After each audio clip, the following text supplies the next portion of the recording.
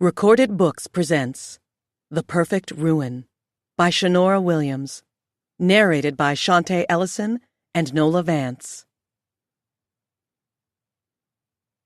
Prologue. You are just a woman with hate in her heart and darkness in her soul. You hate yourself, so you take it out on everyone else. You are scorned, broken, pathetic. You will suffer at my hands. I will ruin you, and you won't even see me coming. Chapter 1. Ivy stared at the fish tank across from her, scratching at her cuticle, simmering with irritation. She'd studied all the fish in the bubbling water so many times, she'd lost count. But there was a new one in the tank today. The new fish was blood orange with white spots. Its body was flat, its left fin ugly and stubby, just like the right fin as it rotated in the tank. The fish appeared lost, like it had no clue what the hell it was doing in the glass box. It had been snatched from the comfort of its own home, trapped in a tank. Ivy knew the feeling of being trapped, except she hadn't been trapped in tanks. She'd been trapped in box-sized rooms, or worse, forced to share a box-sized room with another person around her age, whom she'd never gotten along with. How it must have sucked to share a single tank with 8 other fish, glugging the same water and fighting over pellets of food. A door opened to the left, and a woman with cornrows down to her shoulders, narrow, rectangular glasses on the bridge of her nose, and bright pink lipstick walked out. The woman was always dressed like a hippie. Loose blouses and pants and god-awful sandals that Ivy used to call Bible sandals. The woman loved wearing colorful scarves around her neck, even when it was almost 100 degrees outside. Today, she was wearing a yellow and green one. "Welcome, Ivy," Dr. Harold said from the door, bringing her hands together joyously. Ivy stood up with her purse and sighed. It was the same old thing with her therapist, Dr. Marriott Harold. Big smiles and gratefulness. Her name was Marriott to rhyme with Harriet, as Marriott had mentioned once. Marriott's mother liked the name Harriet, so why didn't she just name Marriott Harriet? It never made sense to Ivy. It made her confused, and she hated confusion. Marriott was single and didn't have much of a life outside of being a therapist. No family and not many friends. She had 3 cats, Whitney, Stevie, and Mikey. All 3 of them were named after her favorite musical artists, Whitney Houston, Stevie Wonder, and Michael Jackson. Ivy found her life boring and irrelevant. Nonetheless, she met Dr. Harold every single Wednesday to perform a therapy session. Dr. Harold insisted Ivy call her Marriott, stating that Dr. Harold was too formal and that they were friends who could trust each other. Ivy often wondered if Marriott meant it, that she trusted her. No one ever trusted Ivy. She was a rebel, a liar, a thief, and a con artist. She could steal from babies and not feel any remorse. "How are you today? I trust you have been resting?" Marriott watched as Ivy walked past her. Ivy walked into Marriott's office, placed her purse on the usual chair in the corner, and then flopped down on a cushioned brown chaise. It was her favorite spot to get through her 55-minute sessions, but it was starting to get worn. Marriott would have to replace it soon. The older Ivy became, the less often she'd have to come to this cuckoo's nest.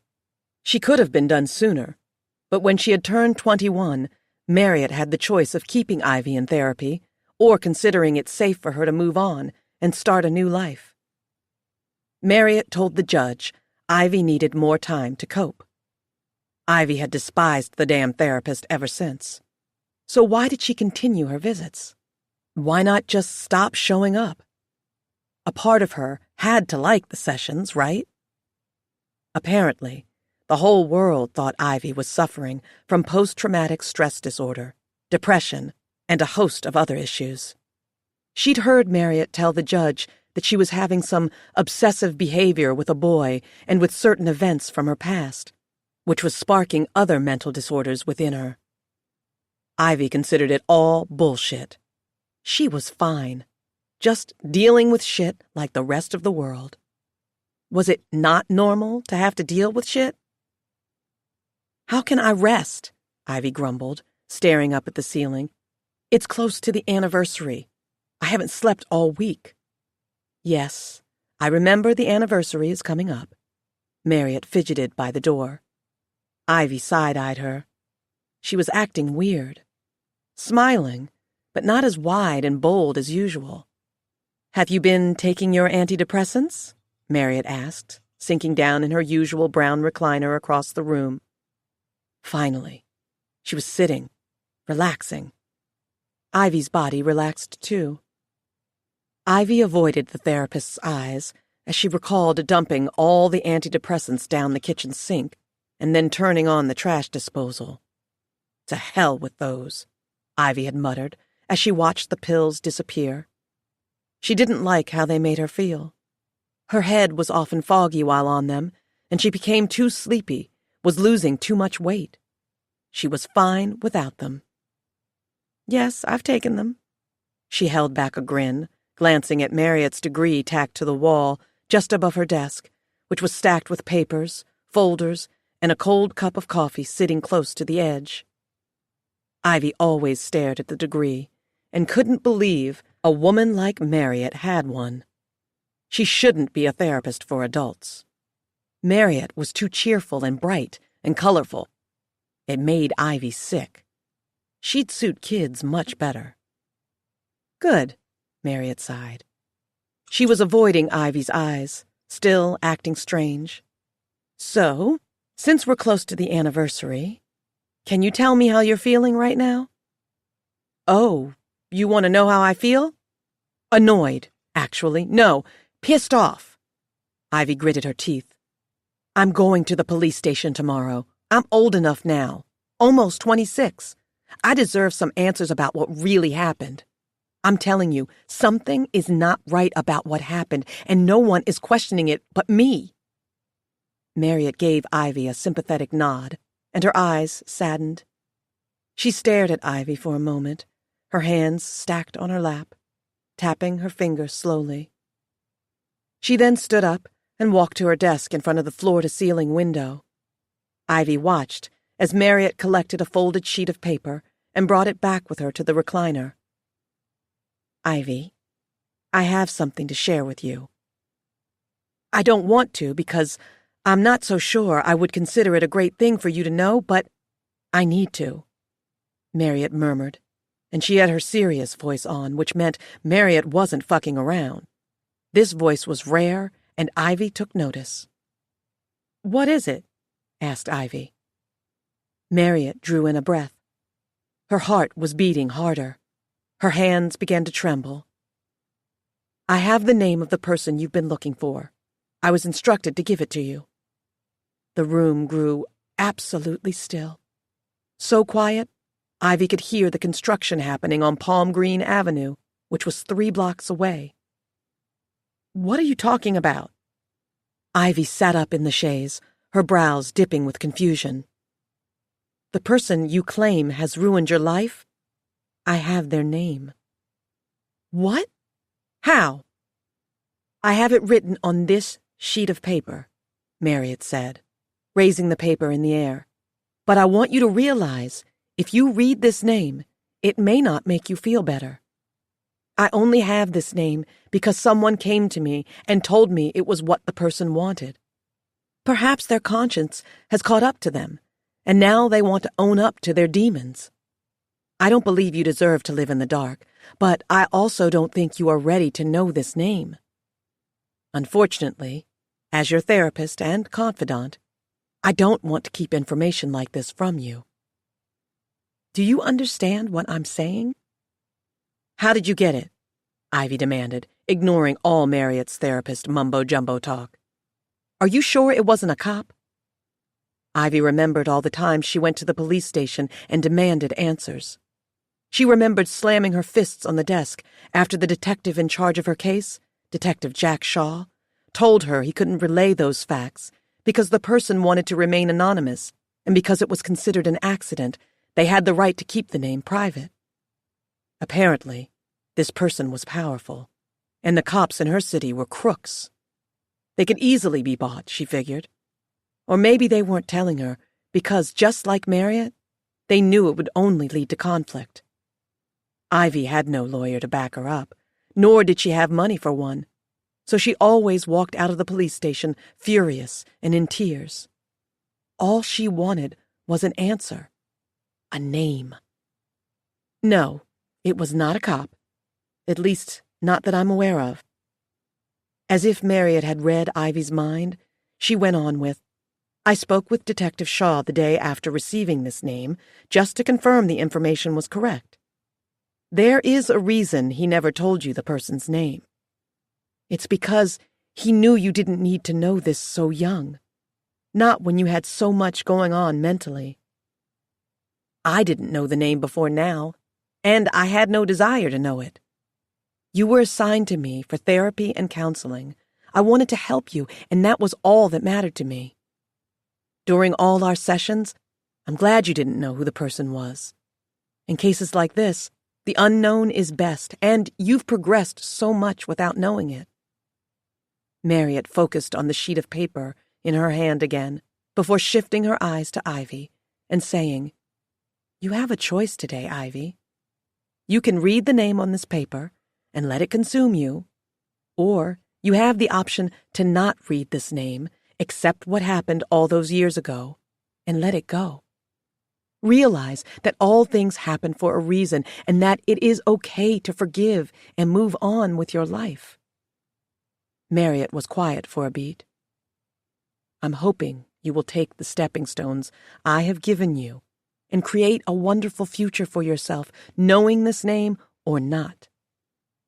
Marriott placed the paper on the coffee table between her and Ivy and slid it forward, but Ivy didn't hesitate a second. She'd wanted to know who the person was ever since she was 14. No need for modesty at this point. She deserved to know. She'd worked hard to know. Marriott sighed and sat back in her chair, watching Ivy unfold the paper. Her fingers were still trembling. The person had a name now. Lola Maxwell. She hated Lola with a passion, despite the fact that she didn't know who she was, where she lived, or even what she looked like. Ivy wanted to find Lola and confront her. Tell her that she was a selfish bitch who'd destroyed everything good in her life, and then she'd move on and build a future. Lola deserved that much. For someone to scream in her face and make her own up to what she did instead of being a coward. Ivy shot out of her chair with the paper clutched in her hand.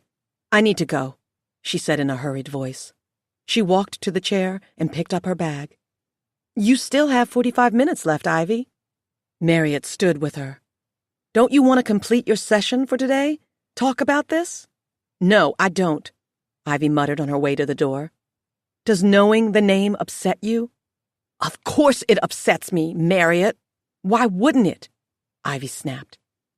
But look, I'm glad you didn't keep this information from me. Now I can let it all sink in. Ivy turned for the door, but Marriott caught her by the wrist before she could flee.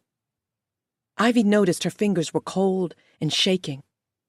Her eyes shifted up to Marriott's, whose were now filled with something Ivy couldn't quite put her finger on. Worry? Guilt? I hope to still see you next Wednesday, Marriott said with a forced smile. There was no warmth in her smile like usual. It was lukewarm at best. Yeah, you will. And she would. Ivy wanted to find this Lola person, yes, but she also knew she'd need to keep up appearances for a while. Prove to Marriott that she could handle the responsibility of knowing the name of the person who'd ruined her life. Lola Maxwell. Lola Maxwell. Lola Maxwell. The name was running in circles in her mind, taking over every single one of her thoughts. Okay, then. Marriott pushed one of her braids behind her back. "I'll see you on Wednesday. Call or email me if you need anything, and remember, if there's ever anything you want to talk about, I'm always here. You can write to me if it's too much to say, and I'll read it to get an understanding." She gently squeezed Ivy's hand. "I'm here for you, Ivy." "Okay." Ivy forced her own smile, pulled her hand out of Marriott's, and left the office without looking back. As soon as Ivy stepped into her apartment, she went for her laptop, booted it up, and did an internet search for Lola Maxwell. What did Marriott think? That she was just going to forget about the name as soon as she got home? Of course not. She needed to know who this woman was, and she knew there was only one place she could find her immediately. A place you could find anyone if you looked hard enough.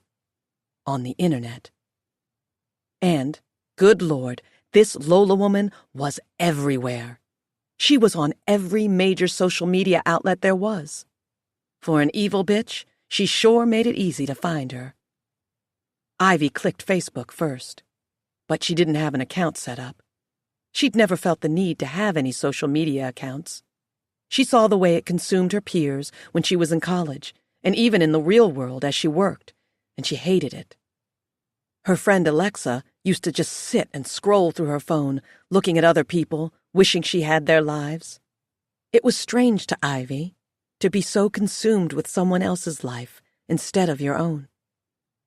She recalled one time when a guy almost walked in front of a car on campus because he was so focused on the screen of his phone. Ivy never understood how humans could be so simple-minded. How did they not realize there were dangers everywhere? One wrong move could kill you. Ivy liked to be in the present moment, not worried about what a fellow classmate ate for dinner or that someone had just gotten engaged. She knew to really pry on Lola, though, setting up an account was vital. She'd make this an exception. She quickly created a Facebook account with a fake last name and used a random photo of a white rose she'd found on Google Images as her profile photo. After it was all set up, she searched for Lola again and sent her a friend request. Her page was private, but her profile and cover photos were visible to the public. Ivy studied Lola's profile picture. She was beautiful. Silky, honey blonde hair that paired well with her tawny skin, perfect white teeth, and a thin frame with curves in all the right places. She had gold hoops in her ears and was wearing all white in the photo, crisp and clean. And yet Ivy knew that pretty bitch had blood on her hands. Ivy clicked through more of Lola's profile photos, and there were images of her in her kitchen and her office and even in her pool. Every image seemed like one out of a magazine. So, this woman was pretty and rich? That pissed Ivy off even more. To her surprise, Ivy got a notification that her friend request had been accepted. She grinned and refreshed the page to look through Lola's profile. Ivy scrolled down until she caught a photo of Lola arm in arm with a man. He was a very handsome man, with perfect teeth too, and a faded, wavy haircut. This woman was married? Happily married, too, from the looks of it. How was it that she got to be pretty, happy, and in love, while Ivy suffered for years because of her? Ivy didn't trust being in relationships. She was in one before, and it didn't end well, and now she blamed Lola for it. The relationship only ended badly because Ivy's ex couldn't accept the fact that she needed to see a therapist every week. He didn't want to have a crazy girlfriend, so she made it easy for him and dumped his ass. He called her names, told her she was no good, used and abused her. Ivy gritted her teeth as she pressed down harder on her mousepad, clicking through Lola's photos. How could Lola just live like she'd done nothing wrong in her life? Lola had a big, fancy home with a handsome husband and wore expensive clothes and jewelry. She didn't deserve any of what she had. Ivy continued scrolling, but couldn't help noticing that even though Lola smiled brightly in every photo, there was something about her eyes. Her eyes told Ivy everything she needed to know. She'd gone through something tragic. Lola was definitely responsible for destroying her life. Ivy saw an Instagram post on Lola's page. She clicked it, and it took her to the photo. It was a blue and white graphic for a charity named Ladies with Passion. It was for volunteer jobs for a charity Lola had founded in 2008, a year after the incident. Yeah, that wasn't a coincidence at all. Put up a charity to cover up the guilt. Lola had just posted the graphic 2 days before. Everyone was welcome to apply for the charity if they wanted to work as a volunteer, but background checks were required and spaces were limited, which meant they would be picky about who became one. There was a link to apply in her biography on Instagram. Ivy stared at the link for a fleeting moment, tapping the pad of her finger on the edge of her laptop. The last thing she wanted was for the perfect Mrs. Maxwell to run a background check on her. Then again, she could always use her mother's maiden name on the application and have Alexa's boyfriend make her a fake ID.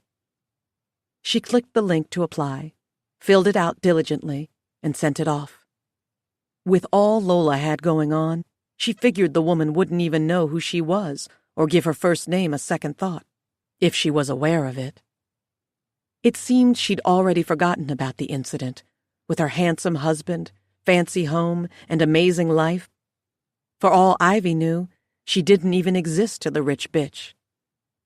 But who'd given her therapist the name? Why would Lola jeopardize all she had just to feed her name to Ivy now? Did she know Ivy? Know what she looked like? How did she even find Marriott? Lola would know who Ivy was, right? She would be waiting for Ivy to come to her someday, confront her about the past. All of it could backfire or even be a trap. Ivy had to be careful, plan her approach wisely. Ivy sighed as she looked at the confirmation email that let her know her application had been received.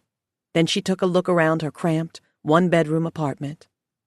The leaky faucet was dripping. The brown stain on her floor was getting darker instead of lighter, no matter how much she scrubbed at it. The AC never worked properly, and caused her to break out in a sweat every hot night. Fury blinded Ivy. It wasn't fair that Lola got to live in luxury and style, while Ivy struggled day in, day out just to pay her bills. Ivy worked retail and faked smiles all day. She never quite had enough money to buy a new outfit for herself, or new shoes, because all her money went to her rent or recurring bills. Her life would have been so different if it weren't for Lola Maxwell. After shutting the lid of the laptop, Ivy poured herself a glass of the red wine she got from a coworker, sat on her dingy brown couch with her iPhone, and scrolled through Lola's Instagram account, absorbing everything she could about the woman who'd ruined everything good in her life. Chapter 2. Ivy couldn't believe it. Her application for the Ladies with Passion charity had been rejected. The email typed in big, bold red letters. Thank you for applying to be a Ladies with Passion volunteer. At this time, we are considering other options, but please feel free to apply again next year. With love and grace, Lola and team. What a bitch. And here she'd worked so hard on the application to make it sound believable. Lola opened volunteer applications every year, though, so it was fine. She could wait. She needed time to plan anyway, and perhaps Lola would forget about Ivy completely after another year. As badly as she wanted to see this woman face to face as soon as possible, it had to be at the right time and the right moment. Ladies with Passion was an organization for pregnant teen girls and women who needed financial support for prenatal and postnatal care. It was thoughtful, but a load of shit. She should have put all that energy into owning up to what she'd done instead.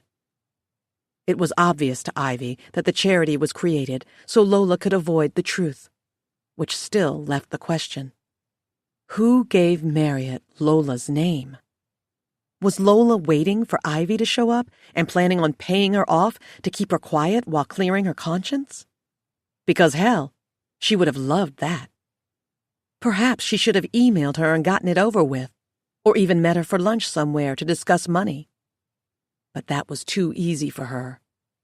Money alone wasn't going to cut it. Ivy needed more. Opening her laptop with a weak cup of coffee beside it, Ivy typed in the name of Lola's charity organization in the search bar. She then went to the website and absorbed as much knowledge as she could about it. Just because her application wasn't approved didn't mean she couldn't show up for the events. She clicked through the photos of all the pregnant women who'd been helped or given large checks, and then clicked through the volunteer images, all of them in their sky blue shirts with "Ladies with Passion" in swirly pink font. Lola was in several photos, smiling like an angel, which she was not. Ivy abandoned the website and picked up her phone, going to Instagram and finding Lola again. She'd done this many times since discovering Lola had an account. Her Instagram account was where she posted the most. She wouldn't follow her just in case Lola noticed her name. Not yet, at least. She only needed to see Lola, and because Lola's profile was public, it made things a lot easier. She scrolled until she found an image of Lola slathered in sweat, with a pair of pink boxing gloves on her hands. She was flexing her toned arms, her honey hair hanging down in a low ponytail, wisps clinging to her wet face. Kickboxing? Seriously? Ivy muttered, then rolled her eyes. Lola had tagged her location with the photo. Best Rounds Kickboxing was the place, and the address was even attached. How foolish could Lola be? Ivy wondered. She made her life so accessible. Did she really think the world cared about her latest workout or charity sponsor? Then again, according to the 20 to 50,000 likes and hundreds of comments, many people did care what Lola was up to. Ivy chewed the flesh on the inside of her cheek, tapping on the next photo. It was an image of Lola and her husband. Ivy lingered on that photo. On the husband. He wore a black tuxedo, and Lola was in a platinum dress, her hair pulled up into a tight bun. Her skin was glowing and flawless. They were attending a fundraising dance. Ivy's eyes shifted back over to Lola's husband. She tapped the photo, and a username popped up where he was tagged. That took her to a profile for a man named Corey Maxwell. So that was his name. Corey Maxwell. Corey was divine, really. And that said a lot coming from Ivy, seeing that she didn't care much for men in general after her ex. She never felt normal with that fucker, and she hadn't trusted many people afterward, especially men. There was something about Corey Maxwell that drew Ivy in, though. He had deep brown eyes and a beautiful, boyish smile. He even had dimples that sank into his brown skin when he revealed his teeth. She could tell, despite only seeing him in photos, that he was tall. She guessed 6 feet or taller. Corey Maxwell had broad shoulders, and his face was clean-shaven in most photos. But when he rocked a 5 o'clock shadow, it made him appear more rugged and handsome. He was eye candy for sure, and something about him made her want to talk to him, touch him, hear his voice for the first time. She scrolled through his profile pictures until she found an image of him in front of a building with his hands in the air as if he were proud. Maxwell's Aesthetics. It was a hashtag Throwback Thursday photo to when he first opened his company in 2003. Ivy quickly left the Instagram app and went to Google to search for the company. So, Corey Maxwell was a plastic surgeon? He was the best in South Beach, Florida, according to several articles. He even performed surgery on celebrities. Now that was interesting. No wonder Mrs. Maxwell was so well off. Ivy was filled with so much knowledge now about the infamous Lola. With a smile on her face, she walked to the kitchen with her phone, going back and forth between Lola's profile and Corey's. Her phone rang. She rolled her eyes and ignored the call. She prepared a hot turkey sandwich with potato chips and then sat down on her patio to eat it all, letting the seed of an idea plant itself in her mind. She didn't have a great view from her studio apartment, and it always smelled like fast food thanks to the McDonald's across the street. Music was blasting in the apartment downstairs from Streeter, the punk weed dealer who loved having parties every weekend and playing loud hip-hop music all day long, but she didn't mind the noise today or the smell of the greasy burgers. Normally, she'd go downstairs and bang on Streeter's door and demand that he cut the music off. But not today. Streeter could have his stupid music because she had something much better to deal with. A plan. Ivy munched on a potato chip, scrolled through her phone. There was one thing Ivy knew for certain. Lola Maxwell would not live a picture-perfect life for much longer. Ivy would tear it down bit by bit, but she'd have to be patient, make sure it worked in her favor. She wanted to ruin this woman's life, just as she'd ruined hers. But first, she had to sit, think, and devise a plan. Despite the delay it would cause, she was very much looking forward to witnessing Lola Maxwell's ruin from a front-row seat. Part 1. Before the Ruin. Chapter 3. Ivy. Hey, Marriott. You told me to write to you when I needed someone to talk to, even if I decided never to share what I had to say. Get the words out, you'd always tell me. Express the way you feel on paper if you don't want to talk about it out loud. Thoughts come out way clearer when they're written on paper, Ivy. Well, I'm taking your advice for once. I'm writing it out. After all, I have nothing but time on my hands. As you know, I don't have any friends, at least not many I can confide in. There was Alexa. Remember her? But I can't trust her with my secrets. She did more judging than accepting, and there was something off about her. She started asking too many questions and was always popping up when I didn't even invite her over. So that leaves me with you. After all I've been through, you will probably never acknowledge these words, but it feels good to know I'm telling this story to you. Someone needs to know my side of things. When you told me the name of the person who'd ruined my life, I think something inside me snapped. I lost all sense of self-control and became obsessed, way too obsessed for my own good. Maybe you were right about my obsessive behavior before. If you're blaming yourself right now for anything, stop. You shouldn't blame yourself for what happened. Really, you shouldn't. None of this was your fault. You tried to do the right thing with me, but I just didn't want to listen. Now look at me. Still, I suppose I needed to know who the person was. I wouldn't have lived in peace if I never knew, and you know that. I quickly learned things about Lola Maxwell. I knew things about her husband, too. I'd come up with plan after plan, making sure each one had a plan Z. I was finally ready to take the risk, ready to face this woman and see if she'd recognize me as the girl whose life she ruined. But before I did that, I had to do some legwork, pay some expenses, get in good and make my mark. It was cool.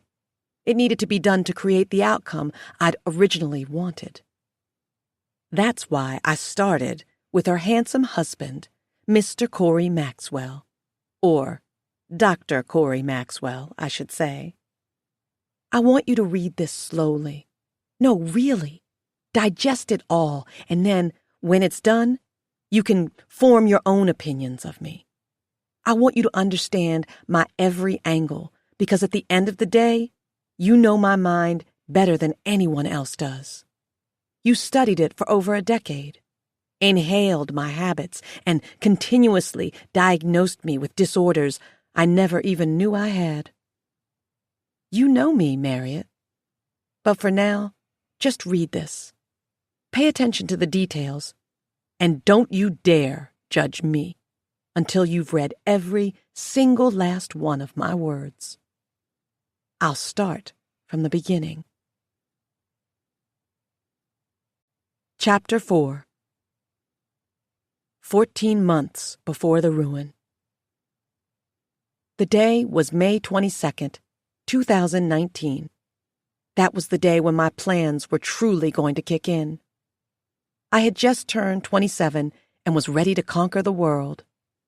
It was hot as hell in downtown Miami, the air thick with humidity and the wind blowing with gusts from the salty ocean. I collected my bag from the passenger seat, a purple handbag I found on the clearance rack at Target. After applying another coat of lip gloss while looking in my visor mirror, I fingered through my hair to loosen my soft, natural curls, and then climbed out of my two-door Honda Civic. I dressed as flashily as my budget would allow. I'd found a black dress that hugged my waist on the clearance rack at my job at Banana Republic, and a pair of open-toed heels from Target.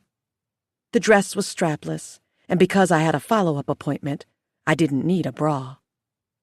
I walked up to the door of Maxwell Aesthetics and swung it open. A woman with twists in her hair greeted me behind the counter. "Good morning. How can I help you?" "I have a follow-up appointment with Dr. Maxwell at 10. "And what is your name?" the woman asked, already typing on the keyboard in front of her. "Ivy Elliott. My last name wasn't Elliott, but you know that. That's my mother's maiden name." The woman typed my name on the keyboard and then nodded. "Okay, I've got you signed in, Miss Elliott. Dr. Maxwell will be with you shortly. Would you like a cool beverage while you wait?" "No, thank you. I appreciate the offer, though." I took a seat in the waiting area. It had a man's touch. Upholstered black leather sofas, glass tables with sharp silver corners, and square mirrors on the white walls. As I waited, I bunched my breasts together and looked down, focusing on my cleavage. I had to get used to that. Dr. Maxwell had done a wonderful job with my breast implants, but it had cost me a pretty damn penny. I'd saved up all last year to get them specifically from Dr. Maxwell, and also dug into the money I had been saving when I was receiving my government assistance checks to kickstart the fund myself. You would say this was a waste of money, but, well, I considered it necessary for everything I had in store. A little over the top? Yes. But I needed it for many reasons. My surgery was 6 weeks before. My breasts were now 2 sizes bigger, and I even had to go up a shirt size. The healing process was a bitch, and I had to take off work the first week, but I didn't mind it. I was tired of being an A-cup anyway. I'm pretty sure I've told you about how annoyed I was with my tiny breasts a time or two. You always told me to love my body. Well, Marriott, no one loved a boy's body, and now that I knew who Lola was, I found myself regretting the sleeve of tattoos on my left arm that I'd gotten while in college. Ink drawings on my skin of geometric shapes, leaves, roses, and crescent moons. My sleeve took me a year to complete. I was proud of it at one point because it was made of some of my favorite things. Now, not so much. Rich people, the type in Lola's world, didn't have sleeves of tattoos, but perhaps mine would make me stand out more. "Ivy Elliott?" A deep voice carried through the waiting area, and I picked up my head, spotting the ever-so-handsome Corey Maxwell standing near his office door. I smiled and stood as elegantly as possible. My chin was raised, and my eyes were locked right on his. He smiled at me as I approached. "It's a pleasure to see you again, Ivy." His smile was warm. infectious. Dimples creased his cheeks. I loved a man with dimples. Did you know dimples are a genetic defect? And yet, people with them are much, much cuter than those without. To me, at least. "Thank you for fitting me into your schedule," I said, entering his office. "I know how busy you are." "It does get busy around here, but you are my client." He glanced at my chest. "I trust you are enjoying your new luxuries?" I did the laugh I had practiced in the mirror, the flirtatious giggle that would make him feel good and stroke his ego. I'd once read about flirtatious laughter in a magazine. Men loved when pretty women laughed at their jokes, no matter how corny the jokes were. "My luxuries. That's funny." I guess I should have considered them luxuries. These new breasts of mine cost me close to 20 grand. I took the seat across from him, purposely pressing in the insides of my upper arms to make my chest appear fuller. They are great, though. All of my friends are in awe. I recommended they come to you if they want a great boob job because you, sir, are amazing. Who was I kidding? I didn't have any friends. Corey chuckled as he typed away on his keyboard. "That's good to hear. Have you had any pain while you've healed? Other than the usual soreness?" "Not much." "Any back issues?" "Nope." "What about sensitivity of your nipples and areolae? Everything still feel about the same?" "Why don't you find out for yourself?"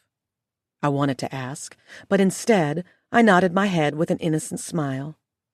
"Look, Marriott, I said don't judge me yet." "I still feel it all. Very much." I didn't ignore the way he avoided my eyes after my statement, but he was still smiling, revealing those dimples, so that was good. He loved when women flirted with him. "Okay, this is all good. You can follow me to the examination room and I'll give you a quick check." I followed him through the white door behind his desk. The examination room had walls painted robin's egg blue, but the floors and chairs and counters were so white and sterile they were almost blinding. I climbed on the table and lowered my straps immediately. Corey pretended not to notice my mini strip-tease as he slid his fingers into latex gloves. I lay back with a smirk, and he finally faced me. "All right, I'm just going to feel around a bit. Make sure your sensitivity is okay." "Sure." I smiled up at him. "Look, I know what you're thinking. What kind of woman purposely gets breast implants from the husband of the woman who ruined her life? Me. I'm that kind of woman. Come on, you can't be surprised by this. I can be petty when I want to be." After discovering that Lola Maxwell lived a little less than 4 hours away from me, I decided I'd move to her. Other than what I had saved for my implants, I'd use the rest of my savings to get an apartment in Miami and get a retail job at a store close by. Granted, I didn't stay in the best part of the city, but it would do. It was cheap and temporary. The first step of my plan was to meet Corey, get him to remember my face and recognize me, so that way the rest would carry out. The only way I could truly do that was if I came into his place of business with something he could be passionate about. He loved his job, and I had breasts, so it seemed reasonable enough. I was saving money for this part of my plan, but it still cost a lot to get in the door with Dr. Maxwell.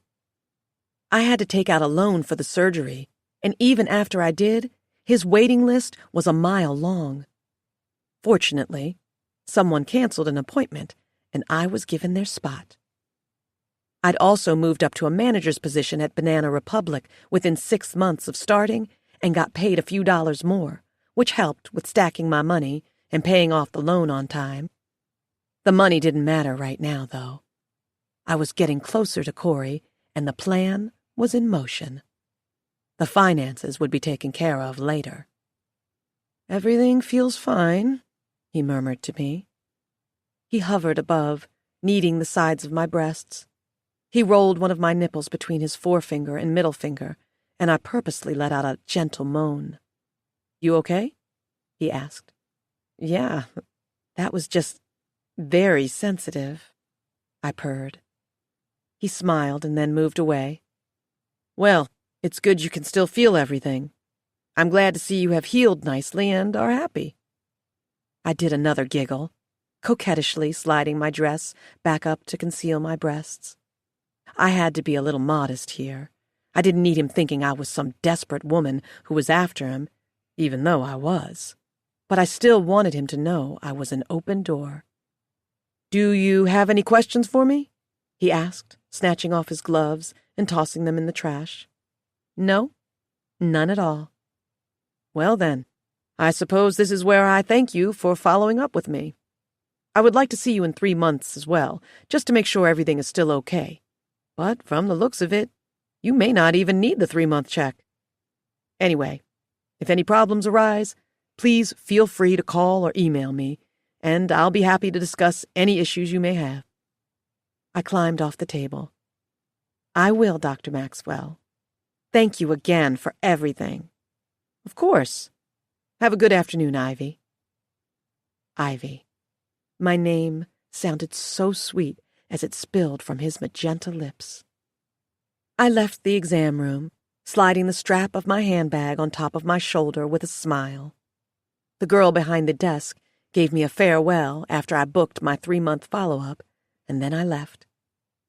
When I was inside my car, the air conditioning blowing on my face, I logged onto Instagram and searched for Lola. It was that time of year again. She was taking applications for volunteers for her charity. I would do it right this time. I drove to my apartment, logged onto my computer, and found the website to apply.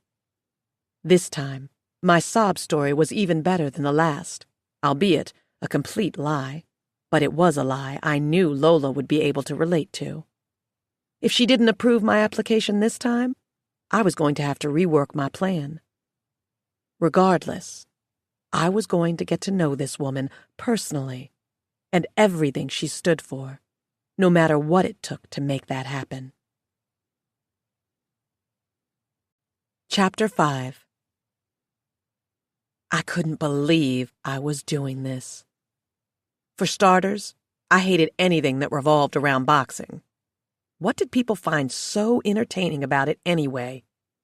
Men and women punching each other in the face until they had fat, swollen lips and purple rings around their eyes?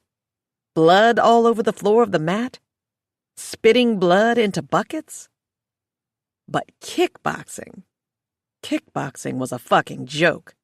Just a way for a person to feel strong because they could punch and kick a defenseless bag. I had a new, expensive-as-hell membership card on my keychain, and it was a bright and early Tuesday morning. Kickboxing it was. Lola posted often that she loved Tuesdays and Thursdays because that was when she could visit Best Rounds Kickboxing. She went on about how the coach of her class always kicked her butt with a good workout and kept her in tip-top shape. She was so full of shit. She had a personal trainer and a nutritionist to keep her in shape as well, I was sure. Kickboxing was just another way she could flash her money and pretend to have a busy schedule.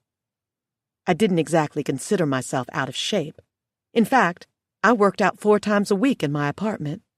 Sit-ups and crunches to keep my abs tight, squats and lunges to keep my ass perky, some light lifting with dumbbells to keep my arms slim and toned. Before knowing who Lola was, I hadn't worked out. I was soft around the middle, but I wasn't fat, per se. More so what people would call skinny fat. You always told me I was healthy and slim, Marriott. I know you were just being nice. Doesn't matter. I needed to work on myself for once, and I'm pleased to tell you that I found a reason to do it. When I found Lola, my desire to get fit came at me full speed. I needed to get in shape so I could fit in with women like her. She hung out with slender women who had snatched waists and great asses that I was sure they all paid high dollar amounts for. They wore expensive jewelry and packed on their makeup heavily. Makeup wasn't a go-to thing for me either, But I learned how to wing my eyeliner and use concealer to cover the dark circles under my eyes from all my sleepless nights, so that was a start, and it was better than nothing. Xavier had liked me natural, no makeup. I have to give it up to him, Marriott.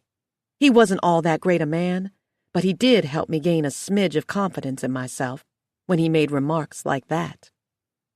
A natural beauty, he'd called me. You don't need all that makeup like some of these other bitches do, Lil Eye. You're good the way you are. Yeah, he seemed nice, like you said when I first told you about him, but being with him was like having constant whiplash.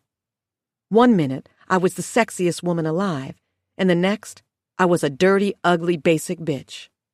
To this day, I can say that I don't miss being with him. Grabbing my gym bag from the passenger seat, I let out a ragged breath and made my way across the parking lot to the kickboxing studio. When I had first walked into the studio to sign up, I'd hated the smell of it. Leather and sweat, masked with some kind of perfumey fragrance. The walls were black, as well as the large mats on the floor. The punching bags were royal purple and definitely vomit-inducing on their own. Nothing in this place matched. It was like it was all just thrown together, and I was curious what attracted Lola to it. Perhaps it was a recommendation, or maybe she knew the owner and got perks. You never knew with that woman. There was always a catch. "Hello, Ivy." Chanel, the lead fitness instructor, greeted me as I walked in. She wore a pair of yoga pants with the Best Rounds kickboxing logo on the thigh and a tank top that revealed her toned, russet arms. "I'm so glad you could join me on this lovely Tuesday. Go on and put your stuff in a locker in the back and meet me back on the mat. We'll be getting started soon." "Thanks, Chanel." I forced a smile at her, then turned away with an eye roll. She was too damn chipper for me, but I couldn't be too hard on her. She'd squeezed me in and had given me a membership even though spots were limited. This place normally reserved spaces for upper-class people, which I was not. But with a perfect woe-is-me story about how I used to be the fat girl in high school who needed to empower herself, Chanel slid me in. I wasn't fat in high school. I never had been in my life. But lying came with the territory. Hell, some nights I didn't even get to eat as a teen. You'd feed me, pick up a burger and a shake for me so I could eat during my therapy sessions. I walked to the back where the tan lockers were, but came to a rapid halt when I saw a person already standing back there. Damn, I thought I'd beaten her here. I didn't see her car outside. She drove a blue Tesla every single day, but I suppose she'd switched things up and gotten a new car to ride around in now. Lola Maxwell was bent over with a bare foot on the bench in front of her, tugging on the leg of her yoga pants to adjust them. I hated that she was here so soon. I figured surely she'd prance into the studio late with some excuse about being so swamped and busy like all rich people do, and I could study her as she trotted around in all her artificial glory. She picked up her head, as if realizing she wasn't alone, and a smile spread across her glossed lips. The photos she'd posted on Facebook and Instagram hadn't done her justice. If anything, she was even more stunning up close. I hadn't been this close to her before. I'd always watched her from a distance, seated in my car across the parking lot or coasting by her office. But to see her standing right there almost left me stuck in place. There was a sudden urge to say something to her, the rage building up inside me and clawing at my throat. "Do you know what you did to me? Do you realize what you've done? Do you know who I am? You ruined my life, you know that much. I hate you." But that would have been too easy, and I hadn't spent a year plotting just to let it all go to shit with 5 little sentences. No, I needed more out of this. I envied her skin and how it glowed with warm undertones, and how her teeth were so stark white They could probably blind you in the sunlight. "Oh, hello," Lola said to me, still smiling. "You're new here, aren't you? I haven't seen you around before." It hit me in that moment, Marriott. This woman I despised so much didn't know me at all.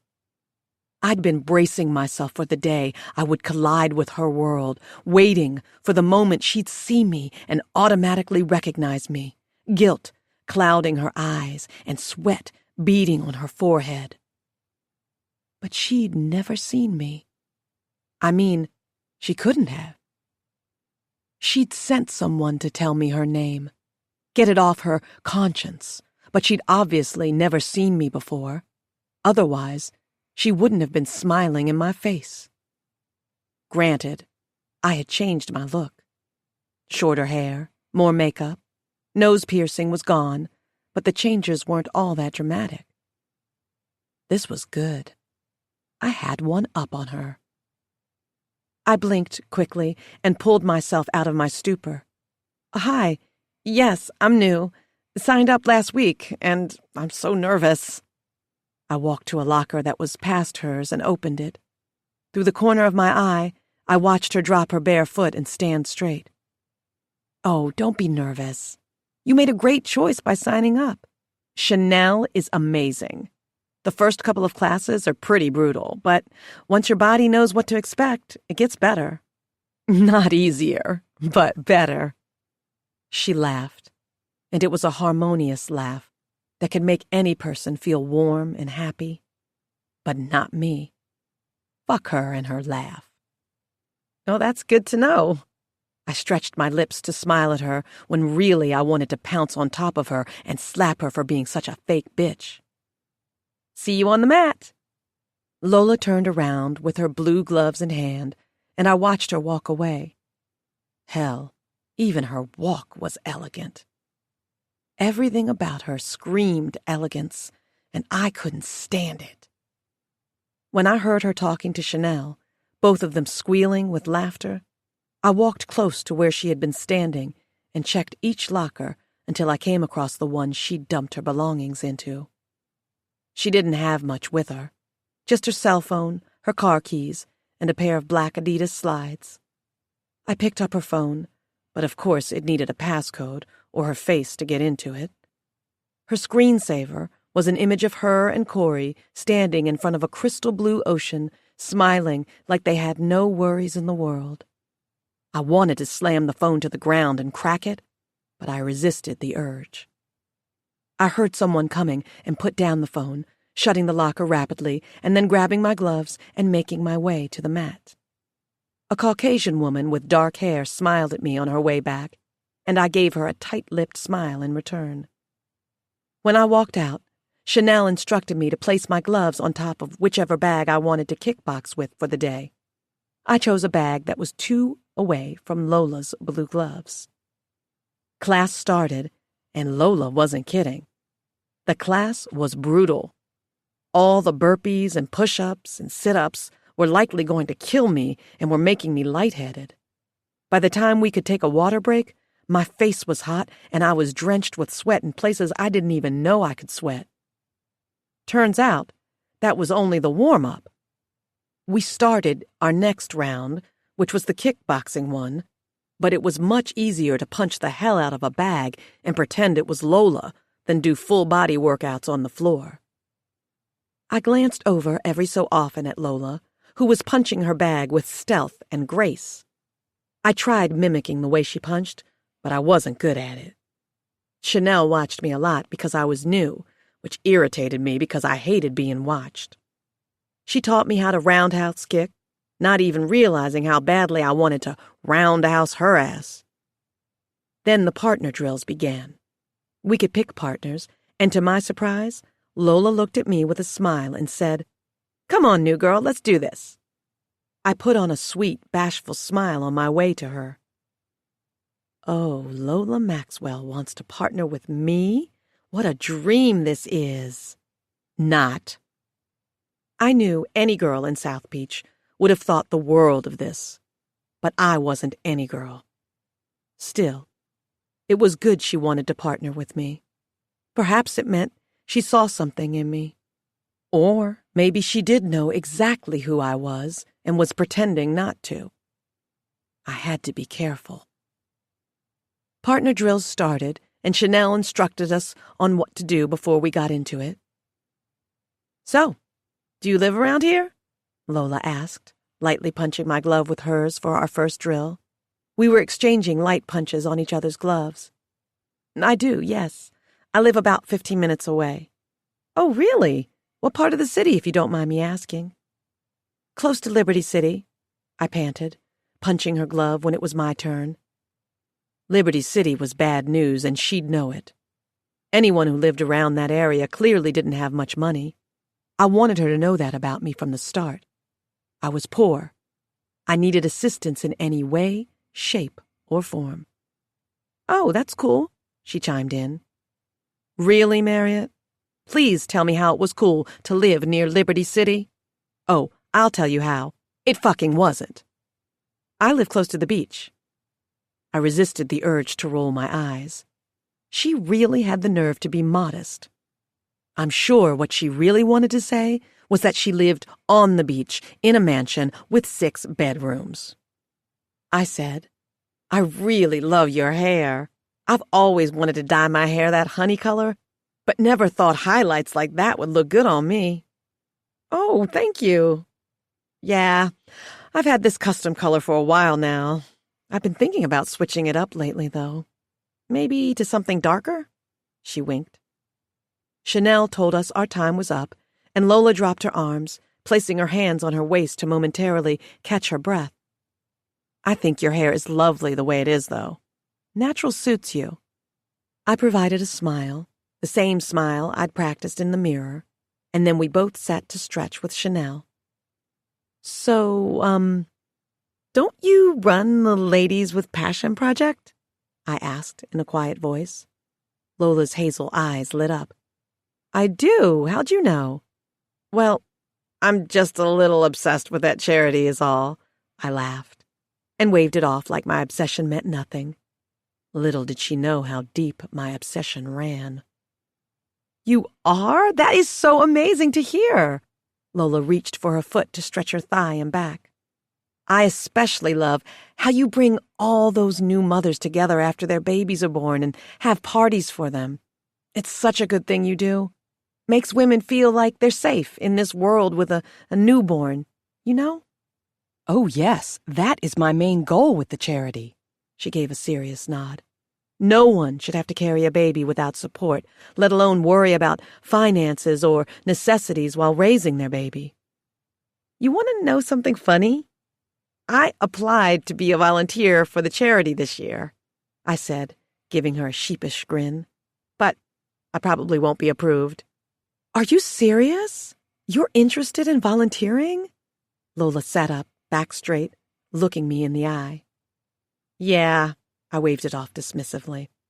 "I applied last spring too, but I didn't get the opportunity.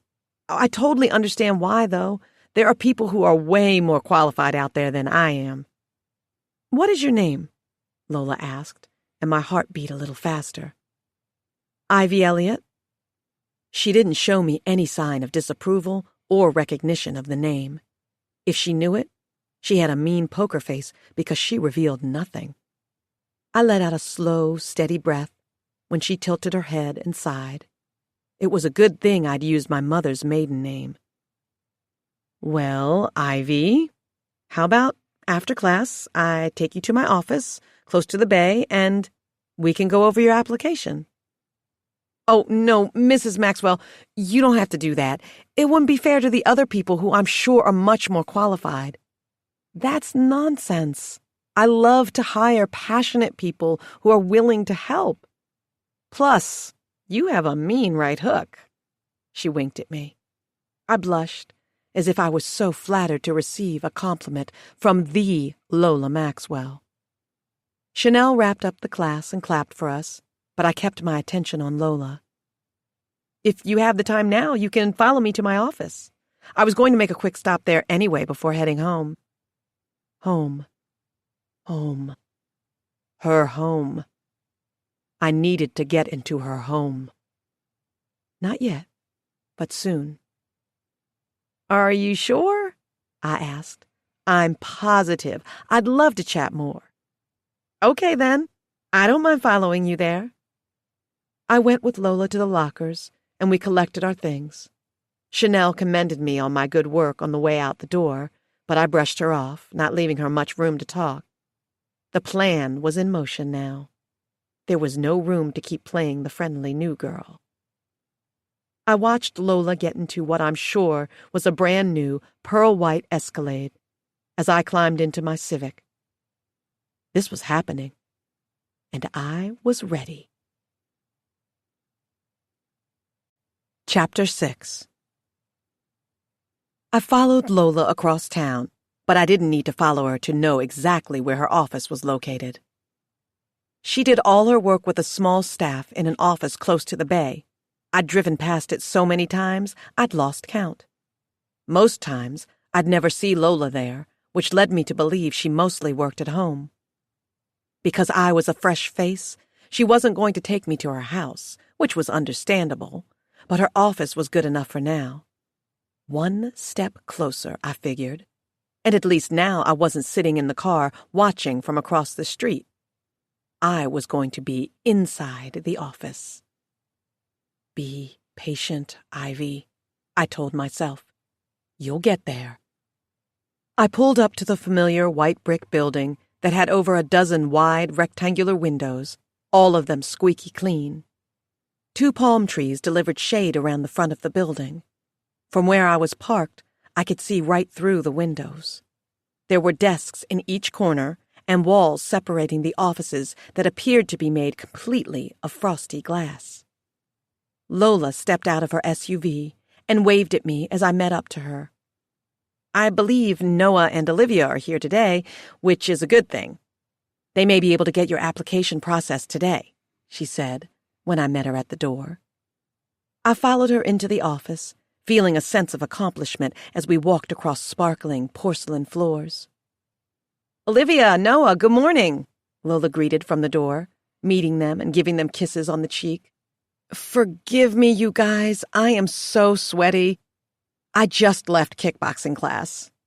Oh, stop it, the one I assumed was Noah said. Even when you sweat diamonds, girl. I avoided an eye roll as they all hugged and squealed like baby pigs. She needed people like this in her life, people eager to compliment her. Lola turned to me. This is Ivy Elliott, and believe it or not, she was in class with me today and brought up the Ladies with Passion project. Did she now? Noah exclaimed with way too much enthusiasm. He was extra and flamboyant, with his blue skinny pants, white loafers, and floral button-down shirt. And what was up with his hair? He had the thickest dreads I'd ever seen, but I guess that was the hip thing now, having a hairstyle that made you look homeless. Yes, and she told me she applied to be a volunteer. Isn't this a small world? Said Lola gleefully. It sure is. Olivia gave me a bold smile. She was a petite woman with a short pixie cut and bronze skin. She wore a white linen dress and hideous jeweled sandals. I told her I would sit down with her so we could look over her application today, Lola went on. Oh, for sure. I actually just wrapped up on getting some volunteers for the gala. Competition was fierce this year, honey. Noah stepped toward me and offered a hand. I shook it firmly. It's so nice to meet you, Ivy. And you are so damn gorgeous, by the way. Smile, Ivy, just smile. Thank you. Ivy, would you like some cucumber water or some coffee? Lola asked as she walked to a wide white door with her name on it. Of course, her name was on a gold plate on the door. Cucumber water sounds good, I said. Might as well enjoy the luxuries. She told Noah to fetch the water and then instructed me to follow her. She walked into her office, which was immaculate. Not that I expected anything less. Her office may as well have been made all of windows. It revealed turquoise waters, white sand, and sailboats not too far off in the distance. Her glass desk was free of papers. The only thing atop it was a Mac desktop and keyboard. There was a teal love seat against the only painted wall, which was a very light blue, and a coffee table with white lilies on top of it. Everything was clean, crisp, and perfect, just like our dear Lola. "Please, have a seat." Lola sat in the cushioned chair behind her desk, and I pulled back the clear chair across from her. This chair had to be made of glass. I was almost too afraid to sit my sweaty ass in it. "So, tell me about yourself, Ivy," Lola said, booting up her laptop and clicking away on her keyboard to log in. "What would you like to know?" I asked, pretending to be nervous, fidgeting in my chair. Truth be told, I was prepared for this. "Are you originally from Florida?" "I am, yes." "Oh, really? Were you born here in Miami?" she asked, looking me in the eye. I wasn't about to tell her I was from St. Petersburg, and not the lovely part of that city either. She'd catch on. Figure out my past. "I'm from Tampa." "Oh, Tampa is amazing. My husband and I go there a lot to visit his mother." "Really? I bet that's nice." "It's funny because you remind me of someone. Are you related to anyone I know?" "Not that I'm aware of," I answered quickly. She narrowed her eyes, studied my face, every detail of it. Then she shrugged, and I held back a sigh. "So, what makes you so interested in volunteering for Ladies with Passion? Other than helping the future moms, of course." "Well, I sort of have a personal story, but I didn't want to say much about it during kickboxing to throw off the mood or anything. It's on my application, but I don't go into a lot of detail on there." "Oh?" Lola sat up higher in her chair, giving me her undivided attention. "Are you okay with sharing your story? Everything in this interview remains confidential, I assure you, but if you aren't comfortable telling me, you absolutely don't have to." No, it's okay." I drew in a breath, ready to play the inspired, good girl with a tragic past. My true story is already a bit of a tragedy. You know all about it. But this new one I'd made up would butter Lola up for sure. "Well, when I was 18, I suffered a miscarriage." "Oh my goodness." Lola swallowed hard, then closed her eyes for a brief moment. For a second, I thought I'd come on too strong with my little fib, and that I should have eased into it. But she opened her hazel eyes again and pressed her lips together. "I am so sorry to hear that." "It's okay. I feel like I've healed from it now, you know?" "Honey, trust me, we never heal," she murmured. "We?" One step closer. That's true. I worked hard to swallow, and tears crept to my eyes right on cue. I swiped at my eyes. "I'm so sorry," I whispered. "It's just, when I think about it, I get a little choked up." No, please." Lola pushed out of her chair, and I hung my head in shame. She walked around her desk and took the chair beside mine, placing a hand on my upper back. "It's okay. You don't have to tell me right now, sweetie." "No, I want to," I whispered, and my voice cracked. Damn, I deserved an Oscar for this shit, Marriott. I almost had to fight a smile. I'd practiced this sob story in the mirror too many times to count, making sure all my facial expressions were clear and worthy of tugging on the heartstrings. I'm just, well, it still haunts me sometimes. I was 7 weeks along. I was only 18 years old, but I wanted the baby. I know I was young, but I had a job, and I knew I could take care of it if I wanted to. I was so prepared to live life as a new mom, but then I woke up with these really bad cramps one night, and when I turned on the light, blood was all over my bed. I didn't make it to the hospital in time.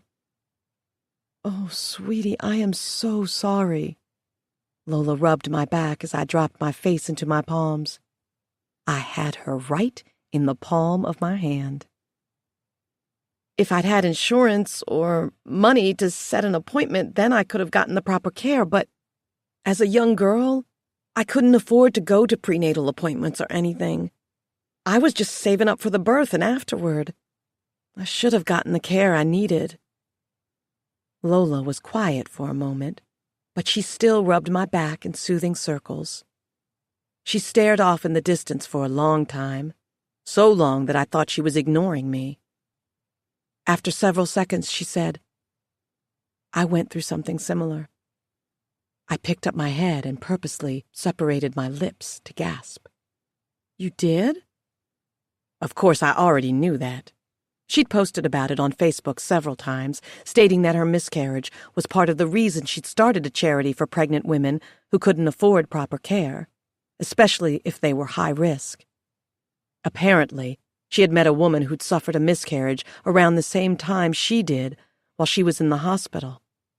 The woman couldn't afford the medical bill when all was said and done, so Lola paid the bill for her, and that inspired her to start up Ladies with Passion a year later. "I did," Lola went on. "I was 34 at the time, 7 weeks along. I remember being so happy that I was pregnant, but then watching it all vanish into a pool of red. It was just, I can't explain it, but I understand your grief. I'm so sorry you went through that, Ivy."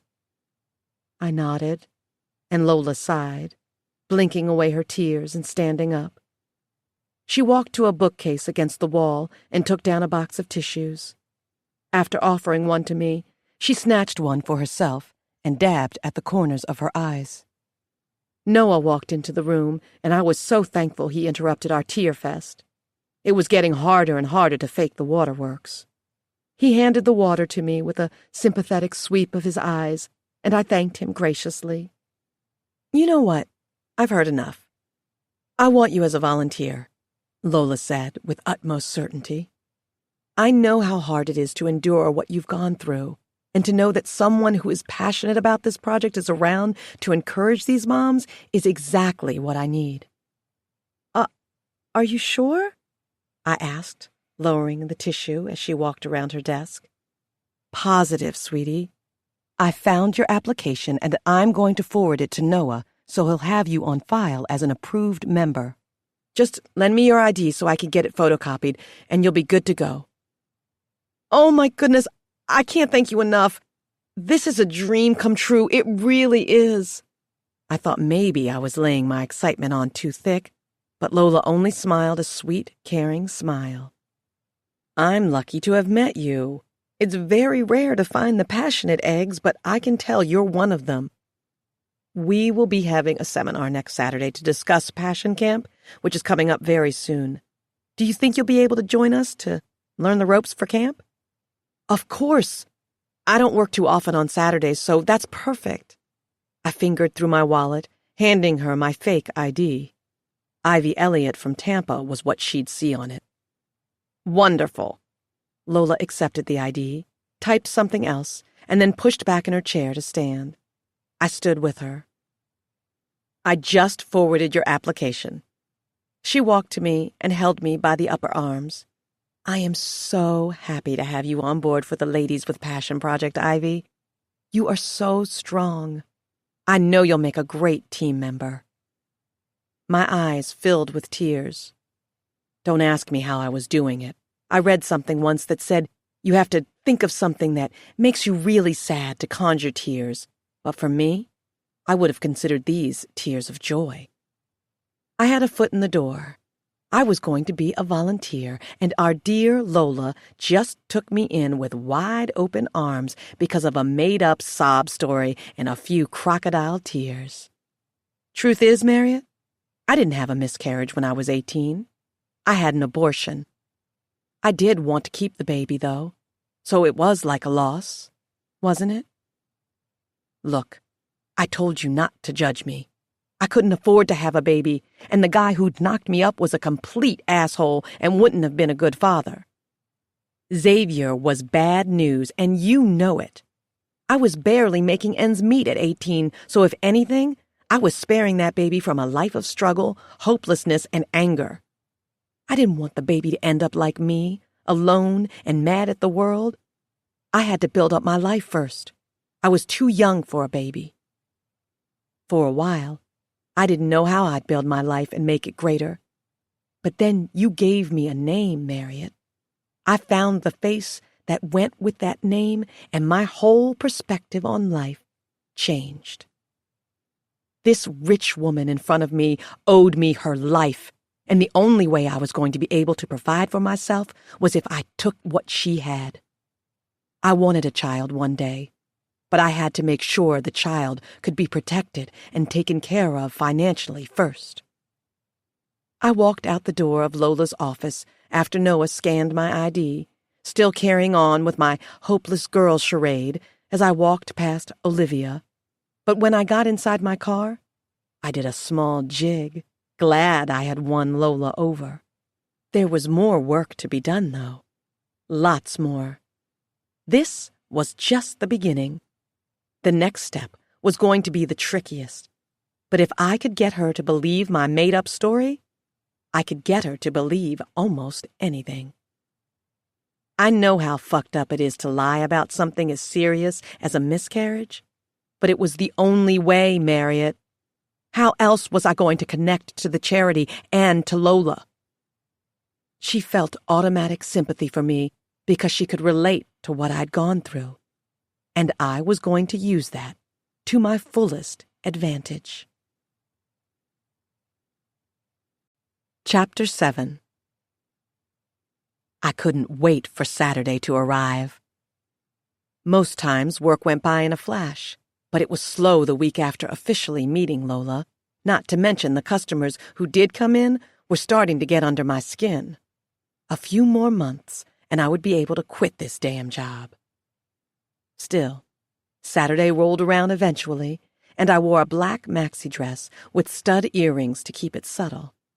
I wanted to give off the appearance that I was well off enough to look presentable, but that I could still use a hand if Lola ever wanted to generously offer a shopping spree and take care of the costs. I dreamed of all the new clothes I could get with her at my side. I bet she didn't have a shopping limit. I could shop till I dropped and still go back for more with her. Lola liked to give. She was charming and kind, and between her and her husband, they made so much money that handing over $50,000 was probably like handing over a single-dollar bill for them. I got an email from Lola the same night she sent my application to Noah. She sent me the address of the location where the seminar for Passion Camp would be held. It was my desire to be prompt, show her that I was fully invested in becoming a volunteer. I arrived at the place, which happened to be a Baptist church. There were already dozens of cars parked in the lot. I collected my purse and scurried right inside. I was greeted with smiles and hugs at the door and tried hard not to stiffen as they all wrapped their giving arms around me. I had to get used to this. Hugs weren't my thing, but I was Ivy Elliott, a nice young woman who loved to help and was so unassertive that it was almost embarrassing. I signed in with one of the women at the tables and then walked into the room that was set up for our event. There were tables covered in white tablecloths with sky blue balloons and blue place settings. Many women stood around mingling and sipping coffee or wine. I stood near a table to the far left, hoping to avoid conversation. Unfortunately, avoiding conversation was not in the plans. A plump woman walked up to me with a moon-like face. Her smile was wide, and her eyes were thin like almonds. "You must be Ivy!" The woman was loud. I hated that her voice was drawing attention my way. The less attention I received, the better this plan of mine would work out. "I am," I said, patting her back as she reeled me in for a hug. I was seriously never going to get used to the hugs. "I'm so glad you could make it. I'm Vonyetta, Lola's organizer and assistant. You are going to love it as a volunteer, especially for Passion Camp. We have so many mothers coming to enjoy camp this year. It's nice to have your helping hands. Thank you so much. I'm so glad God sent you our way." Lola has been talking about all the new volunteers she's interviewed. She told me you have a beautiful story. If you ever wish to share it with any of us, just know we are here to listen with open arms, sweetie." "Thank you." Like hell I was sharing anything with these bitches. It was like pulling teeth for you, wasn't it? Why would I share a thing with them? Vanyetta gave me a friendly pat on the shoulder, and as she did, someone walked in, catching her attention. "Oh, Mira, look at you, glowing with that bump, girl." Vanyetta rushed toward the pregnant woman who'd walked through the door in a red sundress, and I turned away, glad she was gone. I sat in a chair, gritting my teeth as the women in the room cackled like old hens and exclaimed over how blessed they all were. Yes, they were blessed. I got it already. But was it necessary to keep saying it? I'm not very religious, as you know, Marriott. After losing everything that mattered, how could I be? All hope was lost when I was 14. Fortunately, Lola sauntered into the room and stole the show.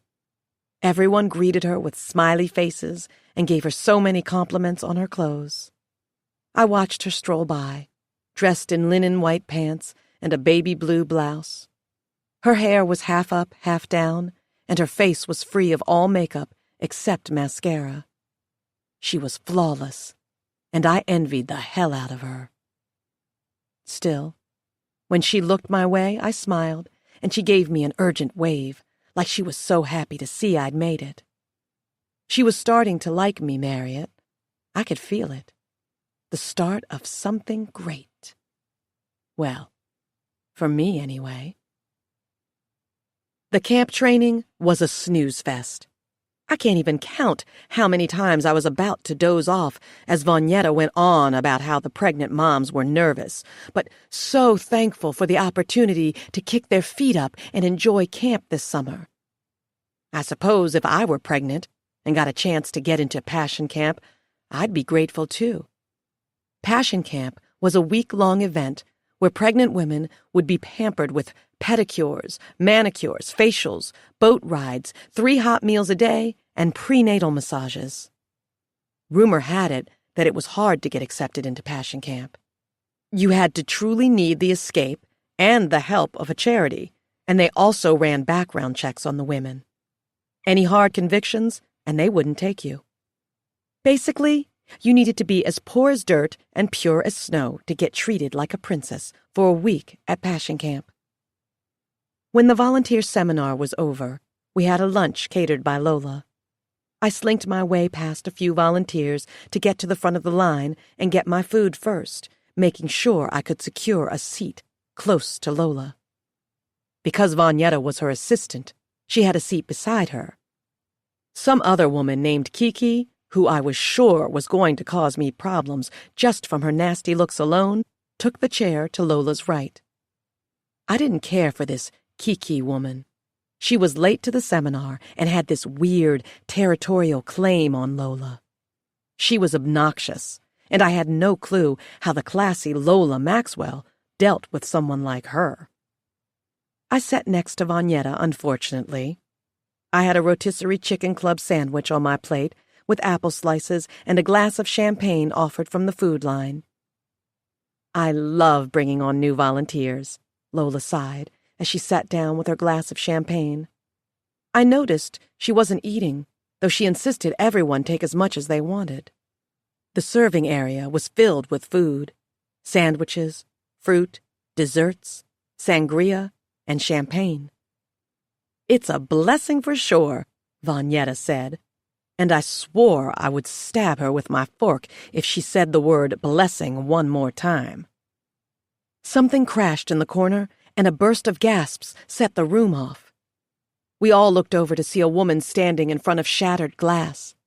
She dropped her wine glass. I'd been watching that woman. Her name was Alyssa. She'd been drinking during the whole meeting. "Oh, Lissa, you okay?" Vanyetta asked, pushing out of her chair and helping her step around the glass. "Yeah, I'm okay, girl, just feeling a little lightheaded. You know, I work 3rd shift," Alyssa said, forcing a laugh. Yep, that's right. You know you could have skipped the meeting today and I could have filled you in. You need to rest, honey. It's a blessing you got that new job, but you work too hard. Have mercy. I sipped my champagne to fight the urge to scream. As I did, I felt eyes on me. Lola was looking right at me with a warm smile. How are you feeling? Excited or overwhelmed? She asked. A little bit of both, I said with nervous laughter, sitting up higher in my chair. Lola slid over to Vagnetta's chair, but I didn't miss the scowl Kiki gave me before biting into a grape. No need to be overwhelmed at all, said Lola. We have a great staff, and they'll walk you through everything. I know it seems like a lot to take in right now, but I promise you, the volunteers have just as much fun at the camp as the expectant mothers. That's good to know. I looked up to see Vagnetta sweeping up the glass. Do you have any relatives around here? Kiki asked, leaning forward. I shook my head. No, I don't. Really? But aren't you from Florida? I stared Kiki in the eye. Yes, Tampa, actually. And no family there? Kiki, Lola hissed. Why are you so worried about her family? I'm just wondering. Kiki sipped her sangria with flared nostrils. There was something about her. I could see that Kiki wanted to be just like Lola, except she didn't have the grace or gentleness. She was just a hostile, jealous bitch who hated being second best, but kept Lola close to make herself look good. It was sad I could read all that about her, and I didn't even know her last name. When lunch was over, it was time for everyone to part ways. I took my time finishing another glass of champagne and watching Lola give everyone sweet farewells. Kiki had long gone, thank goodness. I walked toward the exit, slipping past Lola and a woman she was speaking with. Oh, Ivy! I peered over my shoulder before reaching the door, and Lola was holding up a manicured finger for me. Just a minute, I need to chat with you really quickly. I waited for her to finish with the woman, and by the time she did, the room was mostly clear of bodies. Is everything okay? I asked. Oh, everything is great. I just wanted to apologize for Kiki's little interrogation. She can get a little ahead of herself. She sometimes forgets that not everyone is so open and willing to share their lives with the world. I huffed a laugh. Oh, it's okay. Lola studied my face for a fleeting moment before saying, I am curious about you, though. Noah and I looked at your application, and you mentioned being adopted? Her voice was quieter, even though not many people were around. I knew this was coming, and I played my card, nodding and swallowing. Yes, I was. I was adopted into this huge family. Didn't really like it there, but I survived. I gave a shrug. Oh, do you still keep in touch with them? Sometimes, not often. I gave them a lot of trouble. I'm trying to be a better person, and they know that, but sometimes it's hard for them to forgive the adopted girl. Oh, Ivy. She placed a hand on my shoulder. I bet you have had it rough. Yeah, because of you, bitch. I wanted to shout. Instead, I nodded, and, to my surprise, my eyes did sting, but not with tears of sadness. Tears of anger. Well, listen, Corey will be in Vegas with a few friends, and I'll be free tomorrow after my morning yoga. What do you say you come to my place for brunch? Brunch? At your place? Really? Yes. Call me crazy, but I see something in you, and I'd like to get to know you a little better. She paused and laughed a little. This might sound silly, but you feel so familiar to me. It's hard for me to form connections like this, but I like you, and I see myself in you. Of course, if you're busy, I completely understand. No, not at all. That was a lie. I did have a shift in the afternoon, but it wasn't until 4. I could make a brunch with Lola Maxwell work. Wasn't this all strange? She was being too nice to me, a new girl who was just a stranger to her a week before. It felt like she was up to something, that she could see right through me at times like this. But then, when I really looked at her, it was as if she knew nothing at all. Did she know? Did I need to continue pretending to be Ivy Elliott? Perfect. I got your number from the application, Lola told me. I'll text you my address as soon as I get home. Great.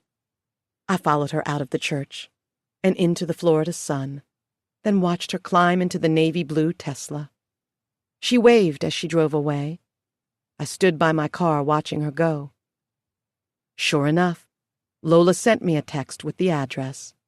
I had just gotten out of the shower after a quick workout when my phone buzzed on the bed. I was quick to pick it up and read it. Brunch was at 12. I would bring a bottle of cheap champagne just to show her how excited I was to be invited. Truth is, I was excited. This would get me one step closer to Lola. It was game time. Chapter 8. The next morning, I woke up early so I could take my time getting dressed and practice my humble mannerisms. I found an ivory dress in the closet that I brought when I first moved there. I decided I would create a new wardrobe.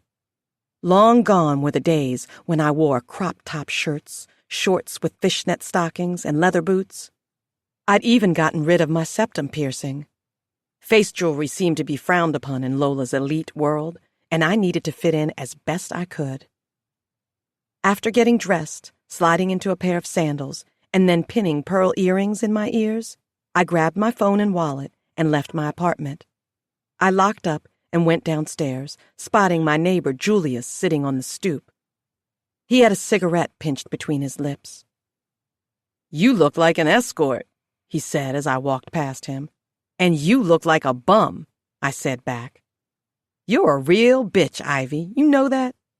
I rolled my eyes and climbed into my car. Funny story about Julius. We slept together once. It wasn't intentional. I'd had a little too much to drink one night, and he had a lot of friends over next door who were really loud. I was stewing about Lola over some accomplishment she'd posted, and because I was already ticked off, I went over, banged on his door, and told him to shut off the noise. Because he had friends over, Julius was embarrassed. We got in each other's faces, and he walked out of his apartment, bumping me back with his chest toward my apartment. The next thing I knew, we were making out on my bed. Angrily, aggressively.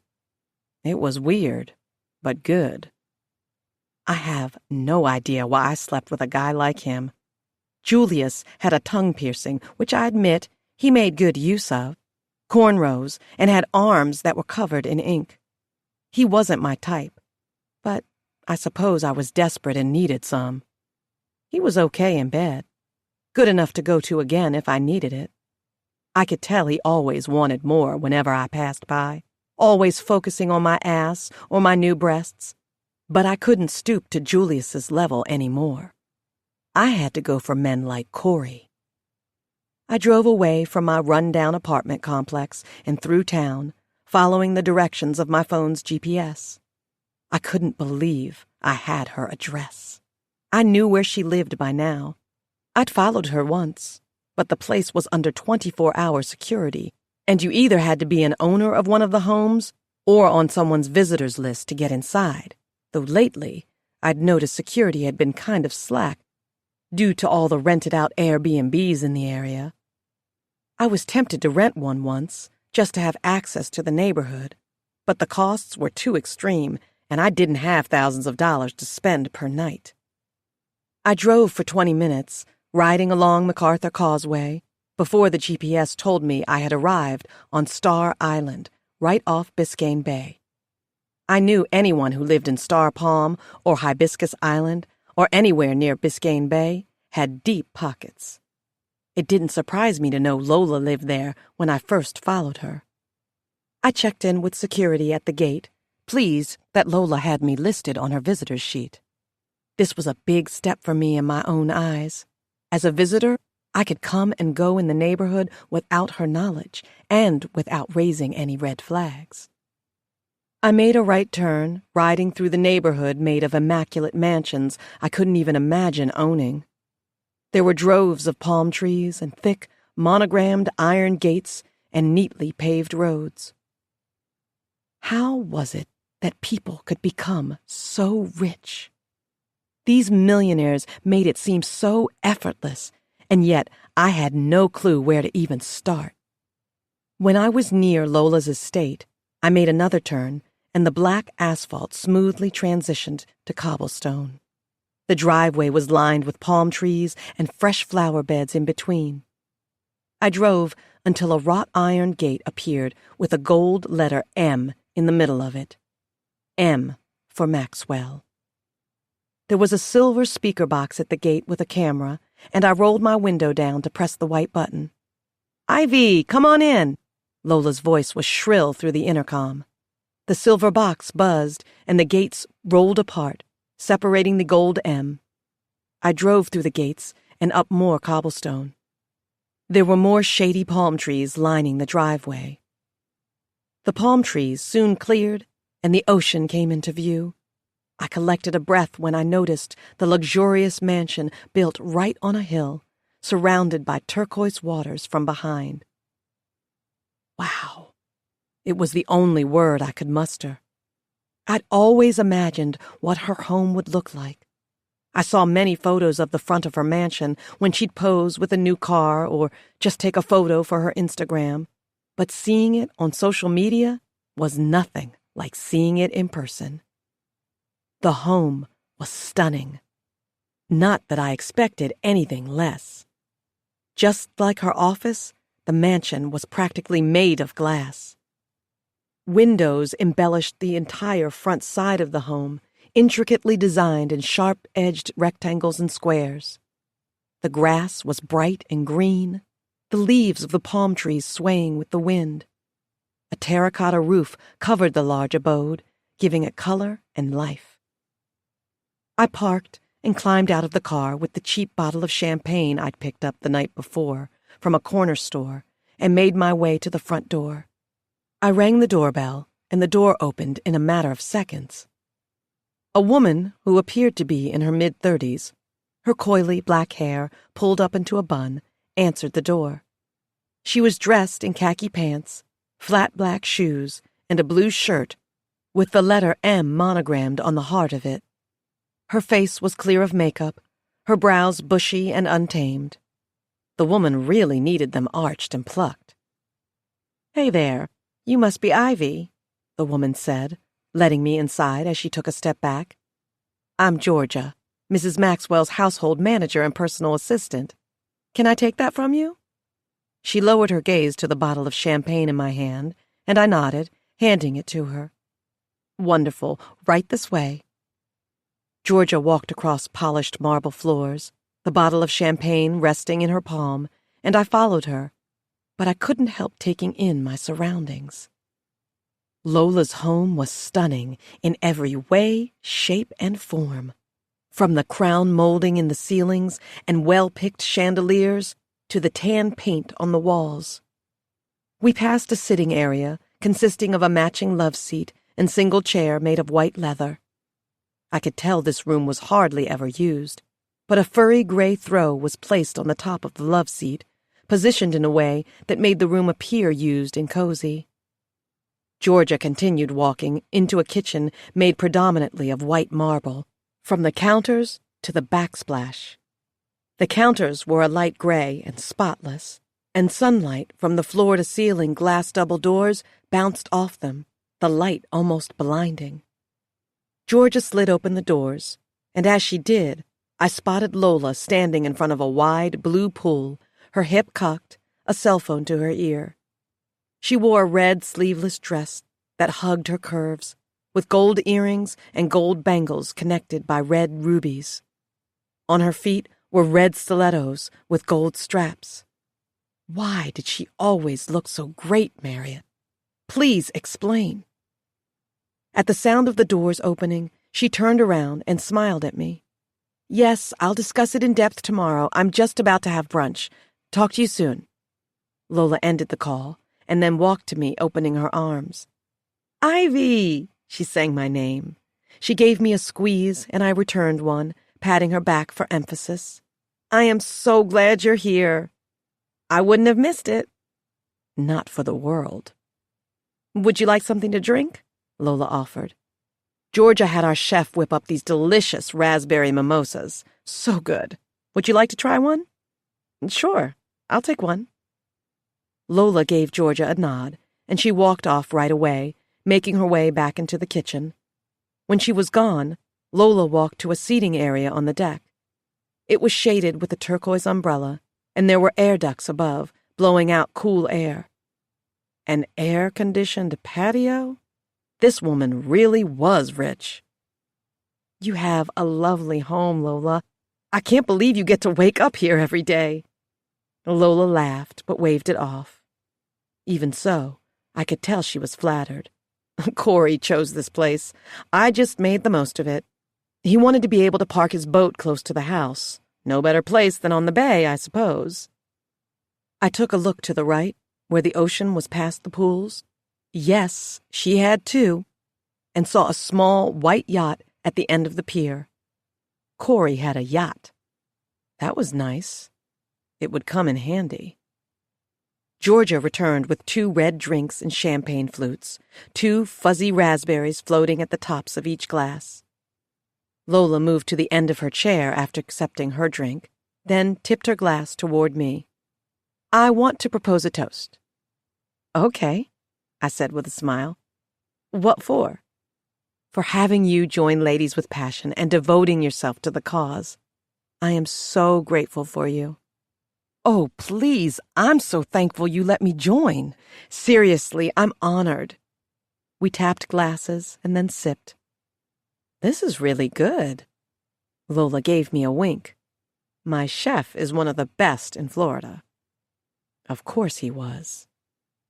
2 men wearing white gloves came to where we were seated and placed food down on the short wooden table in front of us. There was all sorts of food, and my belly grumbled at the sight of it. Fortunately, Lola couldn't hear it. I hadn't eaten that morning. I was saving my appetite for this brunch. Will you need anything else, Mrs. Maxwell? Georgia asked, popping up after the men walked away. We're okay for now, G. Georgia nodded and left. When she disappeared around a corner, I took a hard sweep of Lola's home again, absorbing everything I could see from where I was seated. Palm trees towered over the pedicured green grass, and just past Corey's yacht, I could clearly make out the Miami skyline in the distance. It seemed only a skip, hop, and a jump away. I turned my head left, and a wooden shed was across the pedicured lawn, nestled beneath the shade of the palms. I'm going to dig right in. I'm starving, Lola said, picking up a slice of cinnamon toast. I dug in as well, picking up a plate, grabbing a small bunch of red grapes, a slice of watermelon, and a croissant stuffed with warm strawberry puree and cream cheese. All right, Ivy. So, I'm going to be honest with you here and cut straight to the chase. I didn't just invite you here because you volunteer for me now. I froze a moment, wanting to avoid her eyes. Had she done her research? Found out more about me? I knew it. She knew exactly who I was. No. I kept my face casual, but slightly confused. No. She dusted the crumbs from her hands and then reached for a folder beneath her seat. She handed it to me, and I quickly set down my plate to open it. I glanced up at her, and she nodded her head. Go on. Read it. She was smiling. What was happening? I kept my hand steady as I opened the folder and read over the sheet of paper inside. My jaw instantly went slack as I did. My heart, which was beating like a drum in my chest a minute ago, settled a bit. She had no idea. Wait, are you serious? I asked. Lola's features drooped a bit. I can understand if you don't want to do it. With volunteering already, I realize this is a lot for you to take on so soon, And I know you work full-time, so I don't want you to feel... No, I think this is great. I'm just really surprised you actually want me to model the Ladies with Passion shirts this year. Of course I do. Have you looked in the mirror? You are a beautiful young lady. Noah is the one who brought it to my attention, actually. You being the perfect fit to model the shirts. He said you have a unique appeal, and I agree. I'd love for you to be the face of the shirts this year. I mean, this is an honor, Lola, really, but I'm so new to all this. Are you sure you don't want someone else to do it? Someone who has been around longer than I have? Like your friend, Kiki, maybe? She's really pretty and would make a great fit. I was pushing it, I knew, but I had to play my role. I'd done my research on Kiki. Well, Kiki used to model the shirts, Lola said, and I knew that. But she doesn't seem as interested anymore, and her schedule never coincides with Bailey's. She's a busy mama. I brought up the idea to her about someone new modeling the shirts and tank tops this year when we met for dinner a few nights ago, just to feel her out. She didn't seem to mind me asking around. Although I call the shots, I'd still hate for any of the ladies on my team to feel offended. Well, she'd read Kiki completely wrong then. Now I knew why she kept giving me dirty looks during the seminar yesterday. Lola must have told her she was considering giving me the model slot, and she felt replaced. But of course she wasn't going to flat out tell Lola not to ask me. Well, if Kiki's okay with it, and you really want this, I'll be happy to do it. I wanted to laugh. Fuck Kiki. Great!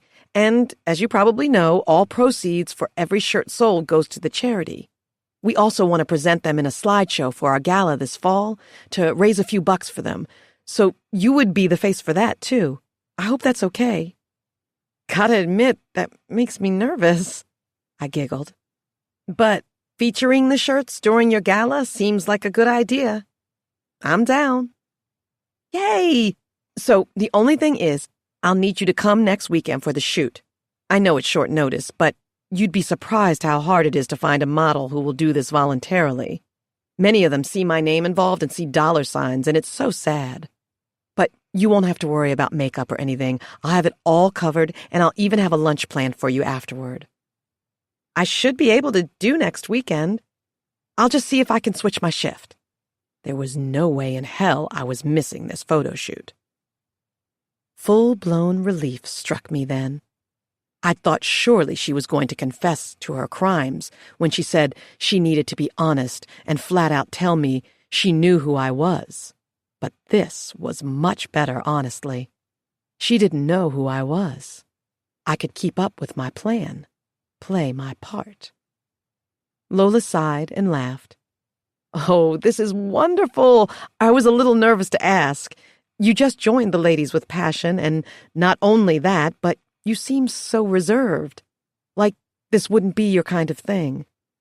Well, I've never modeled before, and I am kind of camera shy.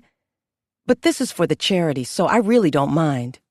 I gave her a wide smile, putting down the folder and picking up my raspberry mimosa.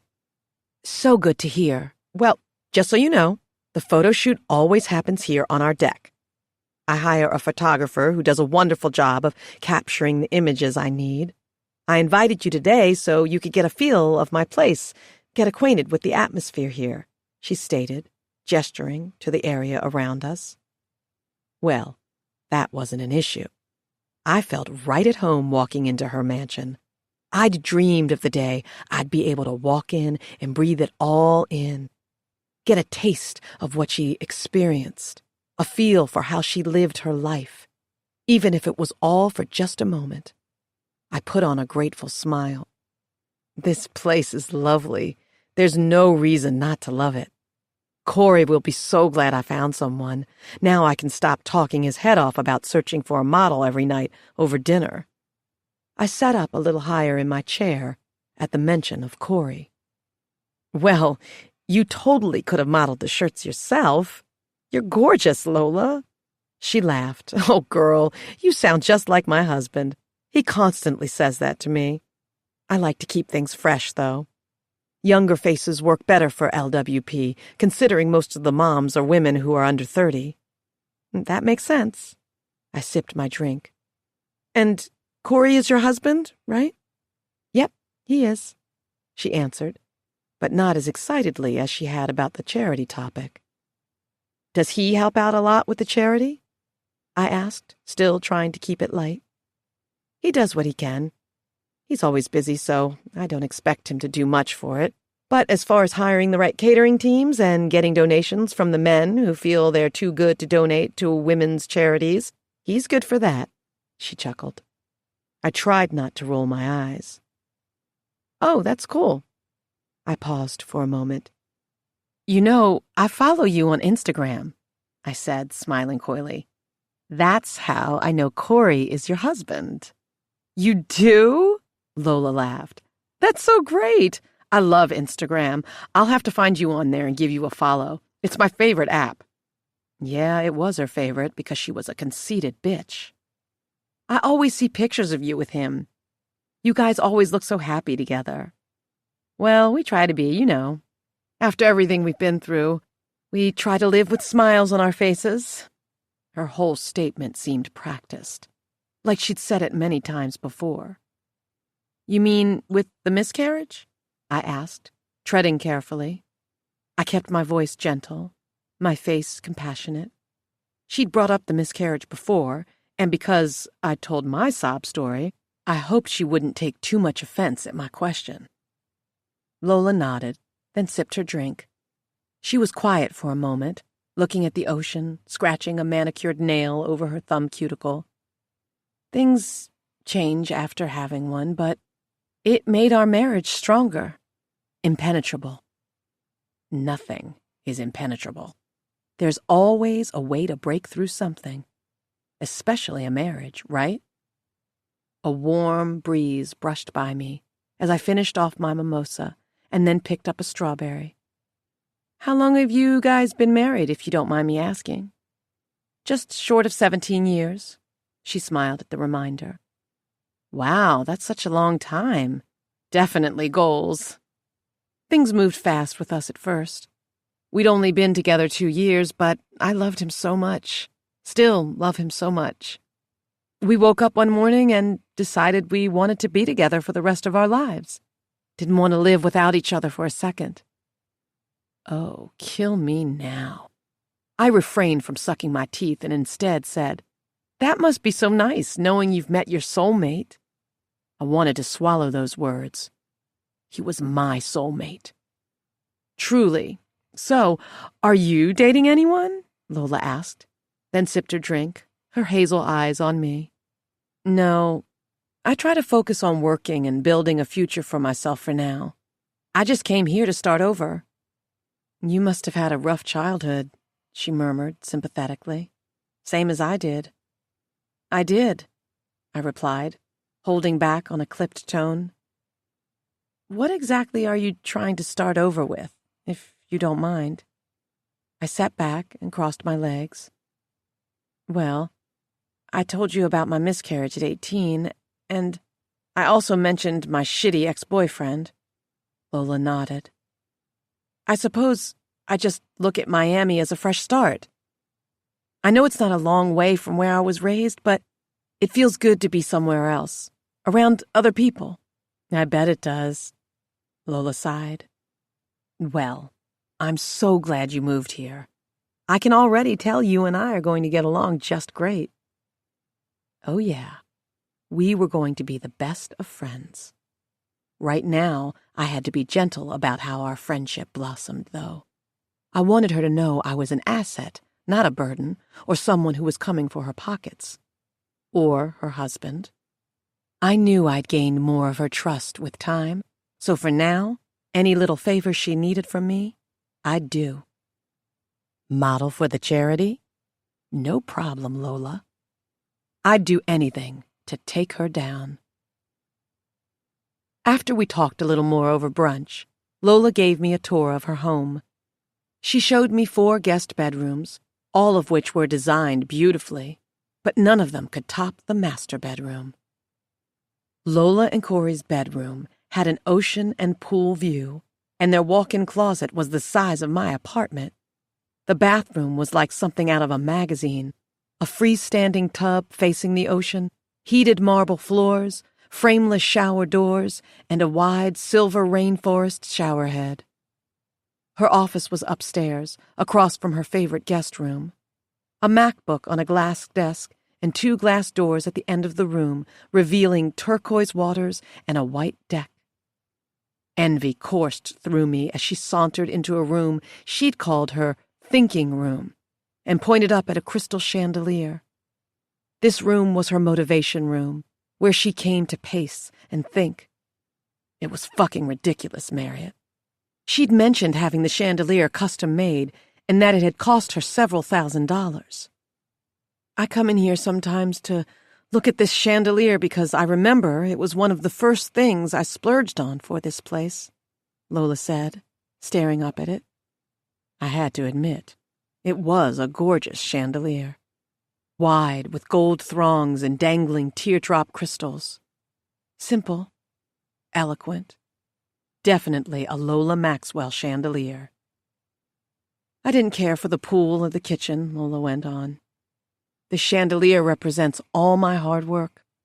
I look at it and I remember that even when things are tough, or if I'm having a bad day, I must persevere. I work hard for what I want and what I have, and I don't quit. I wanted to break the damn thing with a metal baseball bat. She didn't deserve the chandelier or any of what she had. She lived her life like she had no secrets and told no lies. It annoyed me that she was one of the most well-paid and respected women of color in Florida. Knowing she got to attend extravagant dinners and be invited to private parties with celebrities ticked me off. My life was a living hell and had been for years because of her. And yet she had it all. A gorgeous home, a gorgeous husband, a gorgeous car, a gorgeous fucking thinking room with a gorgeous fucking chandelier. It wasn't fair. But only children pouted about what was fair and what wasn't. I was grown, and I would make things right again. Make it fair. I continued to smile and pretended to be in awe of the chandelier that inspired Lola's lavish life. When it was time for me to go, Lola handed me a bottle of white wine from her wine fridge. It was her favorite, and I needed to try it right away, and gave me a kiss on the cheek, reminding me to be at her place next Saturday for the photo shoot. I strolled past her blue Tesla and a black Chrysler 300 with bold silver rims that I could only assume belonged to Corey. Lola gave me a final wave as I started my car and even watched me leave her driveway from the front door. As I drove through the gates, though, making sure my windows were rolled up, I screamed as loudly as I could until my lungs felt like they were about to pop. When I was far enough from her house that she couldn't see me, but still in the privacy of the cobblestone driveway, I rested my head on the steering wheel while gripping it. Playing nice with her was killing me slowly, but I knew in the end all this would be worth it. I just had to keep following through. I had to keep Lola close, no matter how badly I wanted to wrap my hands around her throat and strangle her. Gain her trust, then ruin her, I said, putting the car in drive and rolling out of the driveway. Gain her trust, then ruin her. I repeated the mantra off Star Island and the whole way home. Chapter 9. When I woke up the morning after brunch with Lola, the first thing I did was grab my phone and open the Instagram app. I could see why people became addicted to watching other people's lives now, Marriott. You can't help it, really. It's human nature to see what other humans are up to. It was a surprise to see Lola had found me and followed me back, despite the fact that I had no photos on my account. Only thing I had was a profile image. It was all so pointless to me.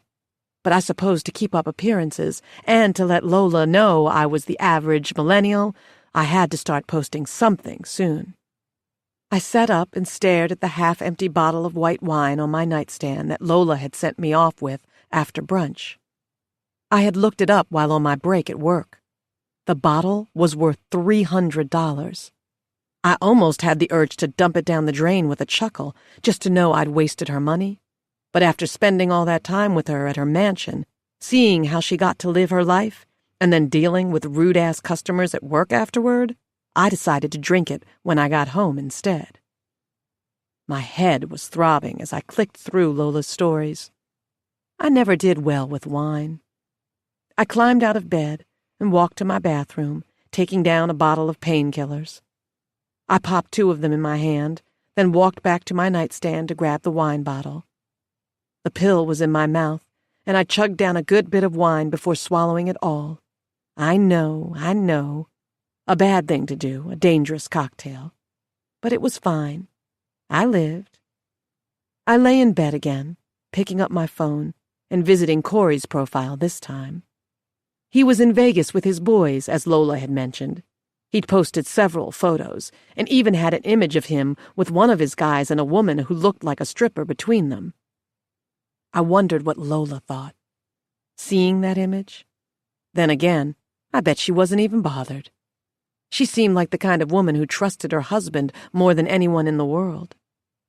Men are pigs, but I had hoped Corey didn't have any pig-like traits. He seemed like the perfect gentleman. Strong, kind, funny when necessary. I was sure he had his flaws, as all people did, and the only way I was going to find out what they were was through Lola. It was a shame I spent the better half of my day off stalking the couple on my phone. Corey had added videos to his Instagram stories of him walking in Vegas, taking shots of liquor with his buddies. I wished I could be with him. There was an image of him on his profile, a new one. He'd taken a selfie on the balcony of his suite. The city of Las Vegas was behind him. He smiled wide, and his teeth were so white, and he had that stubble on his chin that proved he hadn't shaved in about 2 weeks. He was so sexy, so dreamy. I envied how he could just run off and have a good time in a different state with no repercussions. Meanwhile, I killed myself for every dollar, pulling extra shifts just so I could pay my rent and afford my new membership at Best Rounds Kickboxing. The things I did to get close to Corey and Lola truly astounded me, Marriott, but it would be worth it. It had to be. And of course, I'd cancel the membership later, once I had my foot completely in the door. Then a thought hit me. I went back to Lola's profile to find an image of her with Kiki. I'd seen one before but never paid much attention to it because I had no idea who Kiki was or how important she was to Lola until the meeting for camp. In the photo with Kiki, they were at a charity event and both were wearing soaking wet t-shirts and covered in bubbles. Lola had organized a slip-and-slide bubble race at a park for people of all ages to join them and raise money. I had to give it up to Lola. She did have some very good ideas for raising money. Or maybe it was her team who had the ideas and she just threw money at it. Either way, good for her on that front. I tapped the photo, and Kiki's username popped up. I scoffed at it. Key Queen. She was a joke. Still, I went to her profile, as I'd done once before, read her arrogant biography about being owner of a flower shop and being a queen and a boss, and then scrolled through her pictures. There was a photo of her with a child that caught my attention most. I clicked it and read the caption. Not sure what I would do without this little angel in my life. Kiki had a kid. A girl. She looked about 3 or 4. That explained why she was a part of Ladies with Passion, I supposed. I combed my way through more of Kiki's photos and could tell her life was a hot heap of shit. She wanted to seem like some high-class, entrepreneurial woman, and yet she was a single mother who owned a flower shop and drove a Camry. It was pathetic, and I could tell, even from a mile away, that Kiki loved sniffing on Lola, probably hoping to get rich off her somehow. I wouldn't have given a damn about someone like Kiki to begin with, but there was something to be said when it came to her. I couldn't have another person standing in my way when it came to Lola treating someone like a charity case. From what I could tell, Lola donated generously to Kiki's flower shop, and, in return, Kiki was a sponsor for the charity, though I was sure Lola didn't need it. But it served as loyalty. She constantly buttered Lola up to get close to her, served her compliments, went on lunch and hair dates. I wasn't having it. If anyone was going to be close to Lola and get to waste her millions of dollars, it was going to be me, someone who deserved it. I needed to work harder to get in really good with Lola. I was sure she'd known Kiki for years, but all it would take was one little mistake for Lola to kick her out of her life for good. I was going to make that happen. Chapter 10. For the rest of the week, I worked, and during any of the free time I had, I kept up to date on Lola's social media posts. What? It wasn't like I could text her every day to check in. I didn't want to turn her off. She'd posted on Facebook one day about having lunch with Corey and how much she'd missed him while he was in Vegas. In the image with her post, they were sitting in a fancy booth of some restaurant, their fingers entwined on the tabletop. Corey was looking at her lovingly, clearly about to nuzzle the tip of his nose in the crook of her neck, and I scoffed at that. He was so infatuated with her that it made me sick. I bet Corey had no idea what kind of secrets his wife held, the kind of shit she did to people. He probably thought his wife was some perfect human being just like the rest of the world did. He was dead wrong. The day after that, Kiki had shared a photo of Lola holding her daughter. Of course, Kiki had come around again, playing her single mother card. She had a toddler she could use to make her look like she'd always need a helping hand. I rolled my eyes when I read the caption. My bestie Lola got my baby some new summer dresses. Hashtag best friends for life. Hashtag Lola is the real MVP. Hashtag that's my best friend. I sat on the bench outside my job beneath a palm tree, stewing over the photo.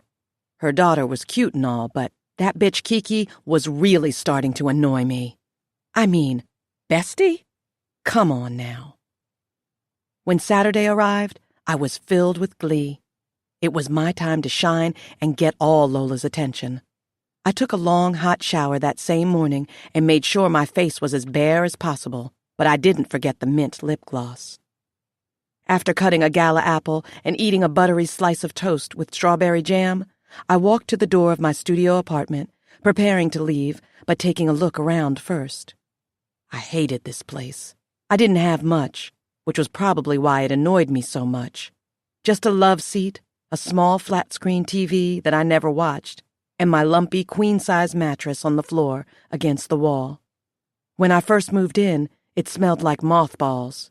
Candles did the trick, but the mothball scent would still show up here and there. The only good things about it were the double patio doors. They gave me lots of natural light, which you always told me was healthy to have. No matter. None of this was going to last long anyway. I slammed the door behind me and locked it, trotting down the steps to get to my car. Julius was sitting on the stoop as I walked by, but we ignored each other. I was glad he didn't talk to me. I wanted to be in the best mood possible when I arrived at Lola's, and talking to Julius always aggravated me. I didn't need my GPS to find my way to Lola's house this time. I'd visited every other day of the week since she'd sent me the address. Most times it was after work. I didn't go up her driveway or do anything that would cause suspicion, of course, but I did drive past her private driveway, just to see if I could capture anything or maybe spot her or Corey walking around the neighborhood. I gathered the idea they weren't joggers. But with security at the main gates, I had to be cautious. Visiting every day would have caused one of the men to get curious. I drove with a small smile pulling at the corners of my lips. When I arrived at her house, I pressed the buzzer on the gate and was invited right in. There was a black SUV parked in the driveway as I pulled up, along with Lola's Tesla and the same black Chrysler I'd seen last week. I also spotted Lola's pearly white SUV parked close to the house, and I was itching to drag my key across the shiny paint. Not today. Climbing out of the car, I walked up to the wide brown door and gave the bell a ring. Georgia answered again with a subtle smile on her lips. Her eyes were not welcoming at all, though. It was clear she hated her job. Or she hated me. Either way, I didn't care. I wasn't there for her. Georgia escorted me to the deck, where there were cameras, laptops, photography umbrellas, and backdrops already set up. Several men were piecing equipment together. I put down my bag just as Georgia walked up to me with a tray in hand and drinks on top of it. "Would you like a blood orange sangria, Miss Elliott?" she asked. "Sure." I took one from the tray, but didn't miss the once-over she gave me as she stepped back. "Mrs. Maxwell's still getting ready, but she should be down any minute now." "Okay, no problem." I took a seat on one of the cushioned pool chairs beneath the turquoise umbrella, sipping my drink and watching the men work. A woman with box braids that reached her lower back, wearing pink shorts and a gray crop top, walked outside, and I sat up a little higher in my chair, studying her as she made her way to the group of men who were piecing together another backdrop. I knew who she was on sight. Zena Whitley, the photographer for today, and not just any photographer. Lola used Zena for almost every photo shoot she had. She was her personal photographer and had even done the headshots for Lola on her charity website. Zena was also a well-known Instagram photographer, and everyone in South Beach wanted to do shoots with her. Zena turned to me, and her brown eyes grew wide. "Oh, hey!" She dragged out the word. "You must be Ivy." I smiled, putting down my wine glass on the table in front of me. "I am. And you must be Zena." "I'm your girl," she sang, and I held back an eye roll. "Well, don't just sit there. Give me a hug. We've got to get acquainted because we're doing this photo shoot together." I stood, begrudgingly, of course, and wrapped my arms around her as she squeezed me tight. "So, Lola told me you're helping her as a volunteer for the charity. I swear she's so good, isn't she? Her heart has to be made of gold. You know she's the reason I can even do my job.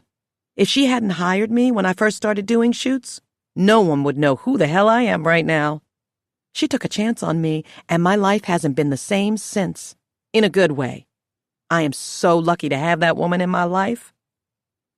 So, this was a thing with Lola, I realized. She loved to save people, or, more like, let people know she had a hand in others' success. This was good news. If she wanted to save sad souls, I could lay my sob story on thicker, and she could save me too. And by save me, I meant give me all her money. Lola is so good. I wanted to throw up after saying the words. She is a great person, and the fact that she chose you to model says a lot. That means she sees something in you. She gave me a wink, her faux lashes batting at me. "Anyway, I'm going to get you in the chair with the makeup artist. The look will be subtle today, nothing too extravagant. Honestly, though, you don't even need it. You're gorgeous. But makeup for this shoot with this sun will give the charity images a fresher look." Zena led me to a chair in the sunroom inside, where I could still see the pool and the ocean. The floors were made of hardwood in this room, and there were cushioned lavender chairs in two of the corners. A vase of peonies was on top of a wooden table beside one of the chairs, and skylight windows were in the vaulted ceiling, giving the room a breath of fresh air. A woman with wavy black hair and tanned skin pranced around the corner with makeup brushes and introduced herself as Gina. Gina got straight to work on my makeup. As she did, I became antsy as more time passed, wondering where the hell Lola was. I hoped she wasn't leaving me to do this shoot by myself. That would have been rude as hell, and it would have completely thrown off my plans for the day. Gina was halfway done with my makeup when Lola finally strolled into the sunroom. She wore a flowy blue dress, her honey blonde hair hanging down and touching her shoulders. Her baby hairs were sleek on her forehead and at her temples, and her lips were plump and glossed. All that beauty. Such a waste on a selfish soul. "Oh, Ivy, look at you!" Lola rubbed my shoulder with a wide smile. "Sorry it took me so long to come down. I had a few phone calls to make, but I'm so happy to see you here. You ready for today?" "That's okay. I'm excited to be here, but also really nervous." No, don't be nervous. This is a private shoot where you can be yourself. You're going to do great. Plus, Xena always knows how to get people to let loose and have fun." She gave my shoulder a squeeze and then looked at Xena, who was sitting in one of the chairs and fiddling with the lens of one of her cameras. Lola excused herself from me to go to Xena, and they murmured about the shoot and other things I didn't care to listen to. Lola left the room, and I watched her go, only to return moments later with a stack of shirts. "Ivy, we're going to get started soon," she told me. "I'll let you get dressed in my favorite guest room." "Okay, great." Gina finished off my face with setting spray, and I climbed out of the chair, following Lola down the hallway. "Did you have a sangria to warm you up a bit?" Lola asked, as I met up to her. I swear, a good drink always has me feeling good. "I did. Georgia gave me one, though I'm sure I could use another." "Well, there's more if you'd like. I'll have Georgia bring another glass to you after you're dressed." Lola sauntered past the den and one of the stunningly decorated seating areas until she reached a molded white door. She opened it, revealing one of the rooms she'd shown me the first time I visited. There was a queen-size bed swathed in a white duvet and fluffed blue and white pillows at the headboard. The walls were painted a very light blue. By now it was safe to say this was Lola's favorite color. And the floors were made of a light oak. The floors were so polished, I could see the blur of my reflection. Lola placed the shirts on a velvet, royal blue chair in the corner and then stepped in front of a door beside it. She slid the door open, revealing a walk-in closet. I followed her into it, and for a guest room closet, it was packed with clothes and was about half the size of my apartment. "Okay, so, as far as bottoms, pick your poison, but I would suggest shorts because this is to raise money over the summer. You told me your size via email, so I ordered several styles of shorts, skirts, and jeans, and they're all on this rack here." She gestured to the front rack. "Experiment the bottoms with the shirts and see which look best for you. There's a full-length mirror in the bathroom over there." I nodded. "Wow, this is all so much, Lola. I could have just brought some bottoms if you needed me to." "Don't mention it, sweetie." She smiled with her perfect white teeth as she walked up to me, then placed her hands on my shoulders. "You'll do great. Think about the charity and how wonderful it'll be to bring so much goodness to these women." "Yes, I want to give my all to the charity." I couldn't give a shit less about it, if I was being honest. "Great." She gave my shoulders a squeeze, and I wanted to break every single one of her skinny fingers. "I'll have Georgia bring you another sangria, but there's a mini-fridge by the bed with heavier drinks if you need one." Another one of her winks. "After the shoot, I'm taking you out for lunch." Lola pulled away and left, but not without a confident smile over her shoulder. When the door clicked shut, I took a look around the room and sighed. Fuck that photo shoot, Marriott. Taking pictures could wait. I needed to get acquainted with this guest room. I mean, it was stunning.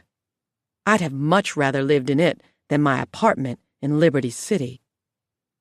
I made my way to the mini-fridge and opened it, spotting many bottles of wine, champagne, vodka, and water.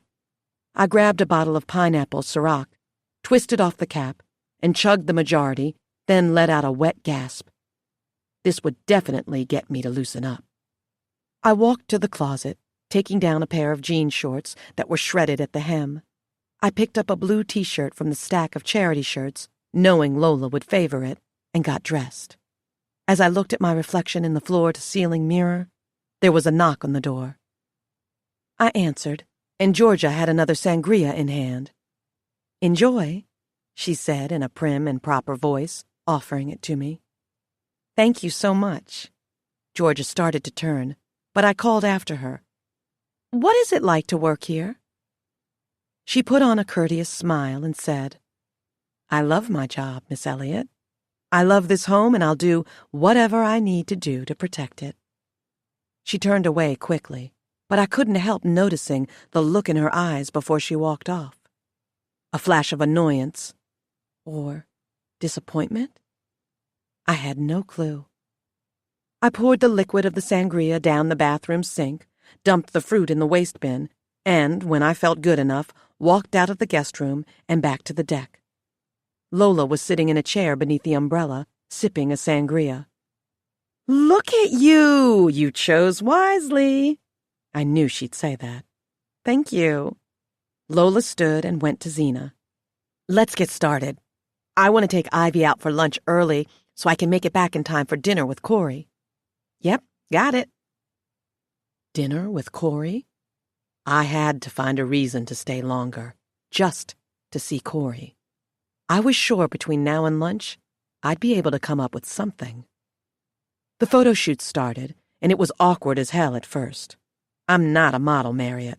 I had no clue what to do with my hands, but Zena told me to tug on the shirt or twirl with it, which I thought was kind of stupid. But it worked. I'm far from model material, and the only way I got through it was by thinking about Corey. What would it have been like to kiss him for the first time, hold his hand, feel his breath mix with mine? Would he dare leave his wife for me?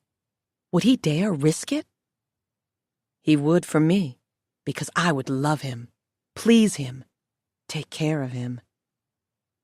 Zena egged me on, clearly loving my sudden spark of confidence. I found Lola's eyes every so often, and she was giving me a proud smirk, with her hands clasped together. I had to give her reason to think she'd chosen wisely. Someone ambled into the kitchen and stopped, and when I realized who it was, my confidence burst like a balloon. I held back a gasp as the person stared at me from the wide island counter, brows dipped in confusion. The sleeves of his gray dress shirt were rolled up, revealing strong forearms, and his head was cocked to the left. Corey. My Corey. "Corey, honey, what are you doing home so early?" Lola asked, moving to him in her heels when she noticed him too. She seemed annoyed by his presence. Corey finally looked away from me to focus on his wife. "My last client was an hour ago," he said. Zena stopped shooting and told me I could take 5 minutes while she went through the set of photos. I stood where I was, picking up my new glass of sangria from the table nearby as a distraction. "Speaking of clients, baby, I didn't know Ivy worked with you," Corey boomed. "Shit. She's your client?" Lola asked, laughing as she turned a fraction to look between us. "I didn't know that." "Yeah, she got lucky and was squeezed in for an appointment a couple of months ago." "Wow, Ivy! I had no clue. What did you have done?" Lola was looking right at me. "No, wait, let me guess. Girls your age are usually going for lipo? No. Fillers? No, I had my breast done," I murmured. "Breast augmentation." "Oh." Lola's eyes dropped to my chest on cue. She gave me a strange look. A look when I couldn't tell if she was annoyed by that fact or still just curious. "That's interesting." She gave me a once-over with her eyes, and then faced Corey again, patting his broad chest. "Okay, well, we're just wrapping up on the shoot. Think you can keep yourself occupied until dinner?" "Yeah, didn't mean to interrupt. I'll catch a drink with Clyde." He kissed her cheek, splayed a hand on her upper back. "See you at dinner." Corey pulled away, and Lola watched him go. She then turned to me, putting on a forced smile. The light in her eyes had faded. or maybe I'd just imagined it. Either way, she didn't look very pleased at the moment. Though I was glad I was making progress with my plan, it was awkward with Lola after the encounter with Corey. She did her head nods and passed her smiles, but they weren't as genuine as before. The shoot was over, and Zena had gotten some great shots of the shirts, which Lola had praised her for. And when it was time for Zena and her team to pack up, I went back to the guest room with a smile riding my lips. I needed Lola to trust me, and now was the perfect opportunity to dig a little deeper. I probably should have told her I had my breasts done before to spare the awkwardness, but I liked the direction things had taken, and I was looking forward to watching it play out. After I changed back into the casual jeans and blush blouse I'd worn to come over, I slipped into my sandals and walked out of the guest room. Lola was standing in the sunroom where I'd gotten my makeup done, with her cell phone in hand, scrolling through it.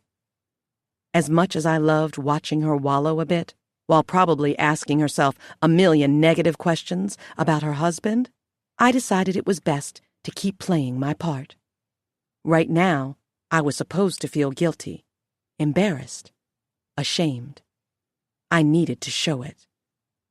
I lightly cleared my throat and said, "I think I'm going to head home. I forgot I have to be at work early tomorrow to do inventory." "Are you sure you can't stick around? I still want to take you out for lunch," Lola offered, facing me. That surprised me. I thought of all people she'd shoo me off once she suspected foul play or mistrust. I still had to play my cards right. "Oh, Lola, that's so nice of you, but you really don't have to. The snacks you had today were great." "I insist, Ivy, please." She took a step forward and looked me in the eye. So maybe she wasn't upset, or maybe she was taking me out so she could collect her thoughts and go about this the right way. With a sigh, I agreed and followed her out of the mansion. She walked to her Tesla, and I climbed into the passenger seat, loving the feel of the luxurious, warm leather against my backside. The engine came to life, and she drove through the gates. "Ever been to Hatteras?" she asked me without taking her eyes off the road. "No, I haven't, but I've heard it's very nice. And way too expensive for my budget." "Well, I'm glad I get to take you there first. It's a beautiful place, with tables that have ocean views. You'll love it." Okay. Why wasn't she talking about the boob job thing and her husband? Why wasn't she pissed? I looked at her through the corner of my eye every few seconds, waiting for her to tick, but she was calm. Her eyes were on the road, and she tapped her finger on the steering wheel as a song by Rihanna played. When she pulled up to Hatteras, she handed her keys to a valet, and I followed her inside. At a place like this, you needed to make a reservation weeks in advance, but one look at Lola Maxwell, and they had a table prepared on the air-conditioned deck overlooking the bay in less than 2 minutes. "This view is amazing," I said, hoping to keep up with her complacent mood. "Isn't it?" She picked up the drink menu. "Get whatever you want. After all your hard work today, you deserve it. I'll order a good wine for us." She gave me a sugary, sweet smile. I smashed my lips together and looked over the menu. Everything was priced way too high for my budget. When a waiter came to the table, Lola ordered an expensive bottle of chilled white wine. The server poured us glasses when he returned with the bottle, and I sipped it, despite still feeling buzzed from the bottle of Ciroc and sangrias I'd had at her mansion. Lola had had several drinks herself, and I took a mental note of that. The woman loved to drink, almost like it was a slight addiction, and I would use that to my advantage one day. We placed our orders, and as soon as the waiter was gone, Lola sighed and said, "Okay, Ivy, look. Oh, shit. Here it comes.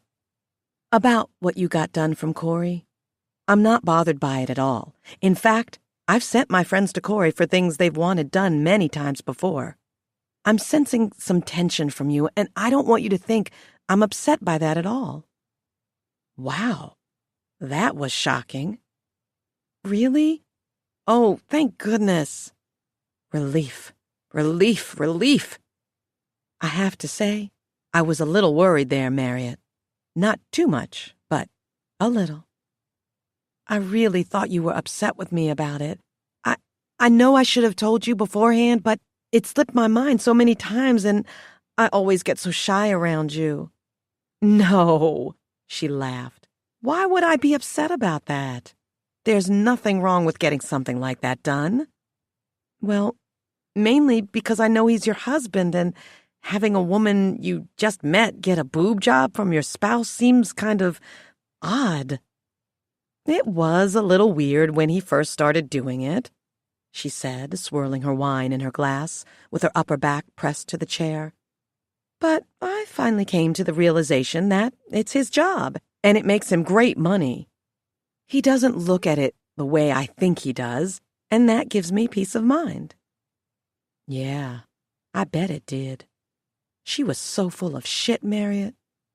If my man was doing breast implants every week and then getting as many looks and feels as he wanted after the woman healed, it would annoy me. I'd wonder if he wanted to wrap his lips around their taut nipples during the checkups. Maybe that's just me, though. I suppose rich people think differently. I went to Dr. Maxwell because I found him on Google, I confessed. He was so highly recommended, and he had stunning reviews. I wanted to be in good hands for the job. It wasn't until I followed you on Instagram that I put two and two together. I didn't even realize he was your husband. That I can understand. There are many cosmetic surgeons in Miami who are so expensive but are complete trash. I laughed on cue. If you don't mind me asking, though, what made you get them done? She gestured to my chest, with her glass in hand. Was it just a spur-of-the-moment thing? I sat up in my chair and sank my teeth into my bottom lip. This was the moment I'd been waiting for. I knew one day Corey would pop up and mention I was a client, and that Lola would be curious about it. I had wanted her to ask this question, to feed her more of my story, get her to connect with me more. Granted, she wasn't supposed to ask today, but things would move quicker this way. It was fine, Marriott. I had this all under control. Well, it's kind of personal and kind of messed up. I probably shouldn't get into it right now. Oh, no, you don't have to tell me then. Don't even worry. Her voice was filled with compassion, and I knew I had her interest when she sat forward to look me in the eye. It's just, when I think about it, I get really upset. Going to get them done was a big step for me and a challenge, but talking about it it's kind of hard sometimes. Right, of course. This woman had no idea what to say, but the curiosity was burning deep in those hazel eyes of hers. I sipped my wine slowly, letting the crisp taste burst on my tongue. It's just, well, do you remember when I told you about my ex? And how he was a piece of shit? Yes, I do. She put down her glass, her arms folded on the tabletop, fully alert. Well, he used to have this fetish. He would, put these metal clamps on my nipples and tug them really hard. I hated it, but I did it for him because I had nowhere else to stay, and he always threatened to kick me out if I didn't do what he wanted. Anyway, he tugged too hard one time, and one of my nipples actually ripped. Oh, sweet Jesus! Lola closed her eyes briefly, like she could imagine the pain. It took a while for it to heal, but when it did, there was this ugly scar on my nipple and across my areola. When I got out of the relationship with him and decided I deserved better, the scar always reminded me of him, and I hated it. I hated my body, and I hated myself. One day, I got sick of feeling that way. I knew I could change the way they looked and get rid of the scar. So I looked up plastic surgeons, and that's how I found Maxwell Aesthetics. I figured, go big or go home, you know. So I had the nipple slightly reconstructed and got implants as well, I guess to make a statement. I shrugged. Wow, Ivy. I am so sorry you went through something like that. She reached across the table and placed a caring hand on top of mine. It's okay, I sighed. It's the past, and I'm learning to heal and move on from such a toxic, abusive relationship. And I'm so glad you've moved on. Is that why you came to Miami? To get away from all that? Partly. I didn't want to live in Tampa anymore, that's for sure. Everything there reminded me of him. I also saw Miami as a new opportunity for me. Start over. Rebuild. She nodded with understanding. Well, you did the right thing. You're a beautiful young lady, and you deserve way better than what that asshole did to you. I nodded appreciatively. Telling her this would lead her to believe that I trusted her to keep my secret, and in return, she could trust me to keep any secrets she told me in the future.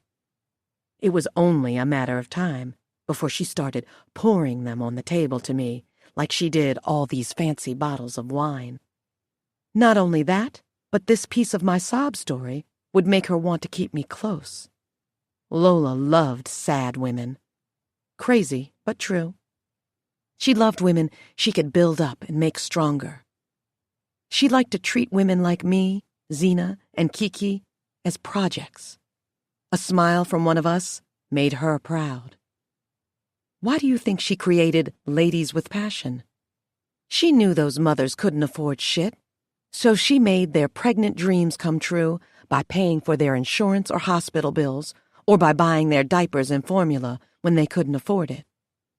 Our food arrived shortly after that, and we ate while Lola talked about how great she thought the photos would turn out. While we ate, I couldn't help glancing at my steak knife. My mind wandered. I always wondered how she'd react if I cut her. Just one little slice, preferably on her face. I could imagine her shocked expression, her jaw slack, and her eyes round like saucers, once she realized her face was going to be scarred for the rest of her life. Not that she couldn't afford to pay for a new face. But nah, the face wouldn't do it.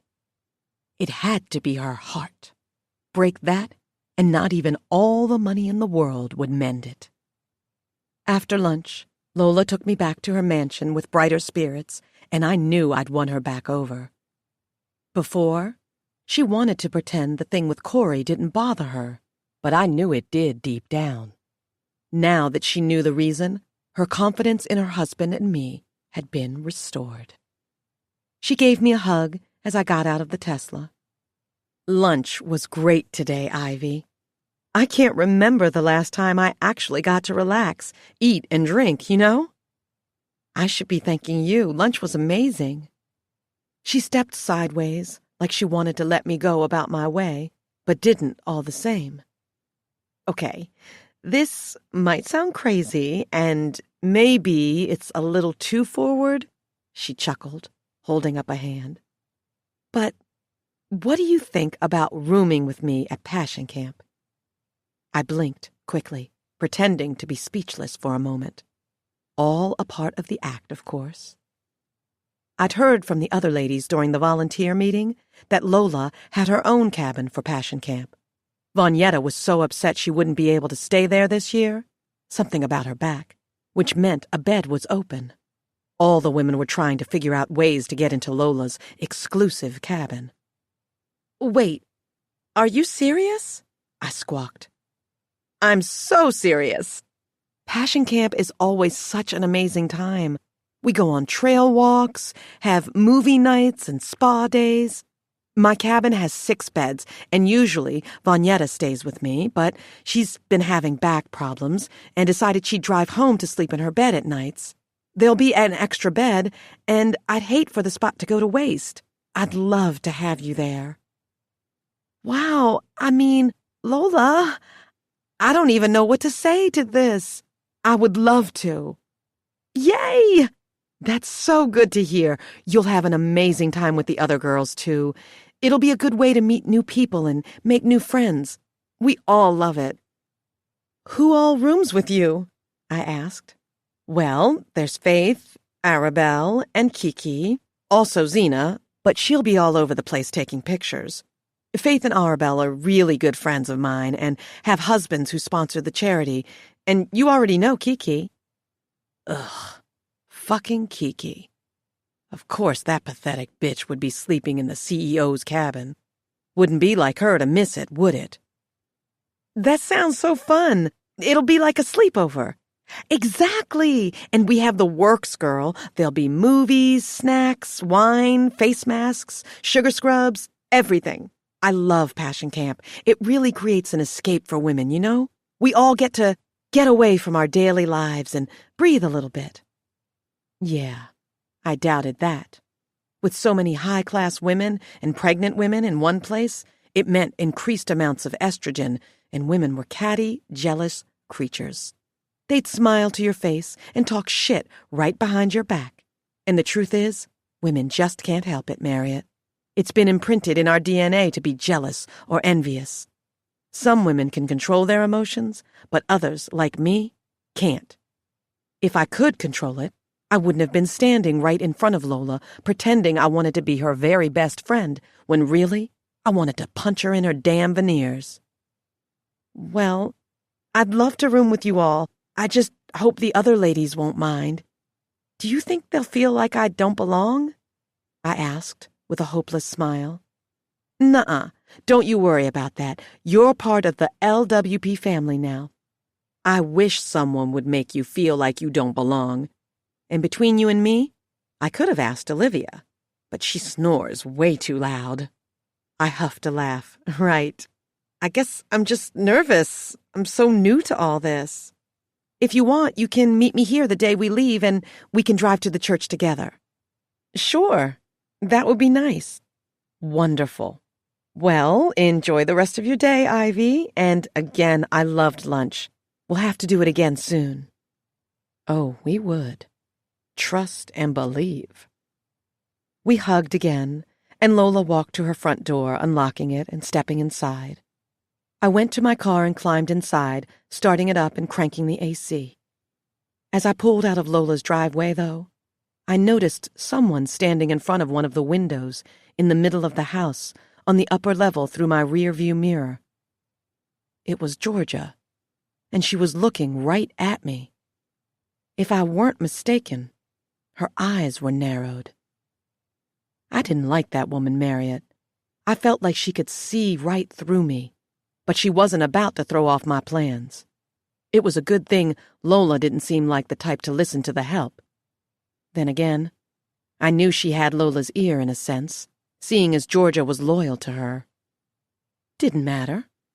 I was going to keep my distance just enough to make sure her household manager could keep whatever suspicions she had of me low and out of the way. Chapter 11. Lola probably assumed we hadn't seen each other in 2 weeks. The reality was, I saw her every single day.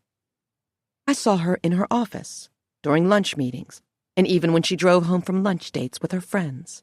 I once spotted her at a Japanese restaurant with Corey, watching as they sipped expensive wine and shared a bowl of edamame, and I even saw her walking the beach with him in a flowy, purple sundress one Sunday evening.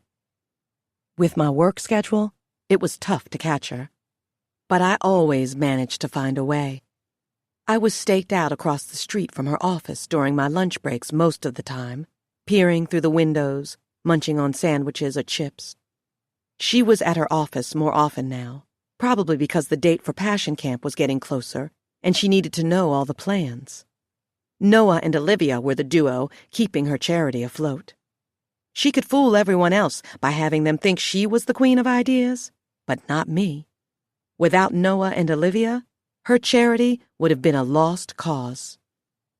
The Passion Gala was happening in September, which was 3 months from now, and I knew they were planning for that as well. I was hoping she'd invite me soon.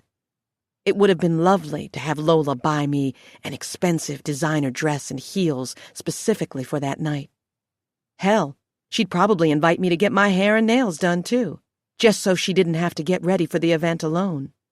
I was very much looking forward to that. I just needed to stick with the program. Even if she didn't invite me, though, I would find a way in, either as a waitress or a part of the staff. The annual Passion Gala was special to her, and I had to work hard to get invited, I knew. She didn't fully trust me just yet, but by the time Passion Camp was over, she would. She'd have to. To prepare for camp, I went to Walmart the weekend before and bought new shorts, tank tops, and hiking shoes. I collected bug spray, tampons, and other essentials as well. Camp was in 3 days, and I had to be prepared. My first mission was going to be to remove Kiki from bestie status. The only question was how I could do that without too much backlash against me. I needed to get closer to Kiki to truly get her out of my way. I had to learn more about her so I could use it against her. But Kiki wasn't the type to trust easily, and something told me it had something to do with the father of her child. He'd left her to raise a baby alone, and apparently she grew a backbone afterward and didn't take any shit from anyone, per her arrogant Instagram posts. My second mission would be to have a moment alone with Lola to bond. Both of us out in the open, sharing stories and confiding in each other with no one else around. That wasn't going to happen unless I conquered Mission 1, though, and that was to get Kiki the hell out of my way. There was no way in hell Kiki was going to lose her place to me. She'd have her head so far up Lola's ass during camp that it would take a miracle to wrench her out. The day camp began, I left my apartment in a flash. I didn't want to be in that run-down place any more than I needed to be. When I left, Julius was sitting on the stoop, his loose hair pulled up in a half ponytail. I hated when he did that to his hair. It made him look too feminine, and I liked masculine men. Sometimes I was sure he wore his hair that way just to get a reaction from me, seeing as I'd mentioned how much I'd hated it once before. I stepped around him. "Did you get my text?" I asked. "Yep," he said, taking a drag from his joint. "And you got it done?" "Yep." His tone was nonchalant. "And, for the record, I'm not your fucking errand boy. You don't know what I had going on. Next time, give me a few days' notice before you come to my door demanding shit from me." "Oh, shut up, Julius. You got something out of it, didn't you?" Just as I asked that, his eyes drifted down to my bare legs. Then he stood up with the joint and looked me in the eye. "It was straight," he mumbled. Then he turned his back on me and went up the stairs to his apartment. I rolled my eyes and walked to my car. Julius was extra. Yes, I'd had sex with him in exchange for a favor, and no, I didn't feel good about it, Marriott. It is what it is. I arrived at Lola's house 20 minutes early so we could ride to Passion Camp together. I took my bag out of the trunk as soon as I pulled up and walked to the door. Georgia answered. "Hello again, Miss Elliott." "Hi, Georgia." I gave my head a bob and walked past her when she stepped back. I didn't have time for her and her weird looks today. "Mrs. Maxwell's in her office. She told me to send you up when you arrived," Georgia said, after shutting the door behind me. "You can leave your bags here. I'll have them placed in the SUV." "Thanks." I walked down the corridor, where the furniture looked crisp and dusted, the wall tables polished, and went up the stairs with the flair of confidence. I knew every room, had studied this place so much it was engraved in my brain. This was my time to shine and really get cozy with Lola before camp started. I found the double doors to Lola's office, remembering them from when she gave me the official tour of her home, but before I could knock, I heard voices. Brows dipping, I knocked, and Lola sang for me to come in. I pushed one of the double doors open, and Lola was standing beside her desk, laughing. And seated in Lola's desk chair was Kiki. Fucking Kiki. I swear, Marriott. I gritted my teeth before giving a tight-lipped smile. "Oh, hi, Ivy." Lola rushed my way, wrapping her arms around my shoulders to hug me. "I've been looking forward to seeing your gorgeous face. You remember Kiki?"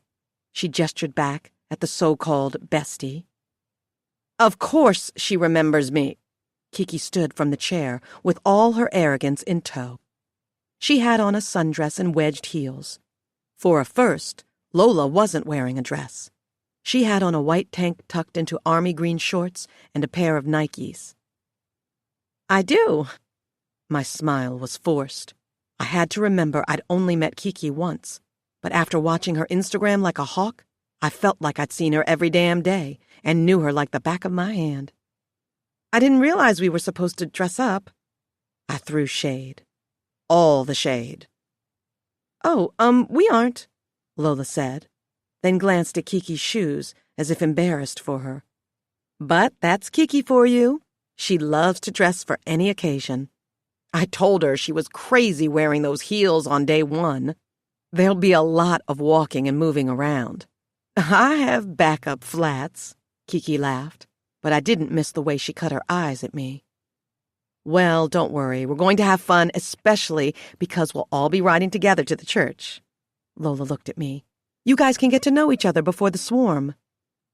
Ugh. "You know, I'm so thankful," Kiki said with a voice full of bogus compassion. "I can't think of any other way to spend this week. I'll miss Bailey, though." "Who's Bailey?" I asked, pretending I had no clue. "My daughter. She's 4. Kiki picked up her phone and unlocked it, then walked to me to show me a photo of her daughter. She didn't need to show me her daughter for me to see what she looked like.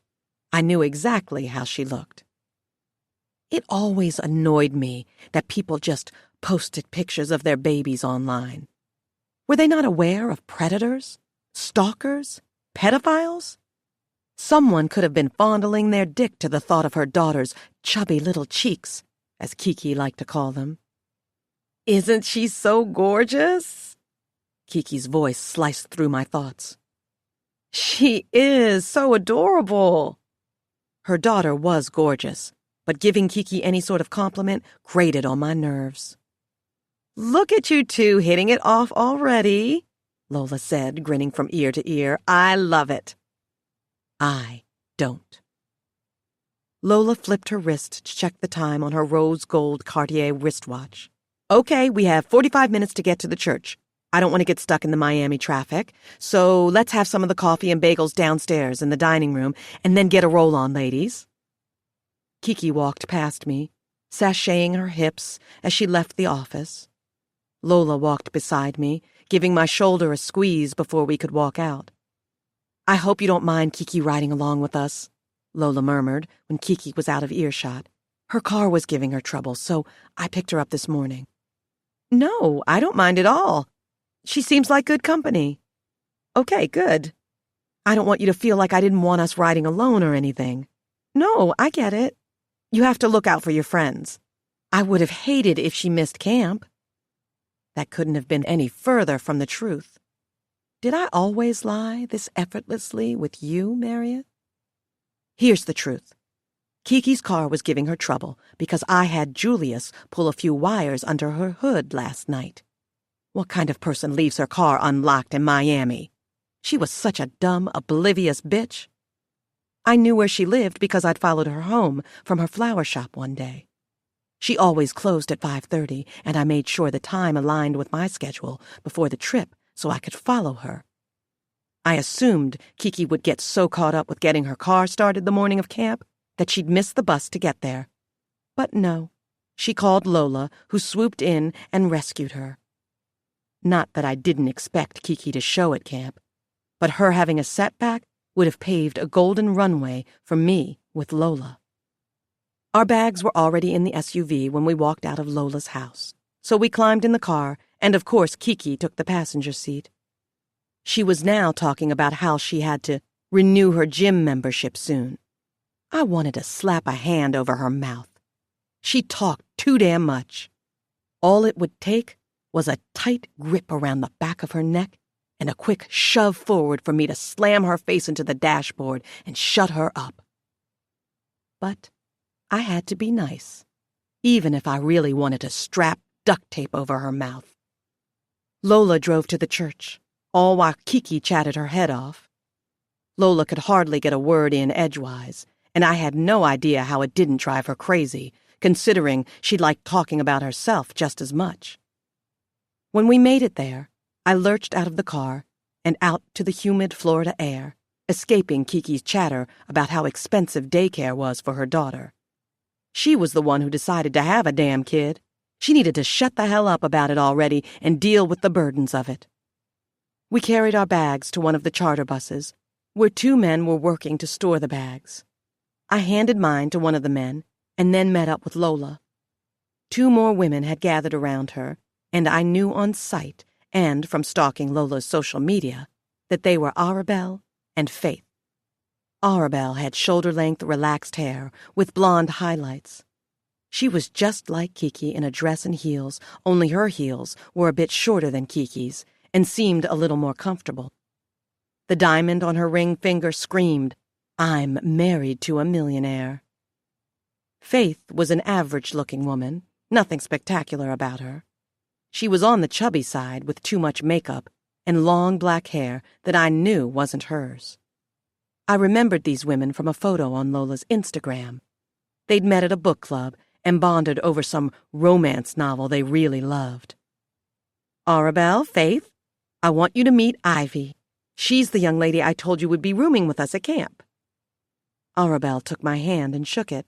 "So nice to meet you, Ivy. I saw the shoot you did for the charity shirts. Love them, girl." Lola gave me a little sneak peek. I smiled. "Thank you." I didn't get a damn sneak peek. I glanced at Lola, who simply smiled, like the comment Arabelle had just made meant nothing. "I love them too," Faith said, giving me a lukewarm smile. I could tell she didn't like that I was staying in the cabin with them. Despite Faith's half-hearted compliment, she and Arabelle were 2 women I felt I could actually deal with. Even though they were looking at me like I was some stray, adorable cat, at least they weren't completely snobby and codependent upon Lola, like Kiki. These women seemed more concerned about themselves. In fact, they probably didn't give a damn about this charity, but were around for show and to support her cause. "Say cheese!" A camera shuddered as we all turned, and Zena was there, her black camera in front of her face. She changed her hair and had fresh black and pink ombre braids now. "Zena!" Lola waved a playful hand at her. "I told you to hold it until we get to camp, girl. That's where all the fun will be." "Don't even worry. I have so much space on my memory card for the week. We'll have so many good pictures this year." "Oh, hey, girl!" Zena rushed my way, hugging me with one arm, her camera in the other. What do you think her reaction would have been if I'd accidentally knocked that expensive camera out of her hand? Bet she wouldn't run to hug me anymore, and I would be cool with that. "I'm so happy to see you," Zena went on. I told myself to be nice, be the chill girl who went with the flow. "So happy to see you too," I said back with as much enthusiasm as possible. I swear I wasn't going to be able to take much more of this. I am not a people person, Marriott. When it was time to board the buses, I released a sigh of relief. I made sure to stick close to Lola, but as we walked up the steps of one of the buses, Kiki lightly bumped against me and stood in front of me, thinking I wouldn't notice, but I did. That was strike 2 now. Strike 1 was her talking too damn much in the car. Lola took a seat in the very back by the window. Kiki excused herself as she brushed past a few volunteers in purple shirts to get to the back and took the seat right next to Lola. I took the seat on the opposite side by the window. I still needed to appear independent, like I didn't want to be in Lola's way, but still garner enough attention from her so she could check in with me here and there. Faith took the seat next to me, and Arabelle sat in the aisle in front of Kiki.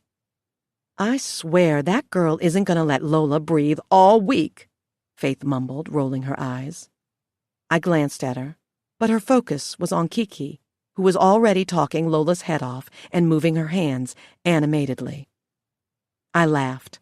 Lola's probably used to being around her. No, honey, trust me, she isn't. No one could get used to someone so self-absorbed. Plus, we can all tell she uses Lola, but Lola is too damn nice to see through her crazy mess. Lola loves to pick up strays, honey. Oh, no offense to you or anything. I've heard good things about you. I straightened my back. I guessed I'd read Faith wrong.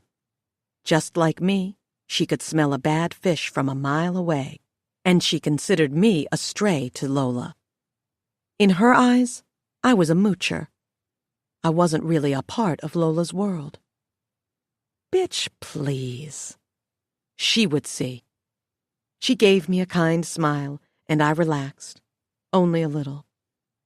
You seem like a nice girl who could be spending her summer doing something else. How'd you get into volunteering for the charity? She asked me.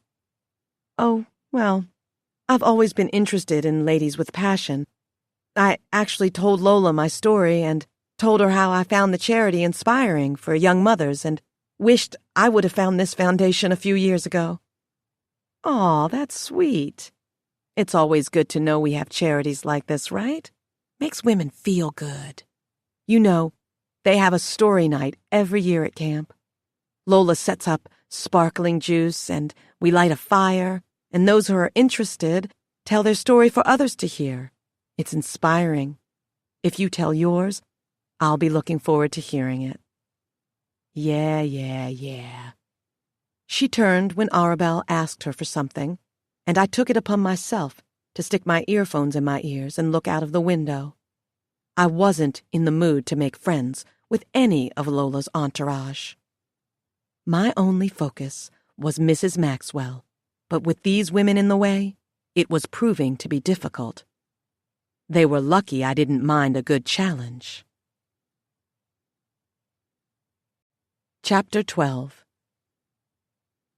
We arrived at camp, where the cabins were made of thick brown logs, and a mixture of palm and live oak trees surrounded each one. After everyone was off the bus, we were directed to the main hall, where we picked up name badges in the cafeteria and were offered water bottles. Noah, Olivia, Vanyetta, and 2 other women were sitting at a table in the hall when we arrived, greeting people and ready to sign them in. Volunteers signed up at one table and picked up their blue volunteer shirts, while the pregnant guests took up another. After I collected my name badge, I took a sweep of the main hall. For it to belong to a camp, it was pretty damn fancy. Seafoam green walls, sparkling waxed floors, and picture windows that revealed the outdoor scenery. Of course, Lola Dearest wasn't going to settle for some average place to camp. There still had to be some luxury involved. Glamping is what people call it, you know. Never knew it was a thing until Lola mentioned it during the volunteer meeting. I could only imagine how the cabins looked inside. I looked at the front table, and Lola was chatting with Noah and Vanyetta. I realized then that it was going to be tricky getting Lola alone this week. How naive of me. The only times I was going to catch her was in her cabin or between activities. We were all escorted to an outdoor stadium where the seats were made of smooth logs. To my surprise, they were handing out blue pillows to the guests so they wouldn't have to sit on the hard wood.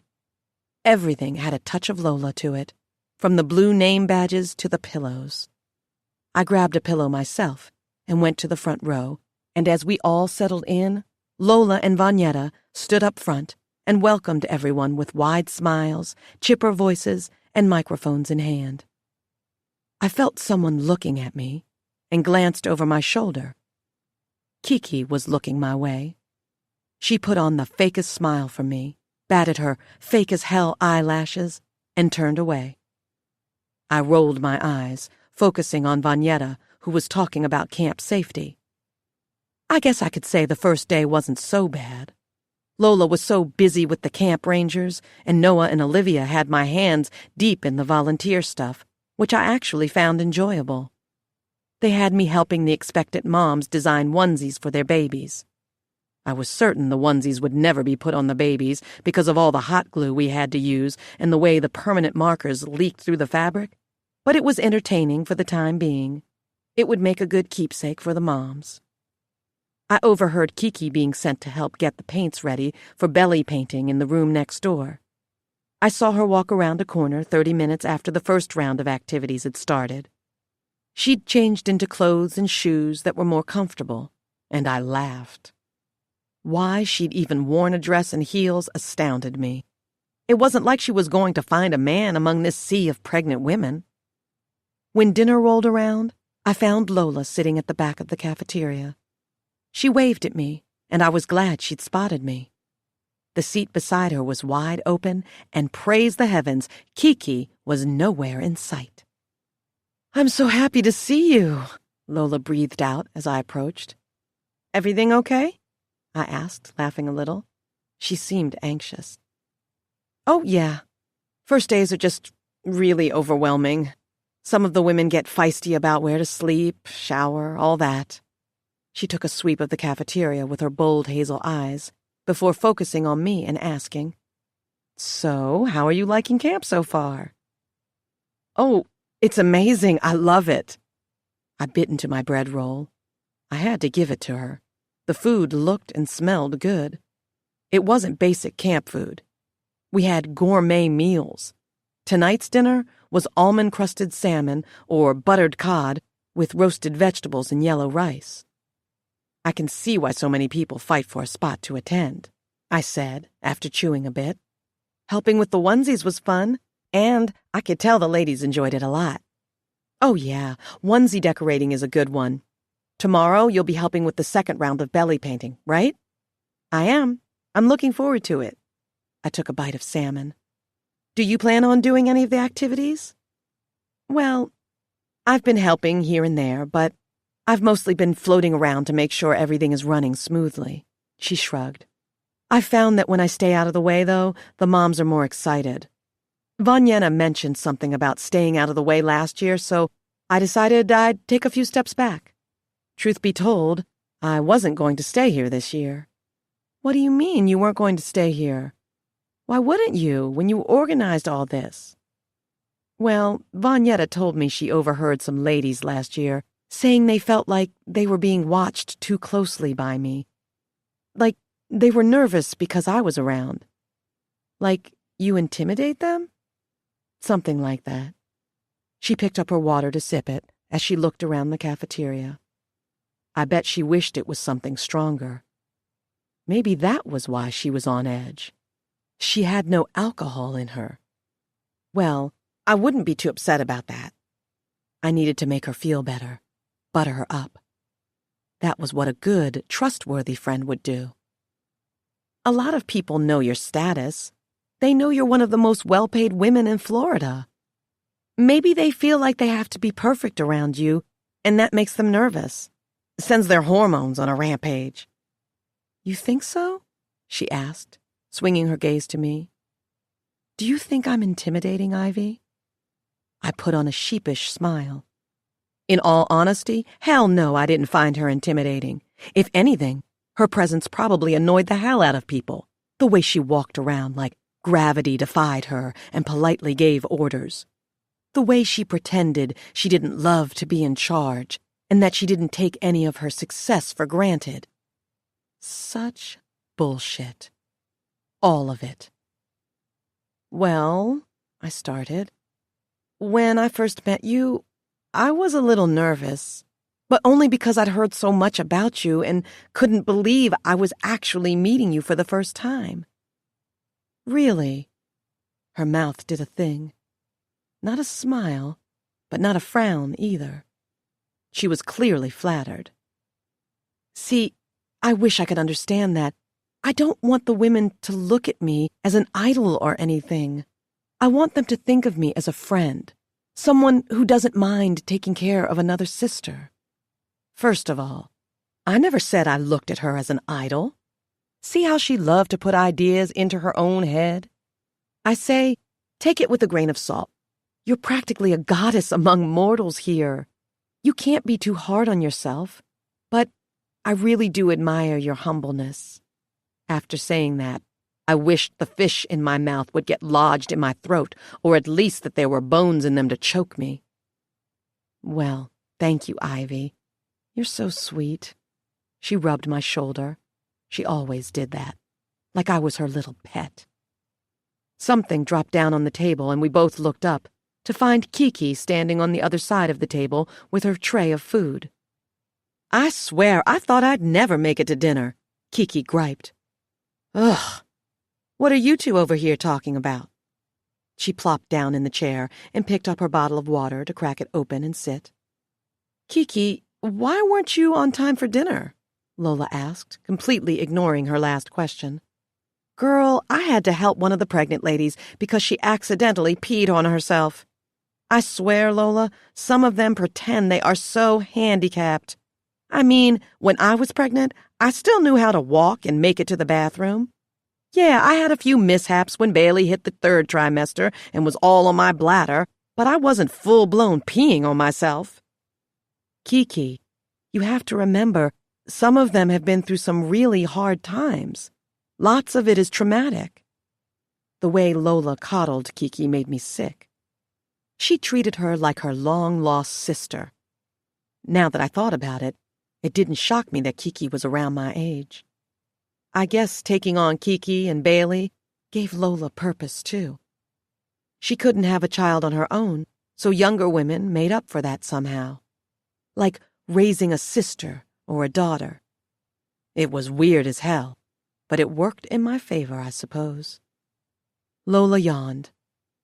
I'm really tired. I had an early start this morning, and it's catching up to me. You should go to the cabin and rest. You've been running around all day, Kiki said, eating her bread. I looked at Lola's plate, which only had vegetables on it, and noticed she'd barely touched her food. Then I looked up at her, but she was already focused on me. You won't mind if I run off, will you? Not at all, no. She gave me a grateful smile, and then gave my shoulder a pat. I was ready to burn off her hand by this point. Okay, I'll see you two in the cabin later. That is, if I'm not already sleeping.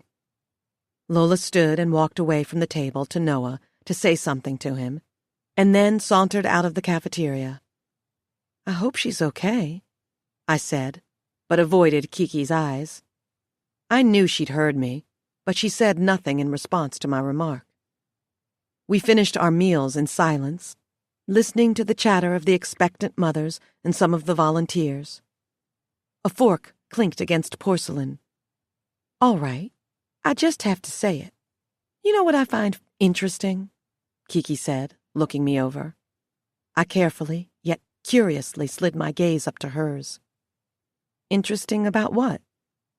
About you. What about me? I asked, with a nervous laugh, a sweet, innocent smile. I tried to find you on Facebook, but I couldn't. So I searched Google for your name, and a few Facebook accounts came up, but none of them were of you. I saw an Instagram account for you, but you don't even have any pictures. Kiki narrowed her eyes and stared right into mine. There's something off about you, and I don't like or trust it. Well, if she was playing that card. Funny, I was thinking the same thing about you when we first met. I couldn't let her think she intimidated me, Marriott. Fuck that. Her nostrils flared at the edges, but she tried to keep a cool head. You don't have to like me, honey, she shot back. I love myself enough. Did she really just go there? This was a joke, right? I rolled my eyes and picked up my grape juice. She really went there, Marriott. I simply couldn't. I just can't help but find it interesting that you met Lola in her kickboxing class and became a volunteer all in the same day. Then she wants you to model for her shirts. You, a new volunteer, when there have been dozens of girls who have been dying for that position. And now you're here at the camp, sharing her VIP cabin? She scoffed and shook her head, her silver hoops catching the light in the ceiling. Something doesn't add up with you. Girls like you, who just pop up out of nowhere in Lola's life, are always after something. I bet she'd know. Maybe Lola just likes me as a person, I responded, avoiding the urge to pick up my empty tray and slam it across her head. I have nothing to hide, Kiki. I just don't believe in posting my life all over social media the way others do. Kiki scoffed, pursed her lips as she looked me up and down, and then locked on my face again. Lola needs to stop wearing her heart on her sleeve. People like you are leeches. You worm your way in, try to get close, and think you'll have a foot in the door with her for life. Well, here's a piece of advice for you, she said, leaning over the table. The same way Lola took you in with open arms, she'll drop you just as fast if you do something to hurt or betray her. I matched Kiki's stare, refusing to back down. I could speak nice, but there was no way in hell I was going to let this bitch think she could intimidate me. I'm certain there was something a bit more vicious about my stare, because she leaned back and clenched her jaw before picking up her tray and taking it to the nearest trash can. She left the cafeteria, but not without looking back at me. This was strike 3. I'd had enough of her. I watched her leave, and then made a mental note to take her out, immediately. I was done playing games, letting her think she had the upper hand. Kiki was a flaw in my perfect plan, and it was time to get her out of my way. Chapter 13. I've always had a problem with my temper, Marriott. I remember my mother giving me spankings for throwing tantrums over things I couldn't have or couldn't do. I remember being 13 and purposely breaking Mama's favorite lemonade pitcher because she wouldn't let me go to a sleepover. Granted, my grades weren't so good, and it served as a form of punishment that I couldn't attend said sleepover, but all I remember was thinking how unfair she was and getting pissed about it. If only I'd known that a year later she would be gone forever. I never would have broken her favorite pitcher and hid the glass pieces. I never would have been such a pain in the ass. I wish I could say I'd outgrown the tantrum phase at this point in my life, but that would be a complete lie. If anything, my tantrums manifested into something much, much worse. How does the saying go? When you bottle up too many emotions? Yeah, it's that sort of thing for me. I was desperate to get closer to Lola. No one was going to stop me, spread rumors about me, or get into Lola's ear on my watch. Kiki was going to keep telling Lola that she didn't like me, that she found me weird and off. I couldn't have that, Marriott. I guess Kiki's blabbermouth was good for one thing, though. Last night, Kiki told the whole cabin she couldn't wait to wake up early and go for a run so she could keep her body in shape. Faith and Arabelle forced smiles at her, and Lola was so out of the mix that she didn't respond to her. There was something on Lola's mind. Was what Vanyetta told her about being intimidating to the pregnant women really bothering her that much? Too bad I didn't get the chance to ask.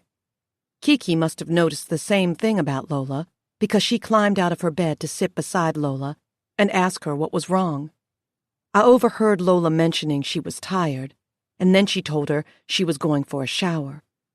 When Lola walked out, Kiki glared my way before going back to her bed.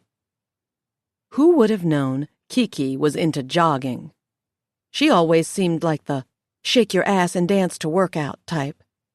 A little twerk here and some jumping jacks there. Kiki woke up at 5:15 in the morning, got dressed, and left the cabin at 5:30.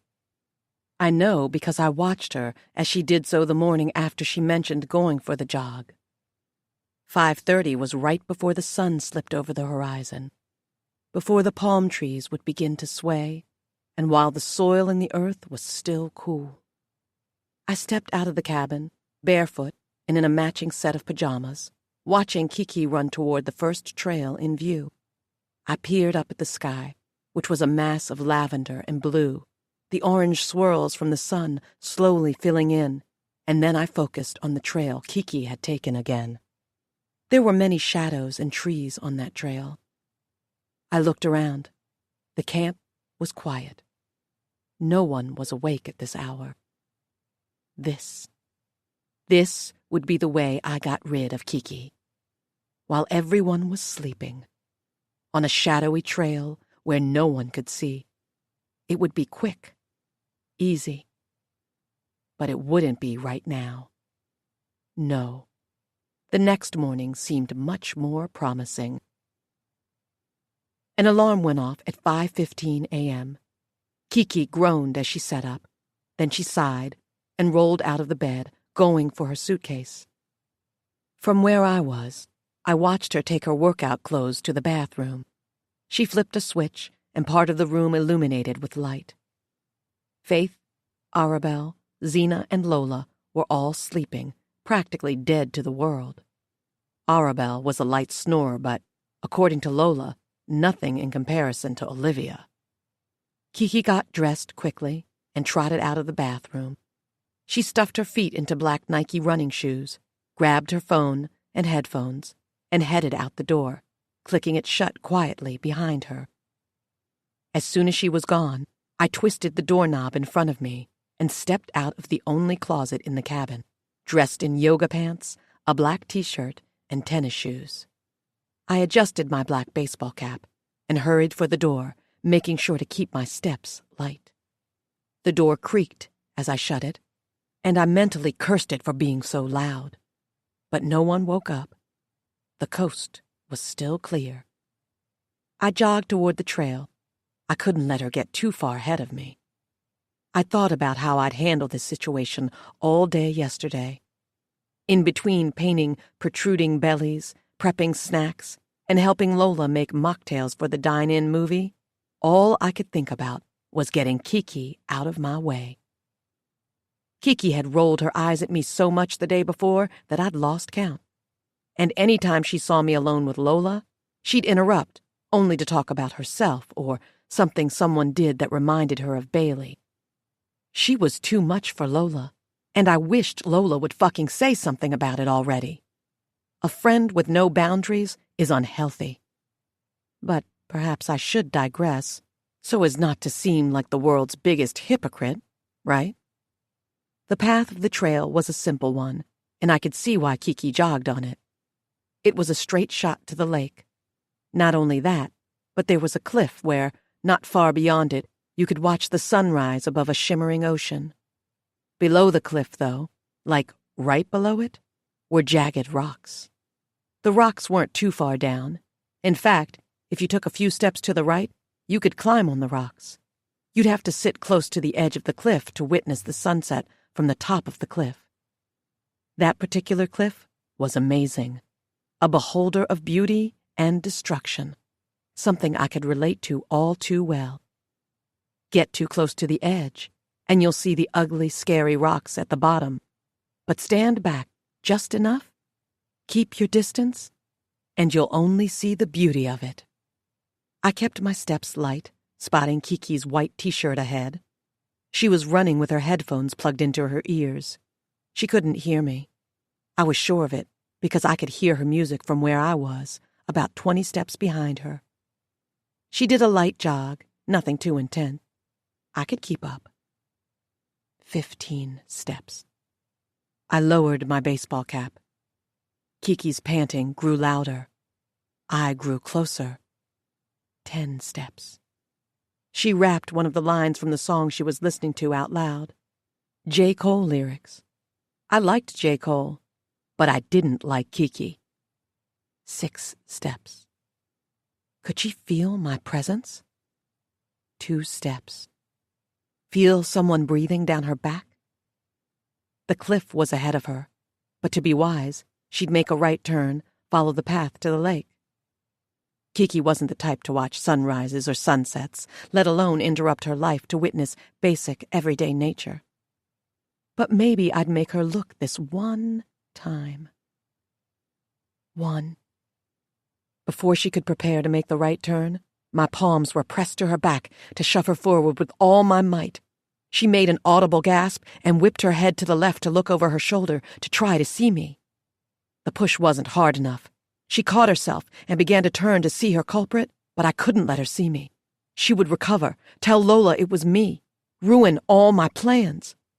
I grunted and shoved her harder on the back, and she screamed, tripping forward and falling. Falling.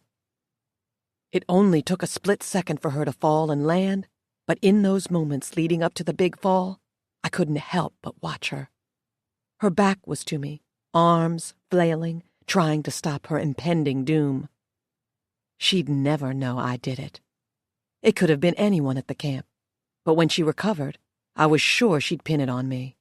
The new girl, her biggest threat with Lola. But what proof would she have? She'd only accuse me, right? She could scream about it until her face was blue, or maybe Lola would assume Kiki had fallen for attention. It would be like Kiki to do something drastic for all to think and talk about her. I rushed to the edge of the cliff, right before Kiki hit the rocks. A loud thwack as the back of her head hit the sharp edge of a boulder.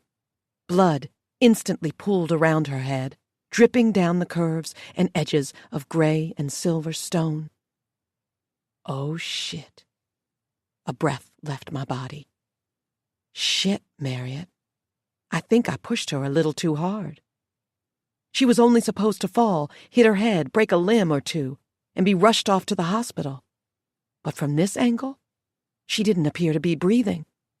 There was too much blood. Oh, my God. She'd looked dead. Chapter 14. Run. My thoughts screamed at me. I couldn't stay here much longer. Someone would come by eventually. One of the park rangers, maybe. They'd see Kiki's body, sound the alarm. I couldn't be spotted here when that happened. Run. I ran away as quickly as I could, finishing on the trail that led to the lake. No way was I going back to the cabins. I'd act as if I got breakfast early. A quick pudding at the night mommy cart by the cafeteria for the pregnant women with insomnia.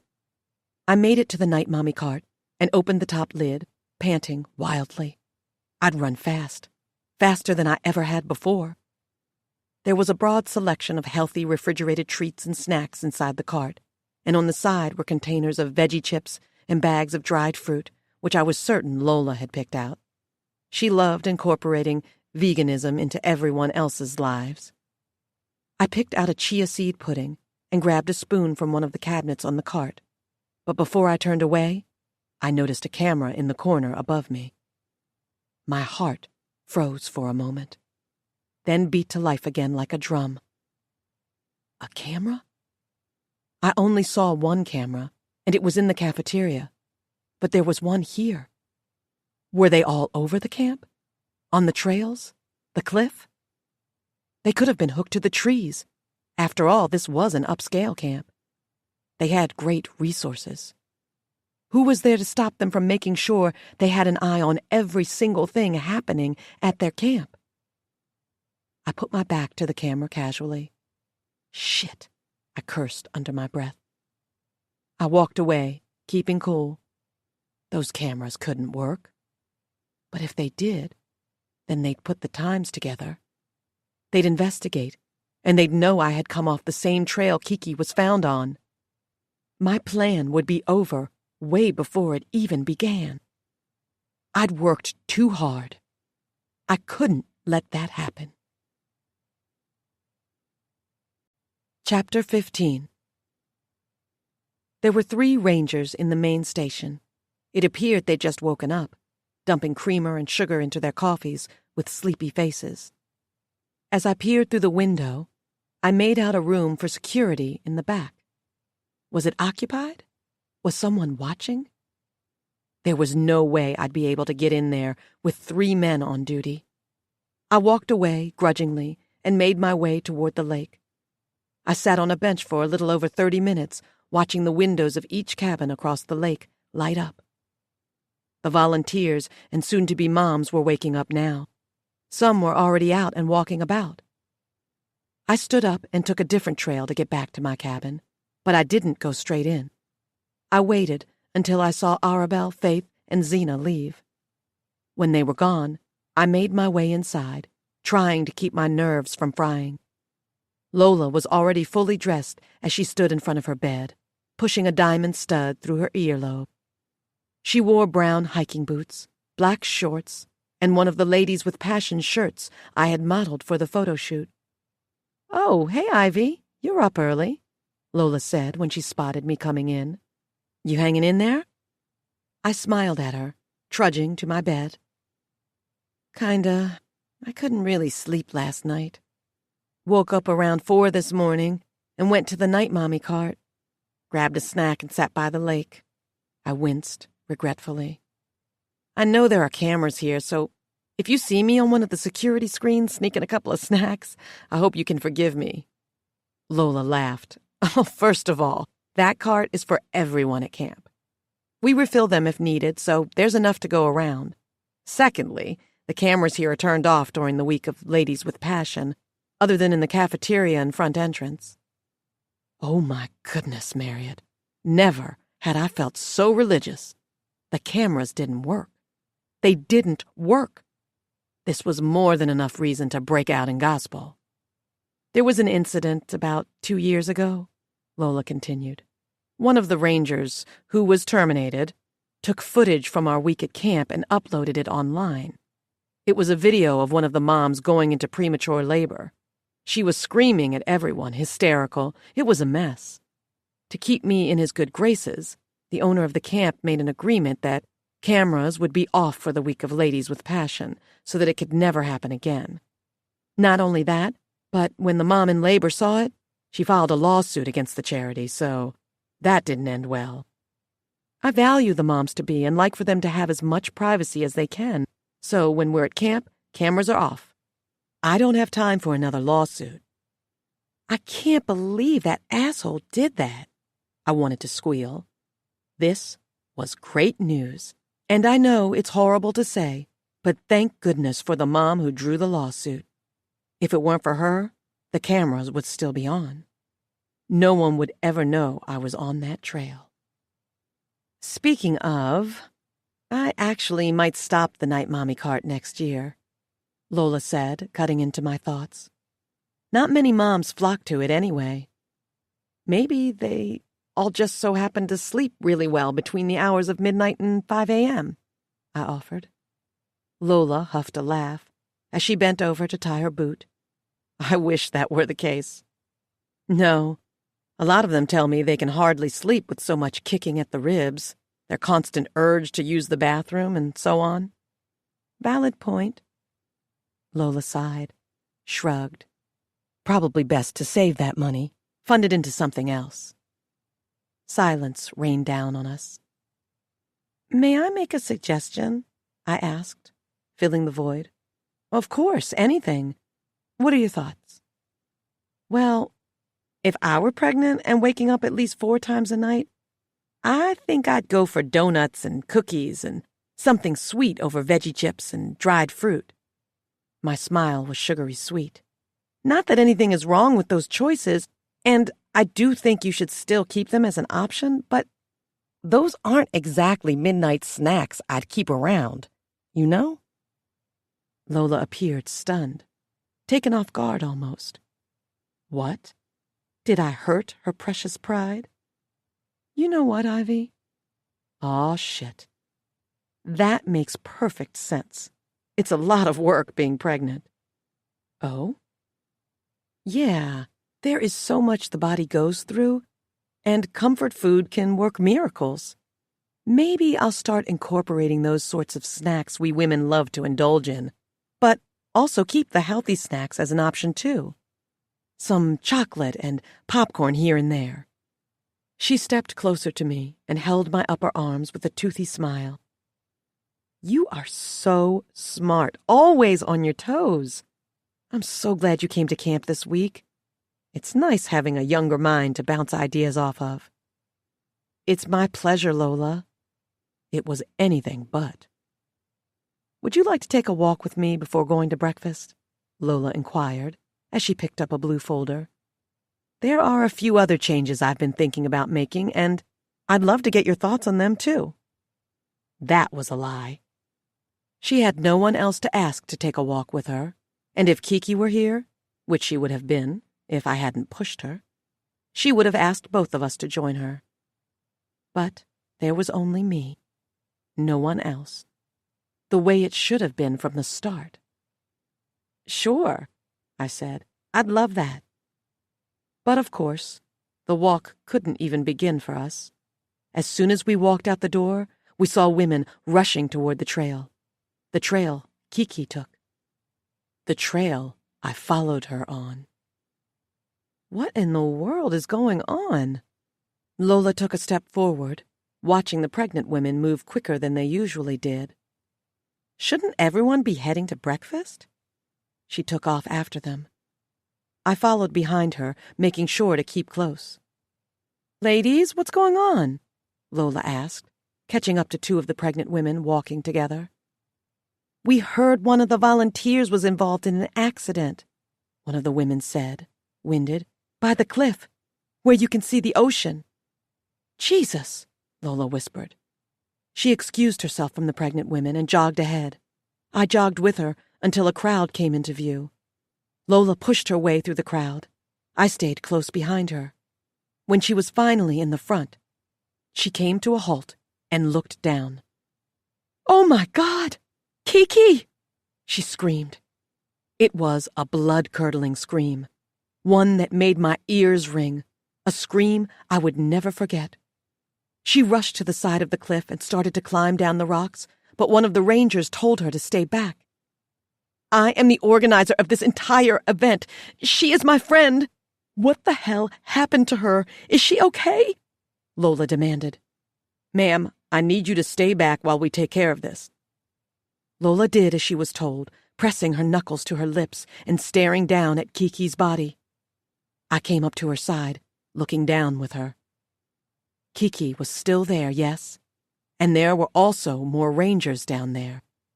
2 were picking up her body and putting her on a stretcher. I frowned as they moved her. Why would they do that if she were dead? Wouldn't this be considered a crime scene? The body can't be touched unless... Lola! I looked past Lola, and Vanyetta was rushing toward us. I was looking all over for you. Vani, what happened to Kiki? Lola screeched, climbing back on the trail and to steady ground. I'm not sure, honey. I got here about 20 minutes ago, and the rangers were talking to one another on their walkies in the main hall. I heard them say someone was below the cliff, and I followed them here, saw this. Vanyetta closed her eyes and pressed a hand to her chest as if her heart was physically breaking. Kiki takes this trail every morning when she's here at camp. What would change? Lola asked Vanyetta, desperate for answers. Don't panic, sweetie. I spoke to one of the rangers. They've already called for an ambulance, but right now they're taking her to the nursing hall to patch her up. The ranger who found her said she was still breathing. Vanyetta's plump face broke out in a smile. By the grace of God, she's still breathing, honey. Wait, what? She wasn't dead? How was that even possible? I mean, don't get me wrong. I was relieved about it. Death would have resulted in an investigation, and I didn't need that right now. Lola bubbled out a hysterical laugh. Vani, are you sure? She's breathing? By the grace of God.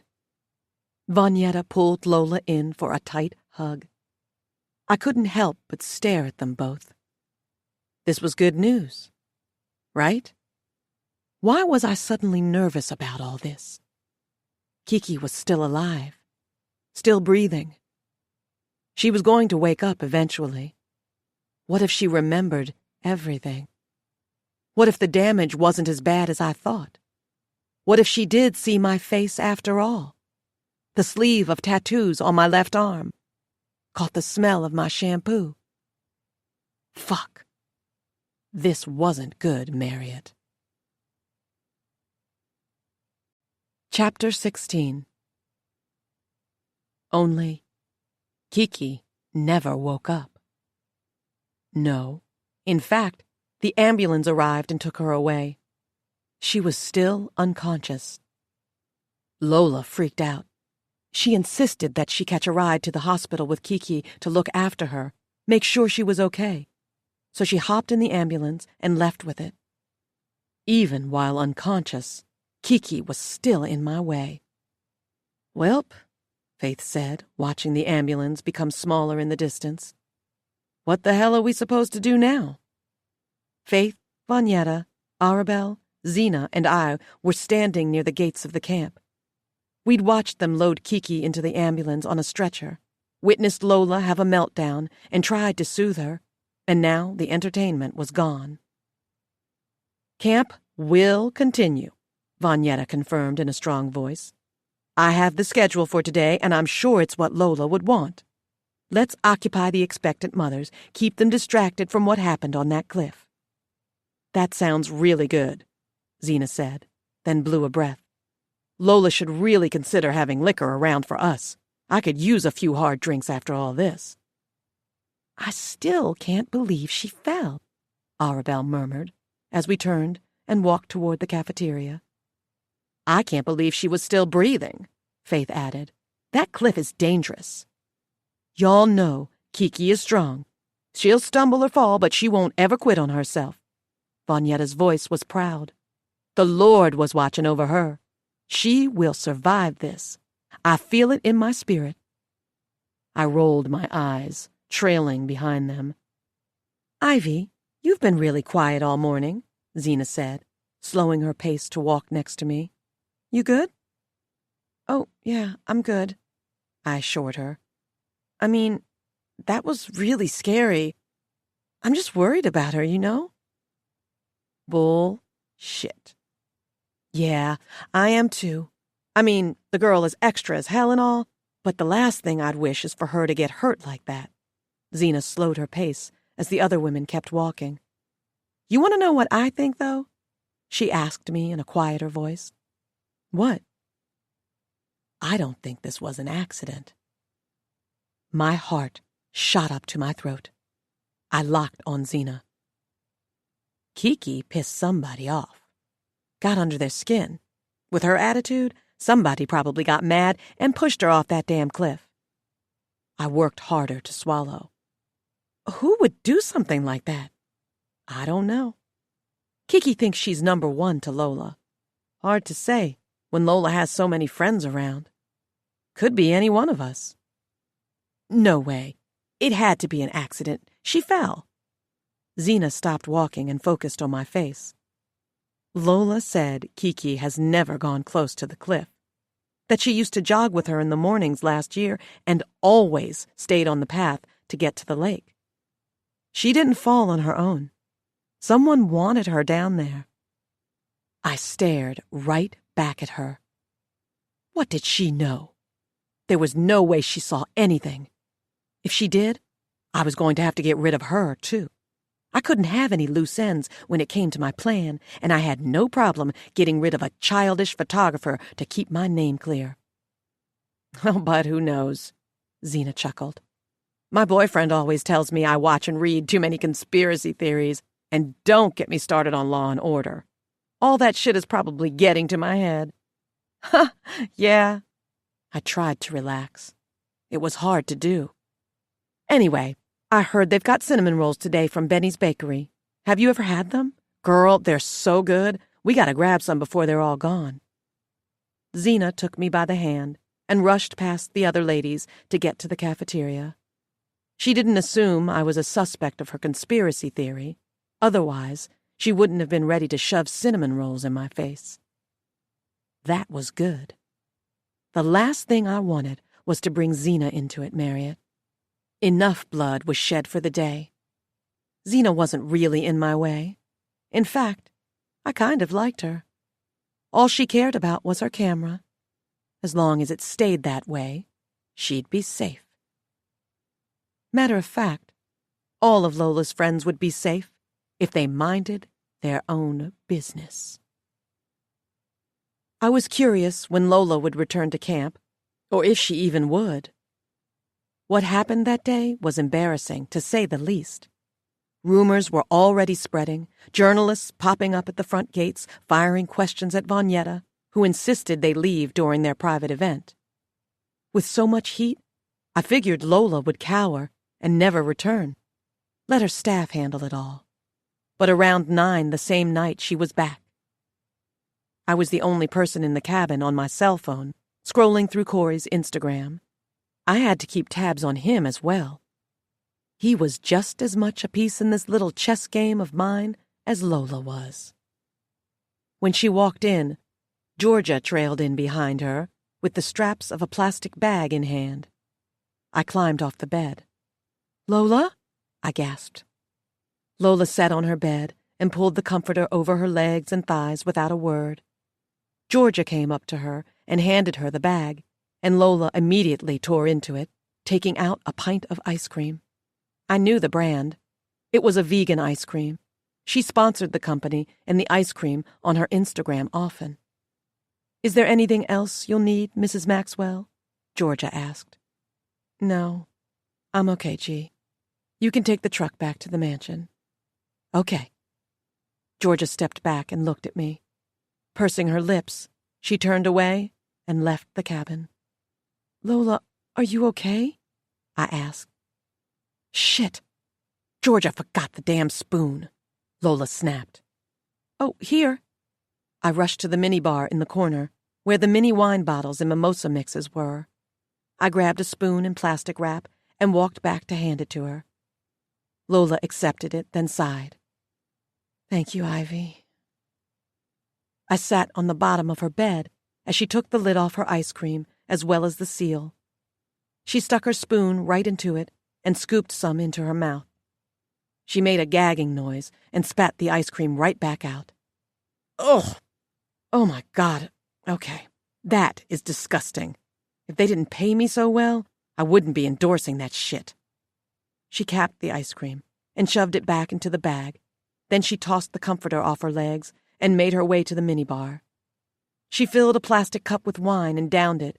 Then she poured another, but took it down slowly. She finished it, though. After one more pour, she was pacing back and forth in the cabin with her cup, staring down at the ground. "Is Kiki okay?" I finally asked, and she slowed her pace, side-eyeing me. "Far from it. She has a severe concussion, as they said, and not only that, the doctor doesn't know when she'll come to. He said it could be days, weeks, hell, maybe even months because it's so bad." She sat on the bottom of Kiki's bed, nursing her wine. "Lola, I'm so sorry." She went on as if she hadn't heard me. "They stitched her up, put casts on the broken bones, broken arm and broken shin. I'm sure she'll be covered in bruises tomorrow." I remained silent. The only thing I can't understand is how she fell. I mean, we've been going to this camp for years. Kiki has walked that trail, jogged it, sprinted on it, and not once has she fallen. Lola's brown eyes shifted up to lock on mine. "You were out this morning. You didn't happen to see anything, did you? Maybe someone else was out there too?" "No, I didn't see anyone," I responded with a shake of my head. "Why? Do you think someone caused this?" Lola swallowed hard and stared me in the eye before dropping hers to the cup of wine in her hand. She took a big swig. "I don't want to jump to conclusions. For all I know, maybe Kiki tried something new and got too close to the edge. But, well, never mind." "No." I stood up and moved closer, sitting on the rug on the floor right in front of her and giving her all my attention. I was the friend she needed right now, the one who wouldn't judge and would only listen. "You can tell me anything." "Can I?"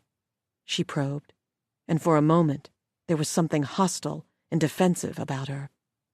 I wasn't sure if she was directing that hostility toward me or if she was just upset about the situation. I hesitated. She let out a wet gasp, shuddered a breath, and then said, "Ignore me. I'm just a mess." That she was. "It's just that there are a lot of volunteers here who don't like Kiki. They all think I favor her, that I put her first, but it's not that at all. I mean, do I have a weak spot for her? Of course I do. She and Bailey mean a lot to me. But when it comes to the charity, I try to separate that, you know? But Kiki, as I'm sure you've noticed, likes to hover. She doesn't believe in keeping the distance, and I don't want her to think I'm purposely trying to avoid her, so I just let it happen." "I understand." "The police came to the hospital, talked to me." She swallowed. "They asked me things about Kiki, if she may have had any enemies at the camp or gotten into an argument with anyone. I lied. I told them everything was fine and that I was sure it was an accident, but I don't know. Something in my gut is telling me this was no accident, that someone had it out for her. But why would they do something like this? Try to kill her? I mean, I just don't get that. Kiki can be obnoxious and self-absorbed at times, but she's a good person. She has a good heart. Oh, God, Bailey?" she cried, throwing her head back and squeezing her eyes shut. "Kiki's mother came with Bailey to the hospital, and the poor girl didn't even know what was going on. I mean, can you imagine a sweet 4-year-old girl not having her mother? Bailey is the one who relies on Kiki the most. Without her, she'd be motherless." I lowered my gaze to focus on the rug. If I hadn't known any better, Marriott, I would think Lola was trying to guilt-trip me. But Lola knew nothing. She thought I was good, nice, and to be fair, I only wanted to hurt Kiki and send her off, not kill her. Her being in my way wasn't that serious. Lying to the cops was a stupid move, but it had to be done to protect my charity, this event, everything I've worked for. It's better if it looks like an accident. But if your gut is telling you that someone did this, how will you be able to sleep knowing that they're probably here under our noses? I questioned, with a voice full of concern. Lola took a long drink, and I admit I was laying it on pretty thick. I mean, why would the person who pushed Kiki ask such a question? Oh, right, because they would never. This was the way I could lower Lola's suspicions of me the most, by allowing her to think I was terrified, afraid for my life. "So, what are you saying? That I should go to the police? Tell the truth?" "That would ruin the charity, Ivy. It would ruin the event. You're the only person I have told this to, okay?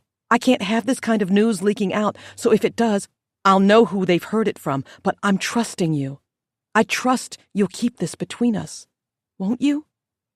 "I don't know, Lola. I mean, yes, you can trust me, and I won't say a thing, but after telling me this, I'm a little worried about staying at this camp." "Ivy, sweetie, please don't worry." Lola briefly closed her eyes and then opened them again. I noticed a small tick at her jaw. "I'll take care of this.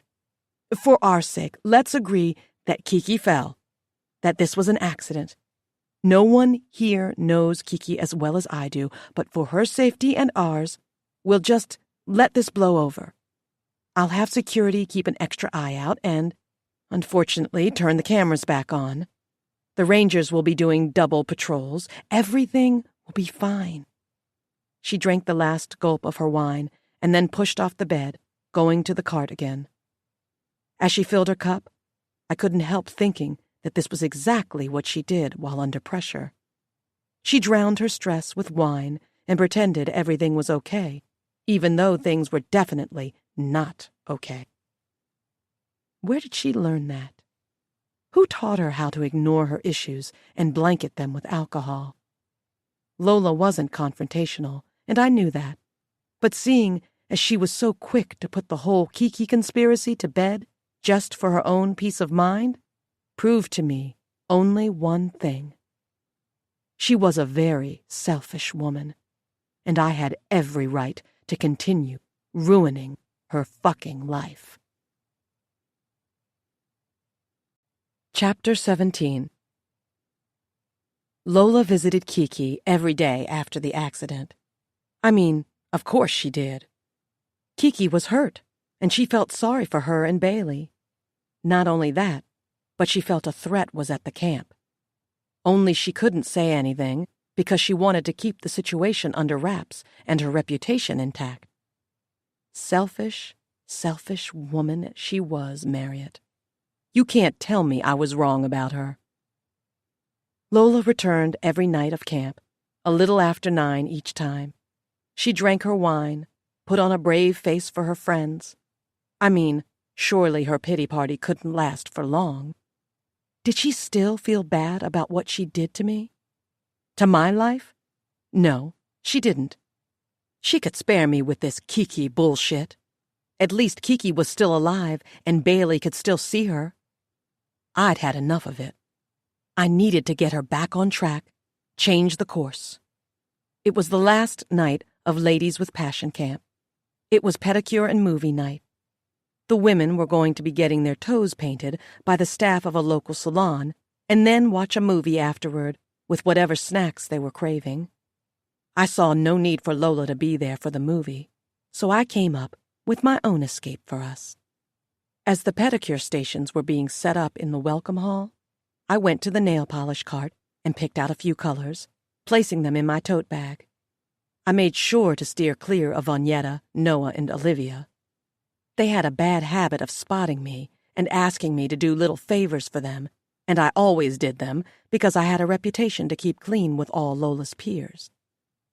After collecting some cotton balls and nail polish remover, I took the back exit out of the welcome hall and made my way to Lola's cabin.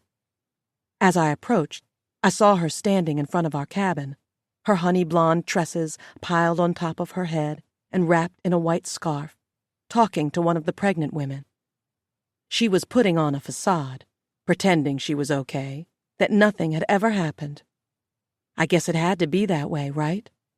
Mrs. Perfect couldn't ever be Mrs. Imperfect.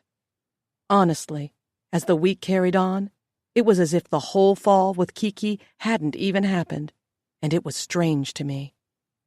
How many times had she done that, Marriott?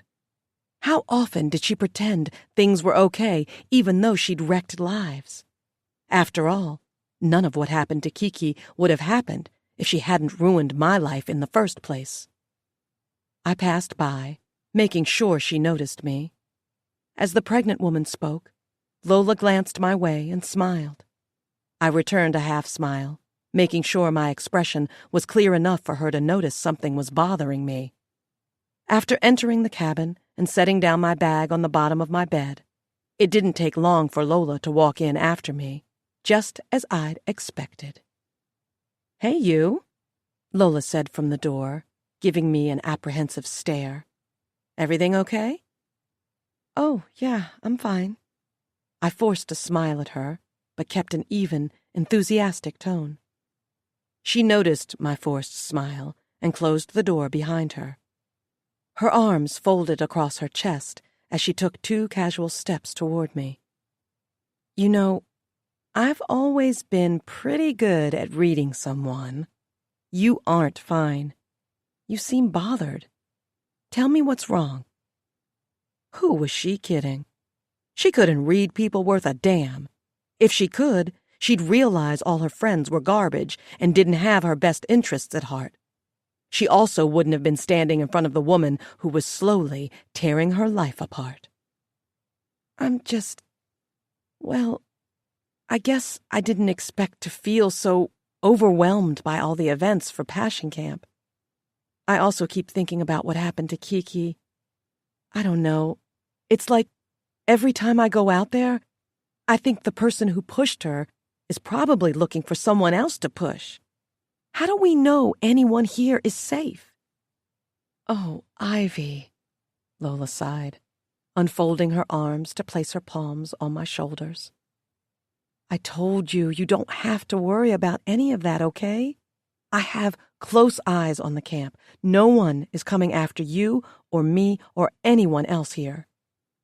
I nodded, but I still pretended to be anxious. "Do you think we could stay in tonight? I turned and picked up my tote bag. "I grabbed some nail polish and supplies from the welcome hall. Maybe we can do our own manicures and watch a movie on your portable projector thing." I'd watched a reality show on her projector with Arabelle, who had said Lola was okay with us using it during our free time. "Oh," Lola pressed her glossed lips and then rubbed them together. "Well, because it is the last night, I do have to give a little farewell speech to the attendees and volunteers tonight." "Oh, right, I'm sorry. I completely forgot about that." I placed my tote bag back down on the bed. Lola was quiet for a moment. "But you know what? I'll tell Vonyetta I'll give the speech in the morning. No big deal. Better they receive it with rejuvenated minds anyway." "Really?" I asked, elated. "Yes, of course. I could use a night in." She gave me her warmest smile. And there it was, my dear therapist. I felt it. Our connection had grown. Our bond was strengthening. I had her. My vulnerability was a treasure for her, and she couldn't just let it go. She could never leave someone so vulnerable on their own, someone in need of her attention and care. Lola stayed, drank her wine, and I laughed at her jokes, gasped at her stories. I even painted her toes for her. She wanted blue on her toes. I wanted to laugh at how predictable she was. This was the night when I knew. I knew that Lola Maxwell was considering me a very close friend and a gift to her. She wanted blue on her toes. I wanted to laugh at how predictable she was. This was the night when I knew. I knew that Lola Maxwell was considering me a very close friend and a gift to her. I was slowly becoming the little sister she'd wished she had while growing up. The friend who indulged in her picture-perfect life and absorbed every detail of it. The friend who oohed and awed about her trips to Belize, Greece, and Thailand. I was the friend who accepted her and allowed her to be herself, and she would love it, crave it, need it. I had her confidence, witnessed her vulnerability, and accepted her flaws. She could be slightly imperfect around me, trust me with secrets, confide in me about Corey, whom I loved hearing about, even if it came from her. She wouldn't let me go. No. In fact, she'd want me everywhere she went from that moment forward. She'd need me, and that was my plan all along. Gain her trust, then ruin her. Chapter 18. The perks of having a rich best friend were so much more than I'd imagined. I didn't think it would all happen so quickly, yet there I was, living it up and getting text messages from my new bestie every day. I spent many evenings at Lola's mansion, or just with her in general. Sometimes we'd cook together while talking about Lola's day, or we'd sit on her patio and sip chilled white wine while reading a new book she thought would be good for us to read together. I would post on my Instagram about the new book my bestie and I were reading, or take a picture of me holding a glass of her expensive wine in the air with the pool lightly blurred in the background. I'd tag Lola, and she'd like my Instagram posts and even comment sometimes, and surprisingly, being her new bestie brought a lot of followers my way. I understood it now, Marriott. The craze over social media. It's addicting as hell, to watch the numbers of followers you have grow with every new post. I realized that Lola liked to be in control of those who were close, though. She also loved being complimented. She liked to feel as if she owned a person, that she could control what they wore, what they drank, what they read. When we'd go to restaurants and order, it was always she who picked the wine we'd drink, as well as the appetizer. The choice of entree was all mine, but she'd always mention how much she recommended a certain course. I went into her office once, while she was on a call by the pool, and saw she had 2 calendars, one with dates of her events, and one with dates of Corey's. A bit much, if you asked me. I was sure Corey could keep up with his own events, but I had a feeling they weren't there as reminders for herself. They were there so she could know everywhere he'd be in the future, so she could notice patterns, perhaps. She was a smart woman. She knew what she was doing. Corey was never around, and that was strange to me, considering how often I was at Lola's place. In due time, I told myself. To my luck, my budding friendship progressed without interruptions. 3 weeks had passed, and Kiki was still comatose. Lola's visits to the hospital happened less frequently, but she did send flowers every day, straight from Kiki's flower shop. She'd mentioned to me that it would be her way of letting Kiki know she had the shop being tended to for her while she was out, and a way to support her company. Pathetic, really. I visited the hospital every day, sporting my black cap, making sure Kiki was still out cold.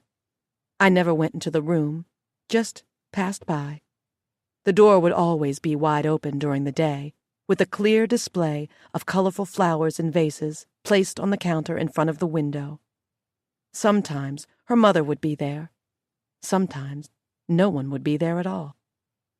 Kiki's head was once wrapped in bandages. Eventually the bandages were gone, which meant she was healing. I wasn't looking forward to the day she'd wake up. I hoped the damage was so bad that she'd forgotten everything. Faith and Arabelle I didn't have to worry about much. They visited Lola once a week and talked about their husbands and how all men were alike. For a bunch of women I was certain were dying to get married at one point in their lives, they sure did complain a lot about their marriages. And speaking of Faith and Arabelle, Lola sent me a text informing me that she was having dinner and drinks the second Saturday of July and that I was invited. She'd also invited Arabelle and Faith. I wasn't looking forward to the dinner. I preferred spending time alone with Lola and getting as much information out of her as I could. But in order to keep Lola's trust and remain close, I had to go. After cleaning my kitchen and making my bed, making sure the corners were tucked in the way I liked, I got dressed. I wore the lacy green dress Lola had picked out and bought for me when we went shopping, along with black heels she let me pick. I made sure my makeup was subtle but noticeable, to let her know I put in some kind of effort for this dinner. Apparently, it was going to be formal, and Lola wanted her girls to look great. Like I said, she was controlling. Why couldn't we just wear what felt right? I drove straight to Biscayne Bay, pulling right up to Lola's mansion and parking in the roundabout driveway. There were 2 other vehicles parked in the driveway, as well as a polished black Chrysler. Ah, Dr. Corey Maxwell was around. Was he going to be joining us ladies for dinner? I sure hoped so. I'd missed him and needed to see him. It'd been way too long. As I walked to the front door, it turned out that I rather appreciated that Lola had made this night formal after all. I needed to look my best for Corey, and this dress hugged me tight in all the right places and revealed all my curves. It definitely made my new breasts look good. Ideas began to sprout in my mind, taking root. I rang the doorbell. As always, Georgia answered. "Good evening, Miss Elliot. Glad you could make it to dinner." I never got over the way Georgia greeted me. as if I were a nuisance, as if she could read me like a book and didn't like me, only entertained me for Lola's pleasure. She was protective of Lola. That was fine. She could protect her all she wanted, as long as she didn't get in my way. Glad I could make it too. I walked in as she took a step back. Georgia shut the door behind me. Right this way. I followed her down the corridor, and as we got closer to the kitchen, I could hear voices, several of them.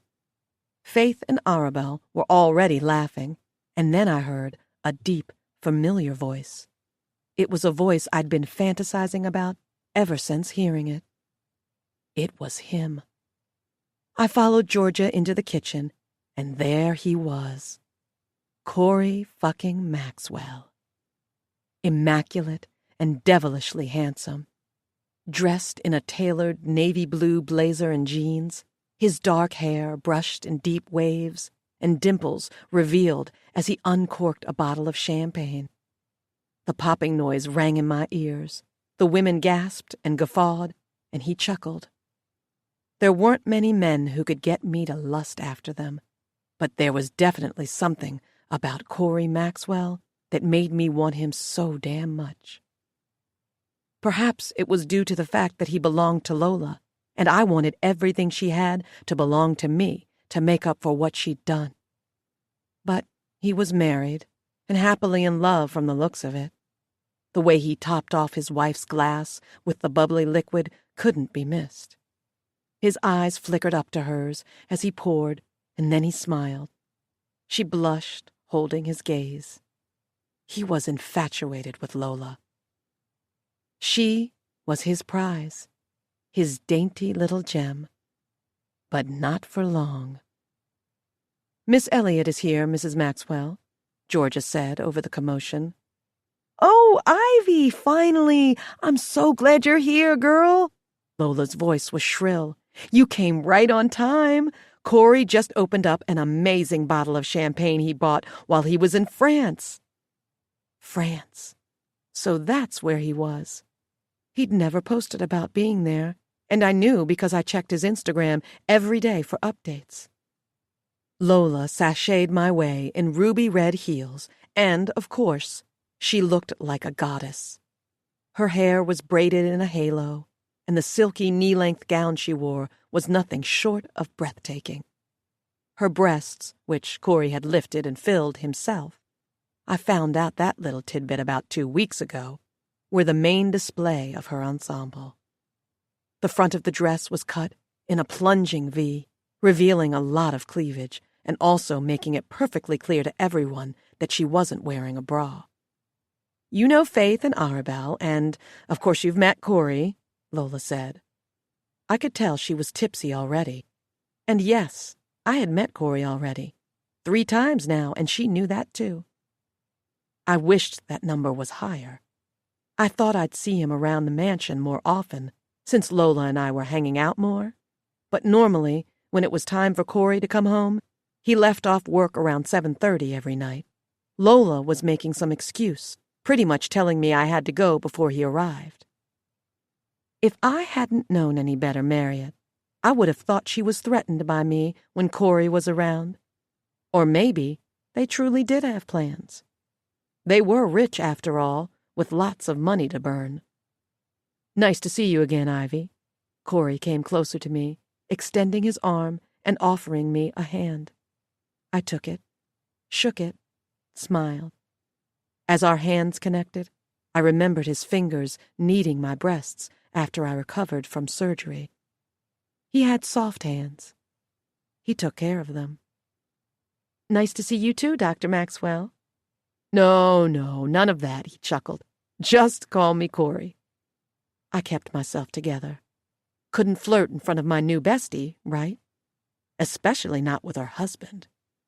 "Okay, Corey it is then." "So, dinner should be ready in about 10 minutes, Lola said when I faced her again. "Georgia and the crew are taking care of some final touches. Come join us for a drink while we wait." Lola led me to the island counter and poured some champagne into a flute for me. Accepting the drink, I took a sip and felt eyes on me as I swallowed. I had hoped it was Corey, but it wasn't. It was Faith. I gave her a smile as I lowered my flute.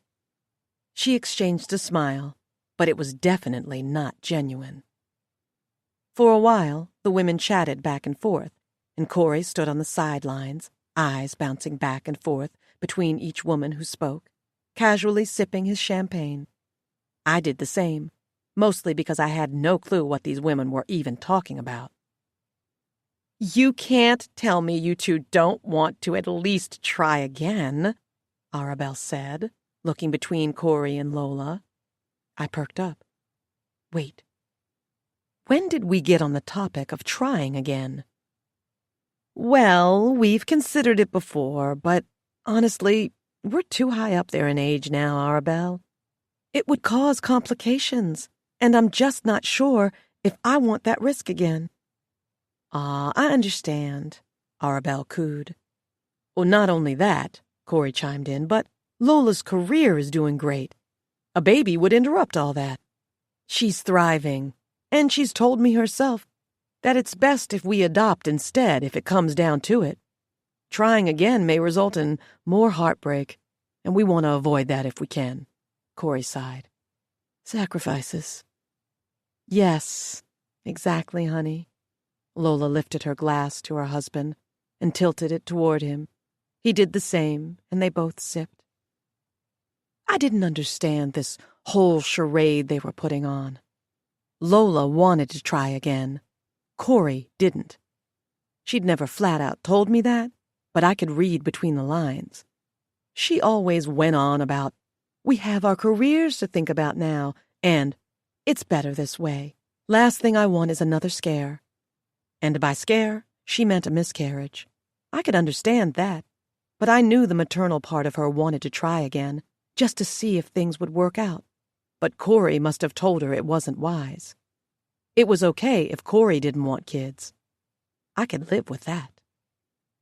"So, Ivy, Lola tells me that you plan on quitting your job to work for the Ladies with Passion charity full-time soon," Faith said, snapping me out of my thoughts. "I am, yeah. I've already put in my 2-week notice. I'm finishing there, and then I'll be on my way to becoming a Lady with Passion." "Oh, right. I forgot to tell you about that, Marriott. During one of our lunch dates, Lola told me that she was opening a new position at the office for the charity. The job would be similar to Noah and Olivia's. It was for a creative consultant. She'd practically handed me the job, so I took it. The pay was higher, and the schedule was way more flexible. I was moving on up." "That's nice. I think it's so great that Lola created jobs within the charity, and you'll be working at the office with Noah and Olivia, who have been there for about 5 years now?" "Yes." Her tone seemed accusatory. I wasn't sure what she was getting at. "Stop it, Faith," Arabelle chortled. What the fuck was so funny? "Stop what? I'm only asking questions," Faith said with a smug smile. So, this was some sort of inside joke? Something they'd spoken about? And to think I'd actually liked these bitches at first. Well, like was a strong word. I just figured they were so wrapped up in their own rich lives that they didn't give a damn about the mediocre girl who worked at Banana Republic. I glanced at Lola, who was now frowning at Faith. "Faith, what are you trying to imply?" Lola demanded. Nothing. Faith chuckled, then sipped her wine. "I just can't help thinking that, well, you've just met Ivy, Lola, and she already has her hands in so much of your stuff. You two sunbathe together, shop together, and now she's working with you? And your point is?" Lola's frown deepened. "I just think you need to slow down with the poor girl. To me, it seems like you're trying to replace Kiki with Ivy. One friend's absence has opened up a chair, and Ivy has the seat now." Okay. Faith was a bitch, plain and simple, and maybe she was jealous too. She wished she was in my position, tanning and reading and sipping crisp white wine with Lola Maxwell. The room went still, an awkward crackle of tension in the air. Footsteps sounded on the marble floors, and Lola turned as Georgia appeared at the mouth of the kitchen. "Dinner is ready when you are, Mrs. Maxwell." "Good." Lola put her attention to Faith again while saying, "Arabelle, Ivy, why don't you two go ahead and get seated? I need a word with Faith." I nodded and trailed behind Arabelle, following Georgia to the dining room. Over my shoulder, I watched Lola murmur something to Corey, and then she gave him a pat on the chest. He nodded and sighed, following right after us. When I sat, I couldn't see Lola or Faith in the kitchen anymore, but I hoped Lola was sticking up for me. "You know how Faith gets when she starts drinking," Arabelle said as Corey took his seat. "She loses that filter of hers." "I see," Corey said, but he wasn't amused. Arabelle looked my way. "To be honest, I like you much more than Kiki. I think you're good for Lola." "That I can agree with. You being good for Lola, that is," Corey said. "I haven't seen her so relaxed in so long. You're a good listener from what she's told me." I nodded. "Well, I try to be. It seems like she needs an ear here and there." "She has me and Faith to talk to, too," Arabelle countered. "Yeah, once a week. And only so they could come over, eat all Lola's food, drink all her wine, and complain about their older husbands while Lola fidgeted and listened." "She does. She talks about you and Faith a lot with me. She loves you too." Arabelle put on a cocky grin after my statement. "That's all these women wanted, Marriott. They wanted their egos stroked and their pride in good standing. Never demean them. Never make them feel replaceable or irrelevant." How did I know? Because I'd studied Lola for over a year to figure it out. Speaking of, Lola sauntered into the dining room with Faith trailing behind her. "Sorry about that," she said as she pulled back the chair beside Corey and sat down. Faith took the seat next to Arabelle, not once looking my way. "Before we dig into our delicious meal, I'd like us to pray," Lola announced. "And Faith will do us the honors." She gave Faith a stern look in the eye. Faith pursed her lips a moment and then said, "Let's bow our heads." Her prayer was straight to the point, nothing fancy. "Amen," everyone said in unison when she was done. "Thank you for that, Faith," said dear Lola, and I caught the sarcasm in her voice. She wasn't happy with Faith at the moment. Georgia entered the room with two men in white button-downs and black vests following her. Each man had white plates occupying both hands that they placed on the table in front of us. "This is our appetizer," Georgia murmured, setting a plate in front of Lola. "It's a crab-stuffed portobello mushroom and, of course for you, Lola, a crabless stuffed portobello mushroom, to cater to your vegan needs. Enjoy." "Thanks, G." Lola looked around the table. "Let's dig in, shall we?" Everyone dug right in as the men with Georgia filled our wine glasses. The mushroom was good, but the entree they brought out minutes later was divine. A duck roasted in butter and garlic and served with a cranberry orange sauce. Along with it, asparagus and a baked potato. Lola only had the asparagus and potato. Rich people ate so well, Marriott. I could really get used to that. "So, there's a reason I invited you ladies over tonight," Lola said as everyone was close to finishing their entrees.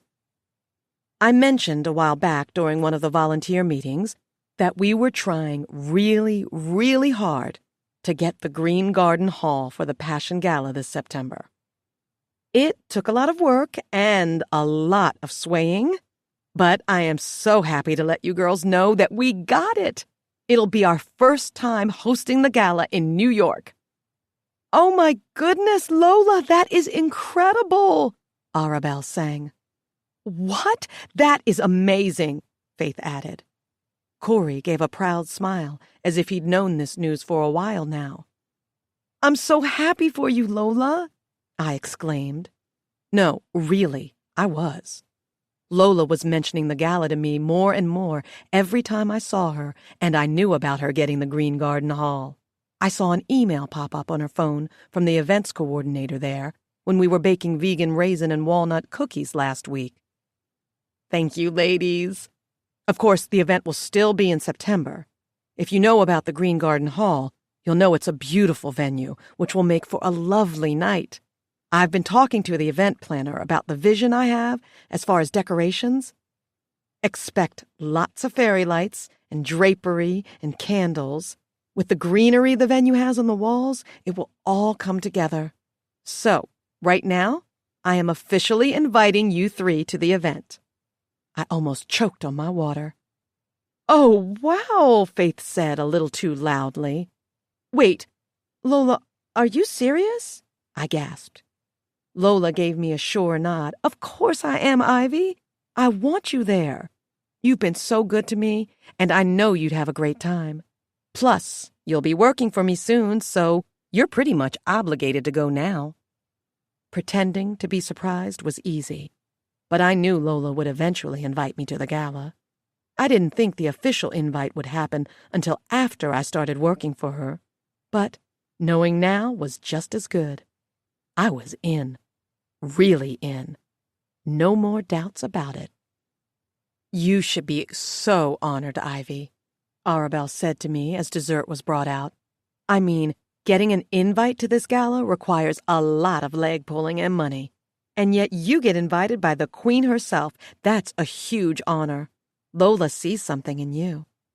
I gave her a sweet smile. "Thanks, Arabelle." One of the men gave me another refill of wine. This was my fourth drink, including the champagne. Everyone else was downing their drinks like water, cheery and jubilant. I couldn't keep up. But I knew I could use not keeping up to my advantage tonight. Things carried on with lots of excitement as we transitioned from the dining room to one of the sitting rooms with dim lighting. Lola discussed her big ideas and plans for the gala, and even started talking about the dress she was going to have custom-made for herself. As she did, the drinks continued, glasses filled to the rim, and Arabelle and Faith became giggly, while Lola became downright sloppy. She hugged Corey around the neck too tightly, clung to him like a baby monkey. She kissed him too much on the face and neck, and through it all, he seemed to be made uncomfortable by her actions. He was a man who loved his affection in private. Even I could see that. "Well, tonight was amazing, but if I don't get my ass home and to my bed soon, I might just pass out on this chair," Arabelle broadcasted. Arabelle's remark wasn't the least bit funny, but I broke out in a laugh, and everyone looked my way. Faith and Arabelle decided to ignore my outburst, but Lola and Corey seemed surprised by it. I was pretending to be drunk. I had to let it be known. The couple bid their friends farewell, and Arabelle gave me a hug and told me goodbye. Faith didn't even come near me. I noticed she hadn't said another word to me after what happened in the kitchen. Lola must have set her straight, but I knew Faith would never apologize to me, not to someone she thought was beneath her. When the chatty duo was gone, Lola and Corey turned to me in the corridor. "You okay to drive, Ivy?" Corey asked, concern etched on his forehead. "Oh, yes, I'm great. Well, actually, I'm a little fuzzy, but I'm fine. I can catch an Uber and come back for my car in the morning." "What? Hell no! Are you kidding?" Lola's voice was too loud, and it made my head throb. "You can stay the night here or stick around until you sober up. I'm not letting you go out alone with drinks in you. Not in Miami. No, ma'am."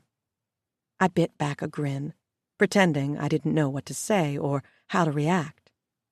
"If you aren't comfortable staying, I can have Felix drop you off," Corey offered quickly. "He drives for us on call when we need him." "No, absolutely not." Lola took me by the hand. "Ivy, please stay here until you're okay." I would hate for something to happen to you. We drank a lot tonight. Best thing you can do is sleep it off. Besides, we have plenty of space. You wouldn't be in anybody's way." "Are you sure, Lola? I don't want to interrupt your night or invade." "Nonsense," she blurted out, then snickered. "Matter of fact, if you're staying, join me for another glass by the pool." "Okay," Corey intercepted, moving between me and Lola. "I think you've had enough to drink tonight, Lola. Let me get you upstairs and to bed." Lola pouted as Corey grabbed her hand. "Ivy, I'll have Georgia show you to the guest room." "That's okay," I said, as Corey started down the corridor with his wife. "Lola showed me where one is. If it's okay with her, I'll just go to that one, sleep for a few hours." "That's my favorite guest room," Lola exclaimed. "Just don't vomit on anything and you're good."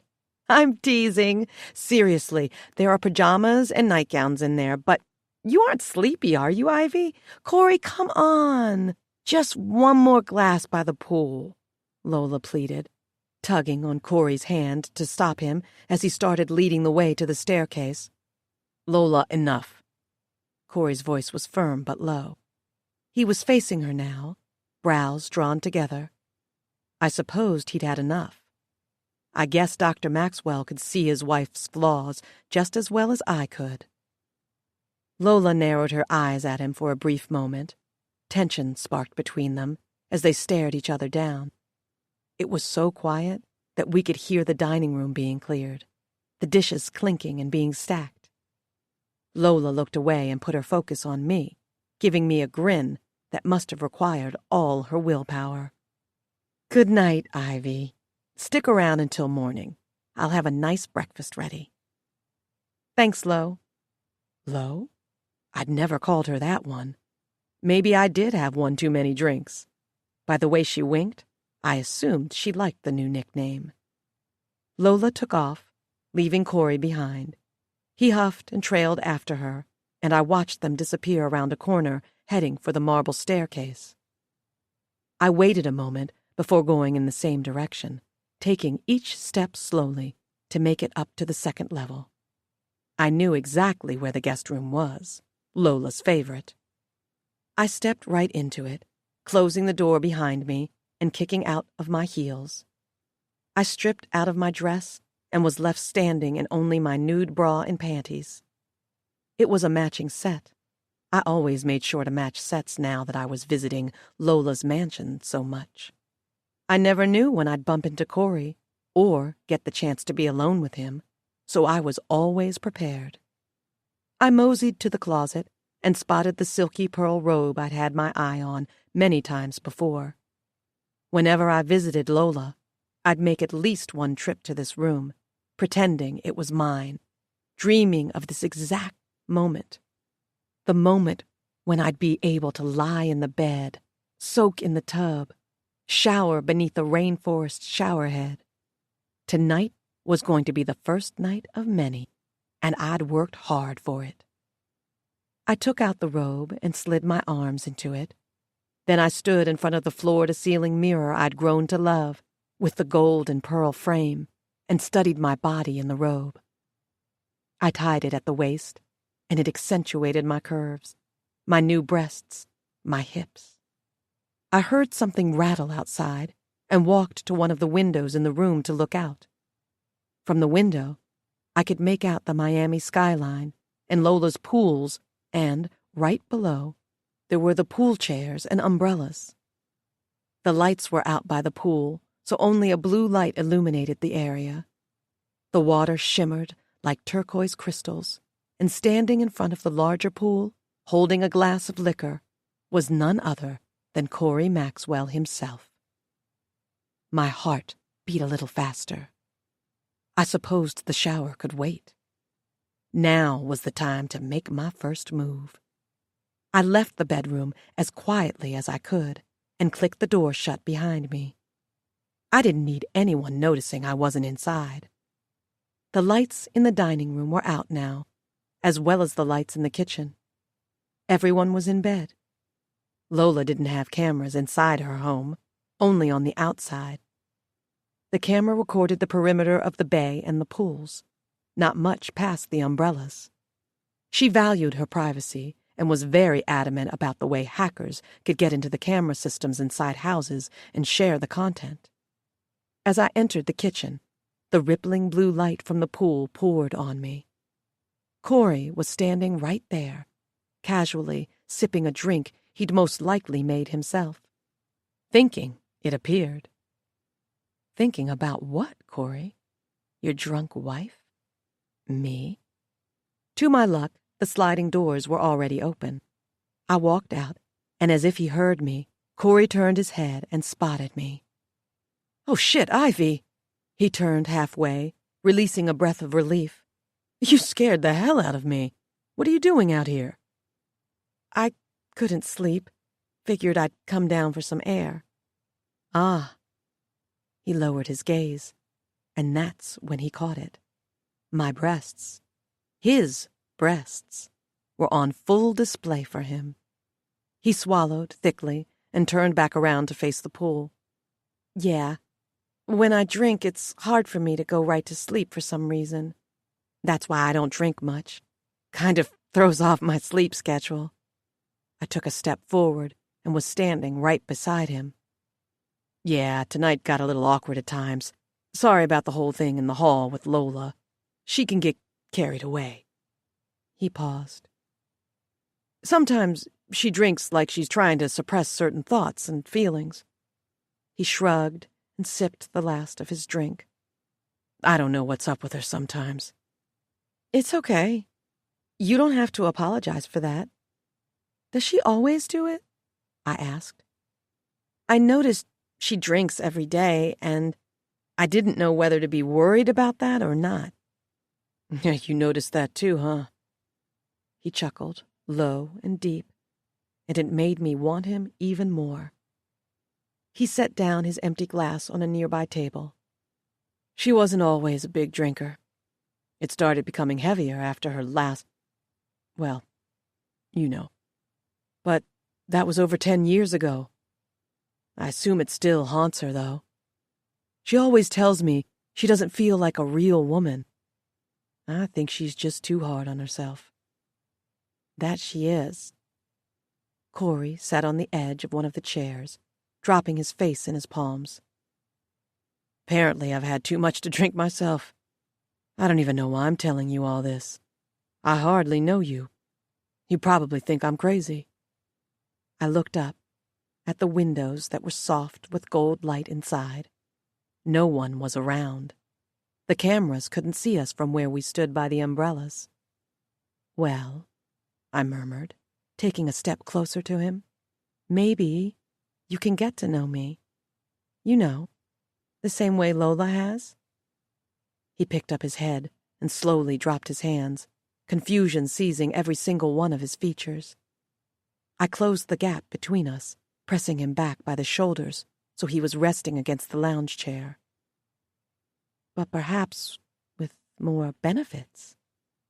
"Whoa, hold on, Ivy." He pushed me back lightly, and I paused. "What the hell are you doing? Lola is upstairs. You're her friend." "When is the last time she's fucked you, Corey?" I demanded. He was pissing me off now, acting like he owed Lola the world. "You're drunk. You should sleep this off and just answer my question." Corey swallowed visibly and shook his head. "What does that have to do with what you're doing right now?" "Lola hardly does a thing with you anymore.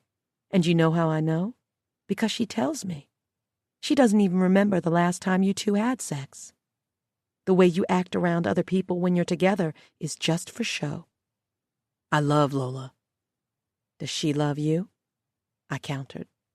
He dropped his head, but I lifted his chin back up, placing my knee down on the outside of his hips. I was closer now. "She thinks she owns you. That's not love, Corey." "Ivy, this isn't right. You should really go back upstairs." I'd had enough of his talking. I needed to kiss him. Cupping the back of his head, I pressed my lips to his and then moaned, sinking down on top of his lap. I pushed him back again so that his back was on the chair, and then rocked my hips. He'd gotten rid of his blazer, but was still wearing jeans, no belt. I felt his dick harden and twitch between my thighs as I kept grinding my hips. He held his hands away, though, refusing to touch me, so I grabbed one of them and made him caress my ass until eventually I didn't need to assist him. He was doing it all on his own. "I can make you feel like a real man," I breathed on his lips after breaking the kiss. I dropped a kiss on the crook of his neck, and he groaned. His dick throbbed. "I would let you fuck me whenever you want. Take me however you want.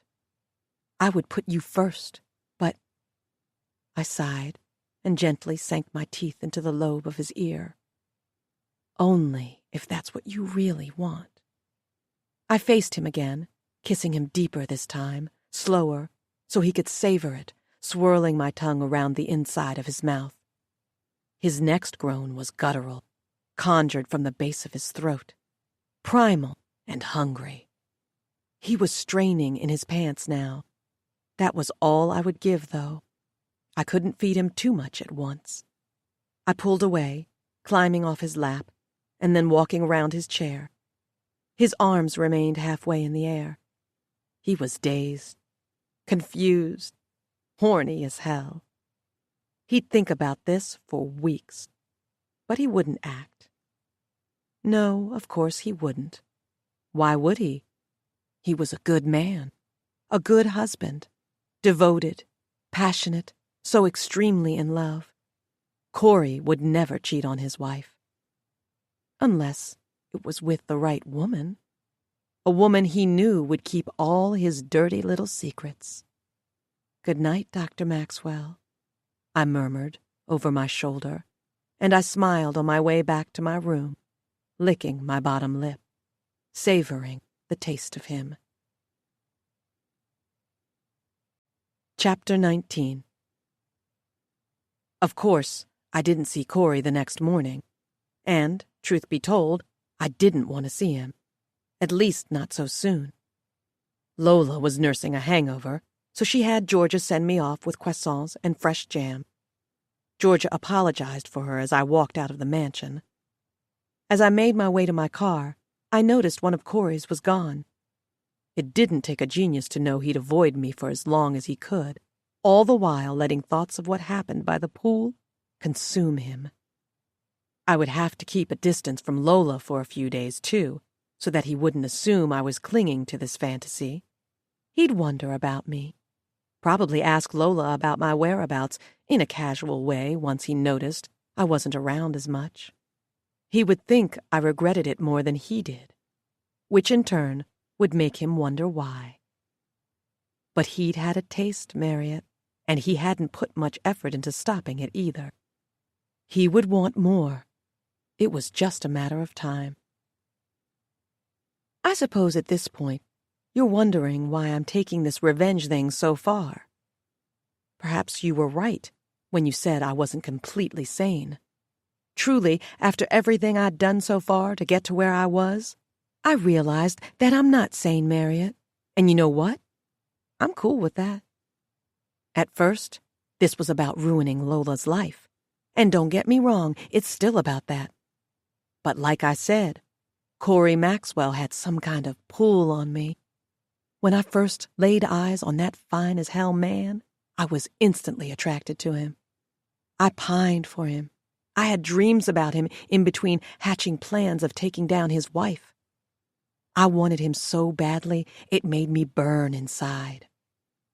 So, I'd worked on a plan that would eventually lead him to me and make him want me just as badly as I wanted him. I dated Xavier and thought I was in love with him back then, but Xavier was no good for me. He verbally and physically abused me. He promised me good times and joy, but only delivered pain and anarchy. All we ever did was argue, and if we weren't arguing, we were fighting. Still, I'd loved him somehow, until I didn't, and I left him, getting thrust back into the system and fitting in with the bullshit stereotypes for young black girls like me. And then there was a man like Corey, with eyes as brown as chocolate and a voice as smooth as silk. One look at him and I wanted him. Who wouldn't want him? I knew for a fact Lola didn't deserve him. He needed someone better, someone who would give him whatever he wanted, and in exchange, he would give me whatever I wanted. He had the money, I had the body. It would always be an even exchange.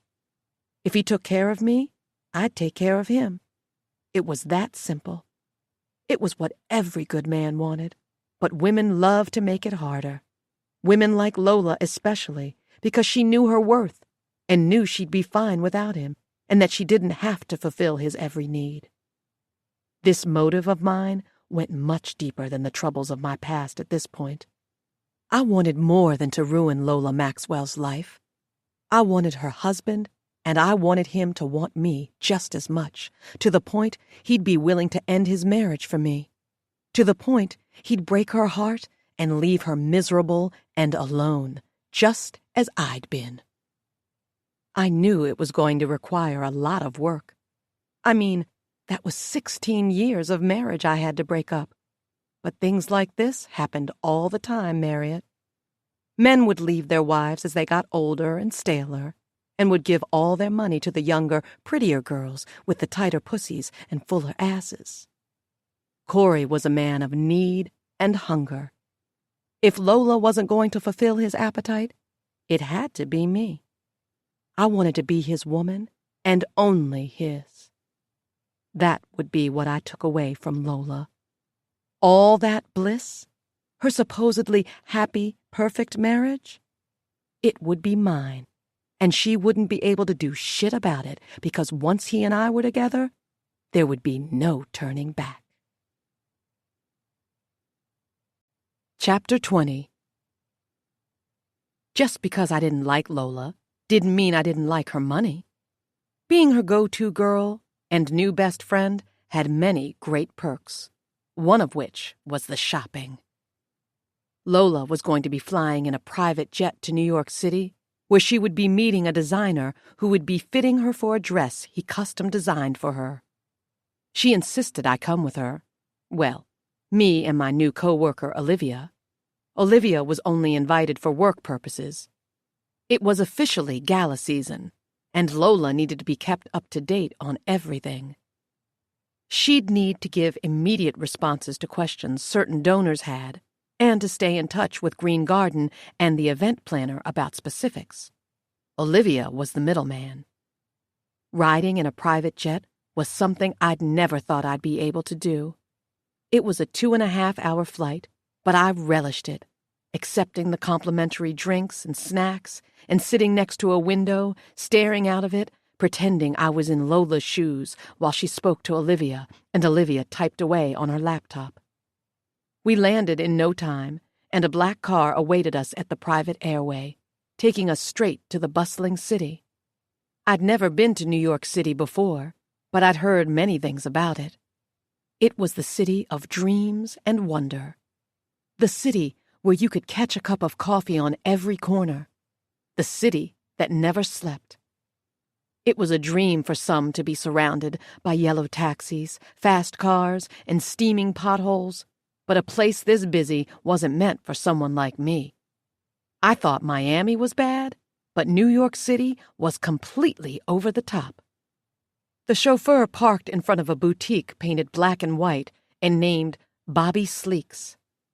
I was out of the SUV first, and as I waited for Lola to give the driver instructions, I absorbed my surroundings and the city life around me. Men and women were in a rush, as if late for the most important meetings in the world. Their eyes were laser-focused. They didn't give a fuck that people were around them, in front of them, behind them. Some shouted for taxis, waving their hands in the air like maniacs, while others strolled with coffees in hand or shouted into cell phones. It was the first week of August, and there was a coolness in the morning air that we didn't get in Florida around this time of year. I was glad Lola had suggested I bring one of her jackets from her closet, just in case it got cooler later on that night. I'd never been in her closet by myself, so to go in it alone was exhilarating. She had a whole rack full of designer shoes, and don't even get me started on the amount of clothes she had hanging neatly on hangers. Some of them still had price tags on them. I'd grabbed a tan leather jacket from the coat and jacket rack, and as I slid my arms into it, it smelled like her perfume. I would keep it, too. I was sure she wouldn't miss it. "All right, come on, ladies." Lola led the way to the boutique. "Bobby is waiting for us." Air from the AC poured out of the vents as we walked inside the boutique. The shop was full of thin mannequins in stunning dresses, each dress completely different from the next, with only small details that proved they were from the same designer, like the way the buttons were stitched on or how the sequins were patterned. A light scent of jasmine and sandalwood was in the air, giving the boutique a sense of calm in comparison to the chaos outside its doors. Bubble-like chandeliers hung from the ceiling, the walls were painted a smooth ivory, and a song by Alicia Keys played softly from hidden speakers. "Good morning, ladies." A very tall, lanky man came into view, strolling between black mannequins and past the fitting rooms to our left. He had dark brown skin and a double nose piercing, a stud in one nostril and a hoop in the other. "Bobby!" Lola sang, meeting the man in the middle of the boutique. I glanced at Olivia, who pressed her lips together and fought a smile. I did the same. Really, it was hard not to laugh at the encounter, but only because of Bobby's unusual look. He had a bold, neon yellow afro. His jeans had many holes in them, and he had to have had on the oldest pair of white Chuck Taylors I'd ever seen, but that wasn't the kicker. He wore a suit jacket as red as Lola's lipstick. He was eccentric and definitely fit the bill as a unique personal designer. One look at him, and I knew he had some sort of fashion sense, despite the old Chucks. "Oh, honey, it's so good to see you again another year," Bobby crooned over Lola's shoulder as he hugged her. "You can't keep letting me spoil you like this, girl, or I'm going to let it go to my head one day." Lola tittered, as he did. "You know this is my favorite place to be when I need a dress for the gala, Bobby. I wouldn't be anywhere else." She turned sideways and gestured to me and Olivia. "This is Olivia and Ivy. They work at the Ladies with Passion charity with me, though Ivy is off today, but decided to tag along with me to play dress-up." She gave me an appreciative smile. "Ladies, this is the wonderful Bobby Sleek. I get all my dresses for the galas from him. He is phenomenal." Bobby moved toward us, extending both his arms so we could shake at the same time. "Nice to meet you, ladies." "Nice to meet you, too," Olivia and I said in unison. "Lovely. So, what's happening today? Am I going to need to find dresses for all three of you, or just get you fitted, Lola?" "Actually, Olivia already has her dress. She's had it for a couple of weeks now, right, Liv?" Lola asked. "Yep, sure do. I still need to get it tailored, but it'll be ready by gala night." "But on the other hand, Ivy just started working for me, and seeing as this is her first time attending a Ladies with Passion gala, I think I need to treat her." She gave me a wink. "What? Oh, no, Lola, that is way too generous. I seriously can't let you do that." "Oh, but I could." It was the least she could do, right? "Don't even try to be modest with me, Ivy." Lola walked my way in her nude red-bottomed Louboutins. "Let me do this for you. I want this night to be magical for all of us." "You never went to prom, right?" she asked. "I remember you telling me you didn't." "No, I didn't," I confirmed. "I couldn't afford it." And that was true. Prom was expensive as hell, and I'd much rather have been fed than attend a dance in a tulle dress. "Well, let's consider this your prom night. We'll get you into a nice dress, and when it's go time, we're going to doll you up. It'll be great." "That's so much to ask, Lola. Really, I can just find a dress the next time I go shopping. I'm not taking no for an answer. This will be my treat. After helping at the camp and being there for me after everything, this is the least I can do. Let me treat you, babe. By everything, she meant that little secret about Kiki's fall. I sighed, pretending I was at war with this decision of hers. But Lola knew I'd do whatever it took to make her happy. And she knew I didn't like to say no to her, so I smiled and said, Okay, fine. Wonderful! She clasped her hands together and spun in her heels to face Bobby again. All right, Bobby, I've been waiting for this day forever. Show me what you've got. Bobby Sleek's boutique had everything we needed, from complimentary coffee and fresh-baked pound cake to large fitting rooms for the biggest, puffiest dresses. I now understood why Lola was so excited to get to New York City to this place, and why she couldn't stop talking about it. Bobby was attentive and kind and swift. Apparently, he had an assistant, but from the looks of it, he didn't need him or her because he handled everything with a cool head. He was made for this. As Lola tried on several blue dresses Bobby had designed, Olivia fed her details and asked her questions the event planner was asking. I was glad I wasn't working that day.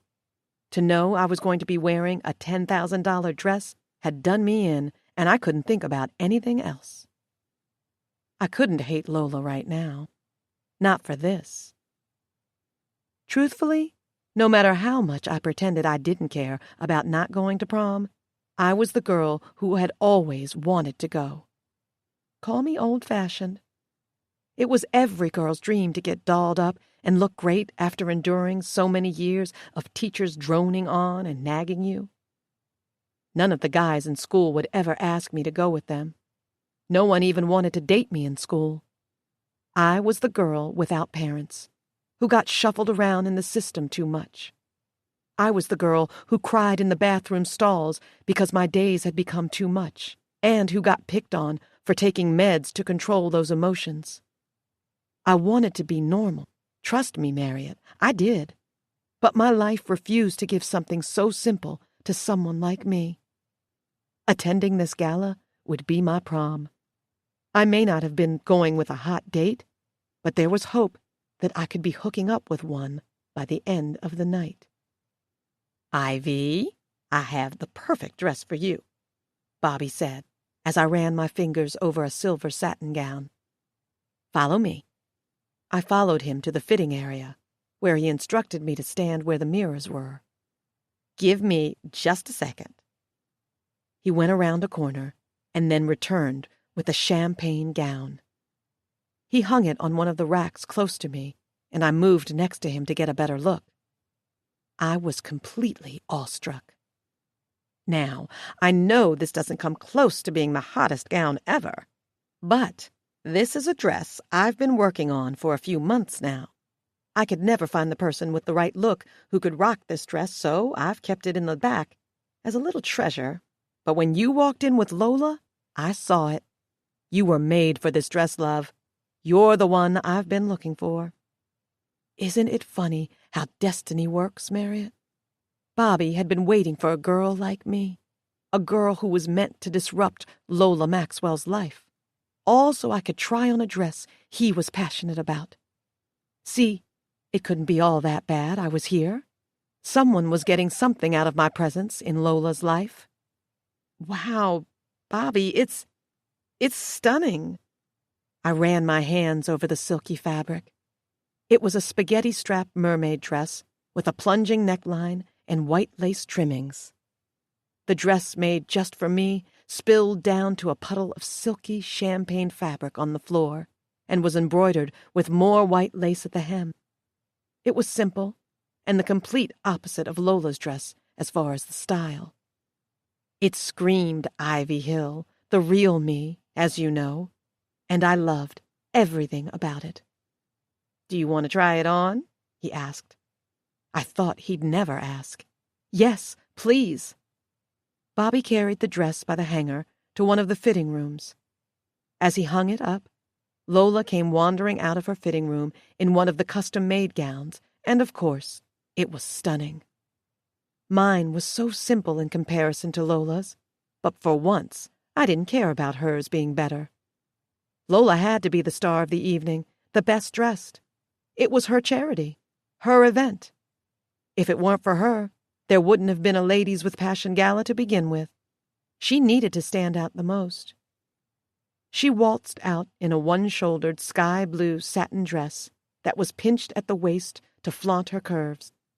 It appeared to be made entirely of sequins at the top, but slowly transitioned to sky blue and white feathers at the bottom. A front side split revealed one of her long, slender legs, and even her upper thigh. That dress screamed Lola. It was custom-made to appeal to her tastes. She'd mentioned wanting feathers on her dress, and Bobby really came through with them. A train followed her, the feathers swaying beneath the golden lights as she walked. "You look amazing, Lola." I fed her the compliment as she stood in front of the mirror. "You think so? I might have to get back with Dre, work on losing about 10 to 12 pounds to fit better in this thing." She picked up the dress at her thigh, ruffling the feathers. "Oh, stop it," Bobby said, fixing her train. "You look incredible. Just imagine you with some bangin' jewelry, your hair all done up, and your makeup on point, and everyone will be drooling all over you at the gala, Lady Maxwell." I clenched my fist at that name. Lady Maxwell. Though this was nice, what Lola was doing for me, I couldn't forget my plan. She still had Corey. She was definitely gorgeous in that dress. Corey wasn't going to be able to keep his hands or eyes off her. I hated her all over again. Why couldn't I just have him marry it? Why did she have to find him first? "Is this the one?" Bobby asked her, his hands clasped in front of his face. "Yes," she breathed. "This is the one, Bobby." "Yes," Bobby shouted, doing a little bounce on his toes. "Okay, so Ivy, go ahead and try on your gown," Bobby said, over his shoulder to me. "I'm going to take Lola's measurements, and then I'll come check on you.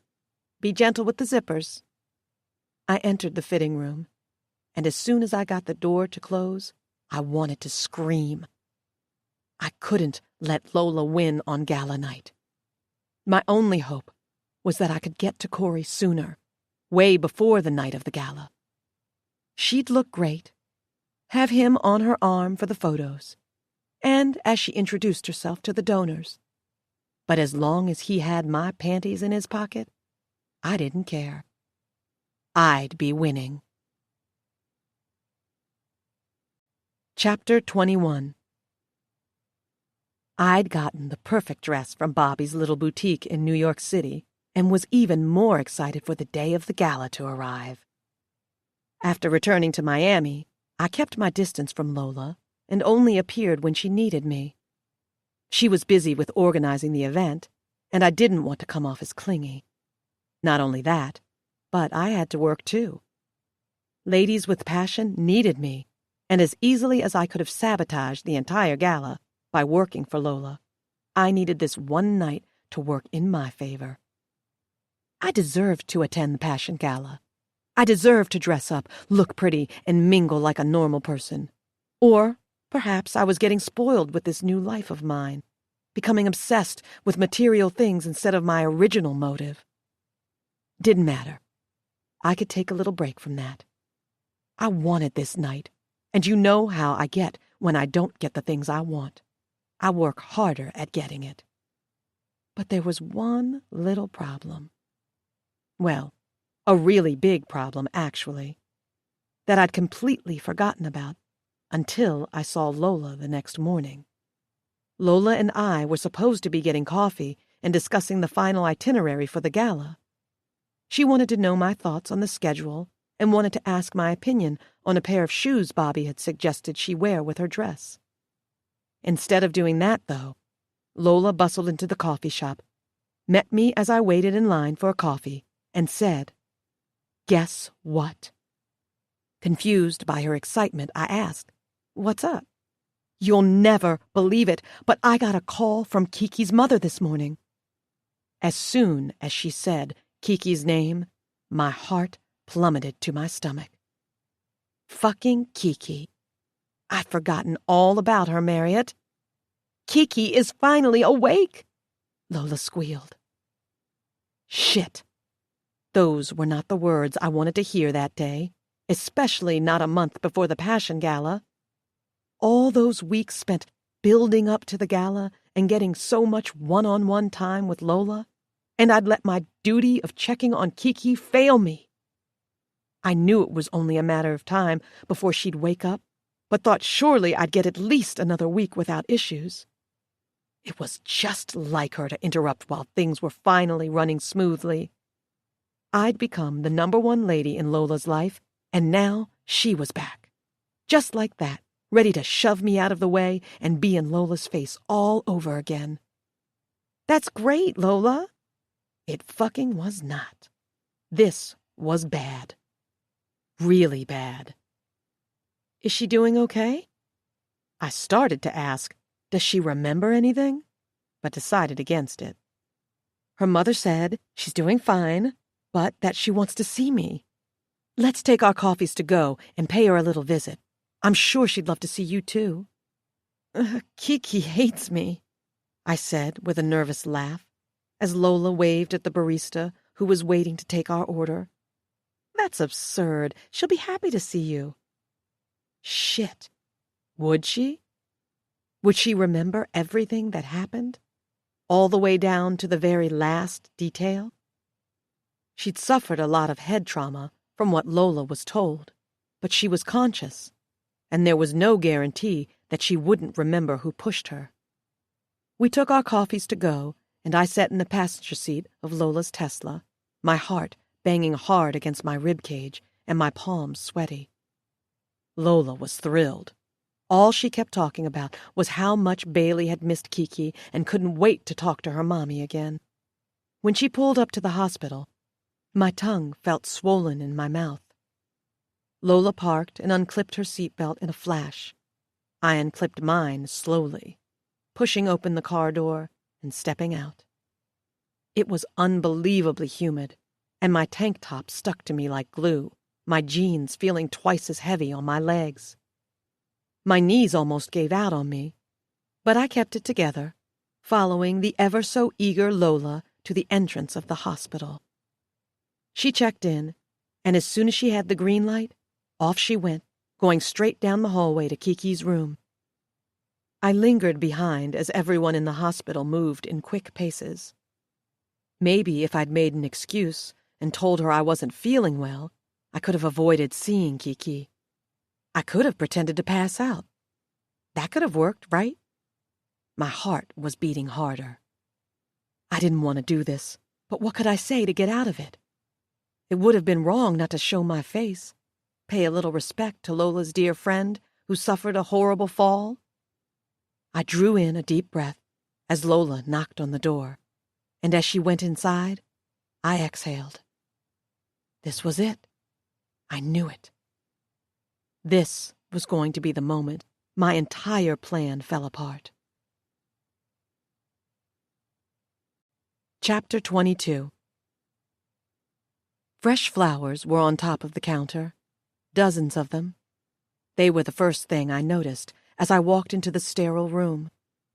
Apparently, many people knew Kiki was awake and back in good health. There were cards attached to each bouquet, even boxes of chocolate stacked near them. "Kiki!" Lola squealed, and I watched her run to the hospital bed to meet her old friend. "Lola, goodness, girl, I missed you so much!" Kiki cried out.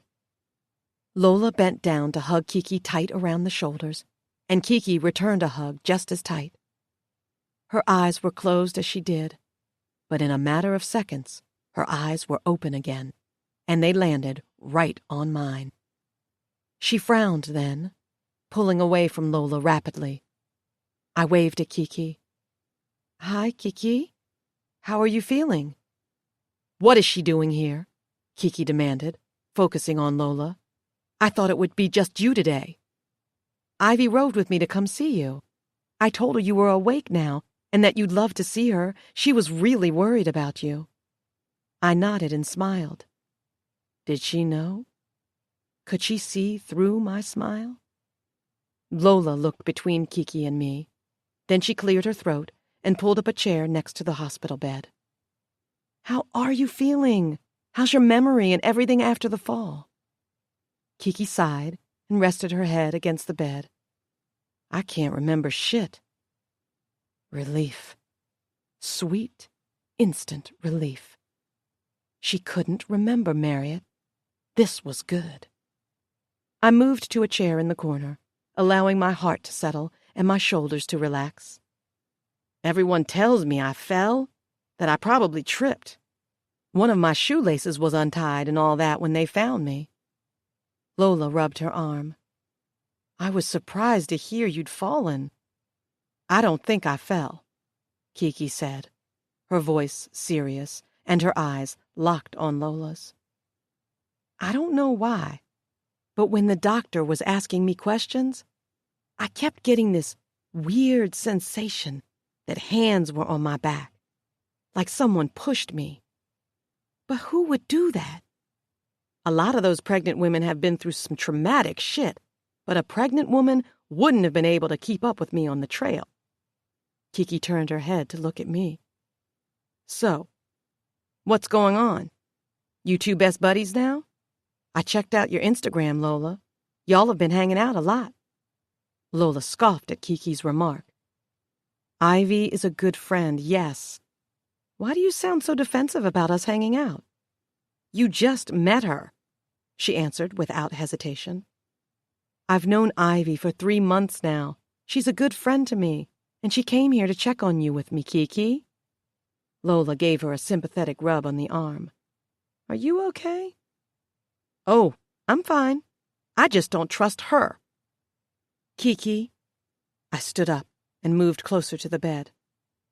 "I'm sorry if you feel like I've gotten in your way, or if my being here isn't what you wanted. I didn't mean to intrude. I just know how much you mean to Lola, and I know you had a bad fall, so I didn't mind tagging along to say hello." "Where did you even come from, Ivy, huh?" Kiki snapped. "Lola may have fallen for your sad girl story, but I don't fucking buy any of it." We stared at each other. She was a miserable bitch. "Funny enough," Kiki went on, "I don't remember much from camp, but I do remember telling you there was something about you I didn't like, and I still stand by that. A little fall isn't going to change my mind about you." Oh, that bitch. If Lola weren't in the room, I would have strangled her with my bare hands. But I was the victim here. She was attacking me, and by the looks of it, Lola was seeing it the same way. "Okay. You know what? I'm just going to give you some space. I can see I clearly overstepped," I murmured, going for the door. "No, Ivy, stop right there." Lola's voice was stern. She stood up from her chair. "It's okay, Lo. She clearly needs some space." "Lo?"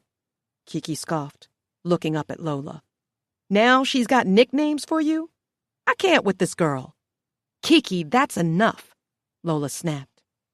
She glared at Kiki, her eyes wide and partially confused. "We came here to see you and to show you some respect, and you're acting like a selfish bitch. I don't know what's gotten into you, but this is not the Kiki I was expecting. Perhaps you need more rest, so I'll visit you tomorrow." "No, wait, Lola, I'm sorry, No, Key, just get some more rest. I have to get Ivy back anyway. We have to discuss a few things for the gala next month." "The gala? Next month already? Is she going?" Kiki asked, her eyes misty now. She could feel the bond severing. Lola was letting go. "Ha!"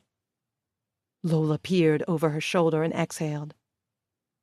"She works for the charity now, so yes, she's going." "You mean she's taking my spot?" Kiki asked, blandly. Lola paused. "Ki, you were in a coma. Even if you wanted to come, you couldn't. You'd still be recovering, getting things in order with Bailey, right? Kiki folded her arms over her chest. Wow. She was looking out the window now. Replaced. Just like that. You know what, Lola? Just take your new best friend and get the fuck out. Don't even bother visiting me tomorrow. We're done. Lola was stuck for a moment, taken completely off guard. She looked between Kiki and me, then she shook her head disappointedly and walked in my direction. Let's go, Ivy. Lola's heels clicked as she left the room and carried herself down the hallway. I gripped the door handle and looked back at Kiki, but she was already glowering at me. I know it was you, she said, dropping her arms. I know you pushed me, you dumb bitch. I stood there a moment, staring right back at her. My heart was beating a mile a minute, my mouth dry and tacky. Then I said something I probably shouldn't have said. Something I knew would bite me right back in the ass one day. Prove it, bitch. Chapter 23. I am so sorry about Kiki's behavior back there, Ivy. Watching Lola drive away from the hospital in a mood the complete opposite of the way she'd arrived was somewhat comical. It was the end of a friendship. At least for now. She'd chosen me over Kiki, and perhaps I should have been thankful for that. But I knew it wasn't about one person over the other for Lola. It was about who was more emotionally available for her, and Kiki wasn't that person anymore. Not only that, but she needed me to make sure the boat sailed smoothly for the gala as I worked with Olivia and Noah. It's okay, Lola. Don't apologize for someone else's behavior. I sipped my semi-cold coffee. But I told you she hated me. Kiki still needs to grow. She thinks everyone is after her because of the situation with Bailey's father. She hates feeling replaced. What situation? Bailey's father left Kiki for another woman, got married to her 6 months later. Really? I gasped. This I did not know. I just assumed the father was a deadbeat, the way Kiki talked about how independent she was. Yes, but he's good with Bailey, and so is his wife, and Kiki can't stand it. They share custody, so he gets Bailey every other week. Sometimes Bailey calls his wife Mom. Kiki doesn't appreciate it and teaches Bailey these awful habits. I can't sit here and judge her for it. I know it must be hard raising a child alone, but the problem with Kiki is she makes everything about her. If she's not first, no one else can be happy. Her behavior today proved that. She should have appreciated that we came out of our way to see her at all, but instead she tried to berate you. I won't stand for it. Ah, how nice of Lola. Not. Listen, I feel awful. I shouldn't have made you go if you really weren't comfortable about it. Let me set up dinner tonight. We'll eat, have some wine, go over the itinerary, and hang out a while. Maybe take a swim today. It's a nice day, right? Okay, I nodded. Sure. I'll need to stop by my place for a bathing suit. Okay. I'll take you back to the coffee shop, let you grab your car. Maybe I should follow you to your place and you can ride back with me. I'd love to check it out. Oh, no, you really don't want to come out there. There is nothing spectacular about it. What? Do you think I'm going to judge you? She asked, side-eyeing me with a smirk as she turned into the parking lot of the coffee shop. Not at all. I just don't think you should be driving a Tesla through Liberty City is all. You can't tell me you've never heard of Grand Theft Auto? Grand Theft Auto? She frowned, confused. It's a video game where the characters steal random cars or, most times, rich people's cars. One of the locations for the game was Liberty City. Lola chuckled. Aha, I see. She parked the car. Fair point. Well, meet me tonight around 5:30. I'll have the wine and food ready." Phew, that was a little too close. She could never come to my apartment. It was the only place I felt safe, the only place that didn't have a touch of Lola. I always thought of it as my secret lair, the place where Ivy Elliott unmasked herself so Ivy Hill could come out and play. "Okay, I'll see you tonight." I smiled as I left, but that smile slowly disappeared as I made my way to my car. I was tired of smiling for her, tired of playing nice and pretending I was hurt because her friend didn't like me. My only hope was that Corey would be there tonight. He was in town. I knew because I'd driven by Maxwell Aesthetics before going to the coffee shop and seen his car parked in his assigned spot. It had been 3 weeks since he last saw me. It was time to make another move. Chapter 24. Let me share a little memory with you, Marriott. A memory that I'll never forget. Every summer in July, since I was a little girl, my parents would take me to the water park. They'd pack a cooler full of cold-cut sandwiches, juices, and freeze pops. I'd bounce out to the car from the apartment we lived in with my towel and my favorite doll, ready to enjoy a full day of fun. We'd get there early, just to get the best seat in the house, which was only a few feet away from the biggest slide in the water park. From that special spot, there'd always be a cool mist to shoot on us from all the people who'd go down the big slide while screaming their hearts out. Plus, it was a shady spot, not too much sun, just enough to soak some of it in. My mother would squirt and smear cold sunscreen on my back as the sun beat down on us. She always wore this white sun hat with an orange ribbon, and my father always had one of those old fishing hats on to block the heat. As Mama rubbed sunscreen on my back, Daddy rubbed it on hers. I looked forward to those summers. Our water park escapes happened every single summer since I was 5, until one day, it just stopped. I had turned 14, and long gone were the days when I was an only child with loving parents. My parents could no longer take me to the water park. I could no longer suck on fruity freeze pops or feel the coolness of the sunscreen on my back colliding with my mama's soft hands. Daddy couldn't watch me do cannonballs at the deep end of the pool or teach me how to hold my breath under the water anymore. Those precious memories had ended, stolen away from me as quick as night and day, and it was all because of Lola. Now, Lola was rubbing sunscreen on my back, talking about her rich people problems, and I was trying my hardest not to say anything I didn't mean. Memories like that don't just fade away, Marriott, especially not when you had a good life before. By no means were my parents rich. For the most part, they lived paycheck to paycheck, but they always provided for me, always took care of me. They saved up every summer just to create those memories at the water park, and even though some of the slides would be out of commission and the concession stands always ran out of snacks, it didn't matter. We had one another, and it was fun. Sometimes I looked at Lola and wondered how she could live with herself after what she'd done to them. How could she continue smiling, living a grand old life when she'd destroyed another? Did she not feel guilt, shame, hurt? Did she not realize how much she impacted my life, created all this mental blurriness inside me? I am the way I am because of what happened to my family and how my childhood flipped upside down overnight.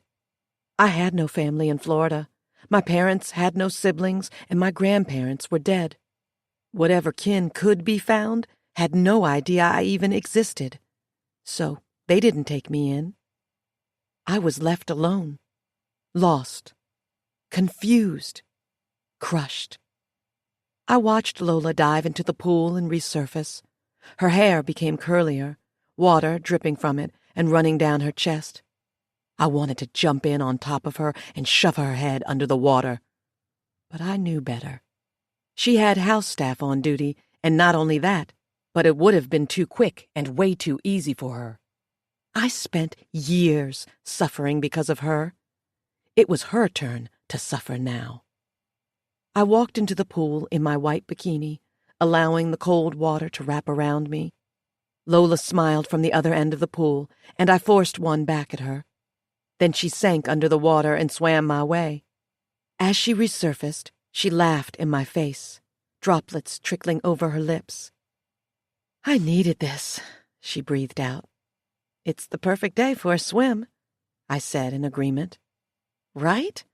So, I told Georgia to make chicken for you tonight, and I'm going with a strawberry walnut salad. Is that okay? If you want a salad, I can tell her." "No, chicken is okay. I'll take it." I didn't need to starve myself like she did to feel good about my body. Unlike her, I didn't mind eating. After our swim, we took showers in her mansion, me in my new favorite guest room and her in her bedroom, and then met for dinner on the deck on the second floor. The sun was setting behind the horizon, the water in the bay sparkling like wet gems. A warm breeze blew by every once in a while, carrying the salty scent of the ocean with it. I cut into my baked chicken with grilled pineapple as I looked over the itinerary for the gala, all the while curious as to where Corey was. Was he not coming home tonight? Did he have plans? I needed to see him. As Lola went downstairs to answer a call from Olivia by the pool, I pulled out my phone and checked Instagram. I went to Corey's profile and saw he had a new story up. A video played of him recording one of his buddies throwing a dart at a dartboard.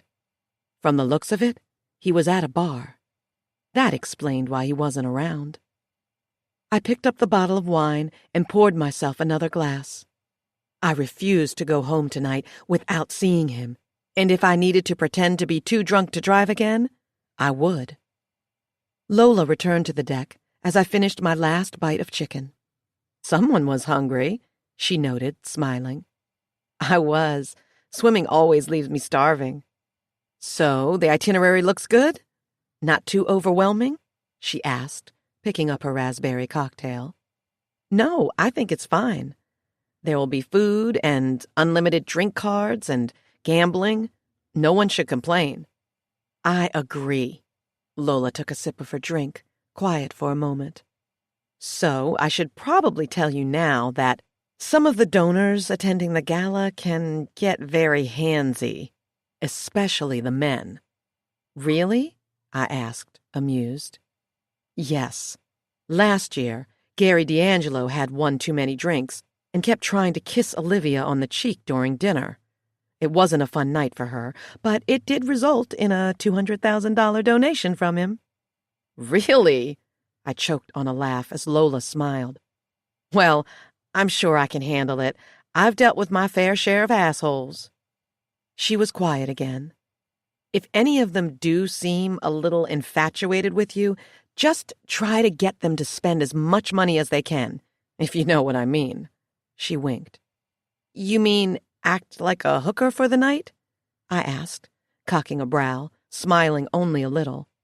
"No, no," she giggled, and I forced a laugh.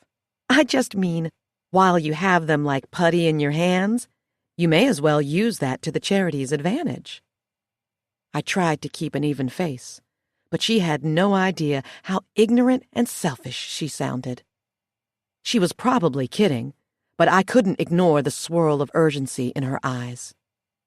Let these rich men take advantage of the simple, pretty girl so she could raise as much money as she could for her stupid charity?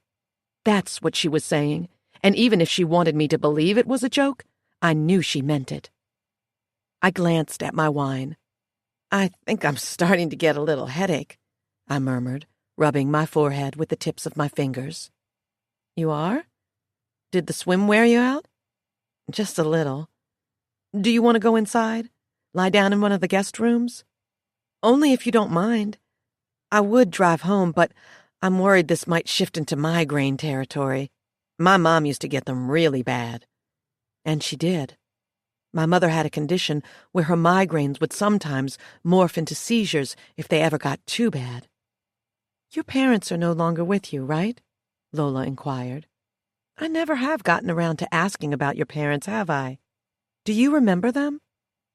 I froze in my seat as Georgia appeared and began taking away some of the empty dishes. Damn it. I shouldn't have mentioned my mom. My eyes swung up to Lola's, whose were sympathetic but burning with curiosity. I couldn't back myself out of this one. I'd brought it up, after all. They passed away when I was 12, I said, so, yes, I remember them pretty well.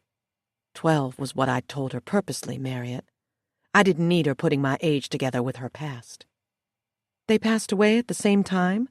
She asked, her head tilting. Yes, it was during a really bad fire. I was at a friend's house when it happened. I'm so sorry to hear that, Ivy. Lola reached across the table and rubbed my hand. I had the urge to snatch it away, but I remained perfectly still. My parents weren't the greatest, she declared with a dry laugh. My father was a drunk, and my mother was, well, let's just say she always had a new partner when I was growing up. Never a dull moment with that woman. What happened to them? My father died from a heart attack, and my mother, she's still alive. I just pretend she isn't because she's a very entitled woman. She sees or thinks of me and only wants money. I nodded. I didn't know how to respond positively to that, as she was one to talk about entitlement. Lola pulled away and grabbed her wine glass again, sipping slowly, and for a moment, I could feel for her. I'm not completely emotionless, you know. With our parents, we could relate.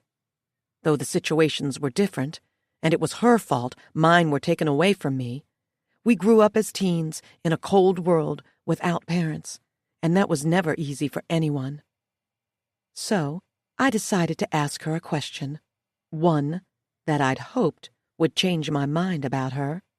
It wouldn't change my motive, but maybe it would change the way I felt about her in the long run. I have a question, I said, as a warm gust of wind bristled by. The sun was sinking now, replacing the daylight with inklings of night. Yeah? Lola's eyes latched on mine. Do you have any regrets? Regrets? She repeated, confused. I nodded. Like, with life in general, or with my parents? For anything, I said firmly. I needed to calm down. I couldn't get too defensive, or she'd likely catch on. I relaxed my shoulders a bit. She seemed surprised by that question, and sat back in her seat, swirling her wine glass so the liquid moved. Well, I do regret not being there when my father died. He'd called me the day he passed. I was 16, but I didn't want to see him, so I stayed at my cousin's house often so I could avoid his drunken mishaps. Okay, and... But I chalked that up to something that was meant to happen. He was unhealthy, ate lots of red meat. Well, that explained her vegan diet. Other than that, though, no, I don't have any regrets. Everything I've done and have gone through was either supposed to happen or was a lesson in my life. I don't regret those things. Wow. Wait, was this a joke? She had to be kidding, right, Marriott? All I could do was stare at her. I mean, she couldn't have been serious. So she didn't regret killing 2 people? She didn't regret covering it up and lying about it? Paying off the police so her name wouldn't be put in the system so no one would ever know and confront her lying ass about it? I knew that was what she'd done. She paid them. Why else would Detective Shaw have been so unyielding about her name? He was bought. I pushed back in my chair a little too abruptly, and Lola's forehead creased with confusion as she looked up at me. Are you okay? She asked, her face etched with concern. Yeah, I'm okay. I think I just really need to lie down. My head is throbbing. Of course, Ivy, don't let me hold you up. Go ahead. I turned and walked away quickly, through the kitchen and up the stairs to the guest room. I shut the door behind me and pressed my back to it. My breath came out heavy and hard, and for a moment it felt like the room was spinning around me. I needed to get my breathing under control, get myself under control. What was that thing you used to make me do, Marriott? Count to 10 and then think of my favorite song? I closed my eyes and counted to 10. I felt silly doing it, but I had to admit it worked. Then I hummed Glory by Dermot Kennedy and slowly opened my eyes. The song stopped. I took a look around the guest room. I wanted to break every single item in it, from the shiny, dust-free lamps to the floor-to-ceiling mirror on the wall. That bitch had no regrets about what she'd done. None. But I knew she did it. I could see it in her eyes. There was no way she felt nothing, and I was going to prove it. Maybe not today or tomorrow, but I would make her confess. That lying, stuck-up bitch. I shut off all the lights in the room and walked to the window, watching Lola pick up her wine glass and the half-full bottle of wine as she stood on the deck. She carried them away from the table with a small smile on her lips. Did she not realize just how similar she was to her father? He was a drunk, and all she did was drink. No matter how much she tried to escape it, she would always have parts of her parents in her. Things like that were engraved in your DNA. No matter how hard you tried to run from it, a person would always develop the habits of their parents. Lola's entitlement came from her slutty mother. Her drinking came from her alcoholic father. And yet, she thought she was better than them just because she could wear flashy clothes and shoes and drive a Tesla? She was a fucking joke. I heard her heels click as they came up the stairs, and I cracked the door open, watching as Lola walked down the opposite end of the hallway to get to her bedroom, still with her wine and her glass. The door snapped shut behind her, and as soon as it did, I hurried out of the room and went across the hall to her office. One of the double doors let off a gentle creak as it opened, and I closed it quietly, going to her desk. This was something I'd wanted to do for a long time. I sat in the leather chair and opened the first drawer. I had no idea what I was looking for, but there had to be something here that proved she was responsible. A journal, maybe, or some kind of letter. I know what you're thinking. Something along the lines of, but the incident happened 13 years ago. Did Lola even live in that mansion then? I don't know, Marriott. And for all I knew, all evidence was long gone, buried deep or burned in a fire. But I had to at least try to find something. I got to the bottom drawer and shuffled around, and then I came across a little blue book. It was a hardback journal, but the edges were peeling, and it was bent at the spine, as if it had been used many times. Lola's name was monogrammed on the front of it. I held my breath as I pulled it from the drawer and placed it on top of the desk. I couldn't read it in there. There was no telling whether Lola would make a visit to her office to work, or if Georgia or someone else would pass by, so I picked up the journal, tucked it under my arm, and pushed the chair back under the desk. I left the office, tiptoeing back to the guest room and locking the door behind me. I climbed on the bed and turned on the bedside lamp, opening the journal and flipping through it. It was her journal, all right. Her cursive script couldn't be mistaken. The first few pages were dated all the way back to February 2005. My parents died in April 2007. She'd had this journal way before they died. I flipped like a madwoman when I found the dates, skipping over the parts about Lola's worries, her new marriage, her wonderful sex life. Then I reached April 12th, 2007, a page where Lola mentioned it was a good day and that she couldn't wait to see a Dr. Gilbert. And then I flipped to April 13th, 2007, the day my parents died. Only there was no April 13th. There were no more journal entries at all after April 12th, 2007. They'd all been ripped out. Chapter 25. I ran my fingers over the ripped edges in the book. What had she done with the entries? My guess was that she'd torn them out in a drunken rage, hoping to rid herself of her imperfections, of proof. A door slammed in the distance, and I looked up.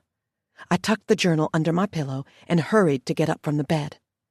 I cracked the door open, but the hallway lights were off now, and the hall was empty. I walked quietly out of the room and went to the railing near the stairs, leaning over it as I heard footsteps below. I saw someone pass by, catching only their feet, and from the polished shoes, I knew exactly who it was. My heart galloped as I slowly took the stairs down and checked the kitchen, but no one was there. I looked out the window to see if he'd be near the pool, but he wasn't there either. Leaving the kitchen, I ventured down the hall and went past the staircase, peering up to make sure Lola wasn't around. A door creaked on its hinges on the other side of the hall, and I followed the noise. But as soon as I stepped around the corner to find the creaking door, a hand cupped my mouth while another snaked around me from behind and reeled me back. I started to scream, but then I smelled his cologne, Bleu de Chanel, and instantly relaxed. I knew it was his. I saw it on the sink of their master bathroom. I felt his solid body against my back, his breath running down the curve of my neck. My back hit a wall, and the hand around me was gone, but the front side of his body pressed against me, pinning me there. It was dark inside the room, minus one floor-to-ceiling window that allowed the moon to shine inside, creating a cool white glow. I focused on the dark silhouette in front of me, locking what I could make out of his eyes. "Why the hell are you following me?" Corey asked, gruffly. "I'm not," I said. "You were waiting for me to get home," he said, and he wasn't wrong. I'd been waiting for him all day. "So what?" "I'm married, Ivy." He sounded exasperated, but I wasn't the one who'd brought someone into a dark room on the opposite side of the house. "And yet, you're sneaking around with me right now." "This isn't sneaking around. I need to talk to you. I haven't seen you in weeks. It's like you're trying to avoid me now after what happened by the pool that night." I lifted my chin defiantly. "Nothing happened. I wasn't that drunk, and neither were you. You remember what happened." "Yeah, well, I regret it. Lola is my friend. I shouldn't have done it. I was stupid and drunk, and she's not worth losing for that mistake." Corey pushed in, and I felt something hard dig into my lower belly. "Mistake?" he mumbled on my mouth. "What happened to doing whatever I want? Giving me whatever I want?" "That's off the table. Like I said, I was drunk and stupid." His eye twitched. He continued staring at me, and then he gripped my face between his fingers and dropped his head to kiss me. The kiss was rough and damp and possessive, and I wanted to smile behind it because I did it. My plan to avoid him and fake my regret worked. I won. As our lips parted and he panted raggedly, he said, "You may have been drunk, but I know you meant every word you said." "Lola is upstairs," I told him. "This house is too big." He kissed me again, then sucked on my bottom lip, coaxing a moan from me. I could taste the scotch on his breath. He was drunk. "She won't hear a thing." He unbuckled his belt and then unbuttoned and unzipped his pants, lowering them to his ankles. As he pressed a hand to my shoulder, forcing me lower, to my knees, he said, "This stays between us." His voice was raspy. "If Lola gets suspicious, we take a break." Which led me to ask, Have you ever had an affair before? No, never. I lowered my chin, facing his erection. Good. Then I'll be your first, I said, and then I took him into my mouth.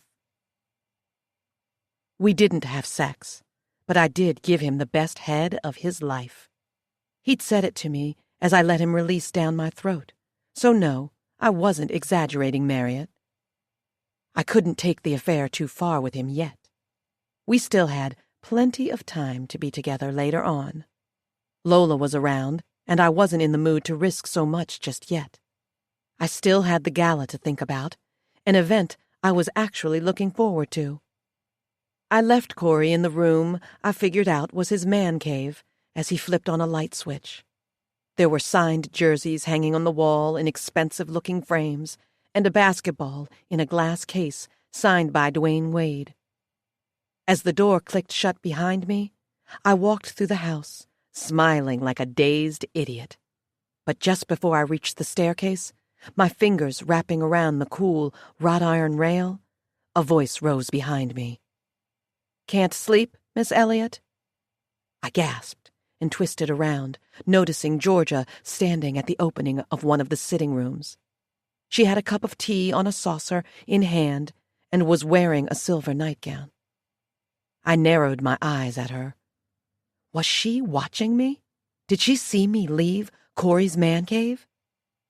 I was going for some water but couldn't figure out where the bottles were. The lie slipped right off my tongue. Georgia sipped her tea and then took a step forward. "I can show you where they are." I swallowed thickly. "Sure." She walked off toward the kitchen, and I followed her. The kitchen remained dark as she placed her teacup and saucer on the counter to open the fridge. I stood by the entrance, watching as she opened one of the drawers inside the fridge and took out a water bottle. It was easy to find. A toddler could have found it. She knew I was lying. She walked my way and placed the bottle in my hand. I tried taking it, but she held on to the end of it a little tighter. "What are you—" "Careful in this house, Miss Elliott," she said in a hushed tone. "The last thing you want is to get caught between the Maxwells." "Is that supposed to be a threat?" I asked, looking her in the eye. Georgia said nothing. Her face remained expressionless. I couldn't read it. Who did this bitch think she was? So what if she saw me leaving Corey's man cave? What could she do? What could she say? "Look," I said, keeping my voice solid. "You and I both know that if this home so much as crumbles, you'll be out of a job. Lola won't stay if she's pissed at Corey. She'll leave because this home is under Corey's name. Corey is hardly here as it is, so I'm sure he wouldn't need you, and I'm sure the last thing you want is to lose a job that pays you well. So how about you mind your own business and stay out of mine?" It was harsh, cruel. I didn't care. I didn't need this woman fucking up my plans, my future. Her expression didn't change. Honestly, it was strange that she didn't at least react or seem surprised by my statement. Instead, she released the water bottle and lifted her chin, still holding my eyes. "Have a wonderful night, Miss Elliott," Georgia murmured, walking past me. I looked over my shoulder and watched her leave the kitchen without turning back, and as she rounded the corner and disappeared, my heartbeat settled. It was fine. No, really, it would be. I was going to tell Corey that Georgia saw me leaving his man cave, and that he'd need to tell Georgia to keep quiet if she wanted to keep her job. She would. Georgia lived here. She'd be out of money, a home, and a purpose if she mentioned this to Lola. She wasn't going to jeopardize everything she had over a measly affair that had nothing to do with her. It would have been foolish. And I didn't take her as a foolish woman. Part 2. Start of the Ruin. Chapter 26. Georgia. "Well, hello there, Ivy." Ivy Elliott, is it? Interesting. I always thought your name was Ivy Hill. I've been looking forward to writing these words to you. Not that you'll ever get to read them. I can't take a risk like that. But pretending to write to you as I deal with what I've done does seem like it will work. I read something about it online once, how to cope with high levels of remorse and guilt. And it said to write letters to the person you feel guilty about, even if the person never receives the letters. Well, here we are. Here I am. I mean, don't get me wrong. I know that after everything, you probably hate me, and you most likely assume that I hate you too. In all honesty, I don't hate you. I don't even come close to hating you. I know what hate is. Hate is an emotion you carry in your heart. It's a burning, gnawing sensation that burns in your veins, one that you can't escape or get rid of. Hate is an emotion you wish you could release because it has so much control and power over you. But that's not how hate works, is it? Hate is loyal. It's there to stay. Speaking of loyalty, I'm sure you know I've been loyal to Lola Maxwell for quite some time now. I started working for the Maxwells when I was 26 years old. I'm 41 now as I write this, but I dedicated about a decade and a half of my life to the Maxwells. 14 years. That's a lot of time to really get to know someone, don't you agree?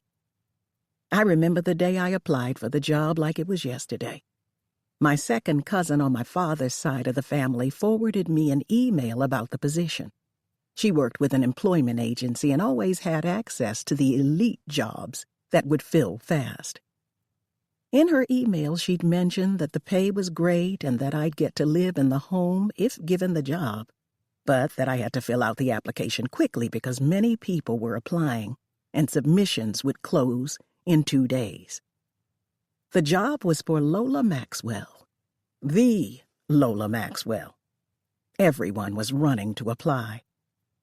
There was a lot of responsibility with the job, but I could handle it. I'd grown up being responsible for people. My grandmother was one of them. She'd become sick in her 50s, diagnosed with ALS, and I lived with her until I was 20, so I felt it was my responsibility to look after her. I took care of her, changed her wet diapers, and fed her when she lost control of her hands. And don't even get me started on my mother, who always came home smelling like weed, her hair a mess and her attitude on 10. She wasn't a very kind woman, but I loved her. And when she was down, sick, or had had a little too much to drink, I took care of her. That is until I no longer had to. She died when I was 23. I was good at being responsible. Apparently, the Maxwells were looking for someone young and sharp, someone who could remember small details and handle all their orders for their new home. Household manager. That was the position. Do you know what a household manager does, Ivy? A household manager is one level down from an estate manager. But the Maxwells didn't feel the need to have an estate manager when they had a household one who could cover the tasks. A household manager manages the rest of the staff, handles employer needs, is able to think the way the employer thinks, plans the events in the home, minds the security, orders and replaces luxury items that might break, and so much more. There is always something hands-on to do for the home or the employer. It was a job one had to be dedicated to, you see. So it was understandable that the Maxwells didn't want someone with thin skin or with too many family members and friends. They needed a champion, someone accessible at all times, someone willing to dedicate years of their life to make them comfortable and satisfied at home. I knew I could be that woman for them. Other than my cousin, who I'd asked to forward me job listings she thought would fit me, I had no one. So I filled out the application, and to my surprise, I was sent an email a week later with a number, an address, and a confirmation that I had an interview at the new Maxwell estate. I was ecstatic. I mean, this was Lola Maxwell we were talking about. I'd heard so many great things about that marvelous woman.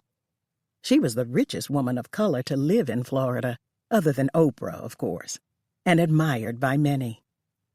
Lola Maxwell had opened up several clothing stores all over Florida called Lolitas and sold clothes only people in her high-profile class could afford. Basically, her stores sold clothes for millionaire women or the wives of millionaires.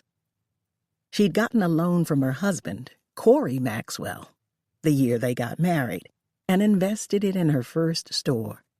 From there on, things took off for her, getting to the point where she began to make more money than he did, which said a lot because Corey was very wealthy. The couple had just gotten married and her stores were thriving, so they bought a multi-million-dollar home off Biscayne Bay to live happily ever after in. I remember driving to the home for the interview, in awe of the place. They had it all, and I felt a slight twinge of envy as I parked in front of the house. It was amazing, and I wished I could have my own home just like it. Seeing as I was sharing an apartment with a friend at the moment, I needed this job. Oh, how wonderful it would be to live in a mansion, even if I did work there every day. It was a great perk to have. Someone would ask me, "So what do you do for a living?" "Oh, I live in Lola Maxwell's mansion." No big deal. I collected my resume and purse from the passenger seat and climbed out of the car, smoothing down my black pencil skirt and adjusting the blouse I'd borrowed from my roommate's closet. She was going to curse me out when she realized I'd taken it without her permission, but right now I didn't care. If I got this job, I wouldn't have to worry about my roommate's tantrums. I knocked on the door, nervous as hell but giddy, and a woman answered. I knew exactly who she was. Lola Michelle Maxwell. Prior to getting married, she was Lola Reyes, a half-black, half-Puerto Rican woman who was even more stunning in person. The many photos of her online hadn't done her justice. Her beauty was almost intimidating, and suddenly I felt like my blouse was too tight, my skirt too snug. I instantly regretted the greasy fast food burger I'd eaten the night before as I studied her in her slim, plum maxi dress. Her body was everything mine wasn't. While I was frumpy and had stress acne, she was thin and had glowing, clear skin. Granted, she probably paid for her skin and body to be so great, but it didn't matter. She looked 10 times better than I did on any given day. "You must be Georgia," Lola said, showing off her perfect white teeth. "Come on in. I've been looking forward to meeting you." Obviously, I nailed the interview. How else would I have gotten the job? I had to get personal to secure it, but it worked in my favor. The thing about Lola was she loved a good sob story. It was almost like she fed off the sad parts of other people's lives.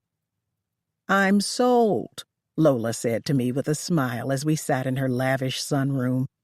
"I've interviewed quite a few people, and though some of them were qualified, I didn't like how arrogant they were.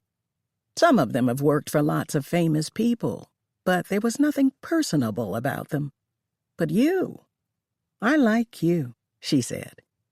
"There's something vulnerable about you, and I could use that around here.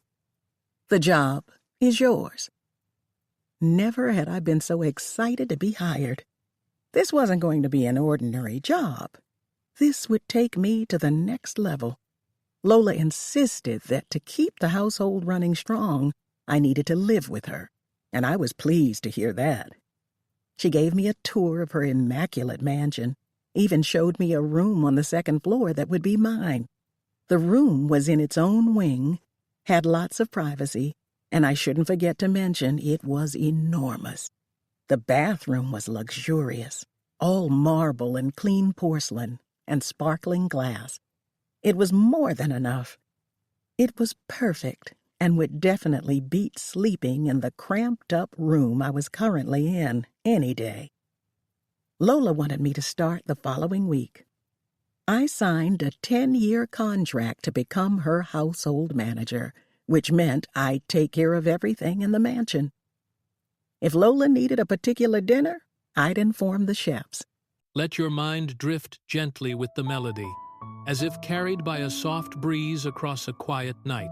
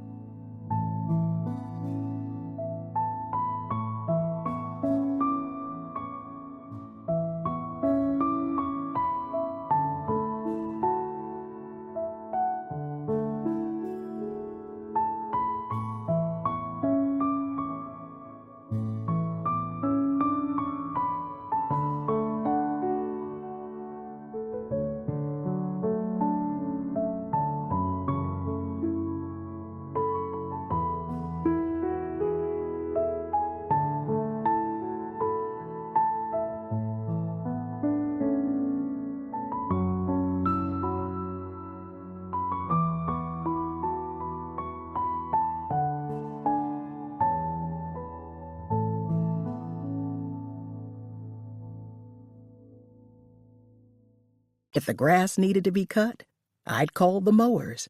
If the pool needed cleaning, I'd contact the pool cleaning company.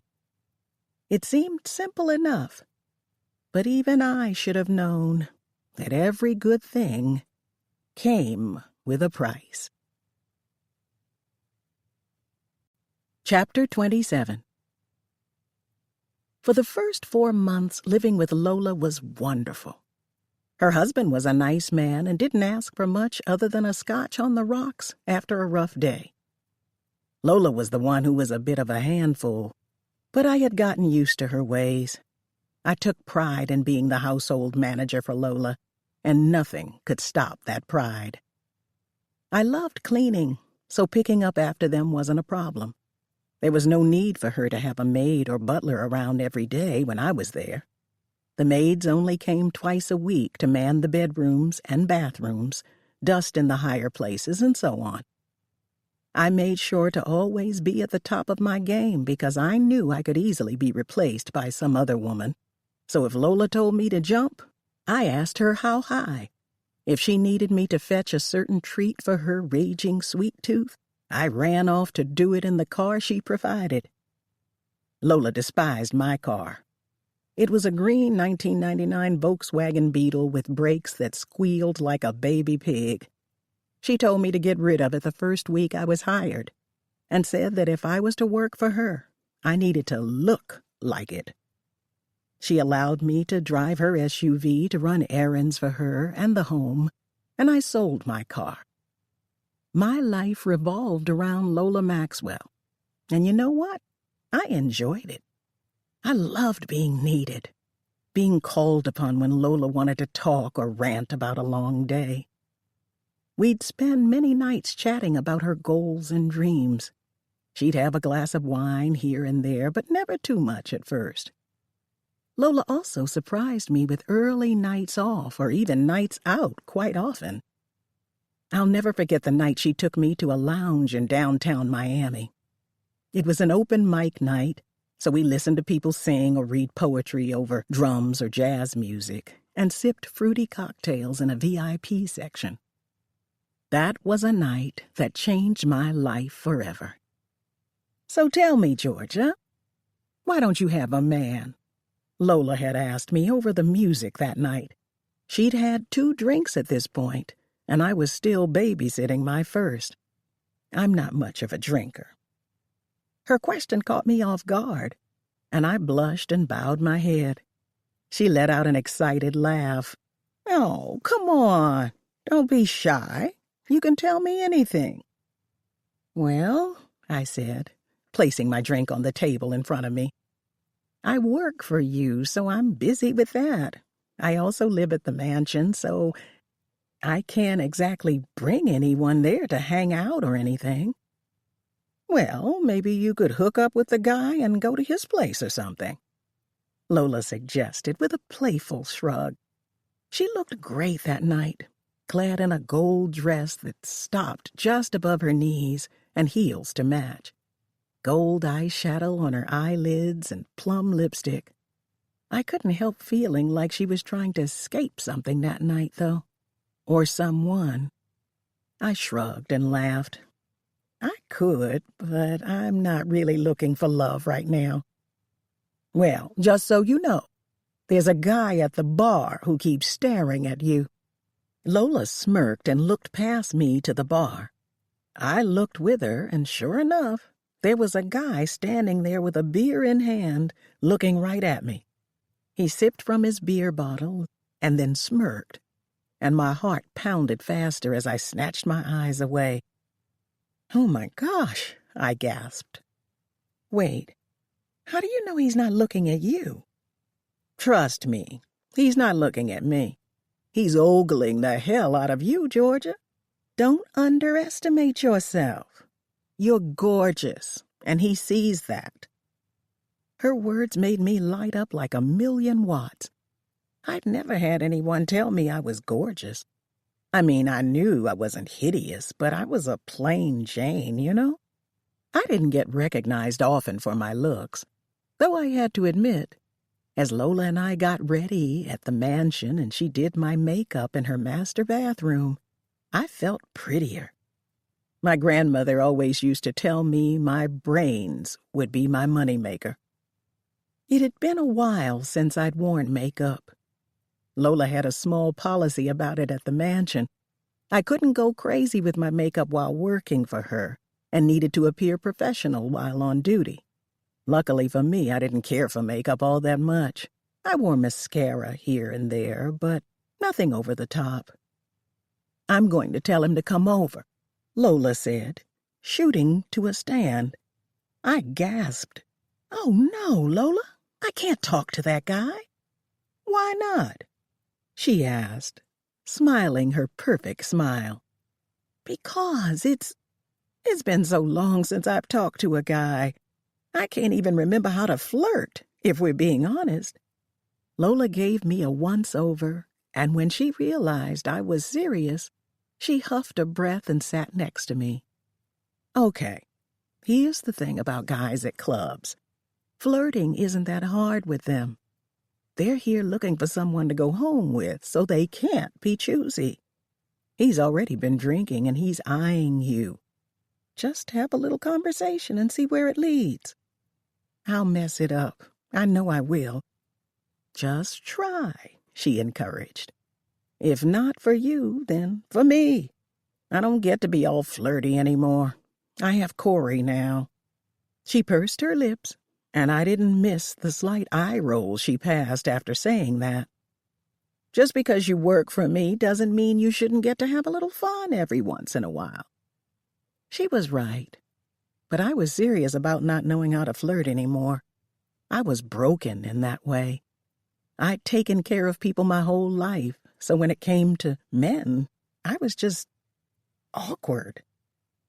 Okay, I said, but let me go to him. That's my girl, Lola chanted. I stood up and smoothed out the wrinkles in my banana cream dress.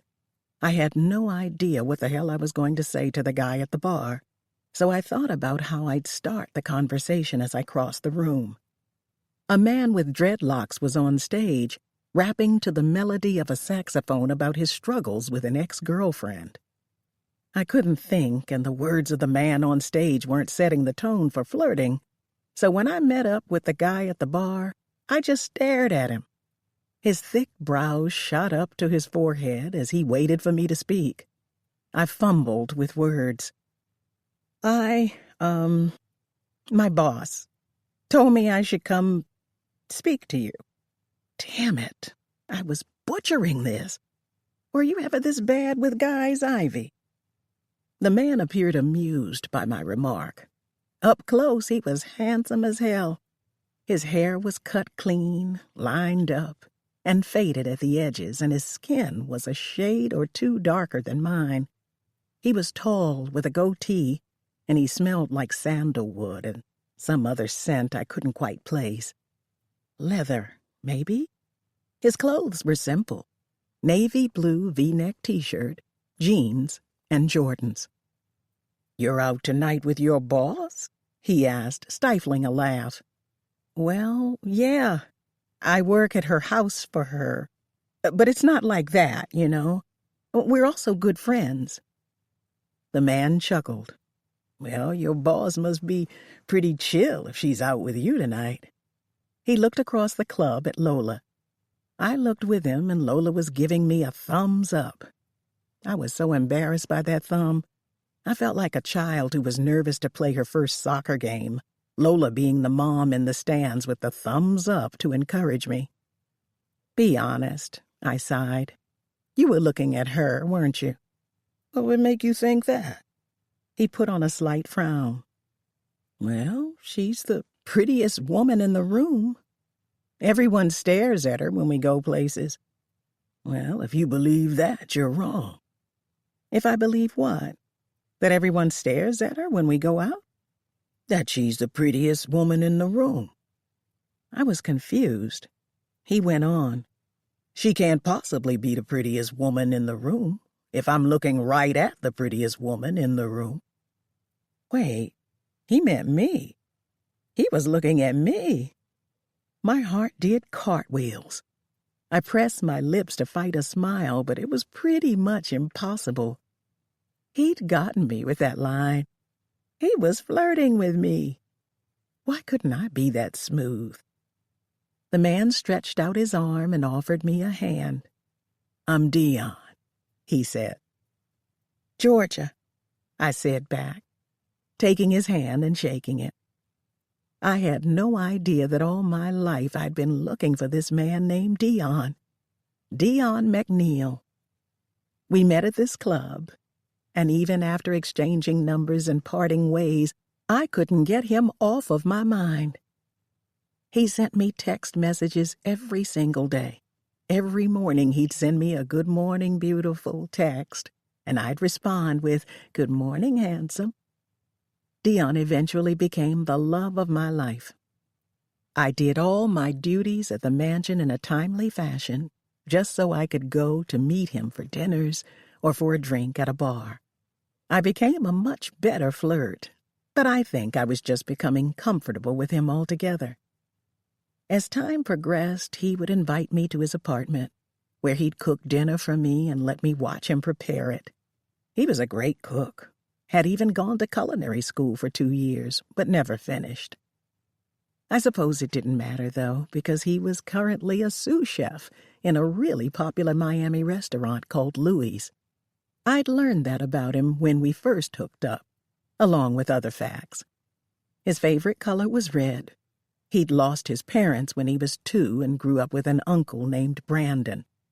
He also used to be a hand model. He did have nice hands for a chef, I would admit. For a while, life was great with Dion, and at the mansion with Lola. And then around Christmas of 2006, nearly a year after I'd started working for Lola, Dion asked me to marry him. We didn't do anything big. We went to the courthouse and sealed the deal with a kiss and 2 gold wedding bands. I was Mrs. McNeil, and I was so damn proud to have his last name. But it was after we got married when things started to change. Chapter 28. Dion wanted me to move in with him, but he knew about my job. He knew I had to be at the mansion every day and night so the Maxwell's ship could continue running smoothly. "Just quit. I make enough money to take care of both of us," he'd said to me as we lay in his bed one night. We'd been married for a little over a month then. I was naked beneath his sheets and he was shirtless, his back pressed to the headboard. He was running the pads of his fingers up and down my bare arm. I ran my hand over his chest and sighed. "I know you can, but Lola needs me at the mansion. I'm also under a contract, Dion. Even if I wanted to quit, I can't for another 8 or so years." "8?" he repeated, and I sensed irritation in his voice. "It's a 10-year contract, babe. I told you that before." I looked up and his mouth twitched.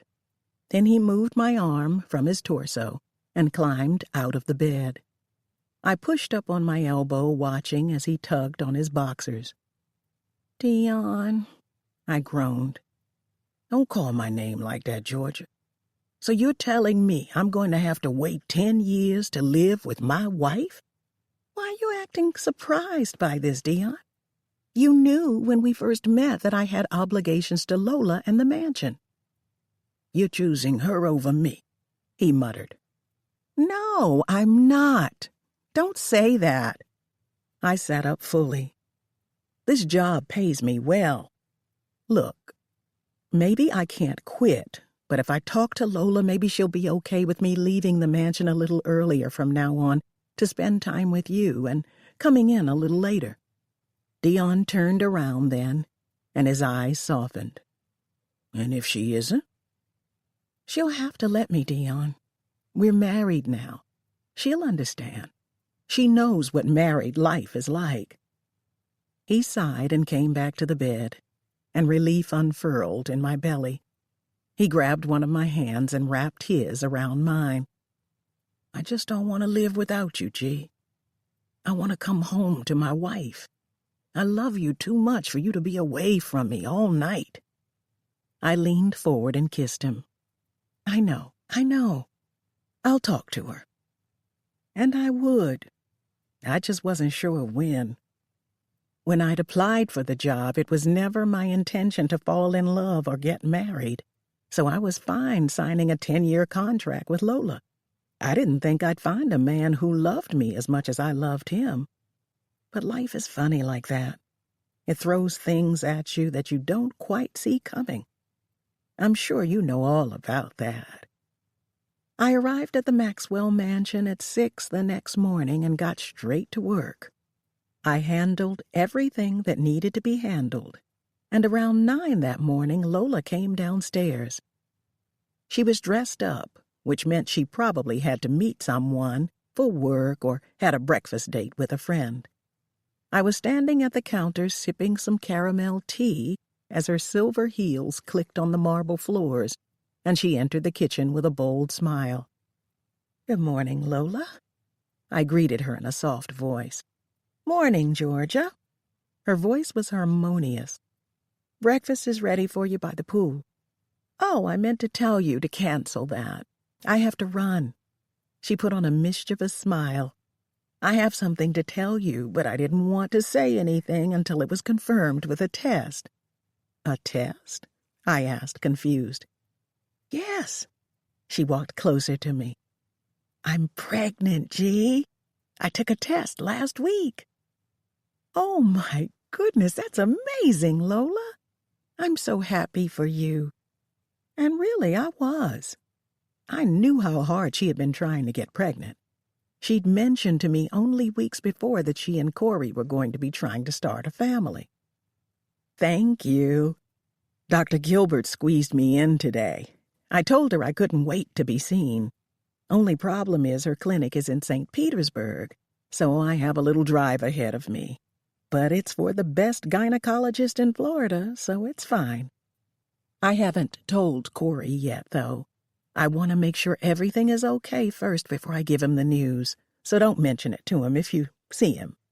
"Of course not. My lips are sealed." I pretended to zip my lips. Lola smiled and turned, and when she left the kitchen, I huffed. I couldn't ask her about not being in the mansion right now.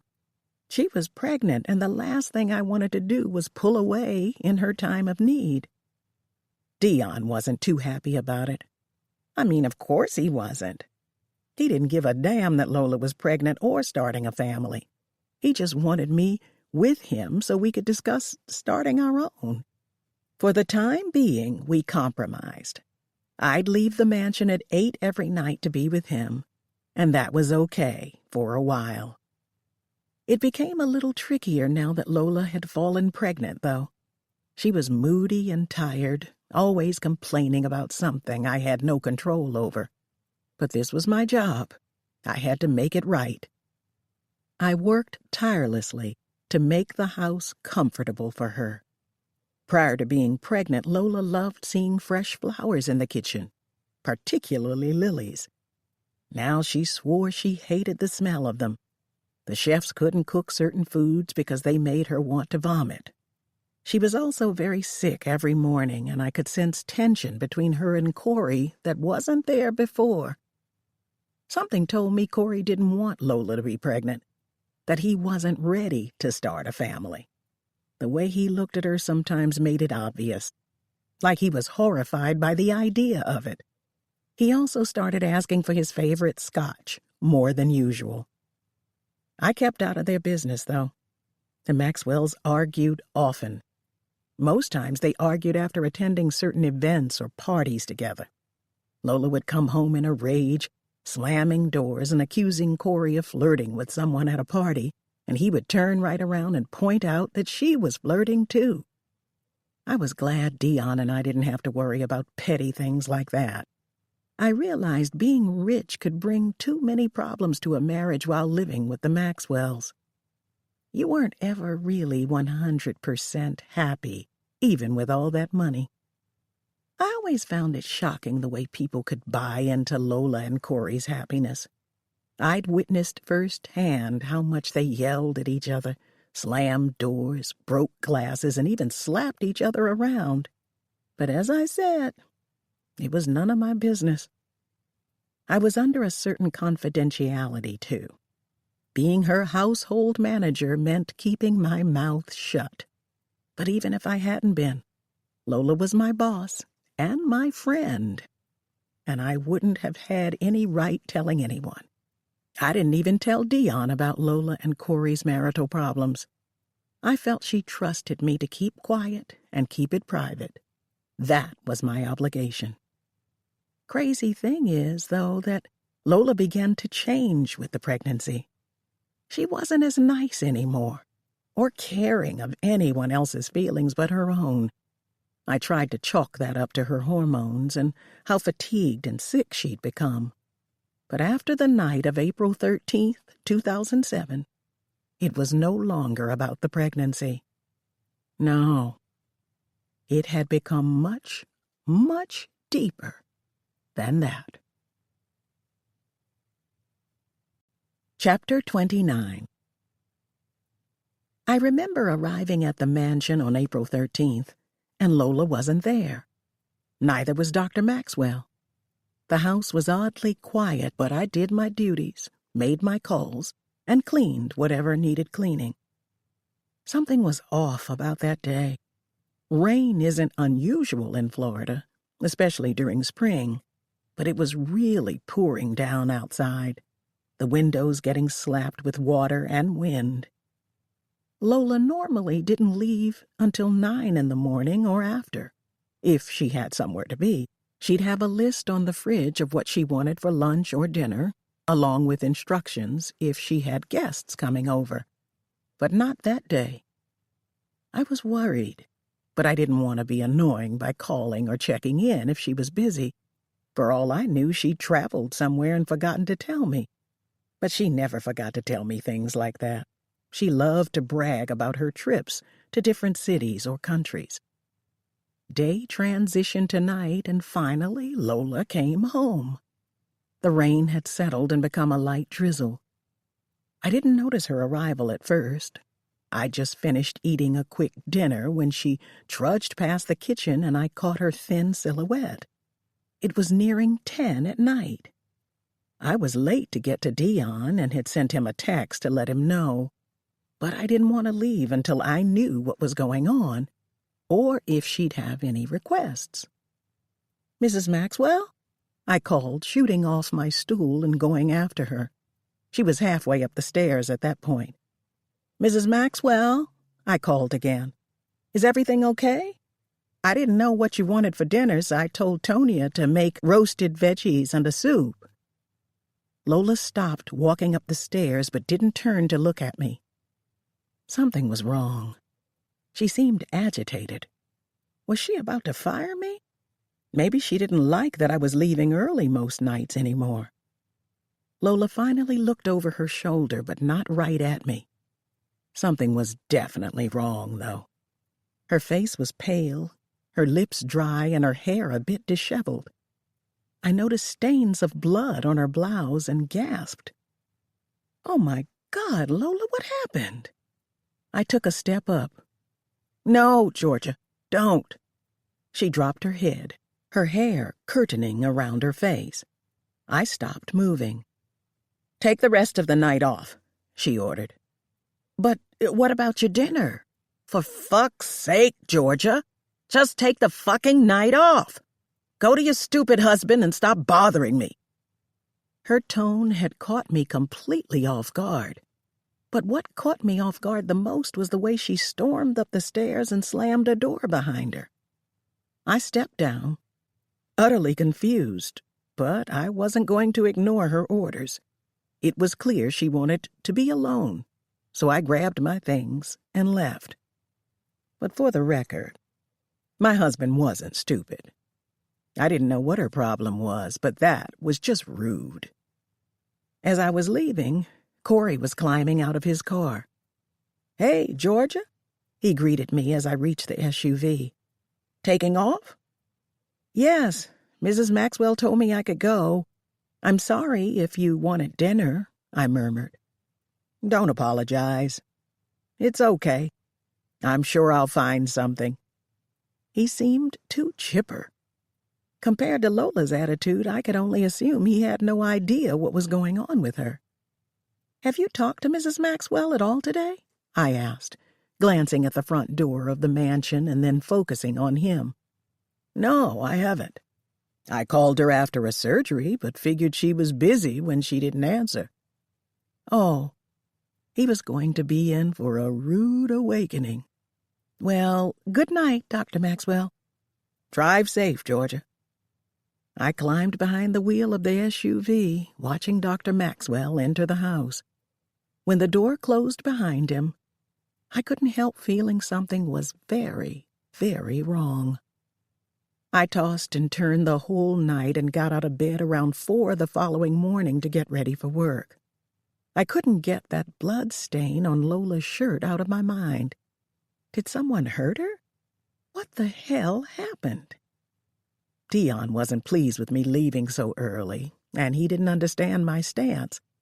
I hadn't told him about the blood I saw on Lola's shirt or how she'd yelled at me. I didn't want him to have any more reason to feel like I needed to break my contract and quit. I drove to Biscayne Bay and parked in the roundabout driveway around 6 that morning. Both Corey and Lola's cars were there. It was strange for Corey to still be around. He normally was leaving or long gone by the time I arrived. He went to work early and came home late most nights. Cosmetic surgery wasn't an easy job. I used my key to get inside the house. It was too quiet. I flipped on a few light switches in the kitchen and placed my keys on the hook by the fridge. I waited several hours for one of the Maxwells to show their faces, but it wasn't until a little after 1 in the afternoon that Dr. Maxwell left the mansion without stopping in the kitchen, and then an hour later, Lola came downstairs. I was on the phone with the landscaper scheduling a time for him to come when I noticed her enter the kitchen and grab a bottle of water from the fridge. "Let me call you back," I said hurriedly before hanging up. I rushed into the kitchen where Lola was now pacing in front of the counter, chewing on her thumbnail. "Morning, Mrs. Maxwell. Are you feeling better today?" Lola whipped up her head as if she'd just noticed me. Her face was clear of makeup, still pale, her eyes puffy. "Georgia, what are you doing here? I thought I told you to take the day off." "You told me to take the rest of the night off last night. I didn't realize you wanted me to take today off, too." Just as I said that, the doorbell rang. She panicked then, looking from me to the way out of the kitchen. "Oh, fuck! I can't do this!" she cried. "Do what?" I asked as the bottle of water slipped from her hands and dropped to the floor. She clutched the edge of the counter. "That's a cop at the door, Georgia. He called me 20 minutes ago and said he needed to speak to me right away. Something horrible happened last night, and now he's here to talk to me." "What do you mean? What happened, Lola?" I walked closer to her and picked up her hands in mine, giving them a squeeze. She sniffled, and her nose was red now. I don't know. It was all so sudden, so scary." She took a moment to collect herself, and then she used her fingers to wipe the tears from under her eyes. "Okay, do me a favor. Tell Tonya to get a quick snack ready, maybe some fresh cut fruit and yogurt for parfaits. I'll get the door." This wasn't like her. She never answered the door. But a cop was knocking, and she looked sick with worry. I followed her orders and went to the chef's kitchen, where Tonya was just walking in with groceries. I told her to get some parfaits going and that it was urgent, and then I left the kitchen, following the sound of Lola's voice. I stopped in the hallway near the front den as I heard Lola say, "It truly was an accident, and I can't have this on my hands." "What are you saying?" the cop asked. "My reputation is important to me. This would tarnish all I've built. If people find out about this, it will ruin me. You get that, right? They'll blame me and look at me in a different way. I was visiting my doctor for an emergency appointment. The weather wasn't on my side, and then, well, things happened, you know? I felt some pain and I lost control." It was quiet. My heart pounded. What the hell was going on? Lola said in a quieter voice, "I would like my name to be off the record for this. I don't want any journalists getting hold of the information from this accident and using this to spark a scandal. My lawyer already came to you to discuss this incident. He said you told him my name would remain anonymous when the story was reported, that this wouldn't jeopardize my reputation just yet because you're still investigating. Whether it was an accident or not, Mrs. Maxwell, 2 people are dead. You got off last night with your lawyer and the whole distress thing, but this is you and me, one-on-one. I called my lawyer right after you called, and he's on his way right now. He knows you're here. Until he gets here, I'm not discussing anything one-on-one with you. If it weren't for the health risk you were under yesterday, I would be having you arrested for manslaughter right now, Mrs. Maxwell. And not for just 1 count, but 2. We don't need him here. Like I said, this is between you and me. What is it that you want? She demanded. What will it take for you to let this go? You're obviously here to get something out of this because you didn't instantly arrest me yesterday. There were no witnesses, and you drove over 3.5 hours to get here. So don't hang that manslaughter bullshit over my head. What is it that you want, Detective Shaw? I took a step forward with bated breath. The detective remained quiet for some time. I almost thought he'd left until he spoke up again. You know, I looked into you after you and your lawyer skipped off to your doctor's appointment. From the look of things, you make a pretty penny. Lola sniffled. Okay. Silence again. Shaw cleared his throat. He sounded like a smoker. Now, I don't ask for much, but for my family, I'll do anything, the same as you would for your sparkly, clean reputation. My daughter needs to go to college, Shaw said in a low, serious voice. There's nothing I can do about the 2 people who died at this point. They're gone. And as you stated, you were under distress during the accident.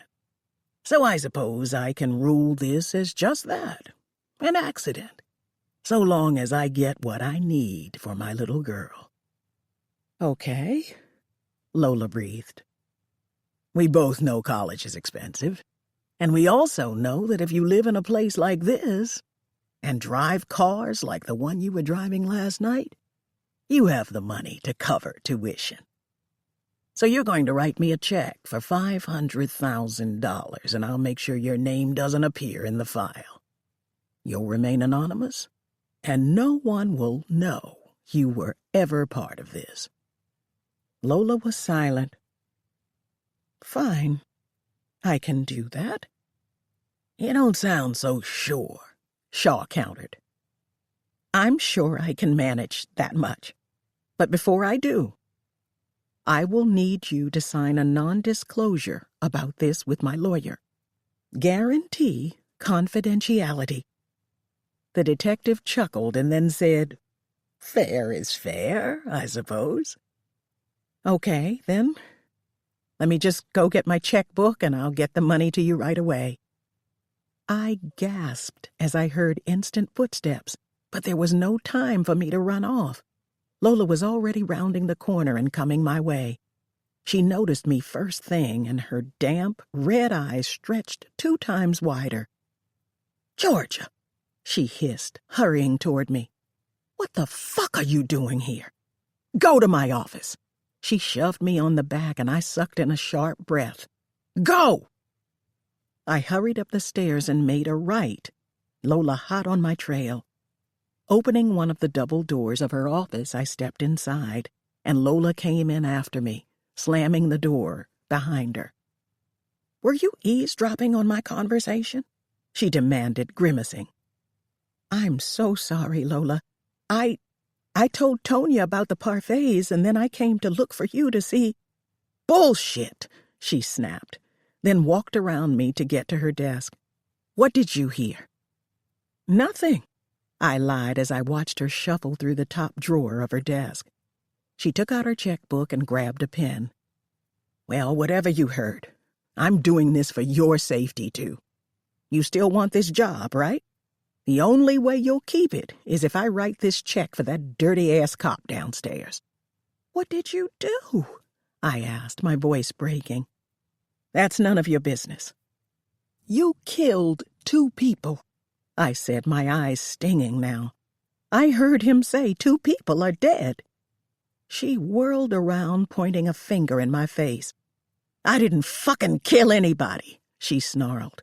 "And if you repeat those words to anyone, Georgia, I will fucking end you." She glared daggers at me, and I worked hard to swallow the bile that was slowly creeping up my throat. "Does Corey know?" I whispered. "No.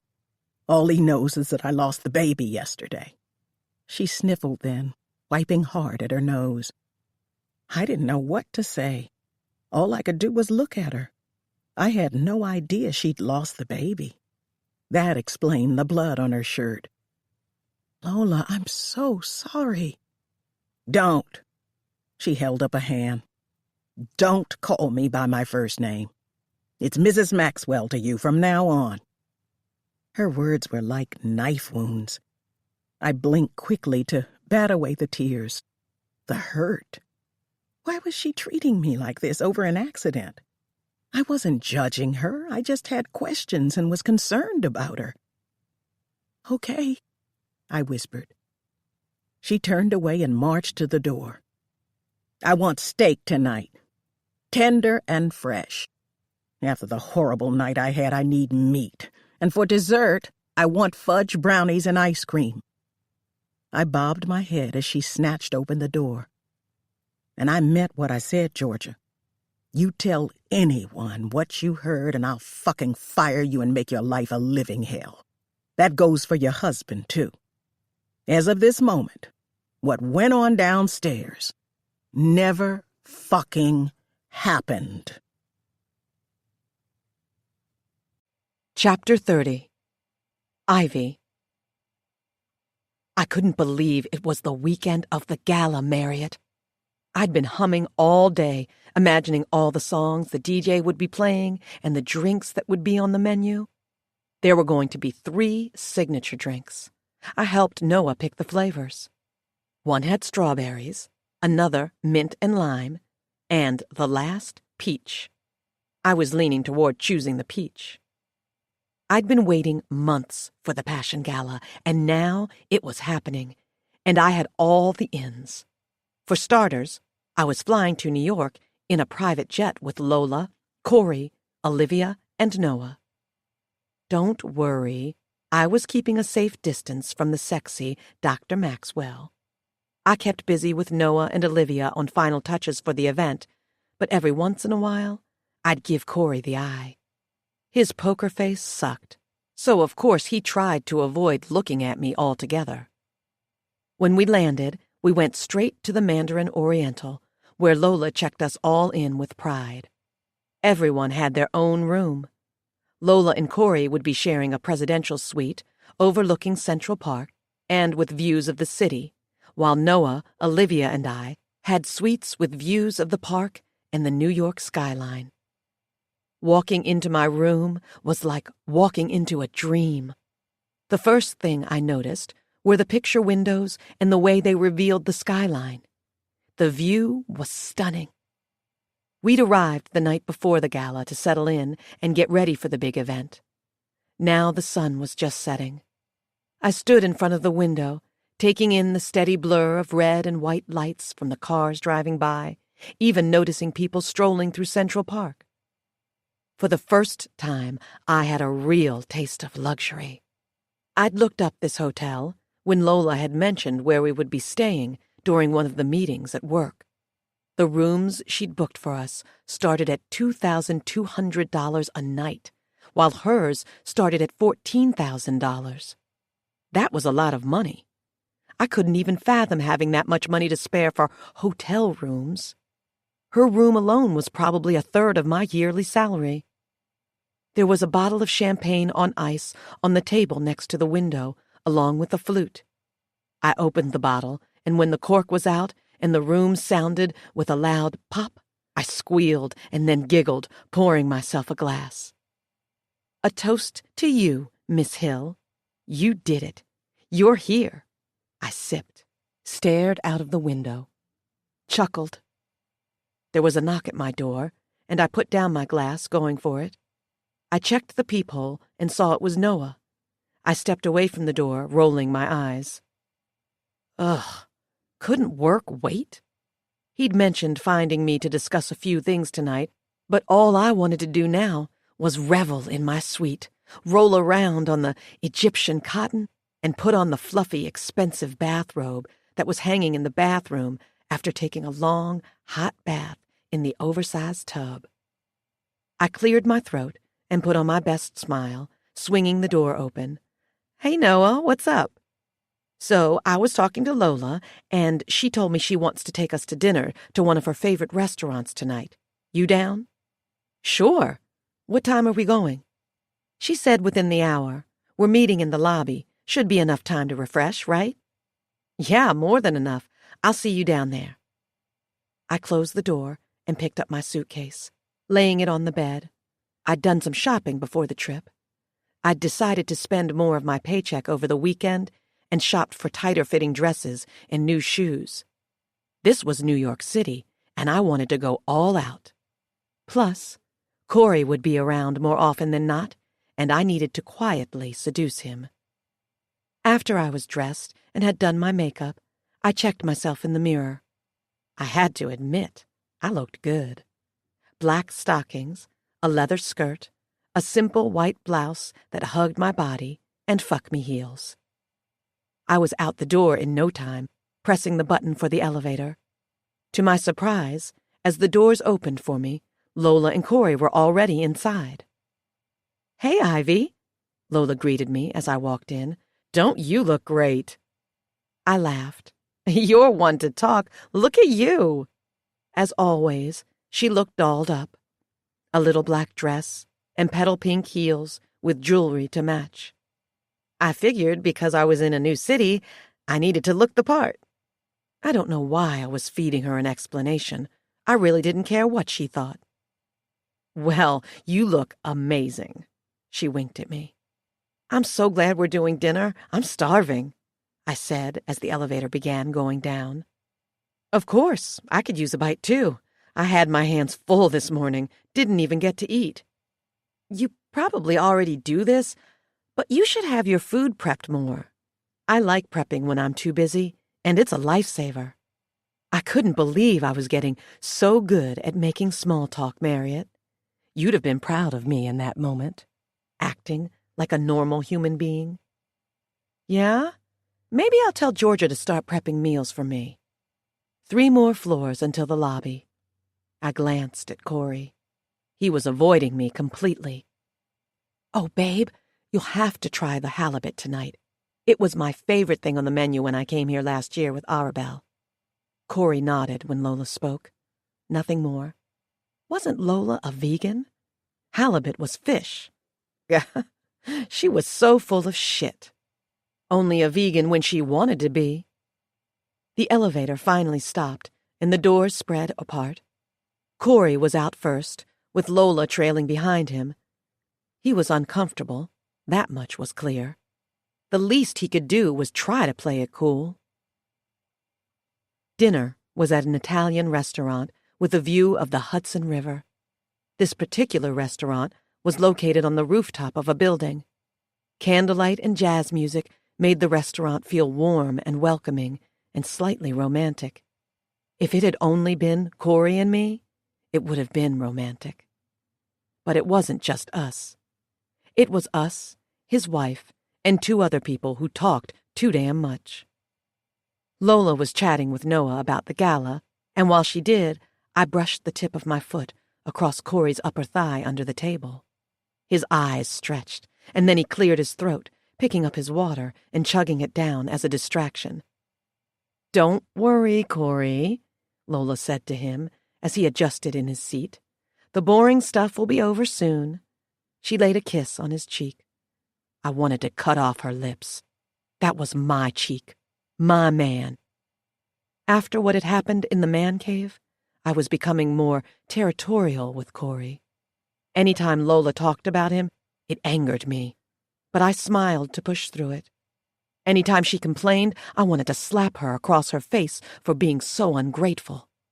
She didn't appreciate him at all, Marriott. Not one bit. Corey picked up his fork and cut into his halibut. I couldn't believe he'd ordered it just to please Lola. He didn't even seem to be enjoying it. Once dinner was over, we all walked back to the hotel, absorbing the city life. Cars and taxis zipped by. Couples walked hand in hand, and people rushed into nearby bars or restaurants dressed like superstars. I walked next to Olivia and listened to her go on about some novel she was reading, pretending to be interested. Noah was in front of us, checking things off his list for the gala. He was very organized that way, and Corey and Lola were ahead, arm in arm. Ugh. We'd have an early start in the morning, getting things organized, so as soon as we were inside the hotel, we parted ways to go to our rooms. Just after I'd kicked off my shoes, peeled out of my stockings, and poured myself another glass of champagne, someone knocked on my door. Hesitant, I took slow steps toward it. If it was Noah again, I was going to flip. I mean, how organized did he have to be? I checked the peephole, and my heart did a little flip. It wasn't Noah at all. With haste, I snatched the door open. On the other side was Corey. The red tie he wore for dinner was gone, his white, button-down shirt unbuttoned at the collar. One of his forearms was pressed on the frame of the door, the other at his hip, as if he'd been standing there for a while. His eyes shot right up to mine. Then he dropped his arm and charged right in, cupping a hand around the back of my neck. I held back a gasp as his solid, warm body pressed mine and the door clicked shut behind him. His lips were instantly glued to mine, and I ended up spilling my champagne on the floor. Then the glass hit the floor. Thank goodness it was covered in carpet. My back landed on the king-sized bed, and Corey climbed between my legs, still kissing me, groaning as he palmed one of my breasts. When he finally broke the kiss, he looked me in the eye with his warm brown irises and said, "All I could think about was your ass in that skirt." His eyes ventured down to the black leather riding up my thighs. "Where's your wife?" I asked. I loved pretending I didn't want him. The truth was, I wanted him more than anything. She went to meet one of her donors for a drink. "And you didn't go with her?" "No, I was tired." "And now you're here." I couldn't fight my smile as I dragged my palm over his erection. My teeth sank into my bottom lip for a brief moment before I said, "You don't feel so tired, Dr. Maxwell." "Quiet," he ordered, and then he somehow managed to shove the tight skirt up to my waist. I busied myself with unbuttoning and unzipping his pants, then shoving them down, and he wasted no time when his dick was free. He thrust his way inside me and let out a loud groan, like being inside me was the best feeling in the world. When was the last time he did anything with Lola? I was curious. The way he recklessly rocked into me, it seemed he hadn't had any in weeks, and it had been about 2 weeks now since that night in his man cave. I was surprised Georgia hadn't said anything, but I assumed he had spoken with her, making it clear to her that she had to be quiet when I filled him in. Corey took a moment to withdraw and lay on his back. I took the initiative and climbed on top of him, my palms flat on his chest, giving him the best ride of his life. His groans were like gold.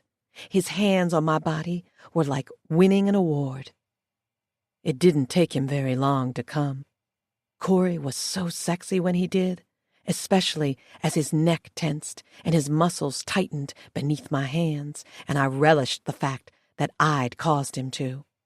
I didn't care that I didn't get pleased myself. Watching him let go because of what I had between my legs was enough for me. I felt powerful, in control, He was at my service, and my job was to please him. I rolled over after the final upward thrust of his hips and sighed as I lay on my back beside him. We both stared up at the ceiling, breathing through the moment. It was our first time having sex, and it was just as great as I'd imagined it would be. Quick, passionate, intense, thoughtless. "I'm pretty sure Lola is cheating on me," Corey finally said after a while. That caught me by complete surprise, and what a fucking buzzkill. I sat up to look him in the eye. "How do you know?" "I just know. She has before. She has her moments, I guess."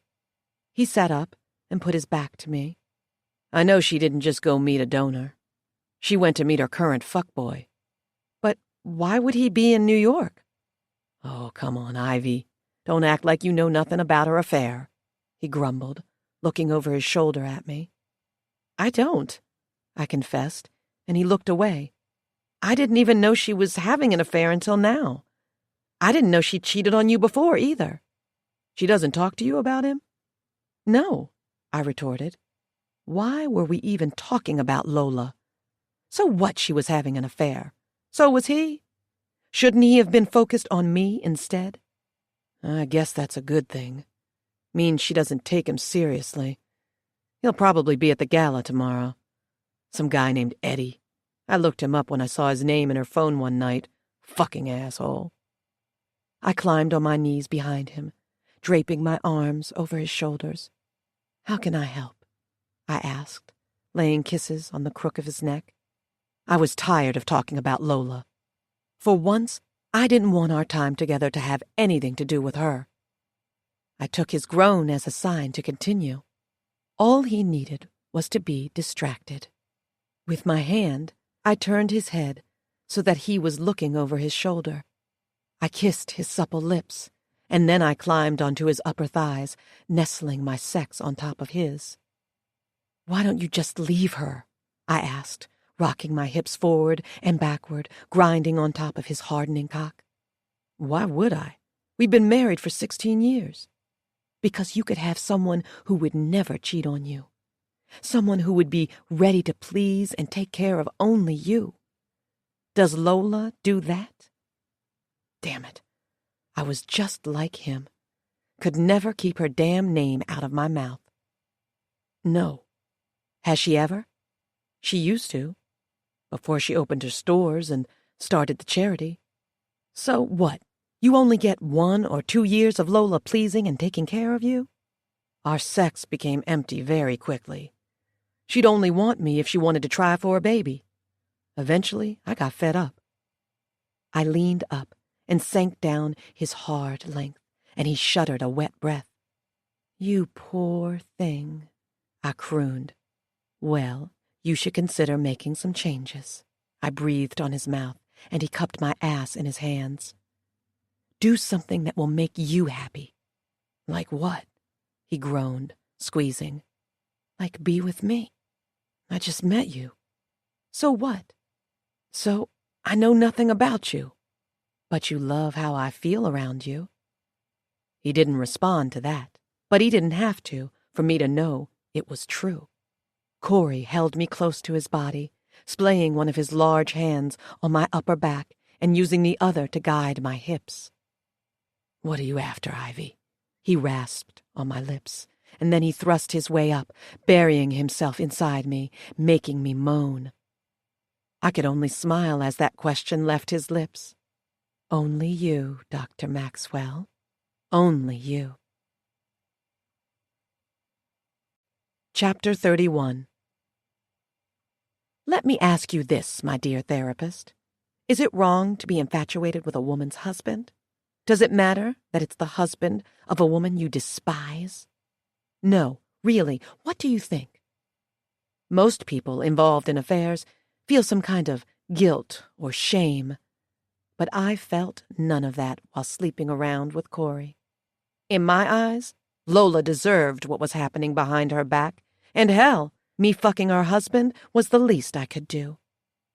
Maybe Corey felt some shame, but that was only because being with me was his first affair.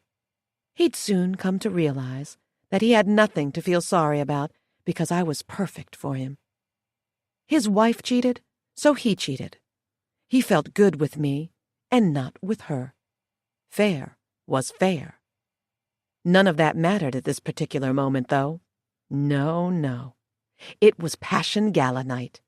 Showtime, baby. I had to show the world just how stunning I could be. I was currently sitting next to Lola in her presidential suite, with bright lights in my face and a makeup artist studying my features, trying to figure out what look would match the dress I had hanging up in the back of Lola's closet. My hair was done, courtesy of a woman named Pamela, who Lola had hired for us. She'd wrapped my hair in rollers that resulted in big, bouncy curls, and then pinned my hair in a half-up, half-down hairdo. Lola mentioned that Corey had decided he would get ready after our makeup was done, so he was nowhere in sight. Not that I needed him to be. The night before, he hadn't left my room until shortly after midnight, and, amusingly enough, I'd taken a shower and gone down to the bar after he left, and guess who I saw? Lola, hanging off the arm of some delicious silver fox. He was handsome and definitely looked like more than a typical fuckboy, as Corey had called him. I was close to having my makeup finished when Lola looked at me through the mirror in front of us. "So, are you excited about tonight?" she asked, her eyes wide and hopeful. "I am, and you were right. This does feel like I'm getting ready for prom. I can't believe I missed out on this feeling. It's like a high, right?" "Yes, a high." "Told you." The witch grinned. The artist started on my makeup, leaving me no room to continue a conversation with Lola.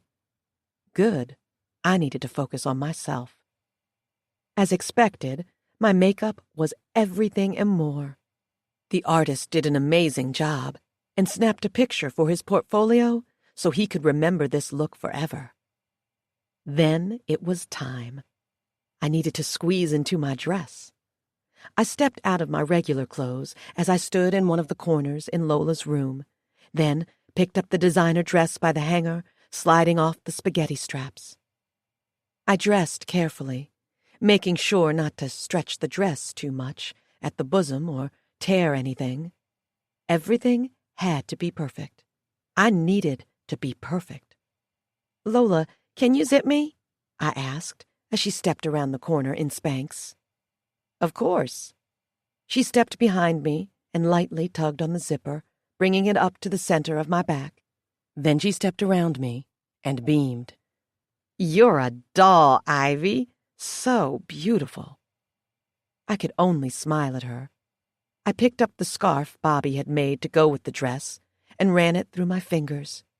It would cover my shoulders and block some of the cold from the AC as we entered the Green Garden Hall. In no time, Lola was dressed, and then there was a knock at the door. Corey was back. He needed to get dressed, too. "I'll leave you two alone and find Noah," I said, as I made my way to the door. Lola slid a foot into a silver heel. "Okay, we should be down in a few moments." I glanced at Corey. He gave me a faint smile as he began unbuttoning his shirt. I bet he was still thinking about the night before. Our own dirty little secret. I left, and I felt good, Marriott. I was glowing. At first, I'd hardly even recognized myself in the mirror when my makeup was completed. It was the most I'd ever worn. But now, I understood why so many women wore lots of it. It makes you feel good. Sexy, even. Your lashes are longer, your lips look fuller, and your flaws are concealed. I sent Noah a text, and he responded quickly, telling me he was already in the lobby and that the limo was waiting. "Look at you," Noah squealed when he saw me coming toward him. "You look like $1,000,000, girl." I blushed. It felt good to be noticed. Olivia was in the lobby, too, standing near the door. Her dress was an A-line pale yellow tulle dress. It was a simple dress, nothing too extravagant. I liked that about Olivia. She didn't care for attention. Noah had on a simple black and white tux. Olivia's phone was pressed to her ear for a moment, and then she lowered it and rushed to us. Okay, first off, you look great, Ivy. Second, I think we really need to get going. Genevieve said she needs us to look over a few things before they open the doors. I just texted Lola because I got the same text from Genevieve, Noah said. She said she'd catch another black car and will meet us there. She's okay with us handling whatever needs to be done. Ugh. It was just like Lola to be fashionably late. Most times she was on time, but for this, no. She'd glide in wearing her feathery gown, and everyone would notice and gasp and stare, awestruck. Okay, I said. Well, let's get this show on the road then. So, Passion Gala wasn't exactly like prom, Marriott. For starters, I didn't think I would be needed so much. The ceiling light above one of the bars was flickering, so we had to tend to getting the bulb changed. One string of fairy lights wasn't lighting up in the hall, so Genevieve and Noah had to quickly get a new pack from the storage room and replace it. It was too cold in the ballroom, so we had to wait for the room to heat up before letting anyone in. It was annoying. Well, at first. After the doors opened and guests rolled in, it got better. Drinks were passed from the bars, and hors d'oeuvres began to shuffle through the crowds, and it wasn't so bad. I'd had a drink myself to loosen up.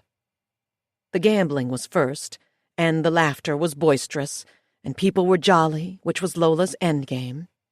To her, the drunker a person was, the more they'd gamble, and the more a person gambled, the more money the charity made.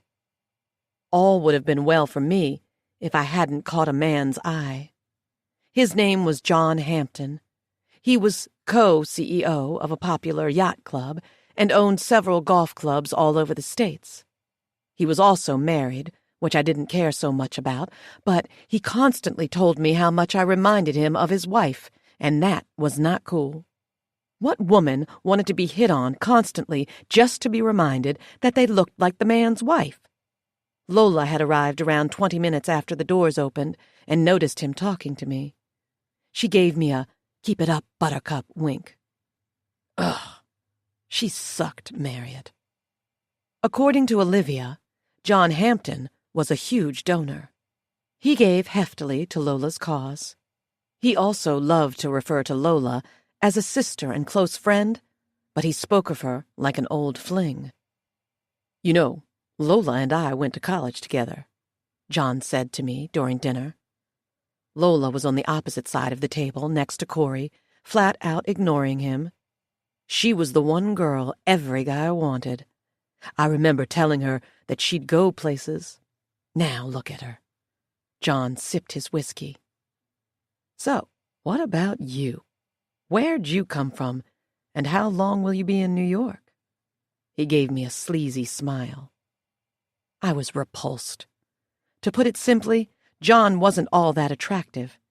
He was balding badly, but trying to hang on to what hair he could, and his breath smelled like sardines. Not only that, but he wasn't where my sights were. My eyes were only on one target, and that was the doctor sitting on the opposite side of the table, right next to Lola. A woman named Samira was seated on the other side of me, with her fiancé, a retired professional golfer named Roland Graham. Samira and Roland were an interesting couple. He hovered around her like a shadow. When she spoke, he was very attentive, and if any man dared look her way or tried to mingle with her, he was in that man's face, giving him a silent threat to back off. But, for the most part, they seemed like a nice couple. Strange, but nice. I wished I had a guy who was possessive with me, but in a healthy way, you know. As the night carried on, I noticed that Lola was drifting further and further away from Corey. Corey hung out in a corner with a few men, sipping his drink and pretending not to notice, but I took note of the subtle slide of his eyes as he looked for his wife. Lola had been drinking, it was clear. She was loose. And it didn't help that the silver fox from last night was there. He came in an hour late, dressed impeccably in a tuxedo and black tie. He walked in as if he owned the place, catching the eye of several women. "Who is that man?" I asked Olivia, as we stood by the bar with our drinks. She looked where I was looking, watching the silver fox carry himself across the room.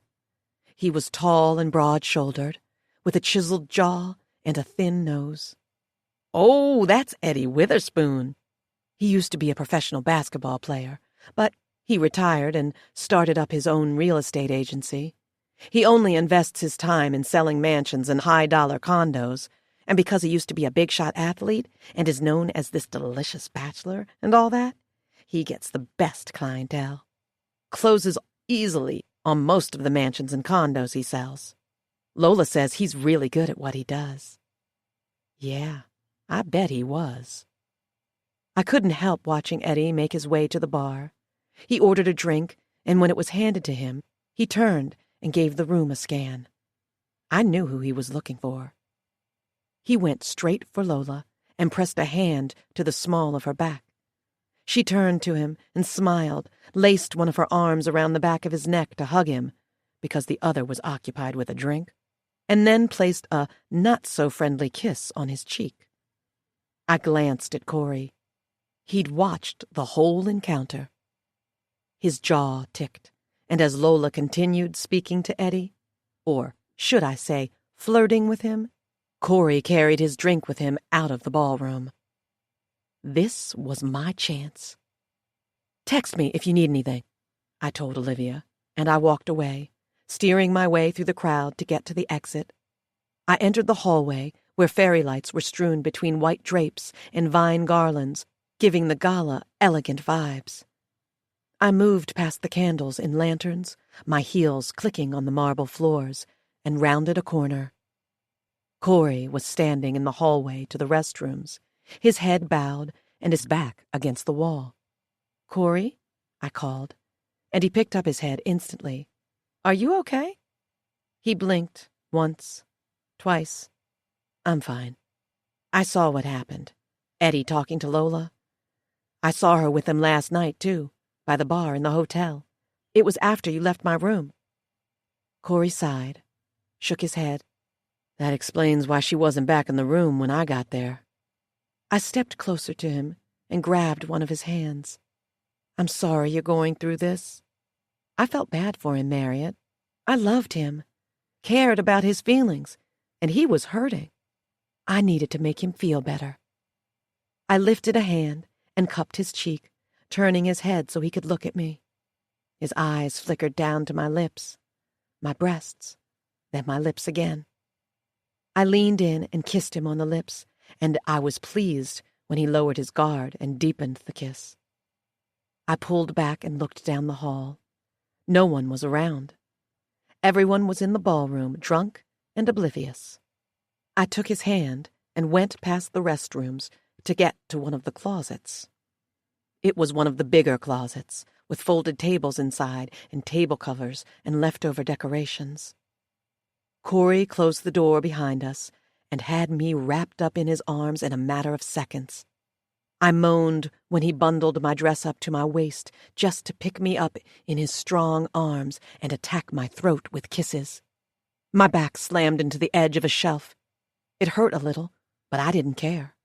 I had Corey in my arms, right in front of me, and it was what I'd wanted since he had to leave the night before.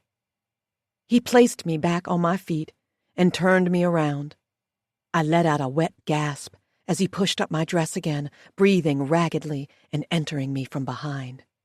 My fingers gripped the edge of the wooden shelf, a loud moan escaping me. "Yes, Corey," I breathed. "Fuck me. Forget about her and take me." And he did. He fucked me, slammed into me, and my moans grew louder while his grunts and groans mixed with my sounds of pleasure. The wood of the shelf felt raw against my palm as I held on to it to keep my balance, but he was raw inside me, cupping one of my breasts in his hand. For a split second, I wondered if I would end up pregnant with Corey's baby.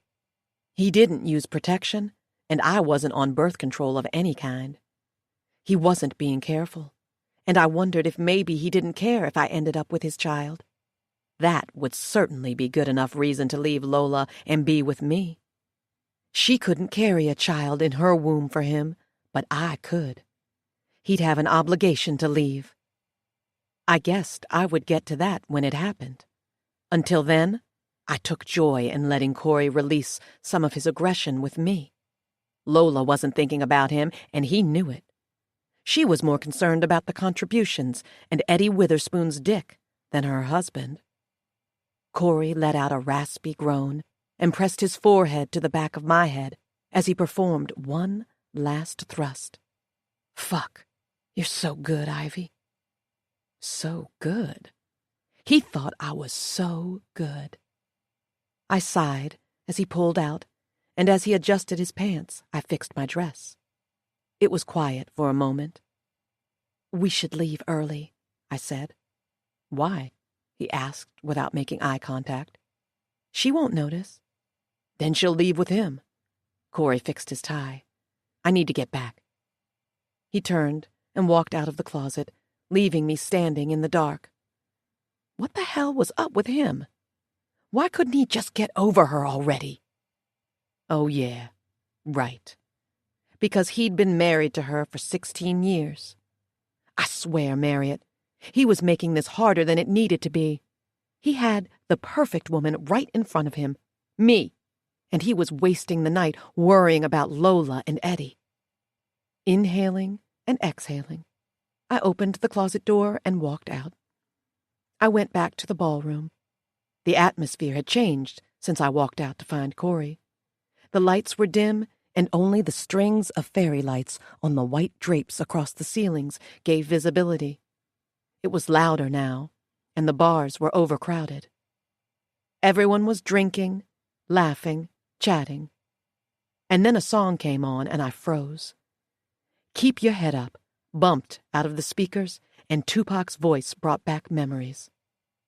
Back rubs and forehead kisses, a warm bed and a nightlight, glowing star stickers on the ceiling, quick spaghetti dinners with dollar cornbread, Daddy teasing Mama over dinner about her new hairdo when really he loved it, me laughing when Mama scrunched her nose and teased him back about his naked chin.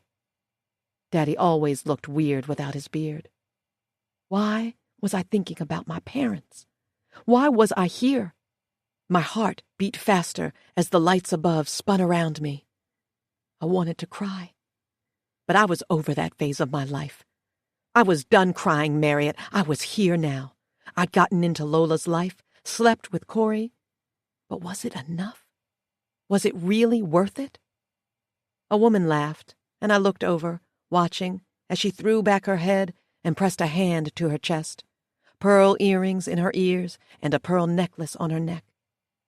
They had no worries, no problems. Everyone was so self-absorbed, bragging about their million-dollar homes, Ferraris and Porsches, trips to Cambodia, Egypt, and Croatia. Money, money, money. It was too much, Marriott. So many unappreciative people in one room, trust fund kids or people who'd embezzled all they had and somehow never got caught. I needed to get out. I needed to get these thoughts out of my head. I turned to go back out, but before I could, Lola was walking up to me. Faith and Arabelle were with her, and Corey was trailing behind her. "Tonight has been so amazing," Lola sang. Then she took my hands and dragged me to the dance floor. "Dance with me, Ivy. We deserve this." But I didn't want to dance with her. She made me, though, and I couldn't reject her in front of everyone, so I twirled with her and let the bass of the music run up the soles of my heels, but I didn't put much effort into it. Corey came to the floor to cut in and dance with Lola, but she turned her back on him, preferring to dance alone. I frowned at Corey, and he frowned as Eddie met up with Lola, doing some goofy dance move that made her giggle along the way. She started dancing with him, not touching, but their eyes were connected. Corey was pissed now. He stepped between them, and I saw him mouth the words, I've had enough of this shit. What are you talking about? Lola said, shocked by his outburst. You don't have to do this shit in my face, Lola. Eddie looked uncomfortable, but he didn't move. Lola lightly moved Corey aside, but only after placing a kiss on his cheek and telling him to calm down, that they were only having a good time and it was all business. Then she looked up at Eddie and said, Sorry about that. And she walked off with him, arm in arm, not once looking back. I was stunned. Fucking stunned. Just like that, she'd chosen Eddie over Corey. In his face. In everyone's face. Samira was there. She was just as stunned as I was. She saw it all, but pretended not to, instead turning to her fiancé when he came up to her with a fresh drink and a tense smile. Livid, Corey stormed off the dance floor and out of the room. His elbow bumped into Noah's arm, and Noah spilled some of his drink on the floor. I needed this distraction. I left the dance floor. What the hell is wrong with him? Noah asked as I walked by. He was clearly upset by the spilled drink. No idea. We should probably go check, I said, and hoped Noah would decline. No, girl, that's okay. I think I'm going to cling to my positive attitude and stay right in here. He walked away to talk to Faith and Arabelle and their husbands by one of the poker tables. I left the ballroom. Corey wasn't in the hall or the lobby, so I checked outside. He was standing on the sidewalk, talking on his phone. See you in a minute. Corey lowered the phone. You leaving? Yes. His voice was cold and standoffish. I'll come with you. For fucking what, Ivy? I don't need you to come with me. Stop being so goddamn desperate. I blinked quickly. What did you just say to me? I said you're being desperate. Stop following me around. He took a step away from me. Stop trying to shut me out, Corey. You're upset, and I get that, but I'm here for you. He narrowed his eyes. He was about to say something, but a car pulled up to the curb. The driver climbed out and went around to open the back door. Corey gave me his back and climbed into the black car. The driver looked at me, confused about whether I was included in the ride or not. I put my focus on Corey again. Just come on, Ivy, Corey finally muttered, and my heart raced. I got in the car. The black leather was warm, and it smelled like roses. We rode in silence back to the Mandarin, and once we were out of the car, Corey tipped the driver, and we went inside, where the heat was blowing and classical music serenaded from hidden speakers. Corey didn't say a word to me as we rode up the elevator. He stopped on my floor and walked out first. I opened my clutch, taking out my room key card and swiping it through the lock on the door. I walked in and put down my phone and clutch. Corey went to the minibar and poured himself a drink. Scotch. I should have known. Is it bad that I was really starting to reconsider this affair with him? I didn't realize Corey was so emotional. It was obvious Lola didn't love him all that much, that she had fallen out of love with him years ago. So why was he clinging to her like some lost puppy? Why hadn't he fallen out of love too and tried to move on? He could be with me, right, Marriott? Leave her, take me, and be happy. I knew I could make him happy. I had it in me. I was good at putting smiles on people's faces, even if I had to fake it a little bit. I hated working retail, but I was good at faking that. Corey sipped his drink and looked at me through the corner of his eye. Come here, he commanded. And I did. I walked to him. He put down his glass behind him before lifting one of his hands to grip a handful of my hair. It ripped at the root, and I hissed at the sting of it. What are you doing?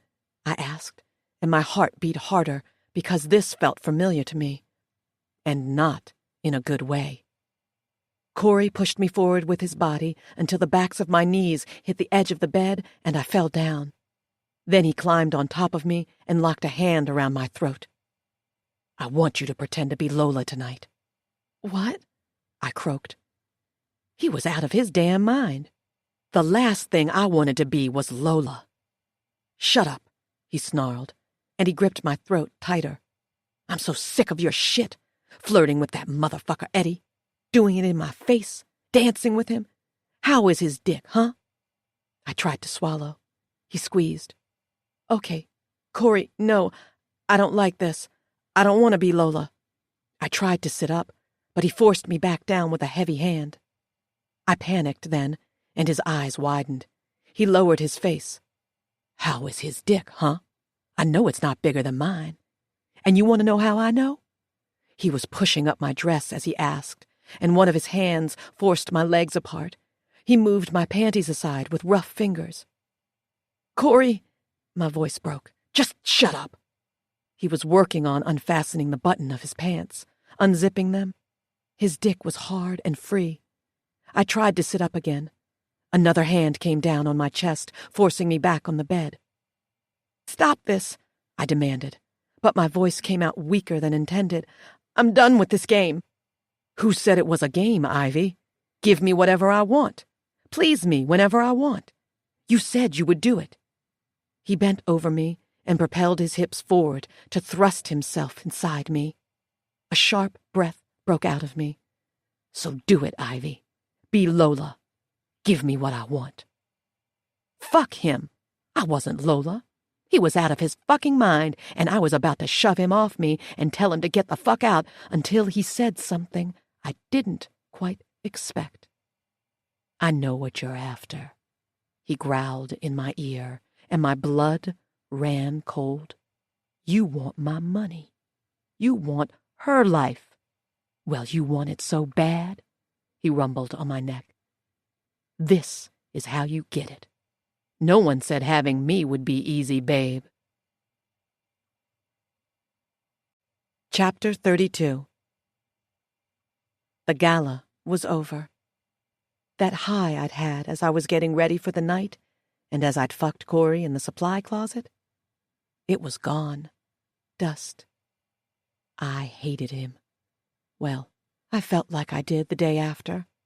My emotions were all over the place. I felt betrayed. Corey reminded me of bad things that night. Reminded me of Xavier. Too handsy, too aggressive, too mean. He'd taken advantage of me, just like Xavier always had. He was drunk, yes, but he knew what he'd said to me. He remembered because after he finished, he left my room and didn't show his face the next morning for breakfast. I hated that I had to see him on the jet back to Florida, but it was much easier for me to keep a distance and look away. There was also tension between him and Lola. Noah and Olivia sensed it and pretended to sleep in their seats. I sat in my seat, staring out the window, tormented by his reckless behavior.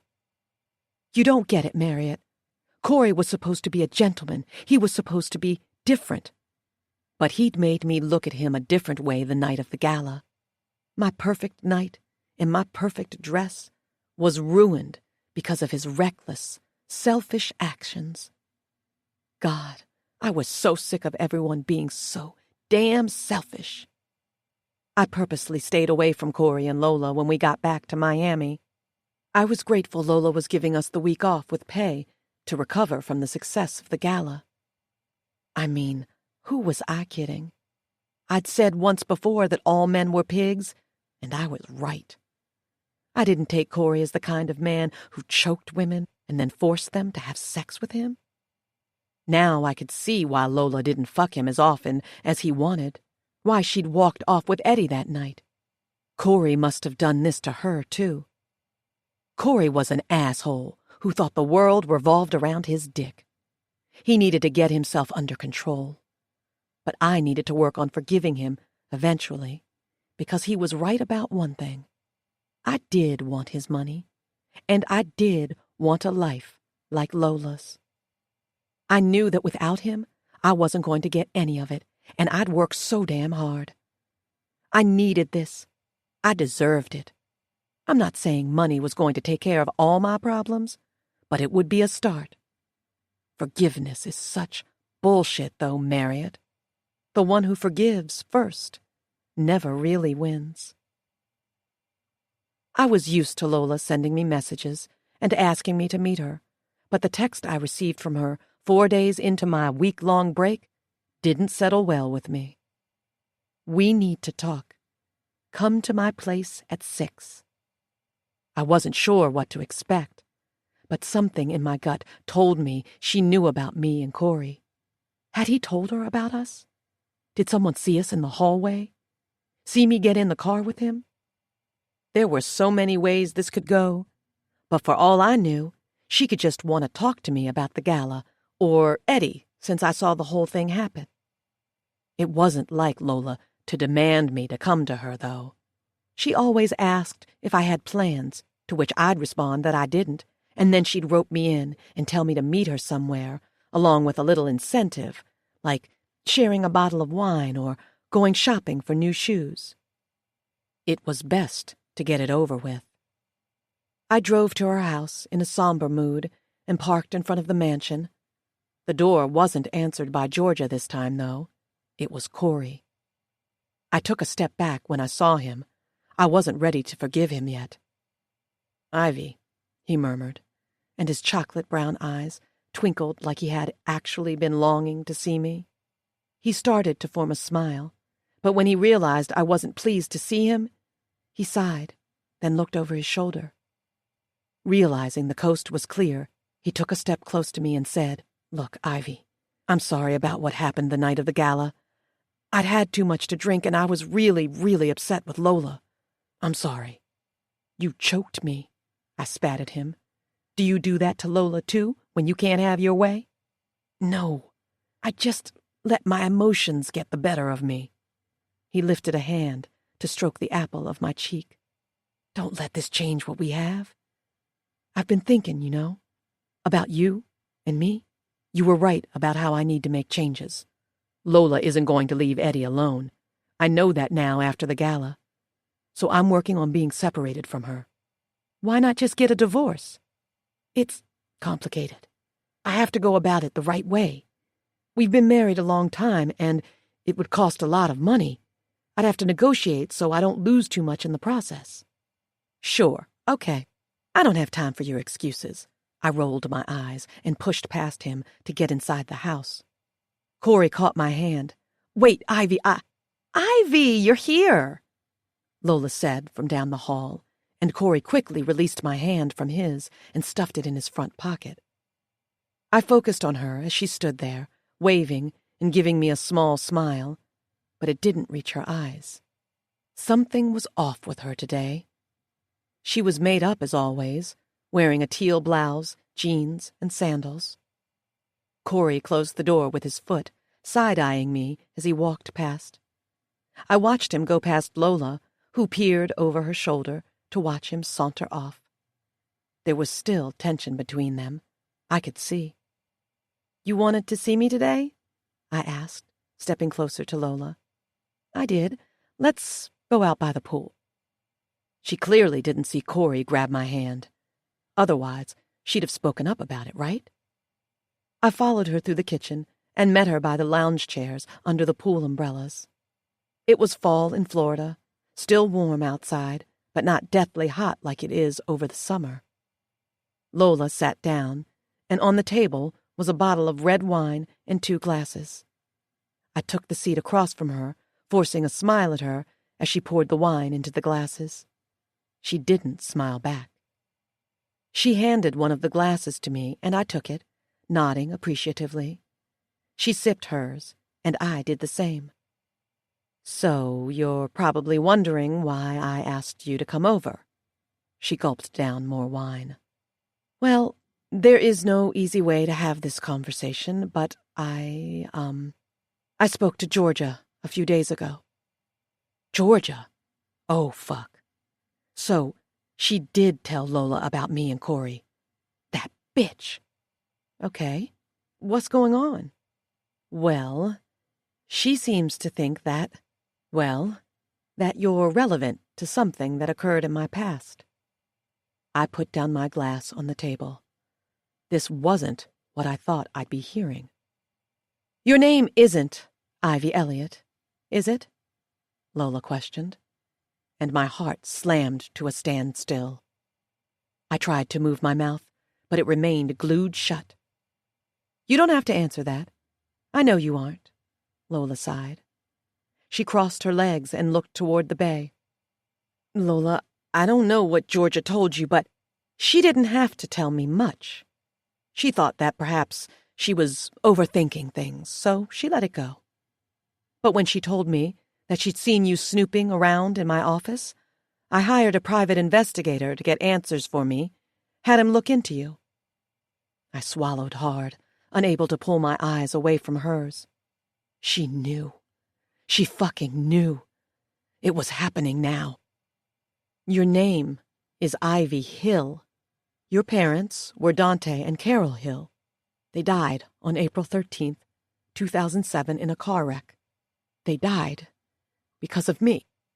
Lola's eyes were full of tears at this point, and fuck, Marriott, I didn't know what to do.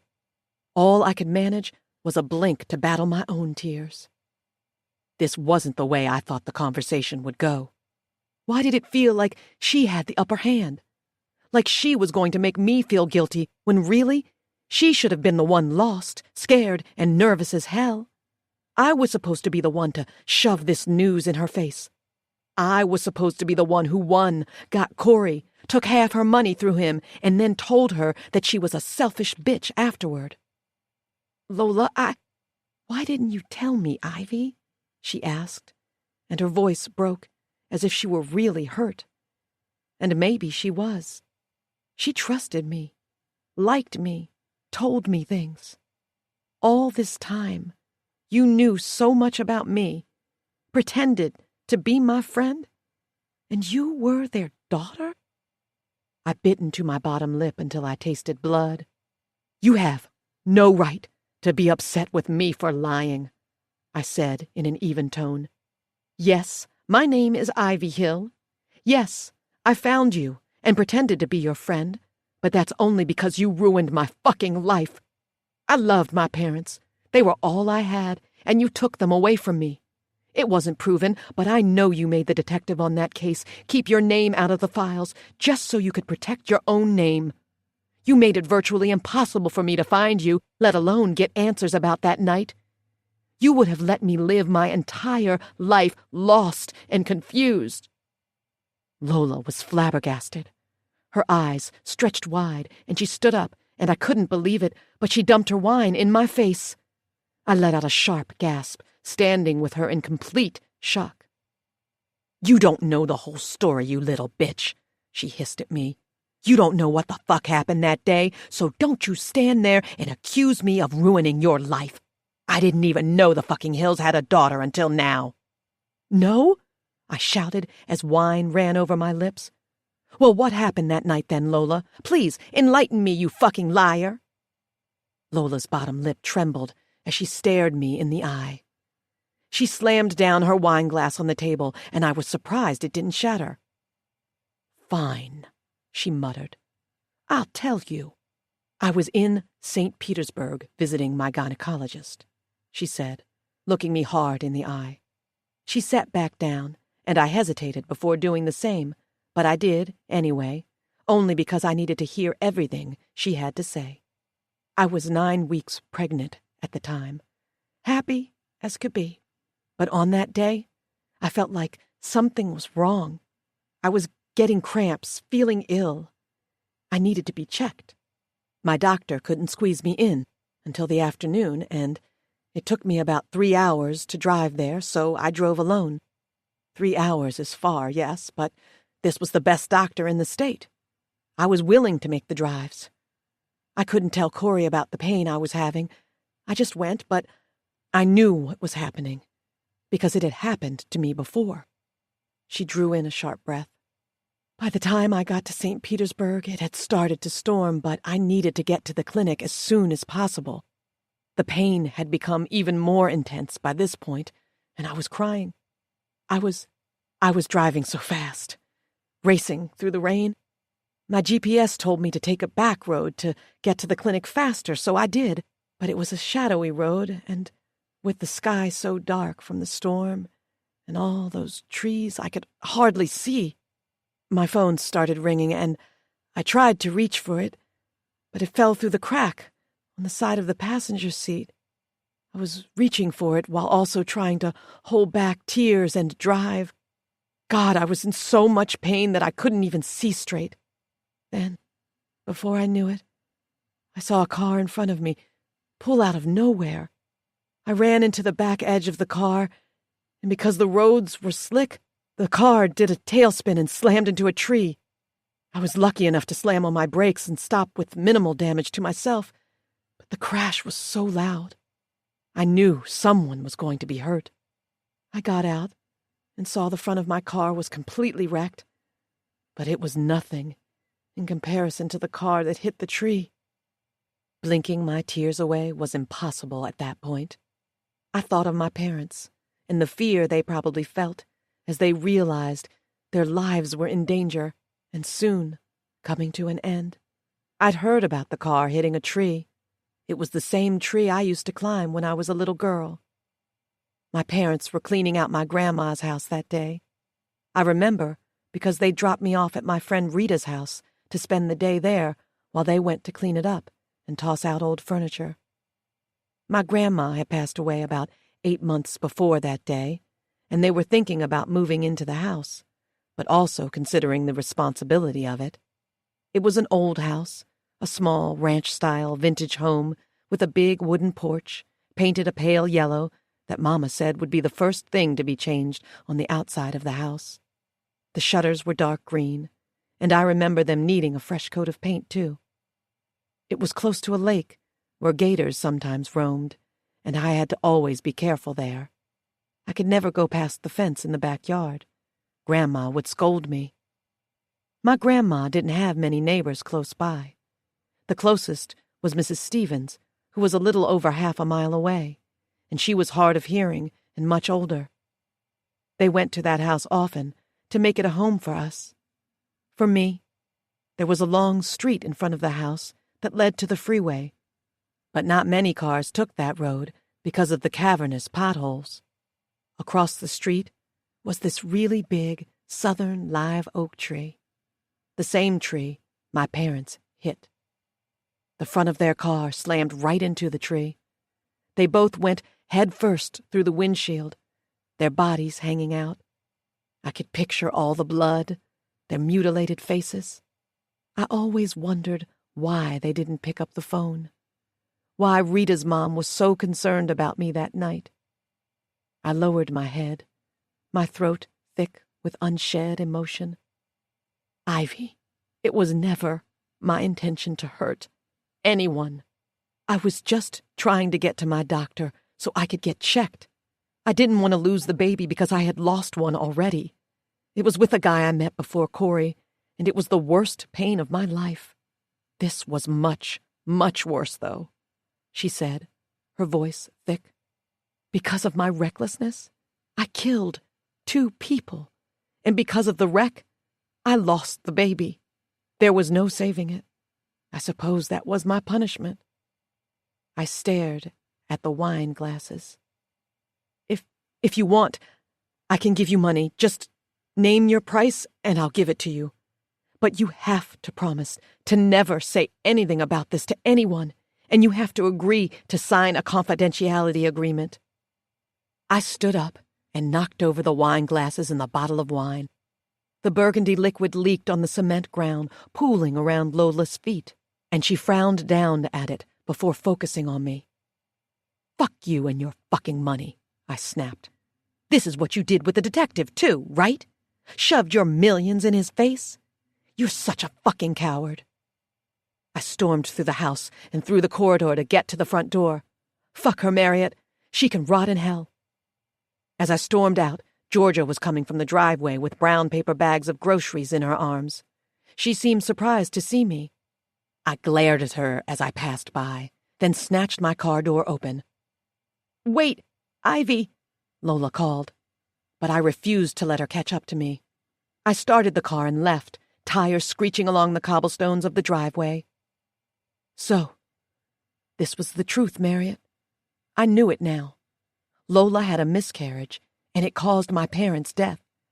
Now I knew why the detective always used words like accident and confidential. I was right. She'd paid him to keep her name off the books. Could I completely blame her for her pain? No, but she still covered it up. If it hadn't been for some unknown person telling you Lola's name, I never would have known it was her at all. But there were only two people who could have fed me Lola's name. There was Corey, but if he'd known who I was from the start, he never would have slept with me. And considering how hooked on Lola he wasn't going to sabotage their marriage with this. It would have ruined him, too. That only left one other person. The same person who'd informed Lola that I was relevant to her past, that I'd been snooping around in her office. Why else would Lola have dug for information about me? Georgia had facts about me.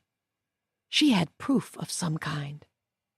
But why in the hell would Georgia, Lola's household manager, do something like that? Part 3. The Perfect Ruin. Chapter 33. Georgia. By now you know the truth, Ivy. You know I'm the one who got in touch with your therapist and told her to give you Lola's name. You're a smart girl. I was sure you'd figure it out. Trust me, it wasn't an easy choice. For starters, I didn't trust you with that kind of information. I knew it could make or break me if you had the name. You were just a little girl, an angry, lonely little girl. You'd made so many mistakes that it was almost sad to know you only made them because you grew up without parents. What was with that boyfriend of yours anyway, Xavier? A drug-dealing hothead who had been arrested 3 times for possession. What did you see in him anyway? I've always wanted to know. He was 6 years older than you and lived in a shitty apartment, and you called his place home. You became obsessed with the idea of him until you realized he was a no-good man, just as you did Dr. Maxwell. See, that was your problem. You obsessed and obsessed until you became bored with the ideas, the fantasies, and I didn't know if I could use that to my advantage or for what needed to be done, but I decided to take that risk. Why? Because I saw something in you, Ivy. I saw potential. I saw fury, and I knew that fury would lead you to do things you never thought possible.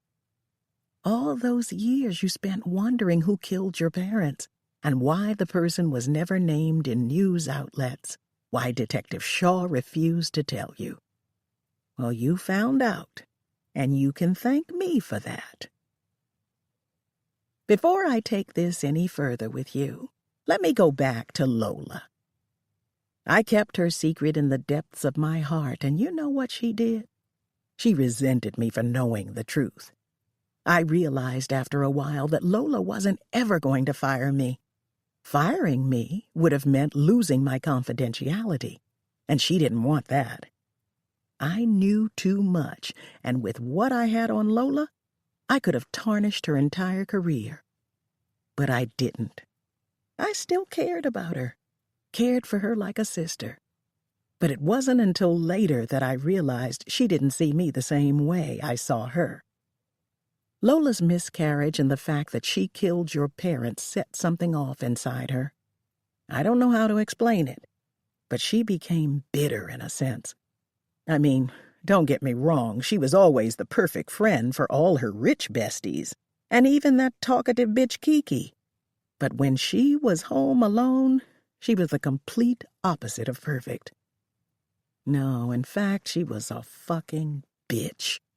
She requested her favorite drink every day, a raspberry gin cocktail with lime. It was always that or wine. Either way, she'd have 3 or 4 glasses of whatever drink was available. She drank heavily, hoping it would mask her guilt and shame. Lola felt like she had some kind of power over me. My marriage was rocky, so I finally built up the courage to ask Lola if I could move out of the mansion and live with Dion. She flat out told me I couldn't. "I need you in this house more than ever now, Georgia. I'm sure your husband will understand," she said while reading an article in a popular magazine about herself. But Dion didn't understand. He was fed up, and things became much worse at home when he lost his job weeks later. Fired and replaced. No longer the hot sous chef of Louis'. He was struggling to find another job because he had no culinary degree. The head chef at Louis' had given him the job as a spur-of-the-moment thing, as an opportunity. But apparently Dion was becoming stale and making too many mistakes in the kitchen. He blamed his mistakes on me not being there for him, his problems at home. That meant I had to work. I really had to work, and I couldn't fight Lola about moving out. I couldn't quit my job when we needed the money more than ever. I had to make my marriage right again. Dion hated knowing that I couldn't quit. He hated my job because it was the reason I was never home. He hated that the only time I could come to him was after 10 at night when Lola and Corey no longer needed me or had evening plans. And don't get me started on the sex. We hardly had sex anymore because I was so tired after working. Lola's demands were catching up to me, and I swear they were going to drive me crazy. "Georgia, I thought I told you I wanted a vegan dish tonight." "Georgia, you're really starting to be the worst household manager I know. Don't you realize that? Georgia, what the fuck is wrong with you?" Lola asked me those questions often, but the very last was the one she asked when I dropped a dish in front of her. The dish shattered on the floor, and I was really set off. It was my last straw for the day. What Lola didn't know was that Dion wanted a divorce. It turned out he was cheating on me, and had been for going on 5 months. He'd found someone else, someone more available to him, someone who could soothe him, and she made pretty great money, too, so he could mooch off her. "What is going on with you?" Lola asked when she hung up the phone. She stared down at me with her judgmental hazel eyes. I think I need a small break today," I whispered. "Well, take a break, and then get your shit together, G. I can't deal with this right now. You're supposed to be taking care of my house and causing me less stress, not feeding into it." "I know. I'm sorry," I apologized. "I'll clean this up." Lola gave me a repulsed once-over, and then shook her head and left the kitchen. I picked up the pieces of the broken dish and threw them away, then went upstairs to my room to take a shower. After that, I stared at the divorce papers which were on my desk, trying to figure out how I'd gotten there. Only a year before, I was happy with Dion. We would lie in bed or on the sofa watching movies and munching popcorn and M&Ms. He'd cook special meals for me. He'd make me forget about my long days and nights at the mansion with foot rubs and stories from his childhood. I thought we'd be stronger than this, that we could be spending a few hours apart a day for our marriage. But that's the thing about love, Ivy. Love is no good for you, and it can blind you. For the most part, I did what needed to be done for Lola, but I wasn't feeling any better doing it. I felt sicker, and the smell of the cleaner I used to wipe the counters suddenly made me want to vomit. The food I had to set on the table for Lola and her guests always smelled spoiled or rotten. Something was wrong with me, you see. And then it hit me what it could possibly be, and I drove to the nearest pharmacy, bought a pregnancy test, and took it home. And just like that, after peeing on a measly stick, I found out I was pregnant. It was Dion's baby, of course. I didn't see this as a bad thing, though. I figured this would be my way back to him. I was pregnant with his child, He'd forget about his new girl toy, cancel the divorce, and be with me again to start our family. He'd forgive me for not being as present for him as I should have been. I thought that would work, Ivy. I really did. But it didn't. The first question Dion asked when I called and told him the news was, "Are you quitting your job at the mansion?" To which I replied, "Why would I quit? You haven't found a job yet, and with a baby, we'll need the money." "You can find another job," Dion snapped. "I'm sick of you working at that damn place." "But Dion, she pays me good. We need the money." Dion sighed, clearly fed up. "You know what, G? Talk to me when you can put me before that fucking job. If you're so good at it, you can get another one with flexible hours. You know how many people would be glad to have a woman who worked for Lola Maxwell working for them? I'm sure many of them will let you negotiate your hours." He groaned, sounding irritated. "That woman abuses your freedom, and you just let her. What the hell are you gonna do when you get bigger with the baby and can't do shit around her house? You think she's going to keep you? No. She's going to toss your ass aside and find someone who is more committed. Someone who doesn't want a damn baby." And you know what? Dion was probably right. I hadn't thought that far ahead. What would Lola have done if I told her I wanted to start a family? It was never stated in my contract that I couldn't start a family while working for her. There was even a clause for maternity leave and everything. But would Lola live up to that? Would she be fair about it? There was no way she would just shove me aside like trash, not after all I knew and how hard I worked for her. Dion didn't want a baby. At least not with me. That much was clear from the way he hung up on me. But I wanted it, so I decided to keep it, despite what he had to say. Lola wouldn't release me or shove me aside. She had been pregnant herself, and even though it hadn't lasted long, she'd understand. She had to, right? Chapter 34. Wrong. For someone who'd started up her own charity for pregnant women and single mothers, Lola didn't understand my side of this one bit. I told Lola I was pregnant the same week I found out and mentioned that if I was slower around the house, that was why. I saw she didn't want to flat out get rid of me, so she hired some girl named Viola to step in and perform household manager duties whenever I felt too sick to. That didn't last long, though. Viola sucked at her job, and seeing as I didn't want to be replaced, I sucked up my pregnancy woes and was back on my A game. Lola had her charity up and running by this point. She left me notes telling me to prepare for an official dinner she'd be having. Some of the wealthiest people in Florida were coming to the dinner to celebrate the charity. Lola was no fool. Her charity wasn't a real nonprofit organization. She pocketed most of the money that was donated, leaving just enough to pay her staff and to run events.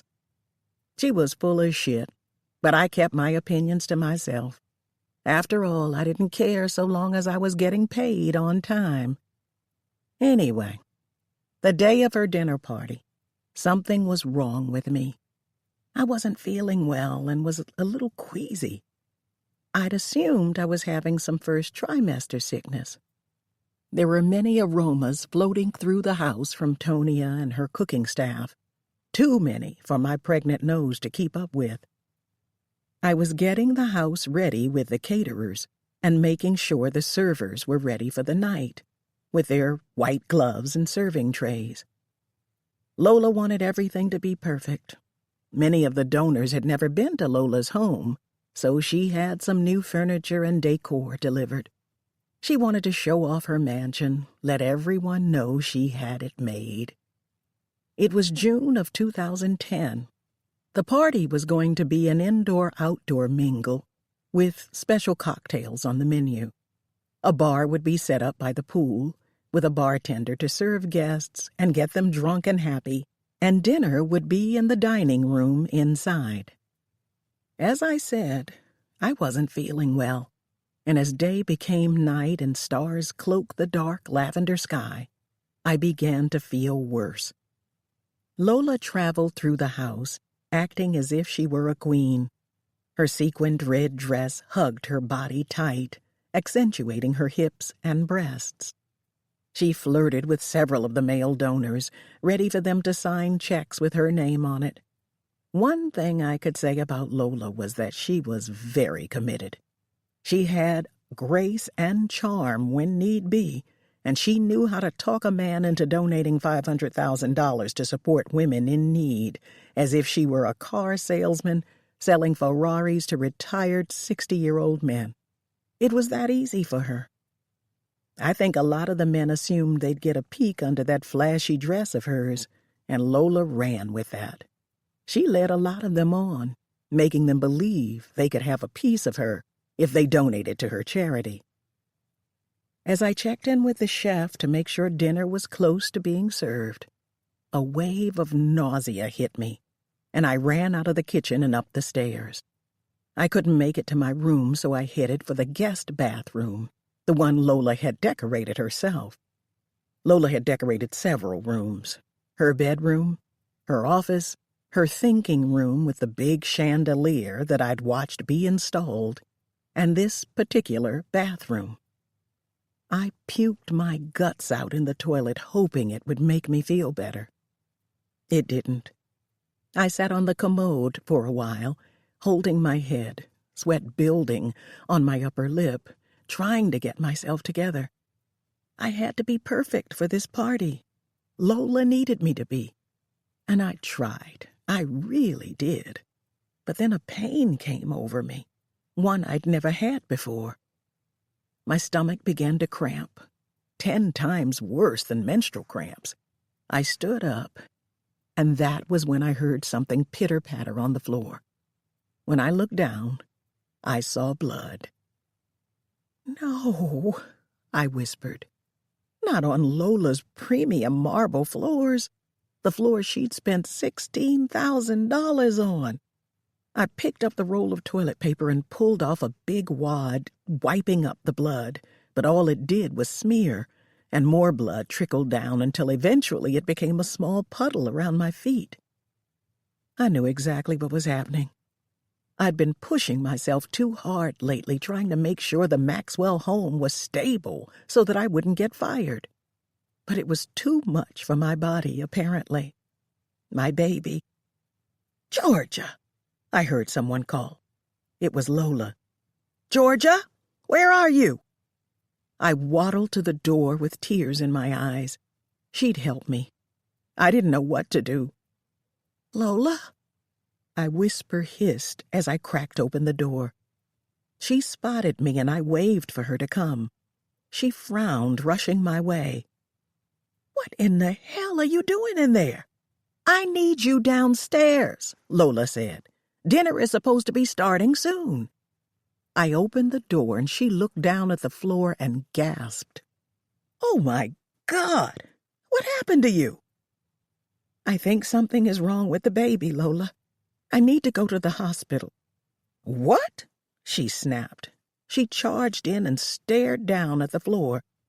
"How could you bleed all over the floor, Georgia? You do realize guests have to come up here too, right?" "Lola, didn't you hear me?" I pleaded. "I'm in a lot of pain. I need to go to the hospital right now." "Georgia, I told you I would need you tonight. Why would you let this happen tonight of all nights? I have really important people downstairs who are about to donate lots of money to my cause. I can't take you to the fucking hospital right now. I have to be here." "I can drive myself," I groaned. "It's no problem. I'll go myself." "No, you can't go back downstairs right now. The party is shifting inside. People will notice you, and I can't have this night ruined." Could she hear herself?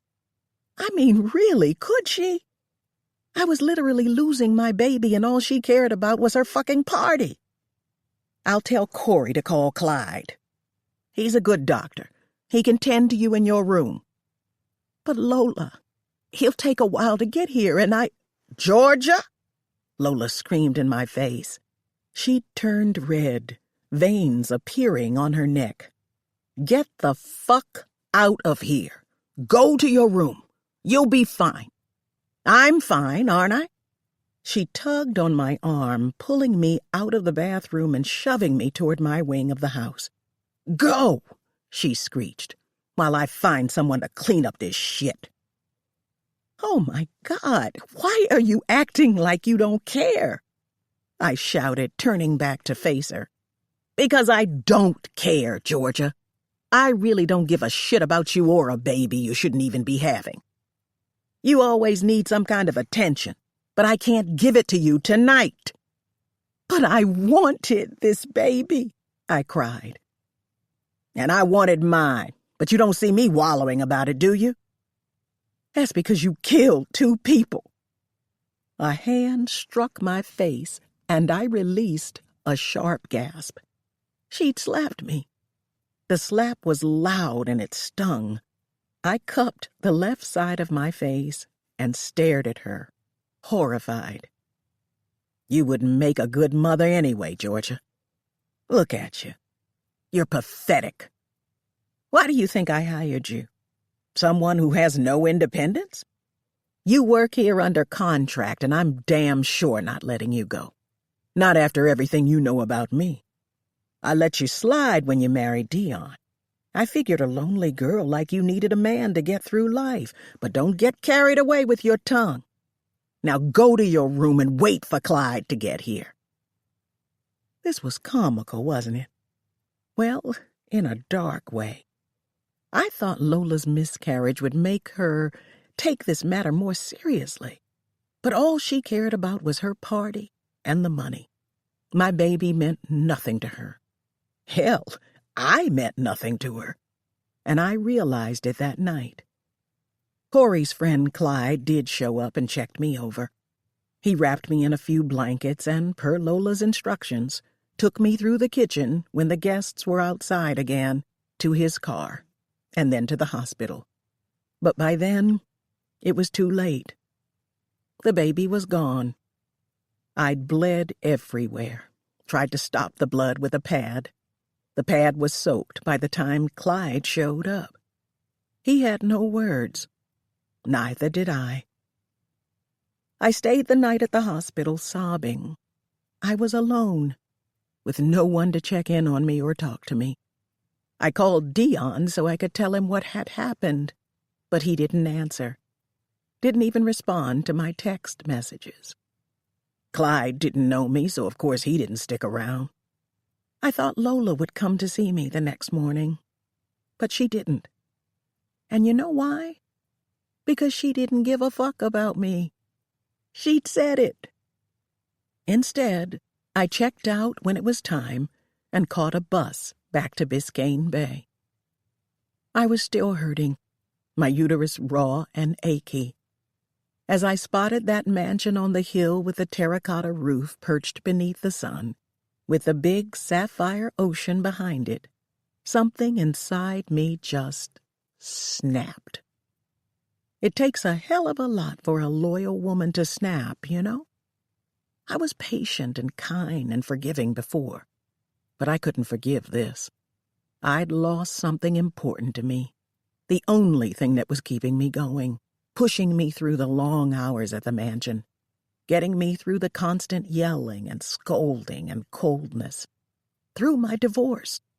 That one thing that was keeping me going was gone, and I was left with nothing at all. Long gone were the days when I cared about Lola's well-being. Long gone were those memories I'd had of her when I'd considered her a long-lost sister. I thought I'd take Lola's secret to the grave, but she didn't deserve that from me. She didn't deserve anything from me. Though I could have walked away in that very moment and never looked back, that wouldn't have worked in my favor. I couldn't just leave, not when I knew I had just as much leverage over her as she had over me. I walked into the mansion and Lola was sitting by the pool in an orange bathing suit. She just sat there beneath the sun like nothing had ever happened. Like she hadn't just told me the night before that she didn't care about me or my baby, who was now gone. She heard me walk out and sat up in the chair. "Oh, Georgia, I'm so glad you're back home safe, girl." "Yeah," I murmured. "Me too." She stood and came in my direction. "Listen, I'm sorry about last night. I was stressed and had too many drinks, and I let my words and actions get the better of me." I didn't say anything to that. That was more than her actions getting the better of her. "I know miscarrying is hard. Trust me, it's a horrible pain. Losing something you love instantly and unconditionally." She sighed. "But take this with a grain of salt. Do what I did and let it empower you." Empower me? Wow. She called herself empowered? She was anything but. She was a straight-up piece of shit. "So, this is what I want you to do. I want you to go upstairs and take a long, hot bath, and when you're done, come back down and I'll have a nice meal ready for you." She turned me around, and I trudged ahead. But before I could disappear, I looked over my shoulder at her. "Go on," she murmured. "I have to go meet Faith in a bit, but I'll be back in time for dinner." I did take the bath, and I did sit there for a long time. A very, very long time. The water was cold and cloudy by the time I got out. I didn't sit there and wallow, though. No, if anything, Lola was right about not doing that. I couldn't accomplish anything by wallowing about a baby I'd lost, no matter how much I'd loved the idea of becoming a mother. But what I could do was change the course of my future so that I wouldn't suffer again. So you want to know what I did? When Lola left to meet Faith, I went out to the shed by the pool. I grabbed one of Dr. Maxwell's golf clubs and took it back to the house. Then I stomped up the marble staircase and walked right into Lola's thinking room. There was her chandelier, the most prized possession in the house. She'd been in awe of that stupid chandelier since she'd bought it. She told me 1,000,000 times that it was an embodiment of her. It was a representation of her hard work, a treasure. She'd bought it shortly after opening her charity with her first check from a donor. She was proud of this chandelier. That was worth $20,000. And you know what I did? I lifted the golf club above my head and slammed the end of the club right into the crystals of the chandelier.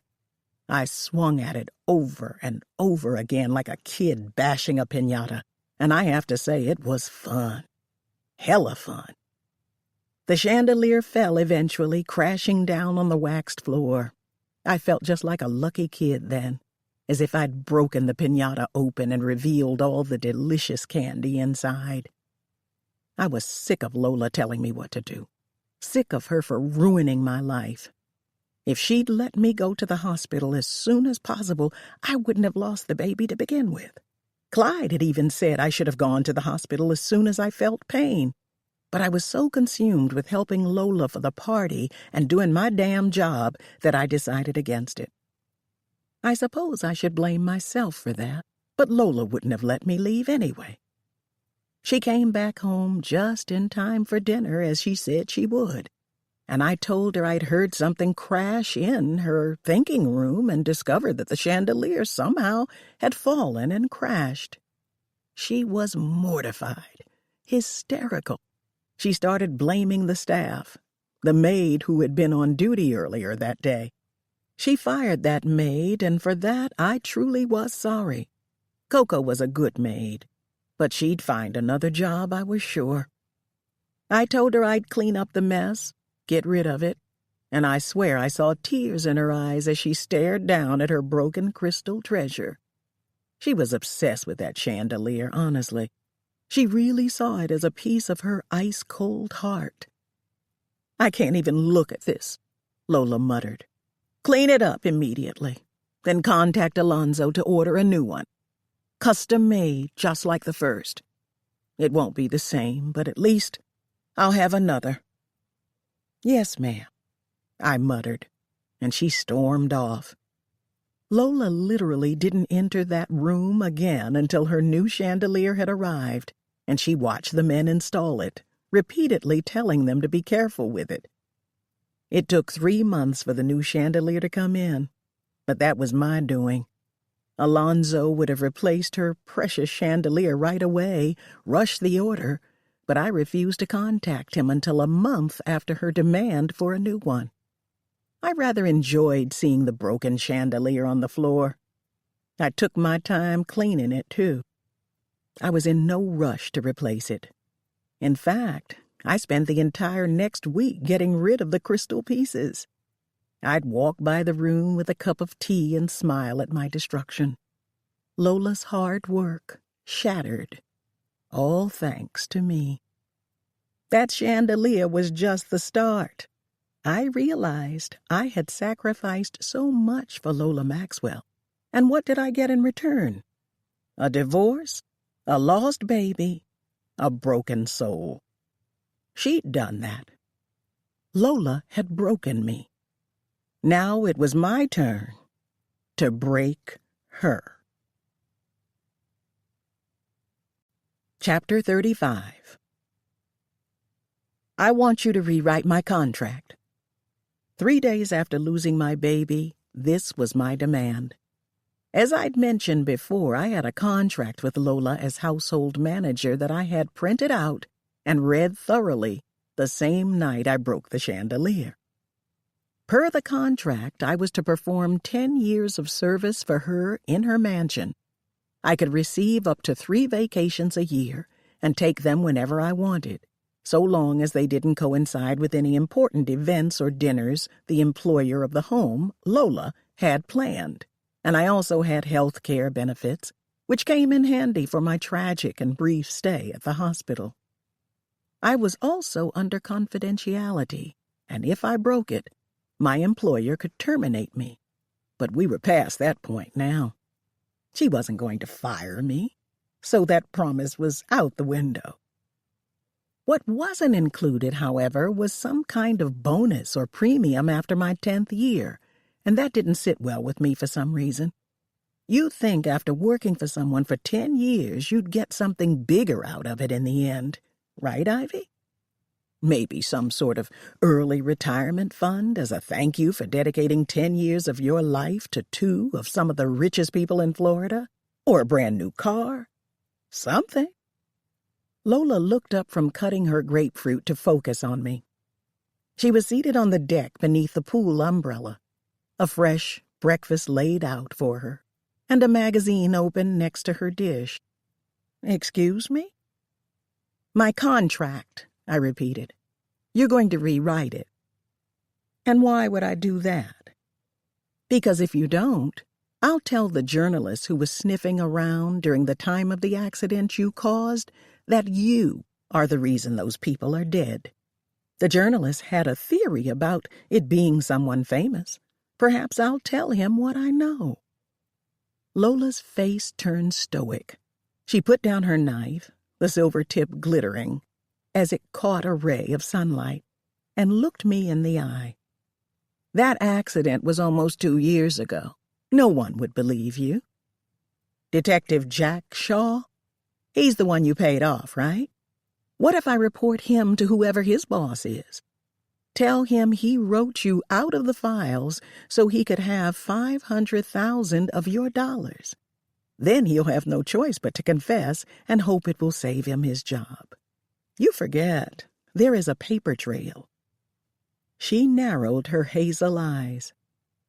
"Why are you doing this?" "Because I should be promised something at the end of my contract, especially after everything I've lost because of you." She scoffed. "Georgia, you're the one who applied for this job. You're the one who wanted to work here. I didn't force you." "Yes, I did. But I didn't realize what I was signing up for, or that you would be so horrible to me." Lola ran her tongue over her teeth before saying, So you're going to blackmail me into rewriting your contract? And what exactly do you want to change about it? Everything can remain the same. I'll finish my 10 years with you and then I'll leave. But I want to be promised $10 million by the end of the contract. $1 million for every year I had to deal with your shit. Lola lifted her chin. Her eyes shimmered. You're serious, aren't you? Do I look like I'm kidding? Wow. Okay, Georgia, Lola huffed. You want me to rewrite the contract? I will. But you will have to sign a non-disclosure agreement immediately in which you will agree not to use what happened over me anymore. You won't get to hang what you know over my head again, and if you try to blackmail me again, you won't get the $10 million you're asking for.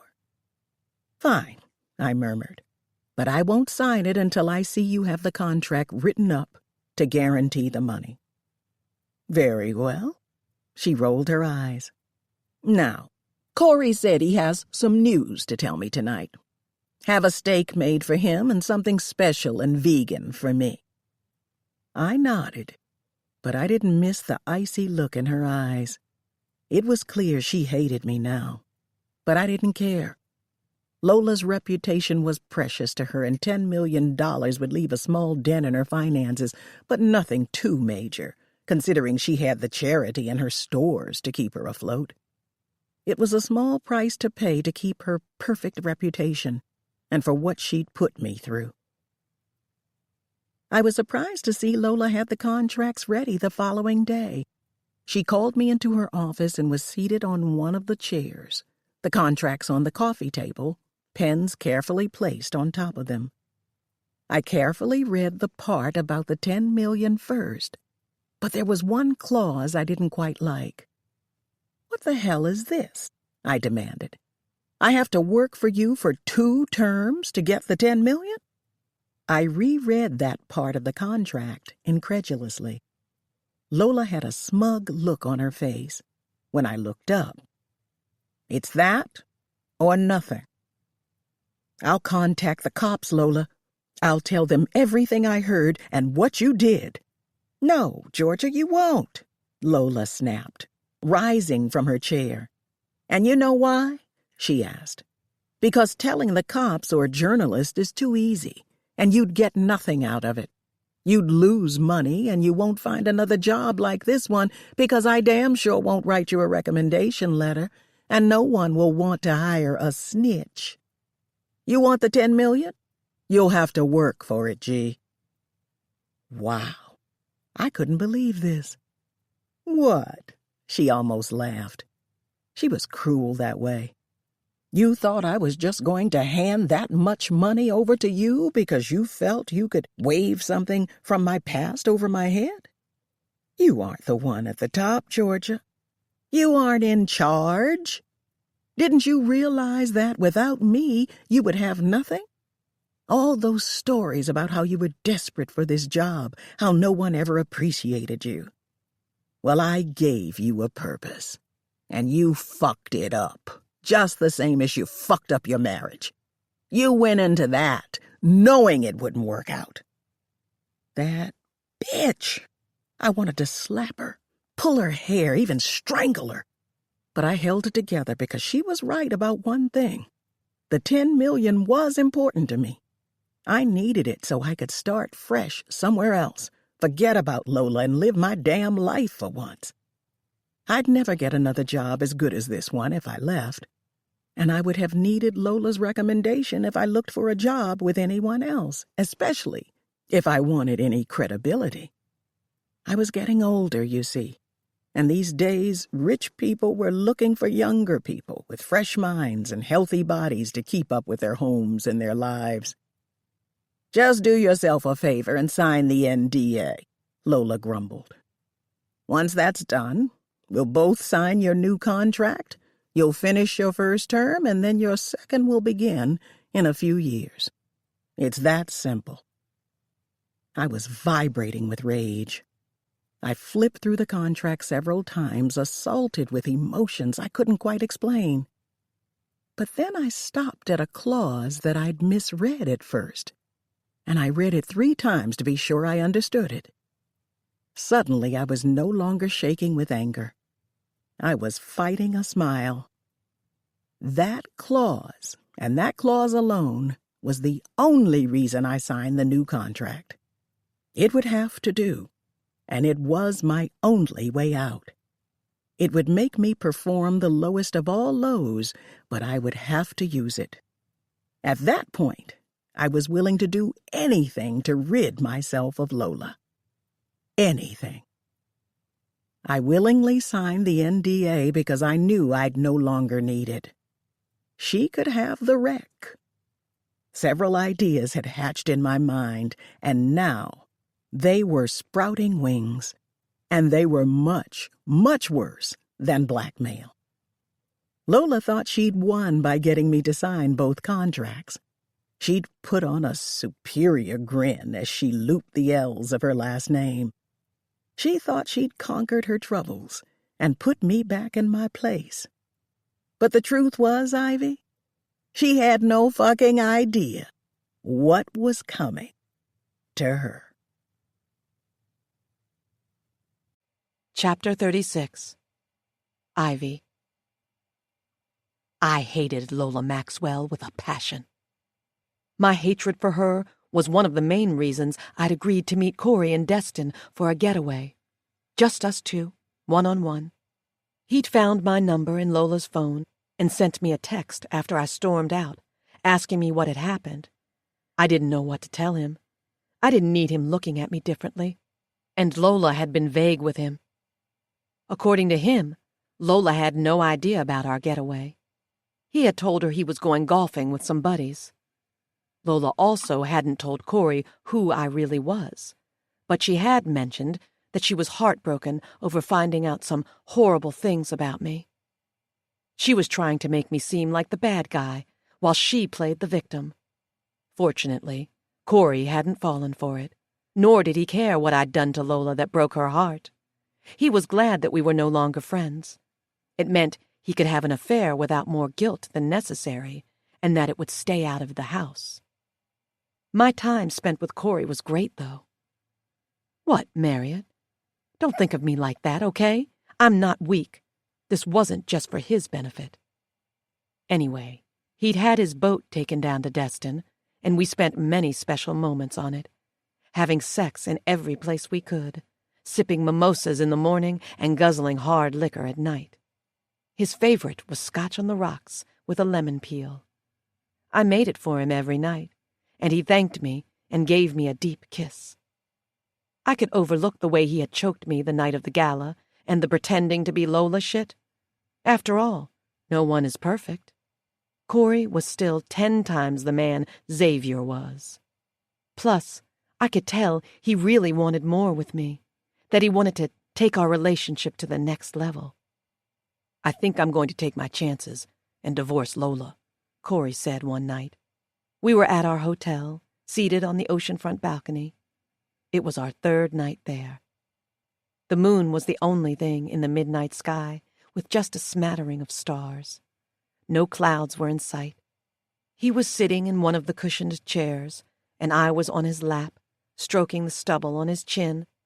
I loved when he let his beard grow. Lola loved his face bare. The moon shone down on us like a beacon, as if revealing to the whole world that we were together and having an illicit affair. Really? I asked him. Yes, I think we've run our course. She'd be better off single. But if you leave her, what does that mean for us? What do you mean? We'll still be together.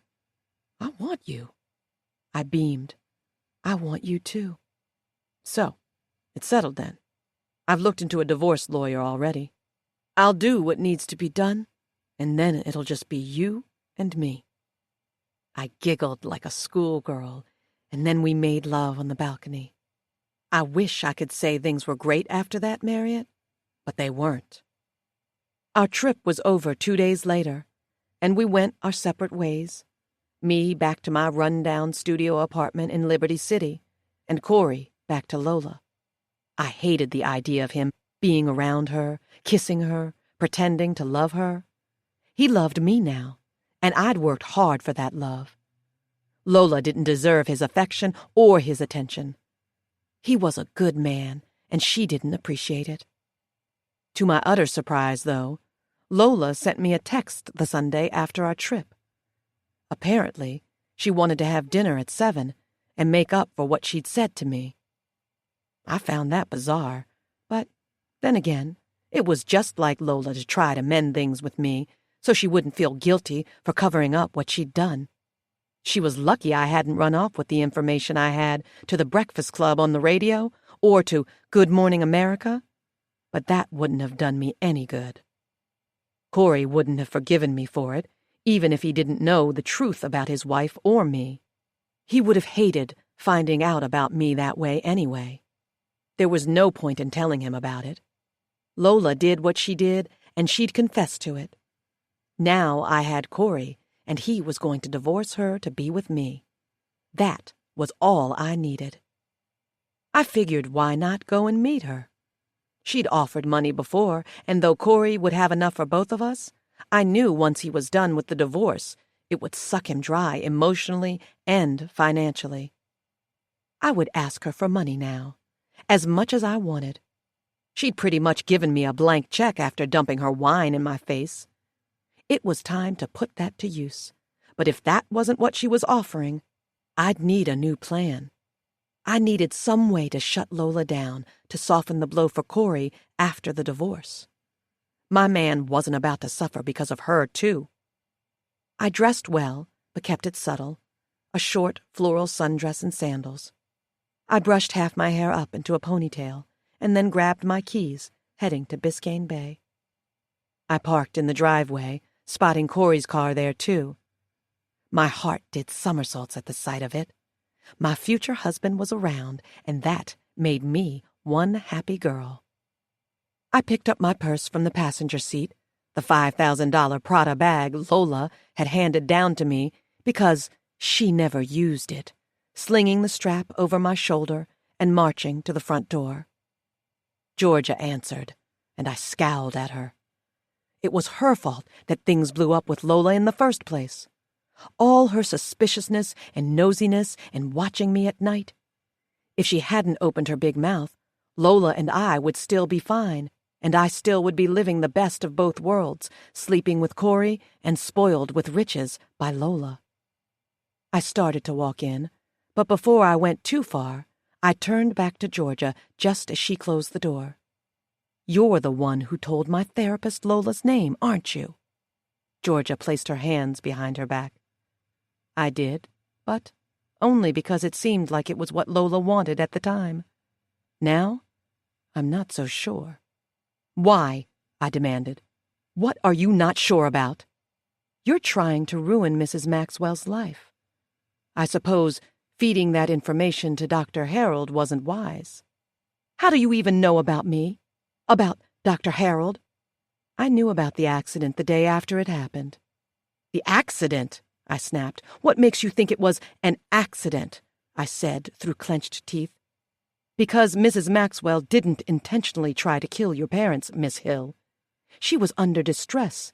It was a mistake." Miss Hill? I hated that she was now using that name, like she couldn't wait to use it, like she'd known it since the day she met me. "A mistake that cost my parents their lives," I grumbled. Georgia sighed. "Perhaps you should take this up with her. Mrs. Maxwell is waiting for you by the pool. Would you like me to take your purse? Get you something to drink?" I looked her over in her uniform and then shook my head. Whatever. I tossed my purse at her, and she caught it with a small grunt. Then I went through the house and into the kitchen to get to the pool. Georgia knew nothing about my past. She had no idea what I'd been through, so she could shut the fuck up. Why she defended Lola so much, I had no clue. Lola treated her like shit. As mentioned, Lola was standing in front of the pool. Her arms were crossed, her feet wide apart, and her hip cocked. She was wearing a white gown with a gold belt at the waist. There was a cocktail glass in her hand with pink liquid, half empty. I took a step out, and, to my surprise, Corey was also standing out by the pool. I hadn't noticed him from where I was standing by the door. A pillar was in the way, blocking my view of him. I remained still as Lola turned and faced him. It seemed they were in the middle of a heated conversation. "I just don't understand why now," said Lola. "Of all the times and all the years, you want a divorce now? There is someone else, isn't there? Someone you've fallen for." Corey turned to face Lola, preparing his lips to speak, but when he did, he caught me standing behind her and clamped his mouth shut. Lola spun around and caught me behind her, and her frown deepened. "What the hell are you doing here?" Lola snapped, clutching her glass tighter. "What do you mean? You sent me a text asking me to meet you for dinner at 7. Lola's expression morphed to one of confusion. "I never sent you any sort of text," she spat back. "Why would I want to meet you for dinner? Why are you still lying?" "You said you wanted to mend things, Lola. I have the message on my phone." What a cunt. Because Corey was here, she wanted to act like she didn't want me around? I could see I was getting nowhere with her. Lola wobbled a bit on her heels, and then she sighed, walking to an empty chair under the umbrella. "I don't have time for this shit." She groaned, lowering her head and rubbing her forehead with the pads of her fingers. "How much have you had to drink?" Corey demanded, moving toward her. He had his signature drink in hand, but polished it off. Nothing remained but ice and lemon peel. "Why do you care?" Lola barked at him, picking up her head. "You don't want to be my husband anymore, right? I'll drink however much I fucking want." I remained perfectly still. "You're angry and you're drunk, just like your father. You knew this divorce was coming one day, Lola. We haven't been happy since that damn wreck." "What? Why are we even continuing this discussion, Corey?" she shrieked. "Why are we talking about this in front of—" And just like that, Lola knew. She knew exactly why Corey was continuing this discussion with her in front of me. She shot off the chair. "Are you fucking kidding me?" she screeched. "With her, Corey? The fucking foster girl? Wow. And I thought finding out about the stripper you fucked in Vegas was bad, but this is an all-time low for you, honey. I mean, really." Lola stumbled sideways. What? What did she mean, the stripper in Vegas? I was Corey's first affair. And what did he know about the wreck? Did Lola tell him about it? Had he always known she'd done that? "Lola." Corey reached for her hand, but she jerked away from him and shook her head. "Fuck, both of you," she seethed, and then she stomped to me. "Especially you, Ivy. You low-down, dirty slut. Kiki was right about you. You're a psychotic, thirsty bitch." Lola stormed away, rushing into the house and through the kitchen. "Georgia, get me another drink," Lola shouted. "Now!" When she was gone, I turned my attention on Corey. "What did she mean about the stripper in Vegas?" I asked. "And the wreck? What did you mean, the wreck?" "Not now, Ivy," Corey muttered, putting down his glass on a nearby table and rubbing his forehead. "Yes, now, Corey. How many people have you slept with? You told me I was your first affair." "Well, I fucking lied, Ivy. You aren't my first fucking affair," he bellowed. "I mean, did you really think I would risk my entire marriage over a girl like you? You have nothing to offer me but your body. I was fine with that before, but seeing how naive you are now is making me reconsider a lot of shit." I felt like I'd been shot in the heart. He'd lied to me. I'd forgiven him for what he'd done before. He'd snaked his hands around my throat and choked me, tried to get me to be a woman I hated, and I forgave him. But this lie was much worse. He made me feel special. He made me think I was important to him. But what was this? I was just a pawn in his game. His way out of a bad marriage. He used me, just like everyone else in my life. The wreck, I said. You knew Lola did that? That she killed the Hills? What? What the hell do you know about that? He asked, glaring. Those people were my fucking parents, I screamed. And she killed them. She ruined my life, and you went along with it. You're just as bad as she is. Corey seemed confused. I didn't care. I was pissed. I saw red, Marriott. Red. I couldn't think straight. Could hardly breathe. The sun felt too bright, and my belly was in knots. I wanted to vomit. Then, I wanted to kill him. I charged toward him, with a foreign scream leaving my lungs, slapping him right on the face and then shoving him into the pool. When he was in the water, I jumped in too and pounced on top of him, forcing his head down in the water. I refused to let up, blinded by rage.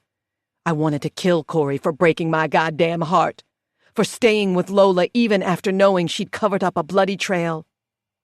And then I heard a scream so loud it pierced my eardrums. Chapter 37. I looked to my left, noticing Georgia standing in the kitchen. One of her hands was cupping her mouth, the other trembling as she reached for something on the floor. She was petrified. I released Corey and stared down at him. He was still face down in the water.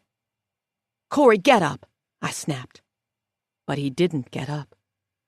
I tugged on his arm, but he didn't budge. Corey, I screamed, panicking now. Why wasn't he getting up? I panicked. I flipped him over and his lips were blue, his eyes closed. Blood was trickling from his nose. Oh, I screamed. Oh, fuck! My heart was practically beating out of my chest. I splashed away from him and ran to the steps to get out of the pool. Water dripped from me as I ran for the house, my throat thick and my vision blurry. What the hell was going on? What had I done? I ran hard and fast in my sandals, but I didn't make it far into the kitchen. I slipped on something wet. The water from the pool on my feet, I assumed. But when I hit the floor with a heavy smack, I realized it wasn't water I'd fallen into at all. Crimson liquid stained my palms, my clothes. It was blood, and not just any blood. Lola's blood. She was belly down on the floor, her head turned sideways. Blood was oozing out of her nose, her mouth parted, blood trickling over her pale, blue lips. Her skin was blue too, just like Corey's. Her dress was stained in dark, dark red. Her blood. Her body. Her white dress. Broken glass close to her thin fingers. A single raspberry on top of one of the shards, blending in with the blood. Her blood. Georgia screamed again, backing away into a corner to get away from me, her eyes wide and her hand pressed to her mouth. Never had I seen Georgia so afraid. "Ivy!" she screamed hysterically. "What did you do? Oh my God! Please! Please don't kill me!" Chapter 38. Georgia. I have to admit it, Ivy. You were hard to track down on my own.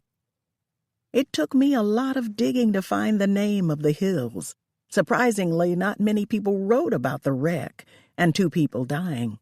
It was almost like no one cared that your parents had died, except for that one conspiracy theory journalist. But fortunately, I discovered their names, and your mother had a Facebook page she didn't keep very private. I had done a quick search about the crash around the time I thought to make Lola rewrite my contract, and discovered the couple's name. I had no luck finding your father. I assume he was a pretty private man. But I found your mother with ease. I discovered then that she had a 14-year-old daughter at the time of the crash. A daughter she was very proud of and loved with her whole heart. She'd named you in one of her public posts, and from the moment I found your name, I knew I needed to find the real you. I knew you could help me in ways I couldn't help myself, so long as you had the right information and so long as you were smart. So, with the check I received from Lola every month and the money I had been saving for the baby prior to my miscarriage, I hired a private investigator. He found you in a matter of 3 days and filled me in on all the details about you. You were 17 at that point. According to him, you were a rebel. You'd gotten into many fights at school, and you were bounced around from foster home to foster home. When I found you, you were living with a woman named Miss Kathy. Remember her? Boy, she wasn't good to you, was she? I can recall the times I drove by Miss Kathy's house and saw you sitting on her rickety wooden stoop. She'd always be yelling at you about something. I guess I can understand why you ran away from her to live with that older guy. Miss Kathy's house was no home for you. You were lost, sad, broken. That was a good thing for me. My investigator informed me that you were seeing a therapist named Marriott Harold. Marriott seemed like a lovely woman, like she had your best interests in mind. As much as you pretended to hate her, I think you rather enjoyed your visits with Marriott. Though she was a strange bird, she was protective of you, and she showed that she cared, and you secretly loved that. You loved when anyone cared about you. That's why you moved in with your now ex-boyfriend, right? Because he showed you a little attention, told you that you were pretty. He was no fool. He took advantage of a young girl, and you were desperate enough to stick around for 2 years and endure his sick ways. When I found out you were seeing a therapist, I needed to know why. The government had covered your trips to see Marriott, which meant your mental condition had to be serious. And what did I find out? That you have a serious disorder, an obsessive-compulsive disorder with people, which I didn't even know was a thing until the investigator told me what your therapist had on file for you. You also suffered a while with abandonment issues and from a post-traumatic stress disorder, which was understandable. You lost your parents in a horrible tragedy because of someone else. It was a thing you couldn't control, and perhaps that tragedy is why you developed your other disorders. Please don't hate me for realizing you were the perfect candidate to carry out some of my plans. Granted, I knew nothing about you when the wreck first happened, but when I found out the Hills had a daughter, well, it was game on. I didn't exactly get the chance to start grooming you to hate Lola until you were 18. Do you remember attending a group discussion for lost teens? It was rather easy to put together, held in the gym of a middle school. I paid the coordinator of that little group discussion and told her to pretend to care about the teens, to act as a mediator. I knew you'd go once and never go again. I left a flyer on your boyfriend's doorstep while you were on your way to school, and you picked it up. You read it, then stuffed it into your back pocket. The next thing I knew, I was in the parking lot watching you enter the school for the discussion. You didn't say much. You just sat there listening to other people's stories, desperately trying to relate to someone else, to make a friend. I'd spend a lot of my vacation time looking out for you, Ivy. I had one girl named Alexa come to talk to you. I paid her to be your friend. You liked her for a while. She made up a story about how she lost her parents during a store shooting, remember? She blamed the gunman, said she hated him.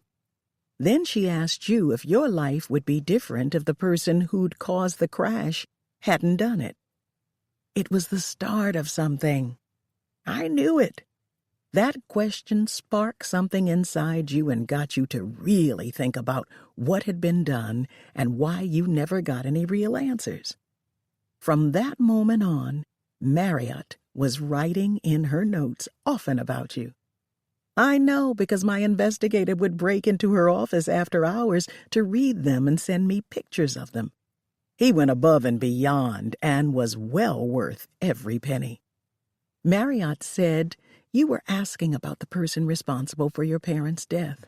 She mentioned that you'd asked about the person before, but that you'd brushed it off because the detective in charge of the case wouldn't tell you. You were becoming obsessed with knowing who had caused the wreck, and that was a good thing. I always believed you deserved to know. You'd suspected foul play, and my dear, you were correct. There was foul play. Lola Maxwell played the system, paid to have her name cleared. Only you didn't know it yet. But you would. My plan? It took time. I endured years of Lola's shit, even after having my contract rewritten. For the most part, she pretended what I'd asked for hadn't even happened. But her demands increased, and she treated me like nothing more than her maid or a woman who was forever indebted to her. And I suppose I was that woman for a while. I'd set myself up for it by trying to blackmail her, after all. I had to be there for everything she wanted and needed. I didn't bother you much as you went through college.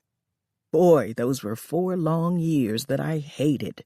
I did have my investigator keeping tabs on you, though. He filled me in about you once a week.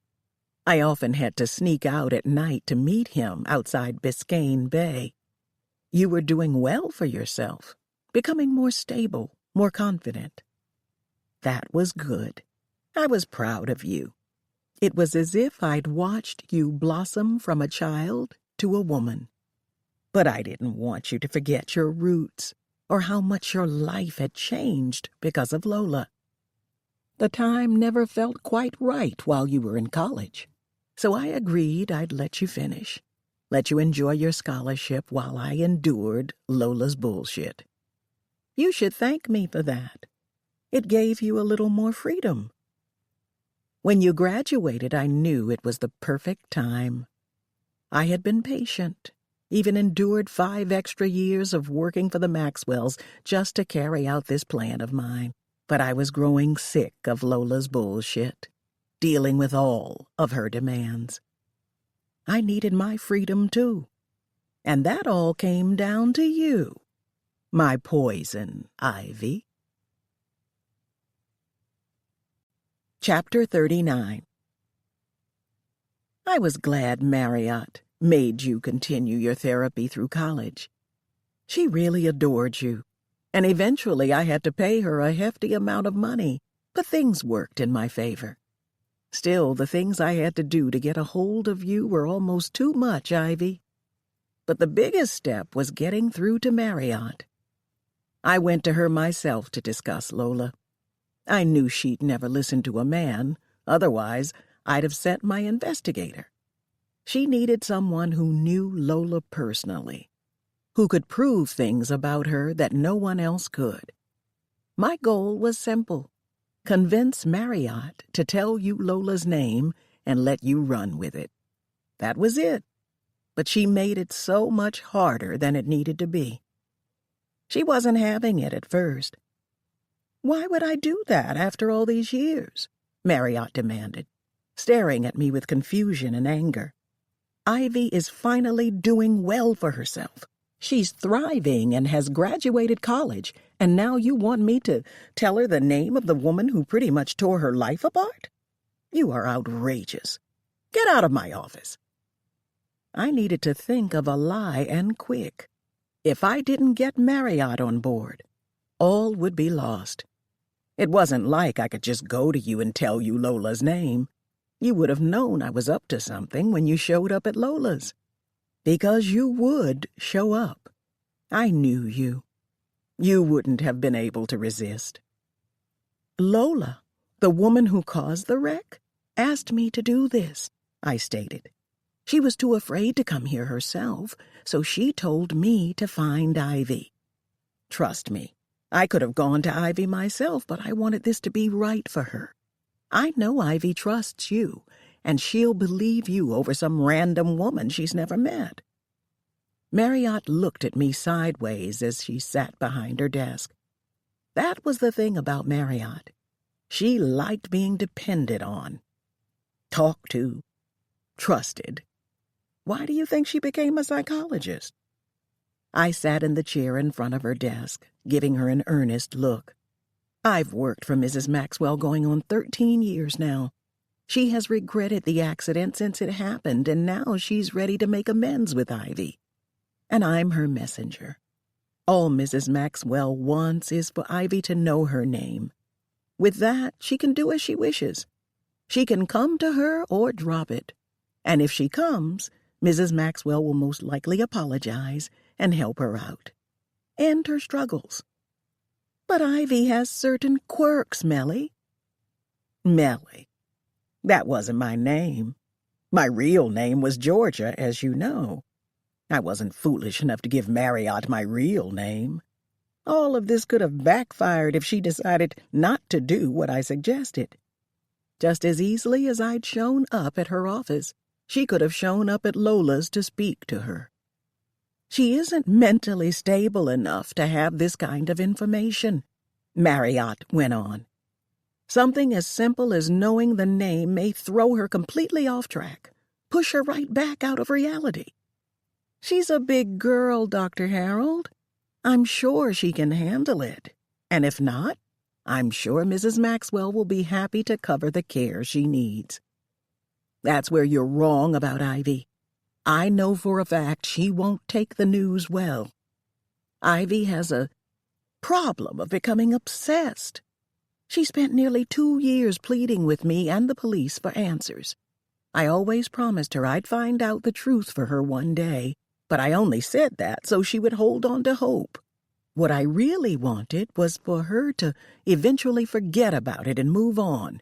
And now that she's starting to, you want me to feed her this name? How do I even know it was this woman? Lola Maxwell, is it? Because I was there the night it happened. She had blood on her clothes. She was distraught. I also overheard her speaking to a police detective the next day, the same detective who was supposed to investigate the wreck. His name was Jack Shaw, right? Marriott's throat bobbed. You could have gotten that information from the internet. She paid off the detective, Dr. Harold. That's why he never gave Ivy a name or any details. Mrs. Maxwell gave him $500,000 so he'd keep her name out of the investigation. And that was the end of that. She did what? Marriott gasped. Why would she do such a thing? Why didn't she just own up to what she'd done? I shrugged. I suppose Mrs. Maxwell was trying to protect her reputation. Well, that's mighty selfish, isn't it? Who is this Lola Maxwell? Why is her reputation so important? Look her up. A quick internet search and you'll see why. Marriott sighed and shook her head. I don't know, she said, still hesitant. I know Ivy. She'll want to face this woman. That could bring harm to both their lives, lead to unnecessary drama at the least. Well, and this is just my opinion, Mrs. Maxwell deserves to at least be confronted about this, don't you think? Ivy will obsess. Marriott went on, her eyes on her notes. She's a lonely girl. Information like this may be lethal. I understand what you and Mrs. Maxwell are trying to do, but Ivy would be better off without this knowledge in her possession. See what I meant? Dealing with her was like dealing with a piece of food stuck between your teeth. What if Mrs. Maxwell offers you $30,000? Marriott whipped up her head and looked deep into my eyes. That caught her attention. I suppose I'd learned a thing or two from Lola. Money was powerful, could shut any man or woman up if it was the right price. Just for me to tell Ivy her name? I nodded. Marriott drummed her nimble fingers on the edge of the desktop. Well, I guess I could do it for that. I would just have to keep a close eye on her. Let's not play modest, Dr. Harold. You work on a government need basis. You live in a one-bedroom apartment that's too small for you and your 3 cats, and you're in debt up to your neck. You want better for yourself. You've always wanted better for yourself. 30 grand will come in handy for someone like you. Marriott's jaw dropped. How do you know that? I know a lot of things. Her hands were shaking now. She knew the deal. I wasn't here on Lola's behalf. I tried to use that and she wasn't taking the bait, so I had to get assertive. What are you? Some kind of investigator? No, I just have really good resources. She worked hard to swallow. The room was quiet. How do I know the money is guaranteed? It is, but it won't all show up right away. I'll wire it to you in increments, just to make sure you hold up your end of the bargain. I'll start with $10,000 and increase from there. I adjusted my purse on my lap. Marriott was quiet for a beat. She looked all around her. This will go against all my codes, all my work ethics. You'll be fine, and so will Ivy. She drew in a deep breath and then exhaled. Fine, she said, lifting her chin. Her bottom lip was trembling. Make it 40,000, and it's a deal. And a deal it was. Marriott would get every check I received from Lola. I wasn't joking about how well Lola paid me. $8,000 a month. Kinda low when you consider everything I'd done for her and how filthy rich she was. But it was all right. I could afford to pay Marriott, and I didn't need much anyway while living in the mansion. Food was provided. Clothes were a uniform. Gas was covered by one of Lola's business credit cards. It wasn't like I went shopping or had a personal life anymore. So I'd saved several $1,000s over the years, ever since Lola showed me her true colors. Not only that, but my $10 million was well on the way.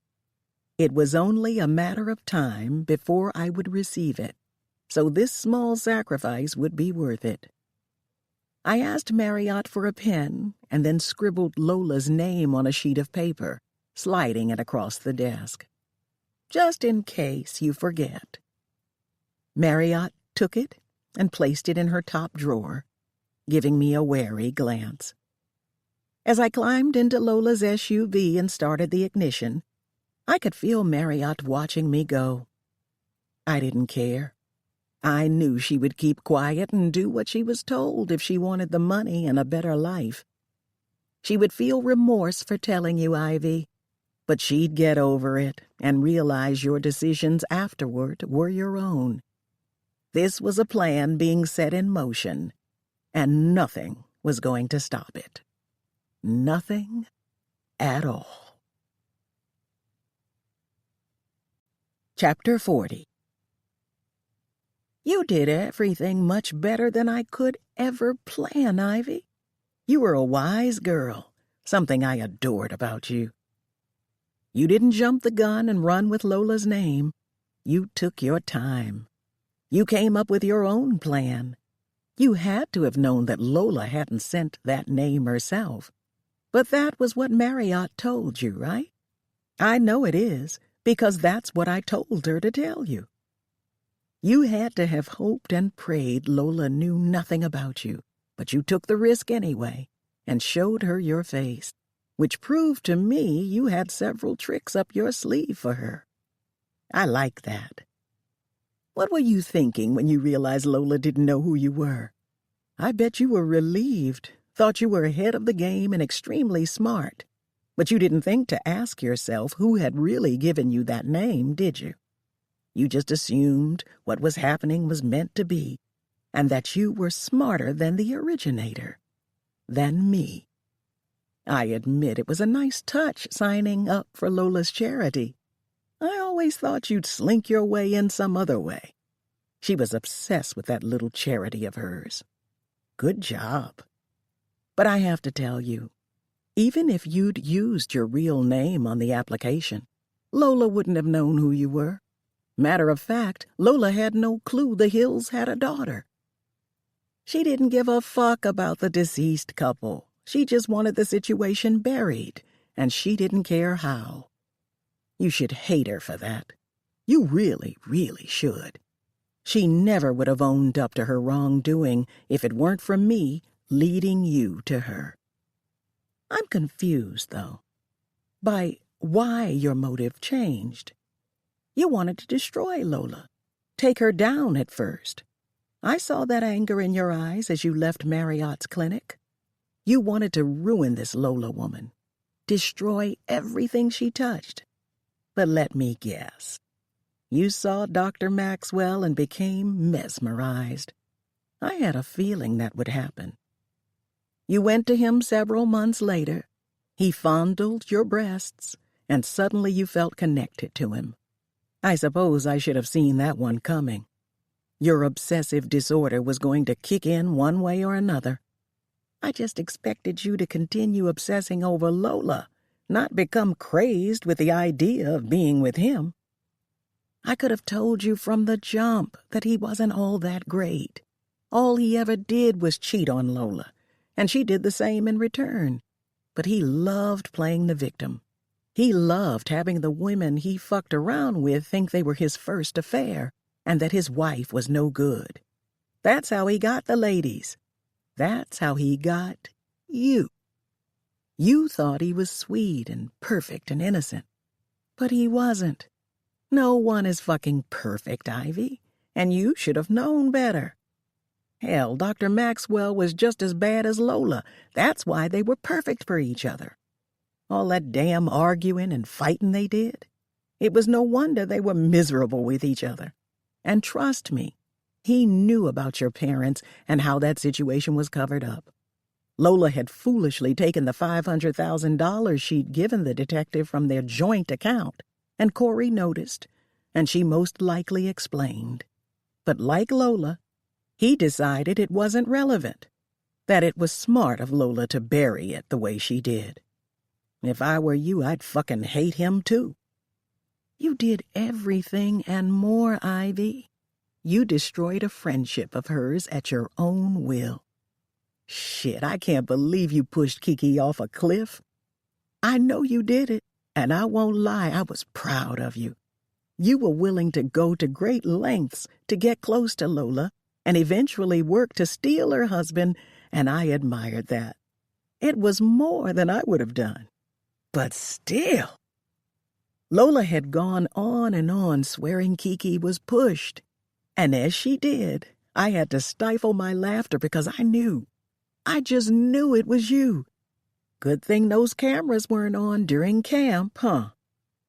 You knew what you wanted and you went after it. And from that moment forward, I figured maybe I'd done the right thing. That maybe you could still be useful to me, despite the affair you were ready to spur. Who do you think suggested that you stay in Lola's cabin during camp? Who do you think suggested she invite you over more often because it seemed like you had her best interests in mind and would make a good friend? I raved about how wonderful a girl I thought you were, and Lola liked to think everything I said was her idea, so she fed into it. Yes, Lola may have despised me, but she still listened whenever I spoke. Mainly because after I'd signed those contracts, I made it my mission to not speak to her on a personal level again. At least, not until you showed up. Lola loved taking in broken girls, and she could see the brokenness in you. She wanted to rub her money in your face the same way she wanted to rub it in everyone else's. She wanted you to need her, brag about her and her wealth, because no one else really needed or bragged about her much. Why do you think she kept Kiki around for so long? Kiki was a needy little bitch with an even needier daughter. Kiki loved to post on social media when she hung out with Lola to make her other friends jealous. That worked for Lola. It made her feel important, like some goddess. You were envious of Lola's life, and rightly so. She'd built herself up and acted like this empowered, perfect woman after her miscarriage, while you struggled for everything you had. She lived the good life, while for years you cried yourself to sleep every night after your parents' death. It wasn't fair, was it? How she continued being a selfish, entitled bitch while you wept? How she went to exotic countries and soaked in new cultures while you were abused? It wasn't fair. She always got what she wanted, while everyone she touched with her greediness suffered. You deserved more. I deserved more. Unfortunately, only one of us could come out on top. And for what I did to you, I do apologize. But I mean, you silly girl. You fell for that idiotic husband of hers. You fell for his stupid charm like a fool. Thought you'd run off into the sunset with him, take his money with you, and live a new, wonderful life. I couldn't have that happen. It would have thwarted my plan. I liked you because you weren't that materialistic at first, but then you got hooked on the finer things, had a little taste of luxury and a stroke of rich dick, and thought you were invincible. I thought you were smarter than that. What I did needed to be done, though, so this demise would have happened regardless. It had taken me years. I couldn't let it all just go down the drain. I had to pin the blame on someone, and who looked more like the perfect suspect than the girl whose parents tragically died because of Lola Maxwell? They would investigate, you know, after such a tragedy. 2 rich people dead. A huge scandal that would be talked about for weeks, months. There were witnesses who could testify against you, too. Faith and Arabelle, Kiki, me. We were all suspicious of you, and we loved Lola like a sister, right? You were weird and came out of nowhere, and we didn't like you. That was your own fault. You needed to enhance your people skills. I should have worked on that with you, but it's fine. The weirder you seemed to the others, the better it was going to work out for me in the end. No one was going to suspect me, a woman who had dedicated her life to the Maxwells. Wouldn't it look strange to the police that you'd only come around 4.5 months ago? Yet you became Lola's best friend practically overnight? You moved from St. Petersburg to Miami just to get closer to her. You visited her house every day, most times when Lola wasn't even around. And yes, that's all on tape. Security records everything at the gates. You slept with her husband, which I could attest to after watching you hump him by the pool on one occasion and leave his man cave on another, and you got jealous that he still loved her.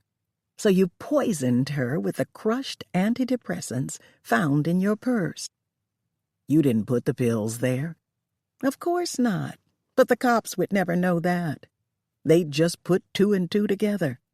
A girl with mental issues shows up on the day the Maxwells die. Pills in your bag with your name on the prescription bottle. The $500 bag Lola gave you, but they'd think you stole. Security cameras perfectly angled with the views of the pool and sitting area, watching your every move. The text message from Lola? She'd been arguing with Dr. Maxwell all day long while also trying to drink her stress away. She'd left her phone on the kitchen counter, and somehow a text was sent in the midst of the chaos. Lola was getting hostile. Corey was being pathetic and demanding drinks, too. Things were getting out of hand, and all the while I had your own pills in my hand. They were already crushed. I chopped them up weeks before, waiting for the perfect opportunity to use them. You'd stopped taking the pills. My investigator confiscated them from your apartment while you were in New York, and you never even noticed. It would work. I'd done my research. I knew what I wanted to do. I just needed the supplies to do it. Something with your name written all over it. I mean, it was the perfect plan, don't you think? It took some time and a lot of patience, but in the end, I'd say it all worked out in my favor. It was the perfect ruin. And I bet all this time you thought you were the one doing the ruining, didn't you? The heartbreaking, the sabotaging. This was never your plan, Ivy. All of the events that led up to this very moment happened because of me. You were never the one in control, no matter how sure you were of yourself. I only made you think you were. It was better for you to think you were taking Lola down yourself, ruining her friendships and her marriage and her life. Let you feel powerful, invincible. You carried out a plan. And though I was worried at first and did feel a little bad, you handled it so much better than I ever could have imagined. I knew you were smart, desperate, and a little bit crazy. All the things one would need you to be in a situation like this. But if you were just a tad bit smarter, you would have left it alone and moved on like your therapist begged you to do. Lola and Corey are dead. Everyone thinks you did it. Meanwhile, because she is gone now, I have $10 million in my bank account, and it's all thanks to you, sweet Ivy. I am sorry about the situation you're in now, but you should know that I truly couldn't have done any of this without you. Chapter 41. Ivy. Breathe. Breathe. Breathe. Count to 10. Breathe. Hum your favorite song. Think of a happy moment. The water park. Fruity freeze pops. Sticky fingers wrapped around a warm, soft hand. No. Blood on my hands. A white dress soiled in the same blood. Broken glass on the floor beside the body. A single raspberry next to glass shards. Not my blood. Not my fault. Breathing wasn't going to save me.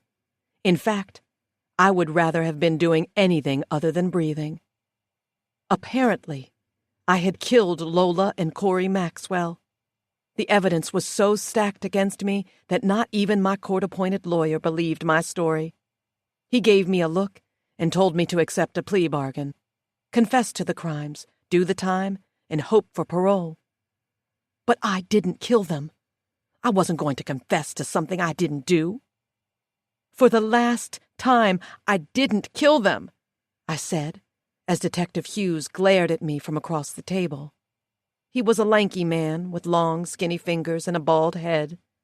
His suit hung from his bony shoulders like he'd lost a lot of weight recently and hadn't gotten around to getting new clothes. You have to believe me. I didn't do it. I was on the verge of tears. I didn't want to go to prison. That wasn't me. I never would have done something like this. The security camera footage at the Maxwells' home says otherwise, Miss Hill. We also ran toxology on the Maxwells. Turns out they overdosed on antidepressants and traces of rat poison were found in their blood. A witness said they saw you dumping something into the Maxwells' drinks while they were arguing. A witness? Who? I snapped. The only person who was there other than me and Lola and Corey was the household manager, Georgia. Why aren't you questioning her? I demanded. She's the one who did this. She had to have sent me the text to come to Lola's house. She set me up. I'd been questioned for hours, going back and forth with Detective Hughes with a lawyer at my side. Though the lawyer told me I didn't have to answer some of the questions if I didn't want to, some of them I couldn't help but speak up on. especially when they mentioned Georgia. Georgia McNeil gave a full confession. She told us everything. She told us that you'd been coming by the Maxwells' home, even when Mrs. Maxwell wasn't there, and that you were having an affair with Dr. Maxwell. Lola was your friend, was she not? Why would you sleep with your friend's husband? What were you going to get out of it? She was never my fucking friend, I seethed. So, you admit to killing her because she didn't want to be your friend? No, I didn't kill her, I shouted. But you wanted to. No. Detective Hughes let off an irritated sigh and sat forward, opening a maroon folder. We received the Maxwell's home security footage an hour ago. Can you tell me what you see in this picture? I blinked away my tears and looked down as he slid a photo across the silver table. It was an image of me in the pool, my curly hair wet and sticking to my face, my hand gripped around the back of Corey's neck. Corey was face down in the pool, his arms stretched out wide, as if he'd drowned long ago. It looked as if I'd drowned him, but I hadn't. I couldn't have. There was no way he could have drowned that fast. The pills, the antidepressants, they were in his drink too. Georgia had to have made those drinks. She always made the drinks, always served them, always asked if we wanted more. She'd even asked me if I wanted a drink. He was probably dead as soon as his body hit the water. Tell me what you see, Miss Hill, Detective Hughes said, his voice harsher than it was a moment ago. It's a picture of me with my hand around Corey's neck. A tear slipped down my cheek. And what were you doing to him in this photo? I was angry with him. I was mad because he'd used me. But he wasn't even in the water that long, I pleaded, looking into the detective's gray eyes. I swear I didn't kill them. I was framed for this. You have to believe me. Go ask Detective Jack Shaw in St. Petersburg. Lola bribed him, and then there's Georgia, who went to Marriott to tell her to give me Lola's name. Ivy, my lawyer whispered, laying a hand on my arm. I didn't do this, I sobbed, turning my head and looking him in the eye. I didn't. Detective Hughes was clearly fed up. We contacted Detective Shaw, as you suggested last night, and he said there is no file of any kind with Lola Maxwell's name in it. I wanted to die right then and there, take Detective Hughes's gun out of the holster and blow out my own damned brains. Back to this image. Detective Hughes stabbed a finger on the black and white picture. You're telling me that you had an affair with Dr. Maxwell, found out he'd used you, and suddenly he was face down in the pool the same day? Please tell me how this adds up, Miss Hill. Lola was found face down on her kitchen floor. A witness stated that you seemed unbothered by Lola's blood on your hands, that you were sitting in it until she screamed that she was calling the police. I groaned. A witness. Georgia. I know what this looked like, Marriott. It looked like I killed them, but I didn't. You believe me, don't you? I guess this was what I deserved. You told me not to obsess over Lola, and I did anyway. Now look at me. Set up. Framed for 2 murders I didn't commit. There was no way they were going to believe me at this point. I couldn't quite explain why I drove by Lola's house so many times before really getting to know her. I couldn't explain the testimony against me, and why Lola's friends thought it was strange that she had suddenly just taken me under her wing. I couldn't explain why I'd moved nearly 4 hours away from my hometown to live in Lola's and then become her friend 2 months later. I couldn't explain getting the boob job from Corey. No, if anything, I looked obsessed to the detective. I couldn't explain the footage of me running from the pool in a panic, running away from Corey's dead body, only to run into another, although they didn't see that part. I couldn't explain any of it. All I could do was say I wasn't guilty, that it wasn't me, even as things progressed to trial. But do you think the jury would believe me? The judge? A man named Henry Thatcher, a prosecutor representing the state, laid it all out for the jury. Apparently, because Lola had gotten into a wreck while suffering a miscarriage, per Dr. Gilbert's testimony, and Detective Jack Shaw confessed that Lola paid him off, but that wasn't enough to help me. She'd caused a domino effect. She killed my parents, and I grew up into an angry girl. Thatcher reported the fights I'd gotten into and how I'd run away from home, that I'd stabbed my ex-boyfriend, but that was only because he attacked me first. He didn't die anyway, and I got off with self-defense. According to Thatcher, I blamed Lola for my horrible upbringing and thought to take advantage of Lola and her elitist life. He made his case about jealousy, hatred, rage, and greed.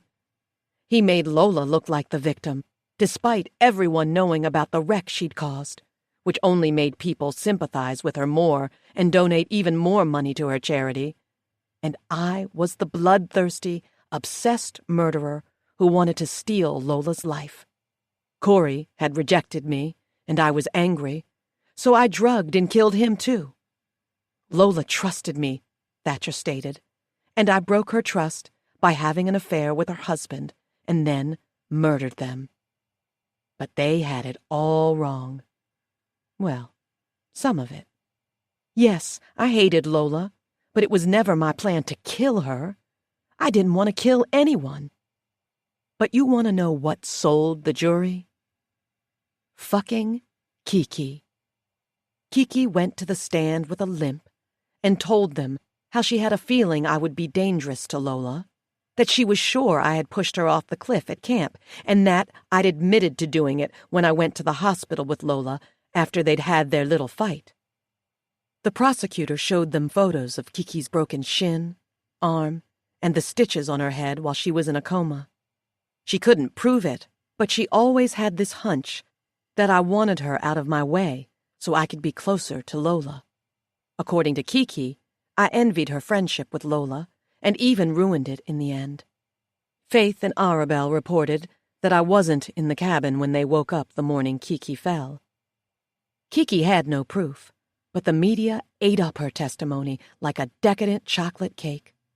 I was a threat to society, and I was sentenced to life in prison with no chance of parole. I was set up, Marriott.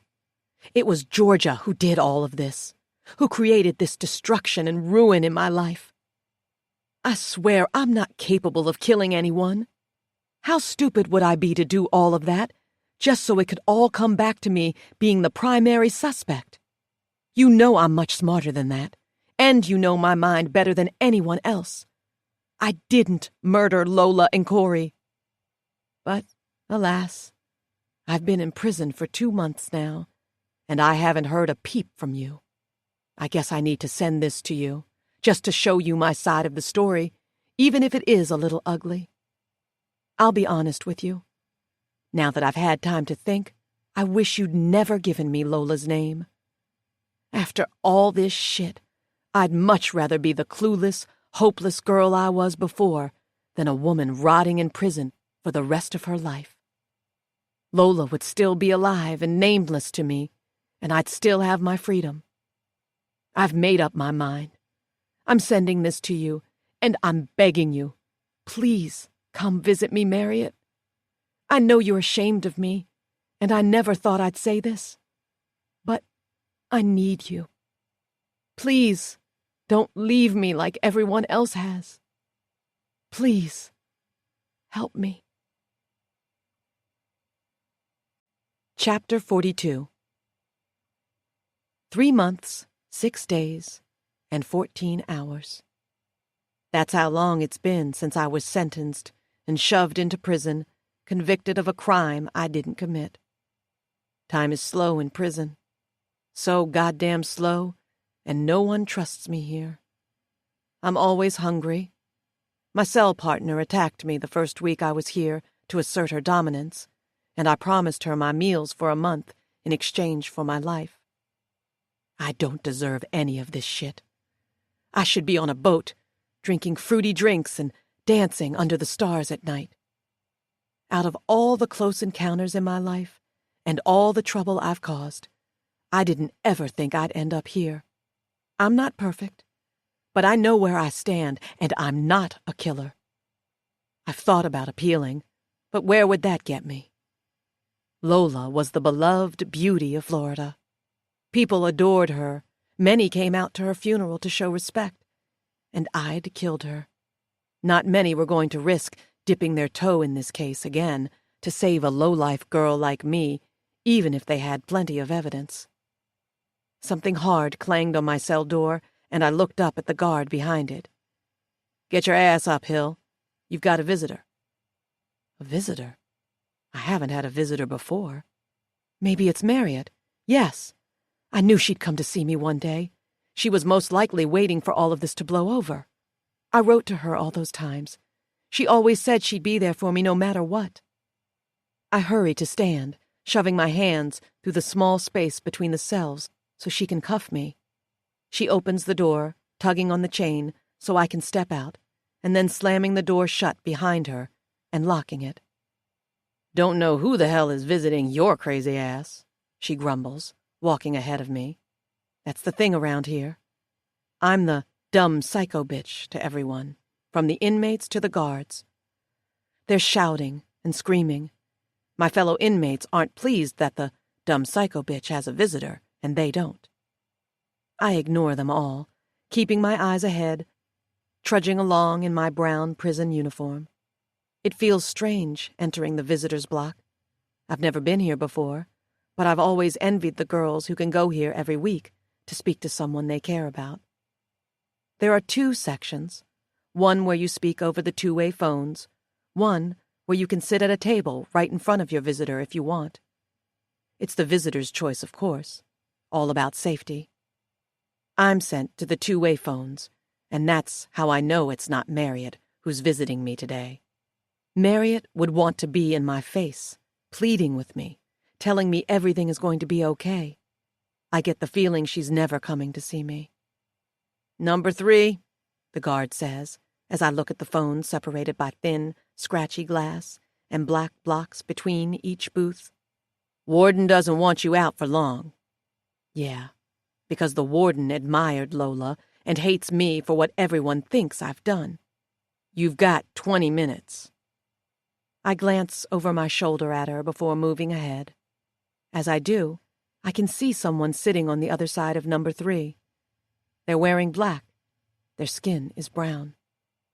I stop in front of 3, and I can't believe my eyes. You have to be fucking kidding me. I look back at the guard, who isn't paying me any attention. Instead, she's chomping on her gum, glancing at the clock. I sit and feel my weight sink onto the stool as I stare through the glass, right at Georgia. She smiles from the other side of the glass, that same weird-as-fuck smile she gave me when she tended to Lola's home and when she answered the door and greeted me. There's something different about her now, though. Her hair has been straightened and is now glossy and cut in a bob. There are diamond earrings in her ears, and she has on makeup, which I've never seen her wear before. Her brows have been plucked, and expensive rings are on her fingers. There's a familiar Cartier rose gold watch on her wrist, and I instantly recognize it. It was Lola's. She wore it the first day of Passion Camp. Georgia picks up the phone, still holding my eyes. I snatch the phone off the hook and press the receiver to my ear. "Oh, Miss Hill, I have to say, you've had better days." "Fuck you," I hiss at her from my side of the glass. "What the hell are you doing here? I can't believe you have the fucking nerve." "I'm here for a brief visit. I figured someone should see you after everything you've been through." I narrowed my eyes at her. "How could you do this to me?" "I know it was you." "How could I do what?" "You know what you did. You set me up." I hissed into the black phone. Georgia says nothing for a while, and then she finally sighs and smiles. "I think you and I can both agree the world is a better place now." I stare her in the eye. Rat poison? I never bought rat poison. You dumped it in their drinks with those antidepressants, not me. You're fucking insane. Still, Georgia says nothing, and now I'm getting pissed. Why did you do it? I get Lola, I guess, but why Corey? Most would say loose ends are deadly. Great choice of words. Cunt. I grit my teeth. Why haven't I seen Marriott? Have you done something to her, too? Other than give her 40 grand so she could tell you Lola's name during one of your therapy sessions? No. And you really shouldn't have stopped seeing her. She was good for you. My eyes stretch and my heart sinks. So, that's why Marriott hasn't responded or shown up. She was bought, just like everyone else. Marriott didn't show up to my trial to speak up for me when I requested it, didn't even so much as check in on me. Now I knew why. I knew she was too good to be true, and all this time I thought Georgia had killed her too. I was worried. Let's not pretend you had a conscience when it came to ruining Lola's life, Ivy. You wanted her dead. She took your parents from you. Why would you do something like this? I barely even knew you, and now I'm in here for life. And for what? I look her over in her fancy attire. So you could get some of Lola's money? Wasn't she paying you enough? Lola ruined my goddamn life, the same way she did yours. But unlike you, I took some initiative. By framing me, she makes a tisk-tisk noise through her teeth. The people in this world can make it a selfish place, Ivy. I thought you'd have figured that out by now. Believe me, you would have ended up in here one way or another. I just did you a favor and got it over with. Why? I ask, my voice breaking. Why did you do it? Why me? Don't you think I've lost enough? I want to cry. Georgia studies the ring on her middle finger, a red ruby on a thin gold band. Because, just like me, you were angry. You wanted revenge, but you got stupid and lazy with it. You fell for a man who wasn't going to love you back. I had to make my move before you got carried away with your own plan to run off with him and the money owed to me. I know girls like you. You don't share. You think the world owes you. You would have gotten all that money through Corey if he and Lola had divorced and run off with it. You would have left me in a pit, with nothing. I couldn't have that. Not after all I'd been through. It feels as if something has been lodged in my throat. What are you even talking about? Oh, what the hell. It isn't like anyone is listening on these crappy two-way phones anyway. I dealt with the Maxwells for 14 years, Georgia whispers into the receiver. I was the one who cleaned up their shit, planned their dinners, and made sure their house was an actual home, but they never appreciated that. Rich people never appreciate anything. She studies her manicured cuticles. To put it simply, I asked Lola to rewrite my contract as her household manager and told her I wanted $10 million at the end of my 10-year term. I knew her dirty little secret about your parents that she so sloppily covered up and tried to blackmail her with it for the $10 million, but it backfired on me. She rewrote the contract and gave me a non-disclosure to sign, but she wasn't fair with it. In order for me to receive the $10 million she knew I deserved, I had to work for her for another 10 years. That would have been 20 years too long working for Lola, and I just couldn't do it. After everything she'd put me through, I simply refused, and hell, going 4 years into the second term was brutal. But one thing Lola always did was underestimate me. And we all know with every contract there has to be some kind of way out, even if it's nearly impossible to make happen. Her throat bobs. There was a clause in my new contract. It stated that if, in the unlikely event, something was to happen to both Lola and Corey, my contract would be null, and I'd receive my $10 million immediately. An executor handled their will and all of their assets. I ran my contract by him, and the money was deposited into my account. But you have to realize that in order for that to happen, both of them had to be gone, so I could get the money right away, or I had to wait the 10 more years and continue dealing with her shit. I wasn't about to wait. I draw in a breath. This couldn't be real. What I was hearing couldn't be true. So, anyway, I did some digging, sought you out, spoke with Marriott about 2 years ago to get the ball rolling, and from there, everything just sort of pieced itself together. Lola had ruined my life, so I ruined hers. She pauses, inhales, and then exhales, and looks me in the eye. She really has the nerve to pretend to be sympathetic? I feel bad for you. I really do. But I couldn't have any of this circling back to me. Lola and Corey needed to go, and you had the perfect motive I could use. Kill the woman who'd taken everything from you. Then kill the man who'd broken your heart. Technically, he was never supposed to break your heart, because you were never supposed to fall for him. An affair? Yes, but not fall in love. But it worked out.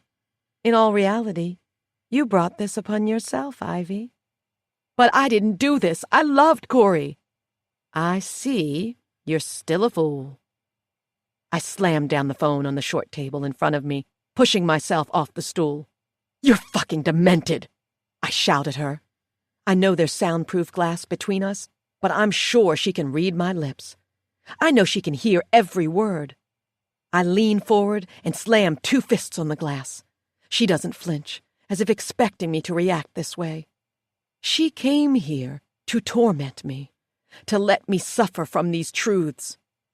You set me up, you selfish bitch, I scream, and I can't believe it, but she smiles. All right, Hill, that's it, the guard shouts from behind me. You had one chance and you just fucked it up. This is her fault, I scream as the guard grips my arm and tows me back. She set me up. She just confessed to it. She framed me. Georgia casually hangs up the phone and stands, watching as the guard wraps an arm around my middle and drags me back. You must be off your fucking meds, the guard grunts. You're a fucking bitch, Georgia, I scream, pointing a finger at her, blinded by tears, by rage. You'll get what's coming to you, I promise you, you will. It doesn't matter what I say, though. My words hold no weight, and they don't faze her. She steps away from the glass with a subtle smirk, and when she turns away, I realize it. She wins, and I am going to live the rest of my life in this shithole. And she doesn't care. Of course she doesn't. The $10 million in her pocket is all she needs to start a new life. She's gotten away with everything without so much as a double check, and I get pinned. Who was going to believe a young black woman who's been convicted of murder? A girl who lost her parents at 14. A girl who was known to be mentally unstable. A woman who grew up to stalk another woman, fuck her husband, and supposedly drown him because her heart was broken? No one. That's who. And that bitch Georgia knew it. That was why she was smirking. That was why she was here. Because she knew no matter how much I say she framed me, no matter how hard I try to convince anyone of the truth, no one will ever believe me. I said it before, and I'll say it again. I never should have told Marriott to give me that fucking name. Chapter 43. Georgia. Seeing Ivy locked up with my own 2 eyes gave me satisfaction. I needed to see for myself up close and personal that she couldn't get out. The poor girl is miserable. But I'm sure she's used to misery by now. She'll be okay. I've never felt like I belonged in Miami. I grew up in this city, which is notorious for its nightlife and beach parties, and the high crime rate. I'd spent many years in Wynwood, witnessing many of my friends and family turn to drugs. It was a bad place. I knew I deserved better, so I sought better for myself. I must part ways with this city that has not always been so kind to me. I've had lots of time to think about where to run off to. There are many places I'd like to see and things I'd like to do, like get full-on pasta and wine in Italy, or ride on a camel in the red dunes, and then make my way to Dubai. But for now, I just need to get away. I waited until things blew over with the murder trial. I've paid my visit to Ivy like I told myself I would, just to confirm. Now it's time to start anew. I'll begin again in London first, a city I've wanted to visit since I was a little girl. My grandmother used to tell me stories about how she dated a man from London for 2 years. It didn't work out because she was too hot-headed and he was too sensitive. But she said he was romantic, sweet, loved to feed her. Perhaps I'll find a man who will love to feed me, be romantic with me, a man who will never, ever know my background or where I've come from, a man who won't abandon me like Dion. I will start over. I will start now. I packed my suitcases last night and am now printing off my schedule. My flight leaves in 3 hours. After picking up the paper, I head for the kitchen of the condo I'd bought, which faces the ocean, preparing my final cup of caramel tea in Miami. I do it with diligence, starting up my kettle, letting the water boil, and then dumping 2 tea bags into a bone china teacup on a saucer. I pour the water carefully, allow the tea to steep, and then remove the tea bags, giving them a light squeeze with my fingertips, before discarding them in the waste bin. Then I take my tea on the saucer to the living room and sip as I watch the ocean. It is peaceful doing this. I can't remember the last time I've been so relaxed. But my peace doesn't last for long. There is a knock at my door. I have no idea who it can be. Probably my neighbor Pete. He's been interested in me, and though he is quite handsome, I can't afford to get mixed up with him. I'm leaving Miami and all it entails behind, and I refuse to fall for another Florida man. Placing my saucer and teacup down on the white porcelain counter, I make my way to the door in brand new red stilettos and open it. I'm ready to greet Pete, tell him that it was nice knowing him. But this isn't Pete. In fact, it's no man at all. "Hi, Georgia," Faith says. A wide smile is on her lips, but it doesn't reach her eyes. Her eyes are intense, her lashes clumpy from too much mascara. She's dressed well, but then, so am I. When you are well off, it's better to play the part. You receive more double takes and get seated faster at restaurants when you look rich. I can see now why Lola was always so eager to dress up to go out on one of her lunch or dinner dates. "Faith," I say, and there is curiosity burning in my voice. "Hi. What are you doing here? How do you know where I live?" "Lola's lawyer told me." Her smile slowly fades, but her eyes remain the same, intense, dark. "Lola's lawyer?" "Yes. May I come in?" "I was actually just about to leave. I have a flight to catch and have to be gone within the hour if I want to beat traffic. This won't take but a minute." I grit my teeth as she saunters past me and into the condo. "Beautiful place. How much does it cost you?" I can't help sensing an underlying accusation in her tone. I close the door, realizing this is not a sweet meet and greet. "I know everything, Georgia. You might want to cancel that flight." "Oh, I see. The script has flipped. You, Faith, you are here for deeper reasons." Chapter 44. "Excuse me?" I ask. "I wanted to wait until Ivy's case blew over before I came to see you." I remain standing by the door as you look around my apartment. It's fully decorated. I told my landlord he could keep it all and charge more for the next tenant if he wants to. I wasn't going to need any of it where I was going. "Okay.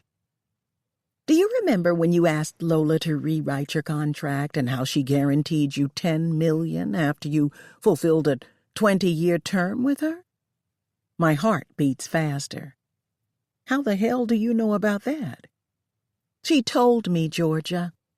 She met me for brunch the day after you asked and told me everything. And I recall her specifically mentioning that you blackmailed her and that she was making some arrangements. Then, the week before she passed away, she told me something felt off with you and with Ivy, and mentioned that if anything happened to her, I should look to you for answers. She didn't go into details about anything, but she made it very clear that she didn't trust you." I clench one of my fists. I want to punch you, strangle you. So, I went to Lola's lawyer, asked him for a favor, and he showed me the new contract Lola had come up with for you. You slide your purse down to your forearm and open it, pulling out a folded packet of paper. Unfolding it carefully, you clear your throat and say, "I have it highlighted here. In the unlikely event that something should happen to the employer, i.e., loss of memory, diagnosis of incurable disease, or death, the household manager will receive the agreed amount of $10 million at once, and the contract and all responsibilities of the employee shall be null and void." You lower the paper and give me a smug smile. "So tell me, household manager, were you involved in the killing of Lola and Corey, too? I mean, I know Ivy was in on it, but you helped her, right?" "No. Nuh-uh. There is no way I am letting another ignorant rich bitch ruin my damn life. I have had enough of Lola and her demons, her lies. She won't haunt me like this, and you will not take advantage of me. I deserve this money, and she knew it." "She told you about my contract?" I breathed. "And who else?" "Just me. Lola trusted me more than any of her friends." "You seem so sure about that, but from what I remember, Lola liked Arabelle the most." I rub my nose, forcing myself to summon tears. You need to see that I am distraught by this news, this accusation. "Did she tell you what she did? Why I blackmailed her?" "Not exactly. I asked, but she said she didn't want to talk about it. Just that I needed to believe her about you. Now that I've had time to think, I'm sure it was about that wreck." "Right. Exactly so. Then you have to know the whole story, Faith. Don't accuse me of things I didn't do until you listen, okay? I loved Lola, but she wasn't perfect, and she hated me because I could see all her flaws. Why do you think I came here? I could have gone to the police and told them what Lola told me, especially after getting hold of this contract. But I came here. I'm giving you a chance because I know Lola wasn't perfect, and I know she liked to lie and play the victim. But that doesn't mean I can't use this contract to my own advantage." You maneuver through the furniture and past my $3,000 bamboo coffee table to get to the sofa. "So I'm all ears. Convince me that you had nothing to do with what happened. Get me to believe you. And then we can discuss how to split the $10 million so I can keep my mouth shut about it. You grin. I fight a grimace. This is interesting.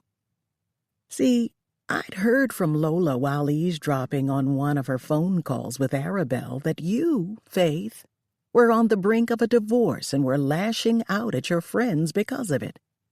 What is it now? Is your husband getting tired of you? Did you catch him in an affair? Are you bored now and looking for ways to keep money in your pocket when he leaves you? It explains your behavior during the dinner Lola set up when she announced the location of the gala and invited you and the others to join her for the event. You lashed out at Ivy, accused Lola of moving too fast with her, and you were drinking too much. Yes, I saw and heard it all. I assumed the divorce thing was a rumor because Lola never spoke of it again. But now I see. It wasn't a rumor. Your husband is about to leave you, and now you want to lash out on someone else. Well, not today. Not with me, bitch. I am going to London, and no one is going to stop me, especially not you. I make my way to the kitchen and pull down a box of tea, my back to you, and then I open my purse, which is right below the tea cabinet. I have several prescription bottles inside. Antidepressants, opioids. Take too many at once and they'll likely kill you, you know? The antidepressants were prescribed for me by a therapist I forced myself to see just to cover my tracks. People needed to know I was deeply affected by Lola's death. They had to know that despite inheriting $10 million, my heart was broken. You can understand that, I'm sure. Sadness is an easy emotion to pull off. My therapist helped me to cope by prescribing antidepressants so I could get back on my feet. As for the opioids, well, I suppose growing up in Wynwood had its perks. I still know people who can get these kinds of drugs for me for a fair price. I turned to look at you, Faith, after taking out the pill bottles and tucking them into the pocket of my jumper. You stare at me with a glint in your eyes and a cocked brow, as if you have the advantage, as if you have me all figured out. But Faith, there is this thing called minding your own fucking business. All you had to do was forget about me and suffer through your damn divorce. But instead, here you are in my face, threatening to take the money I worked my ass off for. That doesn't sit well with me, Faith. Before I begin, I murmur, wiping away a tear, would you like to share some tea with me? I think it will calm me down a little. You hesitate at first, but then you give me an oh, what the hell kind of shrug. I don't mind a drink, but I'd prefer something stronger than tea. Got any wine? And I nod. Of course. Then I turn and smile, bending down to open my wine fridge. Wine and antidepressants. The same cocktail Lola was so quick to scarf down while she was arguing with Corey over their pending divorce, right before requesting her favorite cocktail. I lower to a squat and pretend to clang around in the wine fridge below the counter. I name some of the wines for you to see if any are familiar to you that you might want. Your last drink should be a good one, no? But you don't know any of them, so you tell me to bring the best one. So I do. But oh, the wine bottle opener is in my bedroom. I tell you I had a glass in my room last night as I was packing. I go and get it, and as I round the corner and step into my bedroom, the pills come out. And with one of the heaviest lamps on my nightstand, I quietly smash the pills, then scoop the dust back into the bottle. I do it as quickly as I can. Use all my strength. Can't have you getting suspicious. I return to the kitchen. You're scrolling through your phone. Who are you texting, Faith? Are you telling people where you are just in case something happens to you while you're with me? Ah, that's okay. I'll take your phone, pretend to be you for a while, make everyone think you ran off and got tired of your life, afraid of the divorce, afraid of losing everything. I pour your wine at the counter with my back to you, making chit-chat about how heartbroken I am that you'd think I'd do such a thing to Lola. You are still smug. You don't believe me. I really, really don't like you. So I dump more of the pill dust into your drink than necessary, swirl it a bit, then pour another glass and turn around to leave the kitchen. Why didn't you watch me? You know how Lola died. She was poisoned. You are an idiot. As I hand you your cocktail, I immediately sip from my glass so you won't suggest that we swap, just in case maybe you were on to me. You sigh, and for a moment I think that surely you must know deep down that I would never commit such a heinous crime, that I would never have killed Lola Maxwell, because you take a long sip. Perhaps you think I just got something out of it, but want to see if I'll slip up. But if you knew for a fact it was me, all me, you wouldn't have come here. You wouldn't be seated on my sofa, sipping my wine. You'd know I was dangerous. But you are just like Lola, I see.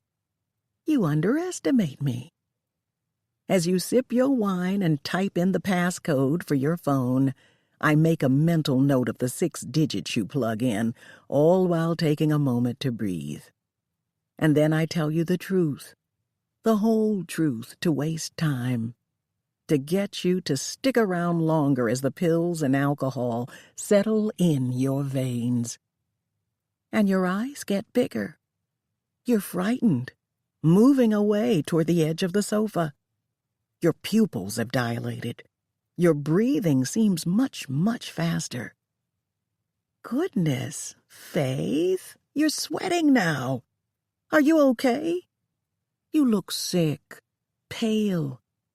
You're up now, rushing across my living room to get to your purse on the counter.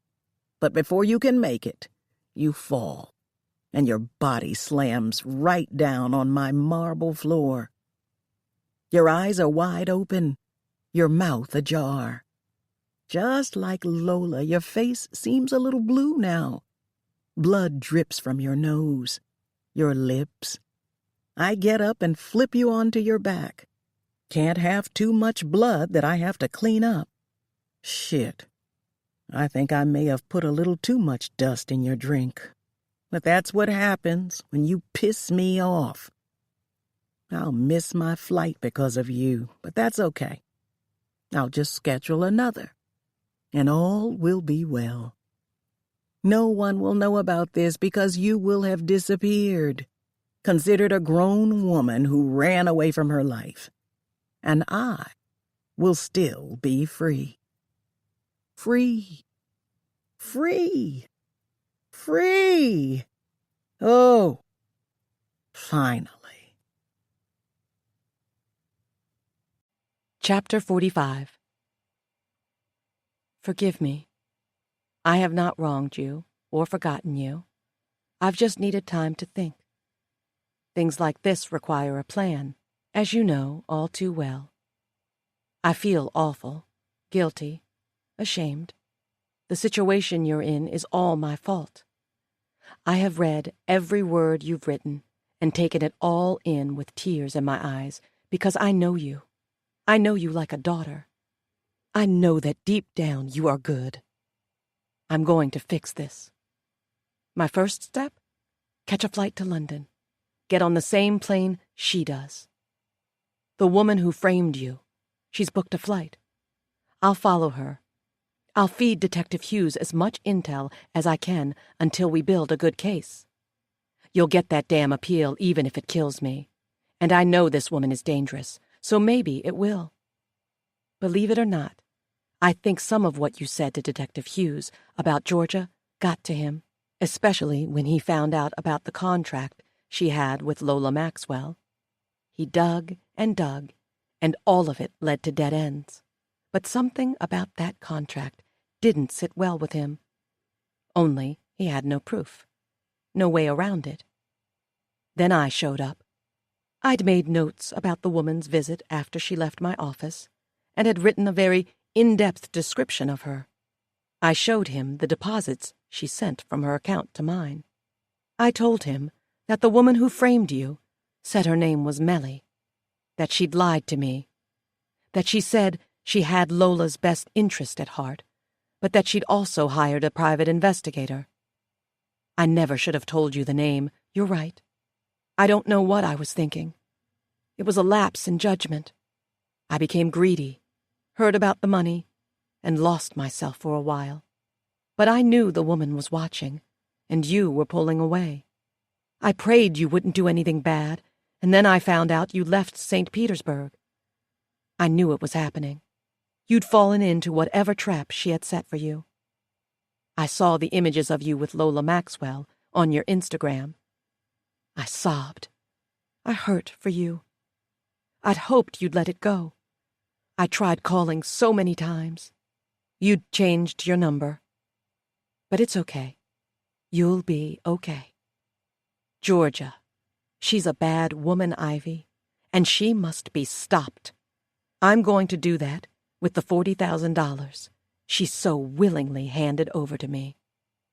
You'll be angry with me right now for keeping my distance, letting this breathe, but in the end, you'll thank me. I'll save you. I promise. The end.